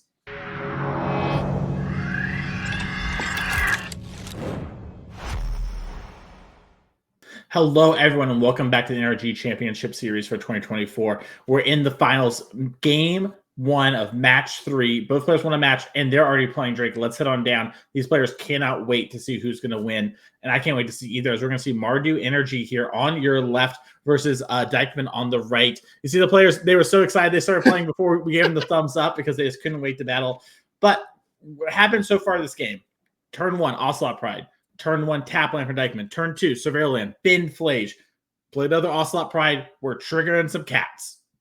Ben Flage is pretty nice. Also, triggering the cats is nice. I mean, obviously, Wrath of the Sky's gonna be a big part of the solving the problem here, but gonna need it pretty soon. I mean, things are starting to snowball out of control as we've only played 2 cards, both of which are 1 mana. That's the power of Ocelot Pride. But as we mentioned before, Steven Dykman likes this matchup. This is the one he wanted to play. This is what he built his deck to beat. So I would expect this one to be favored for Dykman overall, if he is to be believed. And I have no reason to doubt him. This is a classic control versus mid-range setup, and typically control is built to beat that. But Theo is on the play. So can he get aggressive and get underneath what Dykman has going on? And I think double Ocelot Pride is a great start towards that end. Yeah, I mean, Theo has the Goblin Bombardment in hand, Drake, which we're going to hit with all these cats. That's going to be 4. And we're going to have double City's Blessing, I think, with a land drop after the first one resolves. And that's just going to go a little crazy. We'll have to see, though, what Dykman has. There's a Solitude in hand. Looks like Dykman's thinking about something on the first turn here. Maybe it's a Prismatic Ending. Maybe it's an aggressive Solituding to get the permanent count lower. We'll have to see what he wants to do. Yeah, I mean, the question is, do you have to Solitude? I didn't necessarily see any, like, Wrath of the Sky, Supreme Verdict style stuff. Instead, kind of, we're going to be reaching for the One Ring. We're going to try to build towards the One Ring and use that to try to find our answers. But, I mean, being on the draw, that's pretty slow. And if we're fetching and shacking here, it's not getting that much better either. So, really the power of Ocelot Pride on display, putting a lot of pressure on Dykman to have to interact now, and it's only turn 2. Yep. We see the Hollow Fountain get fetched up here for Dykman. Maybe it's something like an Orange Chant he's setting up. We'll have to see. He's playing a little close to the chest at the moment.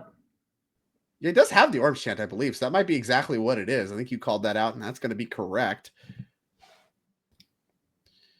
And you see a Sure there from Theo. Still has the ability to play a land, but that's about it. If it doesn't even have the land past the Dykman, that's a good one.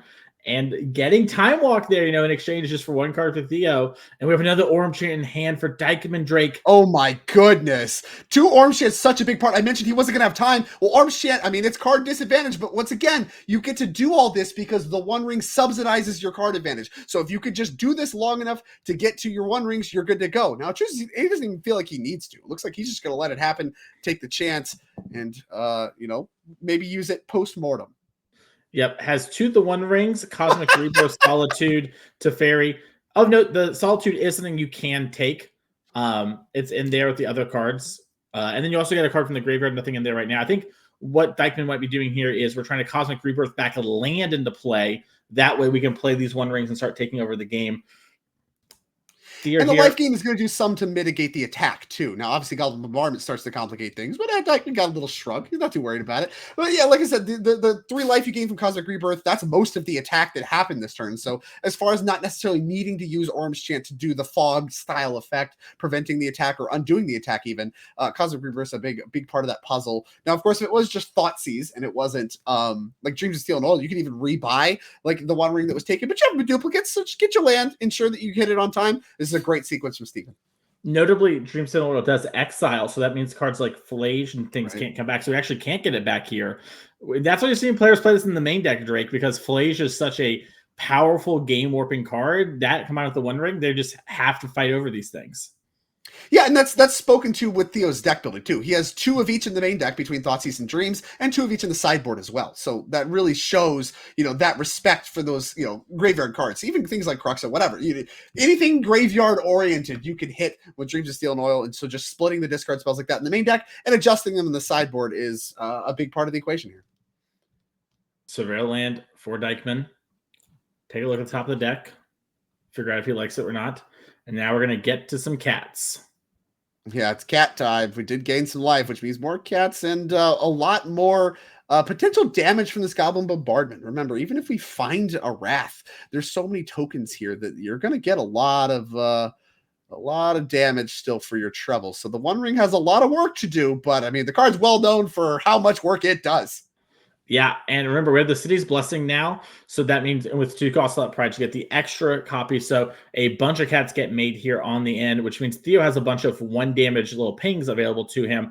Obviously, the One Ring can protect Dykman for a turn, but this is a way for Theo to actually sneak across maybe the last points of lethal in a situation where normally he can't.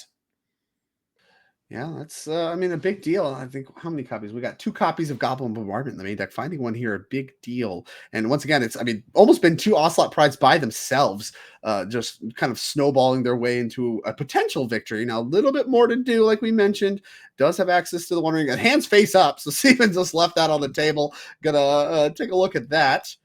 All the cards over there are not in play. I'm really interested to see how Steven wants to maneuver this game, because I really thought we were going to Solitude down one of the Ocelot Prides, because that would have stopped the city's blessing and would have put us in like a much better, like just so many less cats also have another life. And your Teferi doesn't do a ton, but clearly there's some card Dykman is thinking about wanting to hold it for, because he has a lot of it set up. Maybe as simple as wanting to pick up his One Ring, do something like play Teferi this turn, kick an Orange Chant, but it was a very interesting play. The plan is the way that Theo recovers, right? So, like, let's assume his plan is to stick the One Ring, find a Wrath. So he didn't know about Goblin Bombardment when he assembled a lot of this plan, right? So Goblin Bombardment just came down. That complicates his entire plan. I think that's why we're thinking so much. Previously, if he just plays the One Ring, finds a Wrath, gets the Wrath everything, the way Theo stays in the game after that is with cards like Flage. And having Solitude to pick off Flage and get that in exile could be a big part of what his plan was for the post-Wrath, the post-Supreme Verdict, post-Wrath of the Skies stuff.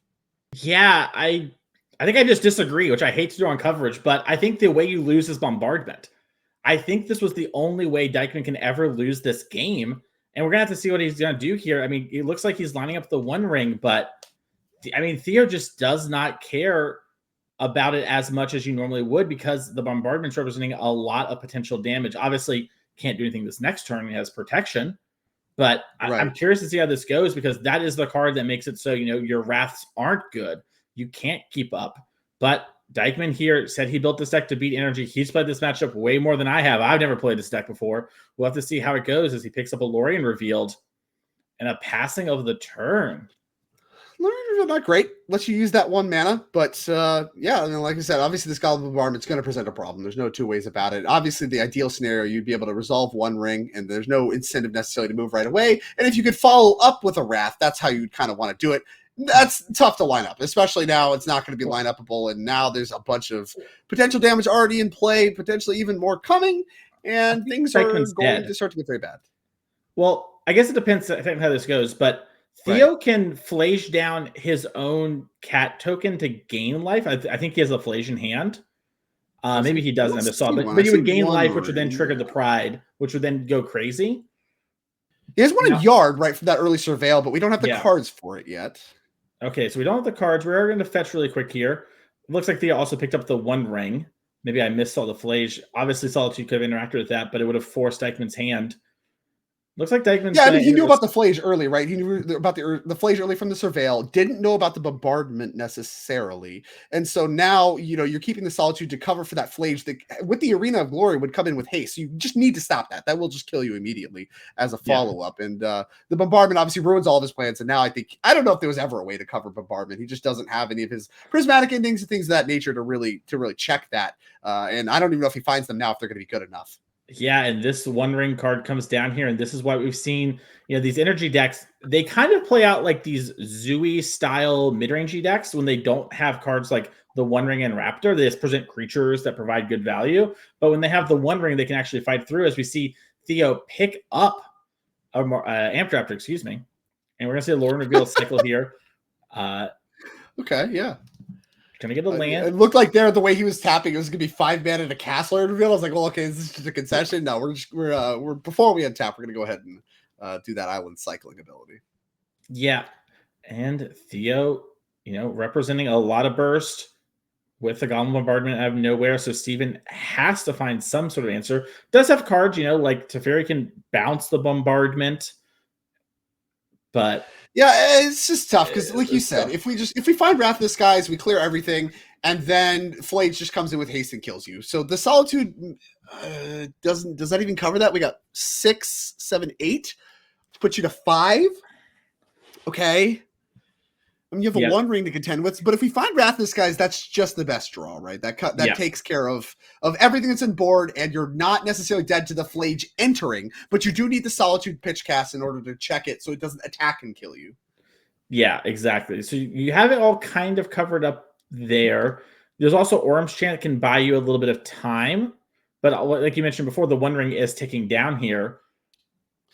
Yeah, I mean, he doesn't have the Wrath disguise. It looks like he didn't find it there, so that might be trouble.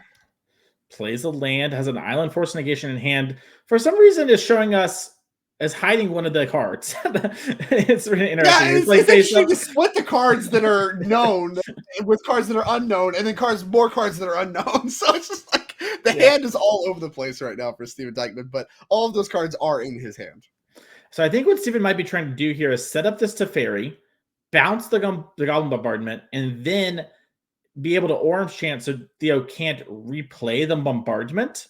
And then the Wrath of the Skies you can find off the One Ring might actually go the distance here. He has minus and he's targeted something. We don't know exactly what it is. Theo, it looks to be Goblin Bombardment as we would have expected here. I was going to say there's maybe a small chance it's the One Ring, but I doubt it. Well, there's more going on here, right? If you bounce the Bombardment and you have Wrath of the Skies, it's a disaster for Theo if he doesn't move. So by holding up the 3 mana here and bouncing Bombardment, Theo might actually have to start bombarding. He might actually have to start throwing his creatures away because he doesn't know if Steven has drawn Wrath or not. If he has it, it's so bad for him. Yeah, I mean, you can either go after Theo, I'm sorry, go after Dykman or Teferi as Theo as well. So he has to think through all this here because, like you're mentioning, it could go awful. I wonder if Theo's thinking, okay, I definitely want to kill this Teferi just so I can play at instant speed with the few cards I have that can matter in that regard. You know, like my Amped Raptor won't actually play cards, but what else do I want to do? You know, I want to get a couple points in. Yeah, the question is, does he have a Wrath? I mean, that's the entire question. Did you draw a Wrath? If you did, it's so bad. Oh, and it looks like he's going all in on it. I mean, that's what I'm saying. Like Dykman, if he gets this and he has the Wrath, you almost lose on the spot. Whereas you don't lose on the spot. You have the One Ring. So if you just get the damage, you have the One Ring, you have Flage going on, you have enough that you can still win even if he doesn't have the Wrath. Now, this is a sick bluff from Dykman because he doesn't have it. So by just doing the Teferi, bouncing the Goblin Bombardment, Theo has to move. And now he has mana left over, including that Solitude to do stuff. Can't let the Flage happen because he is at 3. And so does need to stop the Flage from happening for the rest of the game for the moment. We'll see what we can do about that. It looks like, yeah, we lose 2 life here from the One Ring. We have Orange Chant. We'll try to respond, but remember Teferi doesn't let us respond. And now Theo draws an Arena of Glory. Yeah, the Teferi plus Orange Chant so sick there. Like you can't do anything. You can't respond to it. So you don't even get to pick the Teferi off.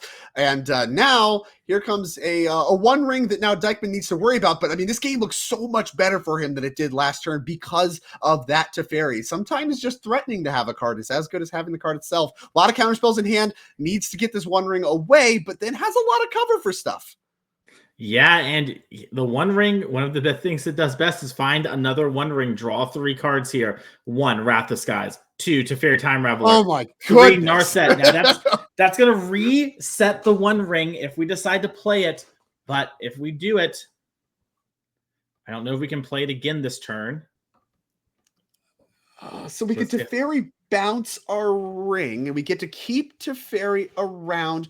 You kind of want to deploy Narset to stop Theo's ring, but I don't know you have enough mana for that because you need to answer yours first and foremost, or you will just die to the trigger. But we have free spells. We have multiple forces. We have Solitude. We have cover. Yep. And the counterspell too is picked up on the few, hard spells we have. Like, so there's a land for turn. So it is possible just to go Teferi, unsummon the ring, replay the ring as well if Dykman wants to go that route. So, but if he does that too, Goblin Bombardment's in hand for Theo. And then the moment he gets priority, bop, bop, bop. You need to have the force ready to go for that because otherwise, it's too much trouble. So, but we have force negation for bombardment. We have, One Ring would turn off Flage. And that means you don't just die to the Flage if Theo goes that path. And then you have Counterspell if/when you get to untap from there. So we have a lot of those problems solved. We're riding the line there. Now the question is, like you said, extra bombardments are a disaster. Just Theo presenting a bunch more creatures could be bad. But I think we have another Wrath. We have a lot of the problems solved, but being at 1 means there's no room for mistakes. Yep. Even some of Theo's cards like Dreams of Steel and Oil here, which normally, they can catch the One Ring, which is nice. They aren't the greatest, though, sometimes as you start getting going. But with Dykman on so few life points, it might actually be nice to remove something like a Solitude, or if the One Ring had been drawn, from Theo's perspective, it gets bounced, but sometimes you draw a ring off your bounce and you're like, dang, I wish I could have just spent 4 mana instead. Anyways, Dykman thinking through the turn, he had to figure it out what exactly he wants to do here. Found another Solitude. You would love to get one of those in play to be able to start attacking with it and gaining some life back and get, kind of getting off the ropes, as it were. But I think for right now, to cover the Flage the best, you need to just put your One Ring into play. And I think that's what he's going to decide to do. Yep. And it's a One Ring we cannot activate because we will lose the game. We're going to need to gain some life. Post-board, Dykman has consigned to memories that he's been bringing a lot and using to save himself. Yeah, he uses those just more on his own One Ring triggers than anything else. Now, obviously, Cosmic Rebirth is a way to gain life. You have Solitudes that have life. Like, you have ways to gain life in this deck, but none of that's really set up to go right now. Dykman, please put the card that's face down with the other ones and just have the one Solitude. It's a trap. It's a trap card. Yeah. I'm so curious as to what it could be. What are we doing? Pick up your card. Also, we're getting close to hand size limit. That's just going to complicate everything. Okay, I think what's happening now is Dykman moves to discard, so Theo can't fetch Surveil, is sort of what's happening here. Once you agree to go to discard, you can't take any actions. That includes fetching. And the One Ring, that's an action you can take immediately. 1, 2, 3, 2 lands. I think an Ocelot Pride. Well, you can cast spells, so that's a start. Better than last turn. A lot of cards in hand. I mean, obviously, you just play a bunch of bozos and hope that eventually it works. I mean, Dykman's at 1, so I think the way you start is Goblin Bombardment. That's just the card you lead on every time, because then removal spells are bad, and also it's just the card that wins you the game. And you can't use any discard spells, so maybe you want to wait a turn, but I don't know that that's a good idea. How many more times is Steven Dykman going to have to tap out? I don't know. Not many. Yeah. And there's also open information on the bombardment. Now, Theo might be thinking, maybe I don't want to walk into Force Negation. Remember, this is open deck list. And I'm sure players have talked about Dykman's deck. We talked about before, Theo played against his teammate Andrew Ellenbogen while Dom and Dykman are playing. It wouldn't surprise me if they maybe said, what do you do in that matchup? Is there anything you really care about? And maybe chit-chat a little bit about that and came with some plans. Getting the guy to slows down 2 means that if the bombardment hits, it's now lethal. It shoots you. So the Solitude would have to come down before that if there wasn't an answer to the bombardment. Right. And now we do know there are forces for this bombardment. Bombardment's so good in this matchup. We saw it be so critical to Theo's plan, despite Dykman finding a way around it to live at 1. Really, the game for Theo right now is about, can I get this through? There's a lot of other stuff I can do that doesn't matter as much. Amped Raptor, Guide of Souls being among the mix. You have just a bunch of Moby creatures, all of them lethal threats, all of them cards Steven has to answer. How can you make it to where bombardment actually works? And so choosing to wait, I think, makes some sense. Obviously, again, every threat's lethal, and you couldn't go for it now necessarily anyway. So make Steven continue to answer the board and really just try to punch through this bombardment. But that's kind of what this game is about, even though there's a lot of other stuff going on. Theo using his energy token for when he won our event with Nadu, went undefeated through the Swiss, did not lose a game. Now going to play the Goblin Bombardment that's face up for both players. Theo's like, do you have it? I can beat 1 Solitude by having 2 creatures in play. I couldn't beat the Force. You see a little smile there. He's like, all right, that was good. And now Dykman's figuring out exactly what he wants to get rid of. Couldn't quite see exactly what card to get rid of there, but Ocelot Prize the follow-up from Theo. That's going to gain a life, gain an energy. We're going to go to the end of turn. The City's Blessing isn't something you can ever lose, so Theo having it earlier means he has it now. Means we're going to get extra cat tokens, extra life. You see Dykman rub his hands together. He's feeling pretty good about things, but can he go the distance? This is exactly what you wanted to line up. Obviously, I'd feel a little bad about Theo deploying more spells if he didn't have the One Ring in play at 3. But as it stands, you could just afford to put whatever you want in play. You have so many cards coming that, getting an extra card Wrath doesn't actually matter. And you'd rather just have more threats to where just a hard cast Solitude isn't good enough as far as saving you for a turn. All right, and we have Narset here. If we find Days I'm Doing that, will get rid of the cards in the graveyard for Theo along with his hand. Big look, the One Ring's found. That's going to buy Dykman at least another turn. And Wrathis, guys, if he wants it, he just has it all, man. These draws have been clutch. With him at 1, he needs it every time, has done a good job finding it every time. And, I don't know if Steven Dykman's going to win or not, but the fact he is still alive right now is a testament to why he was your 2023 MVP and 2023 champion, as he's looking to win this match and do it again. Now, of course, he has to get through 3 with someone who had a very dominant run through the tournament he wanted to get here and this tournament. So much on the line here. And Dykman, I mean, again, living at 1 here is just incredible. A lot of players would have lost this game a long time ago. Yep. Theo knows Drew about the card in hand. Speaks to casting another One Ring if you're willing to do that. Nothing that Theo can really do in that regard. It's going to hit with the protection.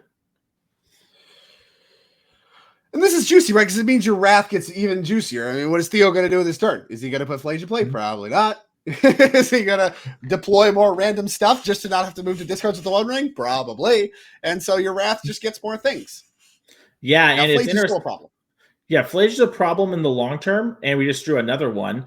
And we can also fight over these planeswalkers here for Theo. So we might be able to pick apart these things, which are causing some minor headaches, you know. Theo wishes that, you know, like, hey, if I had a card like Lightning Bolt, not on my deck list today, but could be a thing where I want to fight there. Can't do that with Teferi and play to bolt you when you're kind of keeping me under the ring protection. Theo's going to size it up. He has 6 energy already from the Guide of Souls. Has a 1 ring activation as well if he wants it for 4 new cards.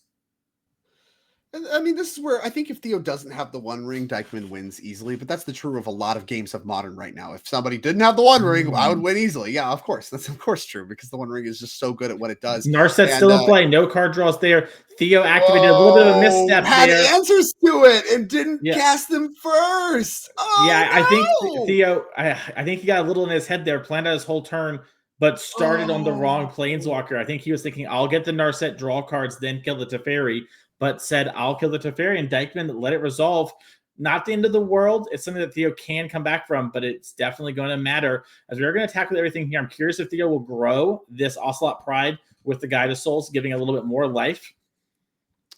Yeah, I mean, one of the problems that Theo is actually going to start to have is this One Ring is going to start really chunking away at his life. As you know, he looks really the first major expression I've seen Theo been very calm, cool, collected as he's cut through this tournament. There, really the first mistake, and maybe it'll be good enough. I don't know how much it's actually going to matter. A lot of Flages in the leftovers for Theo, and those are really the big question mark for Dykman. How do you cover these Flages? You're running out of One Rings in your deck, and with the Planeswalkers answered, you're not untapping with a bunch of stuff either. Yeah, I was curious if Theo was going to use the Static Prison to go after the One Ring to play around Teferi bouncing the One Ring again. Looks like he's just going to let this happen. You can tell he's a little frazzled, but he did do a good job recovering there. Theo knows he has the rest of his life to hate himself for that misplay, but only has today to win this play. The rest of his life, huh? Drake Sasser, do not tell me you have not remembered the mistakes you made. Oh yeah, I got one in the chamber that's tough. I got one that's real tough. Just who hasn't? A classic case of what are you doing?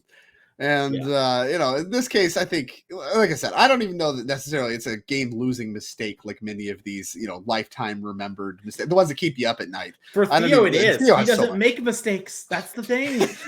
Everybody makes mistakes. True. As we are going to see a Lord revealed channel, go find an island, just making a land drop here. There might be a spot where Dykman has to activate the One Ring to try and find an actual answer long term. Because remember, he has an answer for the board, but not the Flavian Graveyard. And Dykman knows too.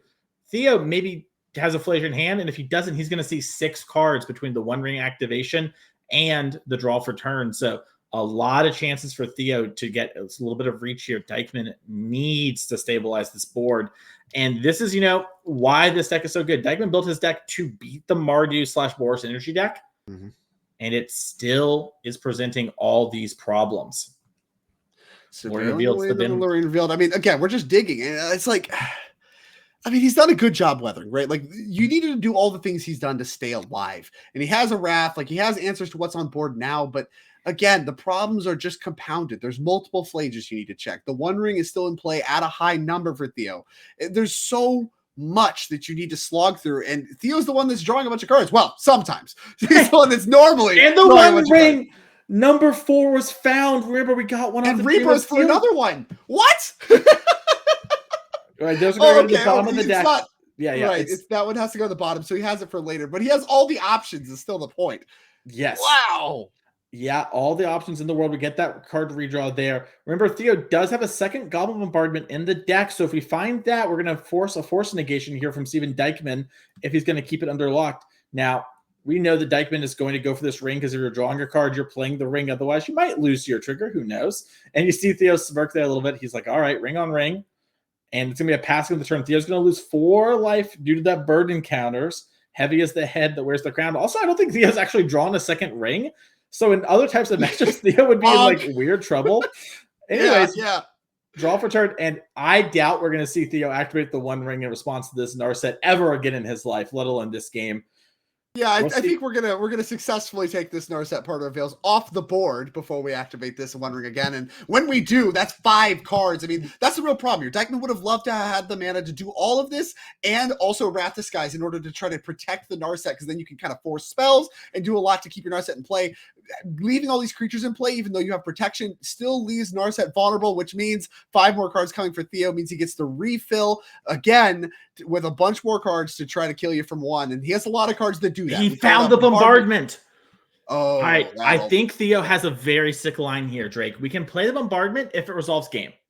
We also have this Dragantha, which will force more of a tapping out for the Wrath of Skies. Does Dykman have it? He's looking at his hand a little bit here, and he does the force negation. He does have force, yep. That was the I think we knew about that one earlier. So he's had that cover for a while, but look at the leftovers. A couple Wraths, a Solitude. None of that does a good job covering a Flay GTP. Yep. And, I mean, Theo has this Dragantha that is just a lot of mana. Like, it takes a lot of energy to kill. And I think it's true. Figuring out, like, okay, if I static prison, like to hit this One Ring so Teferi can't unsummon bounce, is that actually good? Shadowy Backstreet, I like this. Get a little surveil action. See what the top card of your deck is. It's so funny to think you need the selection. You're just tapping a card to draw 5 a turn or whatever. Listen, we're playing big games of card advantage here, so that's what ends up mattering are the little things. Games. Big games indeed. Big game, small game. Static Prison. I mean, I think he's really thinking between Static Prison and like you said, the Giganta to make the Wrath of Skies worse, or just Static Prison to kind of, take care of the One Ring, stop the shenanigans that have been happening. Now, of course, he does get a card for his trouble, but at the same time, I mean, we have energy to pay for this forever. Yeah, that's not going away by those means. That's going away by Wrath of the Sky means. And, I think that like makes it a little harder. Theo has a lot of burn via the Flage and cards like that, but also needs to just have a turn to actually start shooting them at Dykman, right? He keeps finding things. All right, Dykman draws a Solitude, has Wrath the Skies, needs to do it for at least 1 if he wants to kill the prison, 2 for the Raptor. That's going to require 4 mana because Dykman has no other way to develop energy in his deck. Yeah, I mean, you have plenty of mana. You've done a good job making land drops every single turn. So I think that you're going to want to get the Raptor too. You're going to want to get it all when you start having to cast these Wraths. And now the plan is, okay, what do you do about Flage? That's just constantly going to be the question mark. I think we might see Solitude, your Flage, Solitude, my Solitude. Yeah, pitch cast first Solitude on your Flage. The Sack Trigger back, hard cast the Solitude to get yours, get 3 life, and then try to start attacking. Now, I mean, Theo has just 99 cards in hand. Yeah. So, like, what, it's still so much to fight through. But, I mean, this is the way you stay alive. You have to keep doing these things or you're just dead. So that's what Steven is going to do. Yeah, and Dykman start getting life. Yeah, I like this. Let's draw some cards. You got to have something good if you're going to win. And he draws Orum's Chant. Orum's Chant? Now, are you serious? Can Dykman get out of this here? Orum's Chant, and you see him. He knows, okay, that was a good draw. God. But remember, too, Dykman has no more than One Ring, and that's what Theo's checking. He's like, you don't have One Ring, right? I dreamed of stealing oiled 1 away. There's 2 there, 1 in exile, 1 in play. That One Ring is staying around. We're picking Kahira up. That's because I think, Drake, we're going to be using that thing to pitch cast. Yeah, we need the white cards. And now Orum's Chant, obviously no spells, no attacks. Now, can we start just trying to kill Theo with his own One Ring? I think we could try. Theo's going to fall to 10. Another Flage picked up, but you just can't cast him. Yeah, the land down to 10. Of the turn. Needs 2 more turns. Another Orum's Chant might be it. He needs to gain some life here on upkeep, but if he finds another Orum's Chant, that might just be it. He has all these Flages, you can't cast them. All right, Solitude's being cast is all response to the One Ring trigger here. Dykman's hand, Solitude, Kahira, Wrath the Skies, land, second Solitude. If he had 1 more mana, he could have Solituded the Solitude and not have to just pitch cast, but it's where we're at. And for Theo, Drake, he has Galvanic Discharge. He can kill that Solitude. Dykman's going to die here. Yeah, it's other target creatures. Yeah, there's no way to line this up in a way that works. So he will just die the Galvanic Discharge. Yeah, and so that's going to resolve. Theo knows it, and Theo can finally play on Dykman's turn the whole game. Dykman has not allowed Theo to play on his turn. These removal spells are rotting in Theo's hand. He cannot wait to Galvanic Discharge this. He just has to let Dykman pitch a card, and Theo needs to draw cards in response. Dykman can find a counter spell. Is there only one discharge, or are there two? There's 2 discharges. Theo can also draw his One Ring if we get into a counter war. Dykman's going to take 2 damage now. Draws a land. Draws another land. And that does it. He dies! What? All right. The One Ring kills Steven Dykman. With great power comes great responsibility. That's another set coming into Magic in the future. But right now, we're in the present. Theo up a game, Drake, in his bad matchup. Remember, Dykman said, built my deck to beat Energy. I'm here to play Energy. Let's do this. Theo said, Energy's pretty good. It's pretty good. Pretty good. And it's also, I mean, that was a pretty good draw. A lot of things went his way. The bombardment really disrupted a lot of Steven's plan. But I think if you want to, a big takeaway from that, obviously both players are masters, but Dykman being able to stabilize when so much went Theo's way, and really he got close to stabilizing. He had a plan. There was a path to victory, even despite everything. That is pretty tough. I think that speaks to exactly what Dykman was saying when he said the matchup was good, because it looked like Theo should have won that one easily, and it was anything but easy. Yeah, and also reminds me of an old saying, Drake, as we pull up these sideboards to talk about these players might do. There's no fail rate on Grizzly Bear, and there's no fail rate on these little 1/1 friends that get in there. But Azorius Control's got a sideboard. Let's see if there's anything we even won here, as we did tool our main deck for it. We have 4 Consign, 3 Mystical Dispute, 2 Doan Veto, 2 Isochron Scepter, 1 Narset Part of the Veils, 1 Wrath of the Skies, 1 Days in Doing, and the Kahira Companion. Yeah, so I mean, obviously the big problems in this matchup, the best cards on the other side of the table from you are Flage and the One Ring. So you're going to want cards that cleanly answer those. Now, there's not a ton of exile effects here that you aren't already playing with. So instead, what you're going to reach for is the other stuff that answers all of those cards. So cards like Consign, you can do things like, check the One Rings. You can also check all the ETBs and stuff that are going on, like whatever, Static Prison, you can catch that. You can catch the Flage if it's key. It has enough targets that I want some number. I don't know that you want 4, but you're going to want some for sure. I think things like Narset shutting down the draws, that can come up. And the Wrath of the Skies obviously was a card that looked really good. I think you're probably going to want the second copy of that as well. But these are slight adjustments. You have to respect the fact that Steven Dykman built this deck to beat Energy. His main deck is well set up. He's not going to want to make a lot of sweeping adjustments. And so as a result, like I said, I think you might want some of this stuff, especially some of the cards that you already have in your main deck that you know are good in the matchup, and go hard on that. Yep.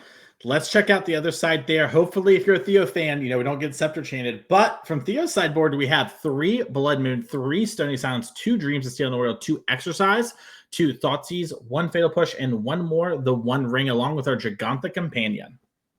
Yeah, I mean, again, we're talking about the same thing. Your best cards are your best cards. You want more of those. So bring in that the 4th copy of the One Ring. The Thoughtseizes are obviously excellent. You're going to want those. I don't know that the Dreams of Steel and Oil have enough targets that you want. Definitely don't want all of them, I don't think. But do you want even the ones in the main deck? I don't know. That's kind of Theo's choice. But, Hand Hate's traditionally very good against control. Dreams of Steel and Oil being limited to artifacts and creatures. The ones that Steven has are good. You may not want those. And beyond that, Blood Moon's obviously bad, and you don't really want, I think, Exercise that much. You can bring like 1 in if you're worried about the One Ring, but I don't think it's good. I think I'd rather just keep the good cards good. Bring more Thoughtseizes, bring the One Ring. We're going to have a land and a pass turn. I think both players are on 7s. Didn't get a chance to see if they mulliganed here. Surveil, leave it on top for Theo. As Dykman's deciding if he wants to fetch maybe a Triome, maybe he wants to fetch a Surveil land. Maybe he doesn't want to fetch it all. Maybe he only has a couple lands. We saw at least 1 in hand. I expect you want to see him Surveil here, just kind of posture early. And again, has to be happy not to see more of the Ocelot Prize after that snowballing mess that happened in game 1. And again, Steven Dykman, he likes this matchup, and I have to imagine he's going to like it even more post-board. I mean, he said he's really set up for it, but he needs it here. Once again, for the second time in this matchup, is required to win both of the sideboard games. Cannot, in fact, lose another game for the rest of the tournament. The rest of this match, this is it. This is for all the marbles. He cannot lose again. So, maximum losses, I suppose, is what he's set up to do if he can pull it off. And I mean, like I said, he likes his odds, but needs to actually execute. And Theo made a mistake. Game 1, got bailed out and got the win anyway. Can't imagine we're going to see too much of that. Theo is a beast. Yeah, Theo also holds himself to an incredibly high caliber. It's less about that misplay matter and more that even something like that happened, right? Expect excellence from yourself, and that's what you get. As Theo has both Thoughtseize, Dream Distill, Oil in hand, and our Amp Raptor, lots of plays available. Looks like we're going to start off with a Thoughtseize here, see what's available. We have the One Ring, Cosmic Rebirth, and 4 lands. But if you're Theo, you can take this Cosmic Rebirth, Dreams of Steel and Oil, the One Ring, it's exiled. You're in a great spot. I have to imagine there's at least some other black source in our deck besides the Surveil land from Theo with the fetch in hand. Yeah, I mean, this is tough. You would have now. It's tough to line up because you would expect more spells in hand. Because like what you want to do here is Thoughtseize, see that there is a target for Dreams of Steel and Oil, and then take it there. So I think that, yeah, like you said, that's what we're gonna do here. And looks like we're gonna short. Oh, we're not gonna shortcut. Yeah, looks like we're playing it and then figuring out what we want. Oh, okay, I see. Right. Yeah, it might be a spot too where. Both. Yeah, because Dykman could fetch a response. I don't know why he would, but he could. And now they're all gone. Now all the spells are gone. Dykman on all lands, hoping for the top of the deck. So yeah, this is tough for Dykman. You know, it's in a spot now where Thoughtseize gets to get the only other spell. Dreams of Steel and Oil gets to get the last spell, and now you're on no spells. That sequence lining up perfect for Theo, where in a lot of spots, it might not. You're doing this just to even see if there's a target, and there definitely was. And that's great for Theo. Awesome exchange, even though we're not necessarily putting pressure quite yet. Get the Surveyor land here for Dykman. A great one if you're looking for spells. You get a little bit of selection. That's exactly what the doctor ordered. I mean, speaking obviously to the strength of the Surveil lands and playing off-color ones for your Prismatic Ending and for just a little bit of extra value. Prismatic Ending. Been a spell, huh? Yeah, I like this from Dykman. Even though he doesn't want to fly and get lands, we got to find the right kind of spells right now, right? We're in a bad spot. One spot removal spell isn't going to answer it. We're going to play this Plains. We have the Cycle the Triome 2 available to us. So that's kind of a nice spot there for Dykman as we pass over to Theo. Draws another Static Prison. Plays his land for turn. Going to develop the Goblin Bombardment here while he knows that there's less chance of having counter magic. Also awkward too, right? I mean, Steven just bend a Prismatic Ending. Well, that would have lined up nicely against the Bombardment.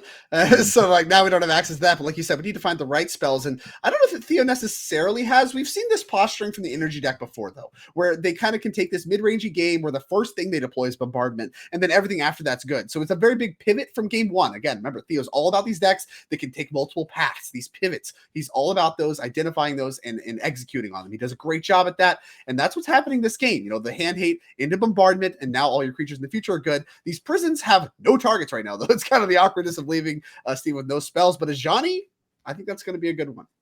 Yeah, I was going to say we have Ajani and Amped Raptor. Two very powerful cards. Ajani going to come down. All right, do we want it now? Do we wait? It's an interesting spot, too, because if you do flip it now, you get to make another cat, which is great. But if you get got, then you're left with nothing. Theo decides to wait. No reason to rush. He knows Dykman's going to play a million turns against him. And having this Planeswalker could be a way to fight through the Aurum Chant and Scepter lock. Yeah, you exactly nailed it. What's the rush? And I think we're going to see a lot of patience here from Theo. Like I said, in taking a posture where he feels comfortable with the grind, especially with Bombardment still in play. You can take that action at any time. And of course, you're going to be set up well for the 1-for-1 exchanges or even 2-for-1 exchanges with things like Wrath that Steven wants to make. You're set up well for those with Bombardment still in play. So, taking this patient posturing, I like a lot. And Steven, knowing that Theo is taking a patient posturing, has time to do some surveilling, cycling, and all these things that he's doing to try to find spells. Yeah, and you see Steven thinking about it here. And he knows his deck has the capability to beat Energy. He's done it before. He built his deck to do it. But the Energy deck is able to attack from so many different ways. And it's never truly a dog unless you're just playing, incredibly fast combo. But even then, cards like Thoughtseize give them a chance. Mm-hmm. Yeah, a lot of discard spells, full 8 represented in Theo's deck total. Not sure if he has all of them in this matchup, but yeah, I mean, having access to that heavy discard spell is just a big deal as far as beating combo in Modern. Now here, there also has some double value against control. Discard spell is quite good there for clearing the way for your spells, and a good spell available in hand for Theo in the form of Flage and actually Ant Raptor. Both those spells quite good in this matchup. Yeah, Theo taking a second here to think about, do I want to play my Amp Raptor first? Maybe hit something nice. Do I want to attack? What happens if there's a Solitude? Just fully thinking through the turn here. Picked up a Sacred Foundry for the turn. That'll be nice as the game develops. Maybe even allow for a double spell pretty soon. And that might be the reason to reach for just like kind of a mopey Flage. You know, you can get a little bit of damage going. I mean, you're not getting value. We saw Flage like kind of represent the ability to clear Planeswalkers and stuff. But yeah, I think that's the thought here is he wants to deploy Uncrapper. I think that's a better card to play now. You know, obviously you want to get attacking with it and all these things. But with only no extra energy and the potential to double spell later, it's appealing to wait as well. Does decide he needs to do it now. Hits another Johnny, and this is massive. He's going to cast this. That's going to create another cat. Legend Rule will kill the Ajani, which will flip our other Ajani Drake. And now we have more cats. Yeah, I guess it does. If you get to flip the other Ajani right away, and that is appealing. And now, because we have red permanents, we're going to tick up and be able to start shooting Dykman's face.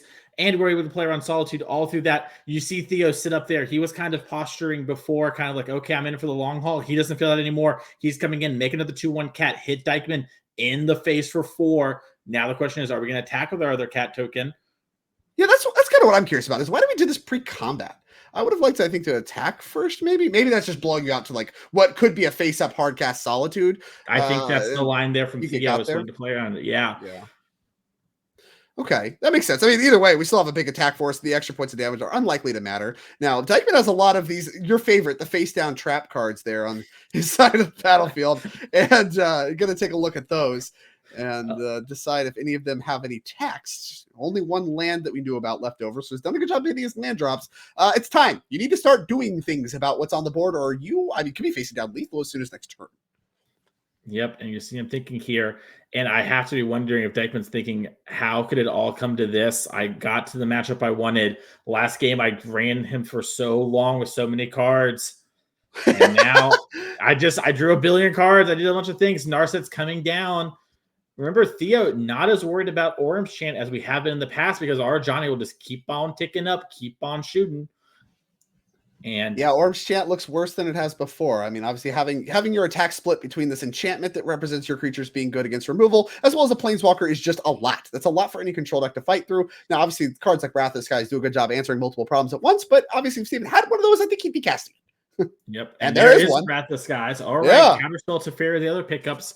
A lot of options now. We don't know what the 3 cards face down for Dykman are. He's been kind of drawing them and hiding them from us. But you know what? At least there's in 2 different piles. That's fine with me. My whole thing is you have a hand and then you have the piles. That's where I'm like, what's happening? Anyways, that's where you draw the line, huh? I do. Dykman doesn't have the mana to cast Wrath of the Skies. We left up our Hedge Maze. Now, I believe does have a land for turn. So could use that as there. And you see Theo, he's starting to fidget a little. He feels pretty good about this spot.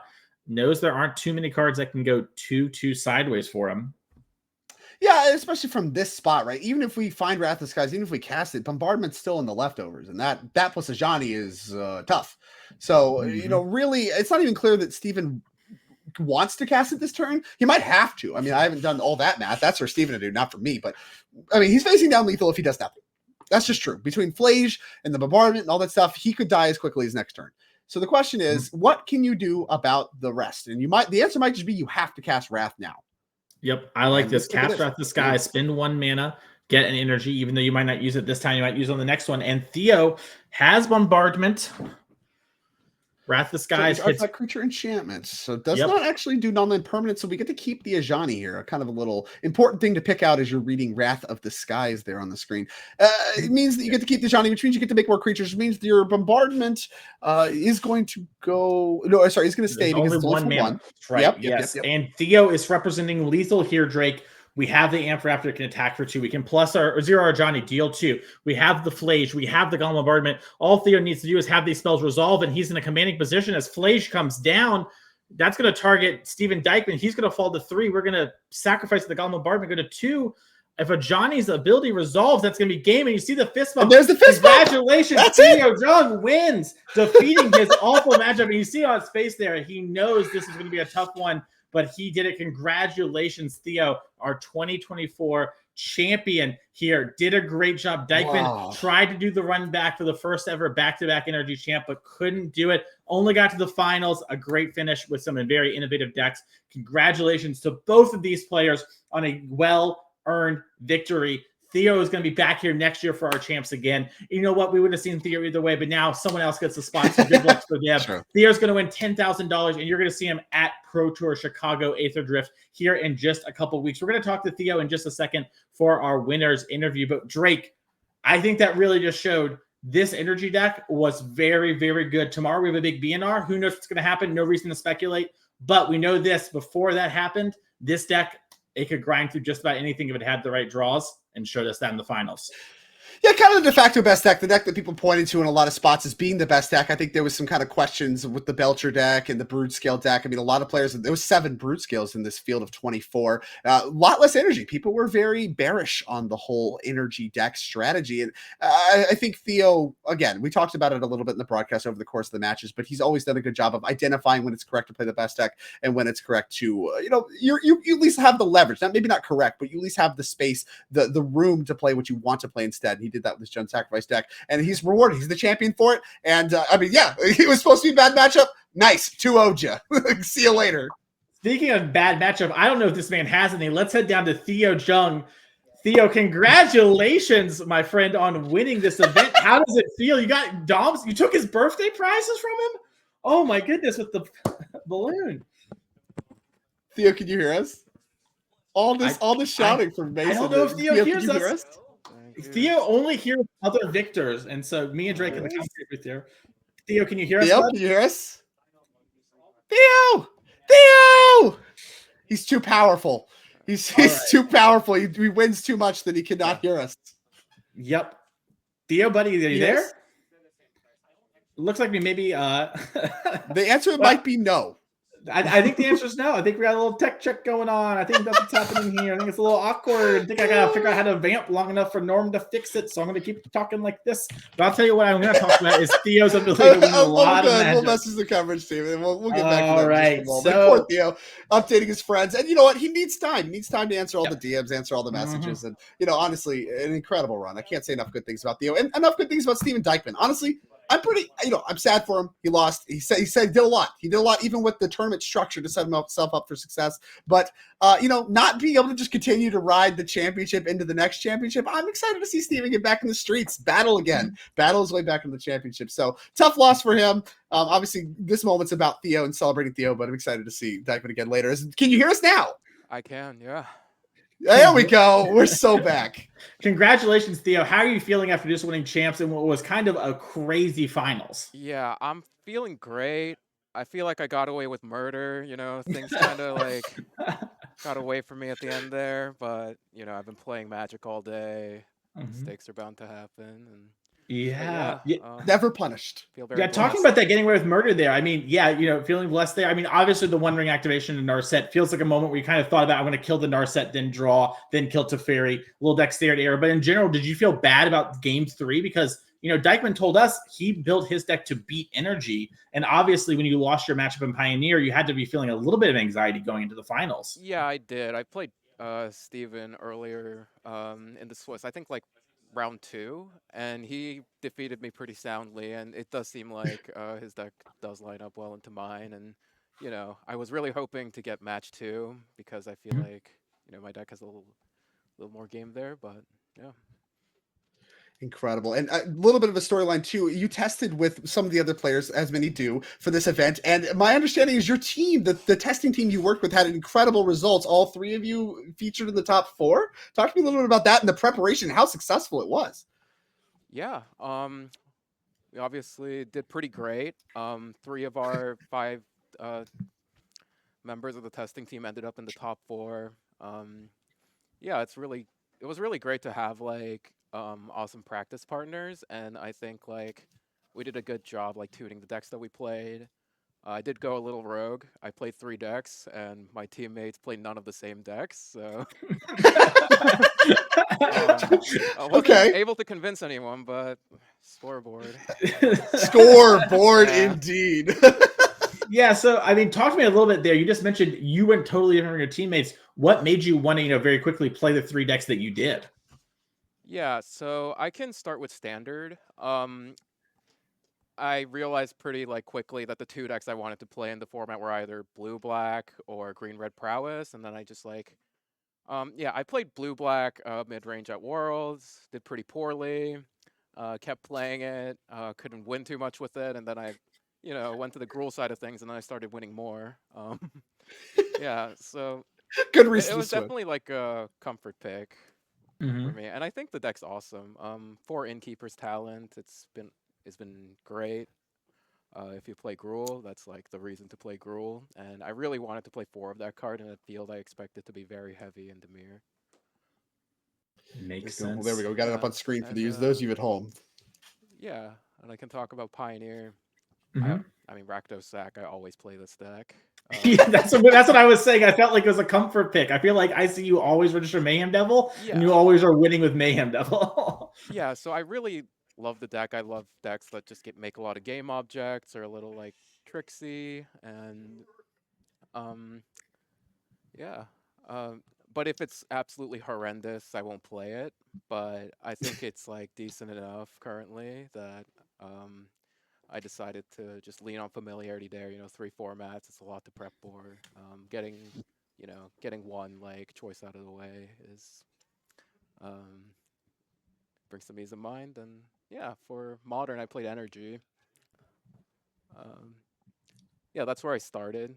That's, I think there's a consensus that it's the best deck, and although Brood Scale, which was our team deck, seemed pretty good to me.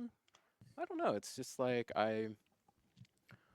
vibed with the playstyle of Energy more, and yeah, again, had very good results with it, and found no reason to deviate. So yeah, Incredible. that's how I arrived at my 3 decks. Makes sense to me. And like I said, in my opinion, I think all these decks were great choices. Did a great job threading the needle between playing the best decks and playing what you're comfortable with. And obviously, to the victor go the spoils. Yeah. So sick. Well, now that you've won, you're the victor. To the victor goes the spoils. You have a pro tour invite. You have an invite to the championship. Talk to me a little bit about what next year's going to look like. We're going to see you. Are we going to see you at the event still, despite you winning winning this championship and already qualified? Well, I did buy the NRG season pass for the first half of the year, so That's what I was getting at. Yeah, I'm a little financially motivated to go to all of these events, so Sweet. you'll definitely see me at a lot of them. Yeah, I was gonna say, I don't know if I've ever seen you really lose at the NRGs, right? You won the Nadu tournament undefeated, and then you had 2 losses this weekend. It seems like you're financially motivated to play Magic, Theo. Yeah. Yeah, this game's been great to me this year. Very blessed to have the results that I did, and this is a very great capstone to what has been amazing year in Magic. So, yeah. Well, do you want to give any shouts to your friends, family, testing partners, etc. here? The floor is yours. It's all about you, King. You won. Yeah, so obviously I'd like to shout out my testing group, Max, Dom, Andrew, and Connor for being great opponents and giving me feedback on my plans. Yeah, and there were some other people I consulted as well, especially Andre Kleipatch for Rakdos Sacrifice. He's played a lot of the deck. He played it in the mock showcase event last week, and he had a lot of great thoughts to share with me about the deck. So shout out to him. Yeah, and I think that's about it. That covers it all. Well, awesome. A lot of awesome For people this there in tournament that list to specifically, work but with. obviously, there's a lot of people in Magic that helped me get better. I worked with Team CFB for the PTs and Worlds this year, and it has been a great experience, and I've learned a ton. And yeah, great, awesome. Well, congratulations. Yes, thank you so much, Theo. It was great to see you this last year to really dominate Magic like you talked about here. Had a great run. We can't wait to see what you do in 2025 and see you back here next year. But now go have fun, man. Celebrate with your friends. We'll see you next year on the series. We're going to wrap things up here and say goodbye to Twitch chat and everybody else because wow, what a show we had today, Drake. Incredible. Yeah, it's so sick. A pleasure. It couldn't ask for a better winner. I mean, someone that's truly humble, truly talented, and even better for all of you at home and for us in the booth. We're going to be seeing more of him next year as well. Now, of course, that alludes to what's going on here. That's the end. That's the end of this year on the NRG series. What a year we have had. And of course, couldn't have done it without you all at home on Twitch. If you're going to be wanting to see any of those events that we have going on for next year, make sure you hit that follow button here. And of course, this whole thing wouldn't be possible without our sponsors, Ultimate Guard, especially for sponsoring this series and all the great products they make, and then of course everything they do to support this stream. It's been, like I said, a great year, a great championship series. Can't ask for a better winner. Worlds, PTs, and now the NRG champion. Congratulations to Theo Jung. And I think that's all we have here for you.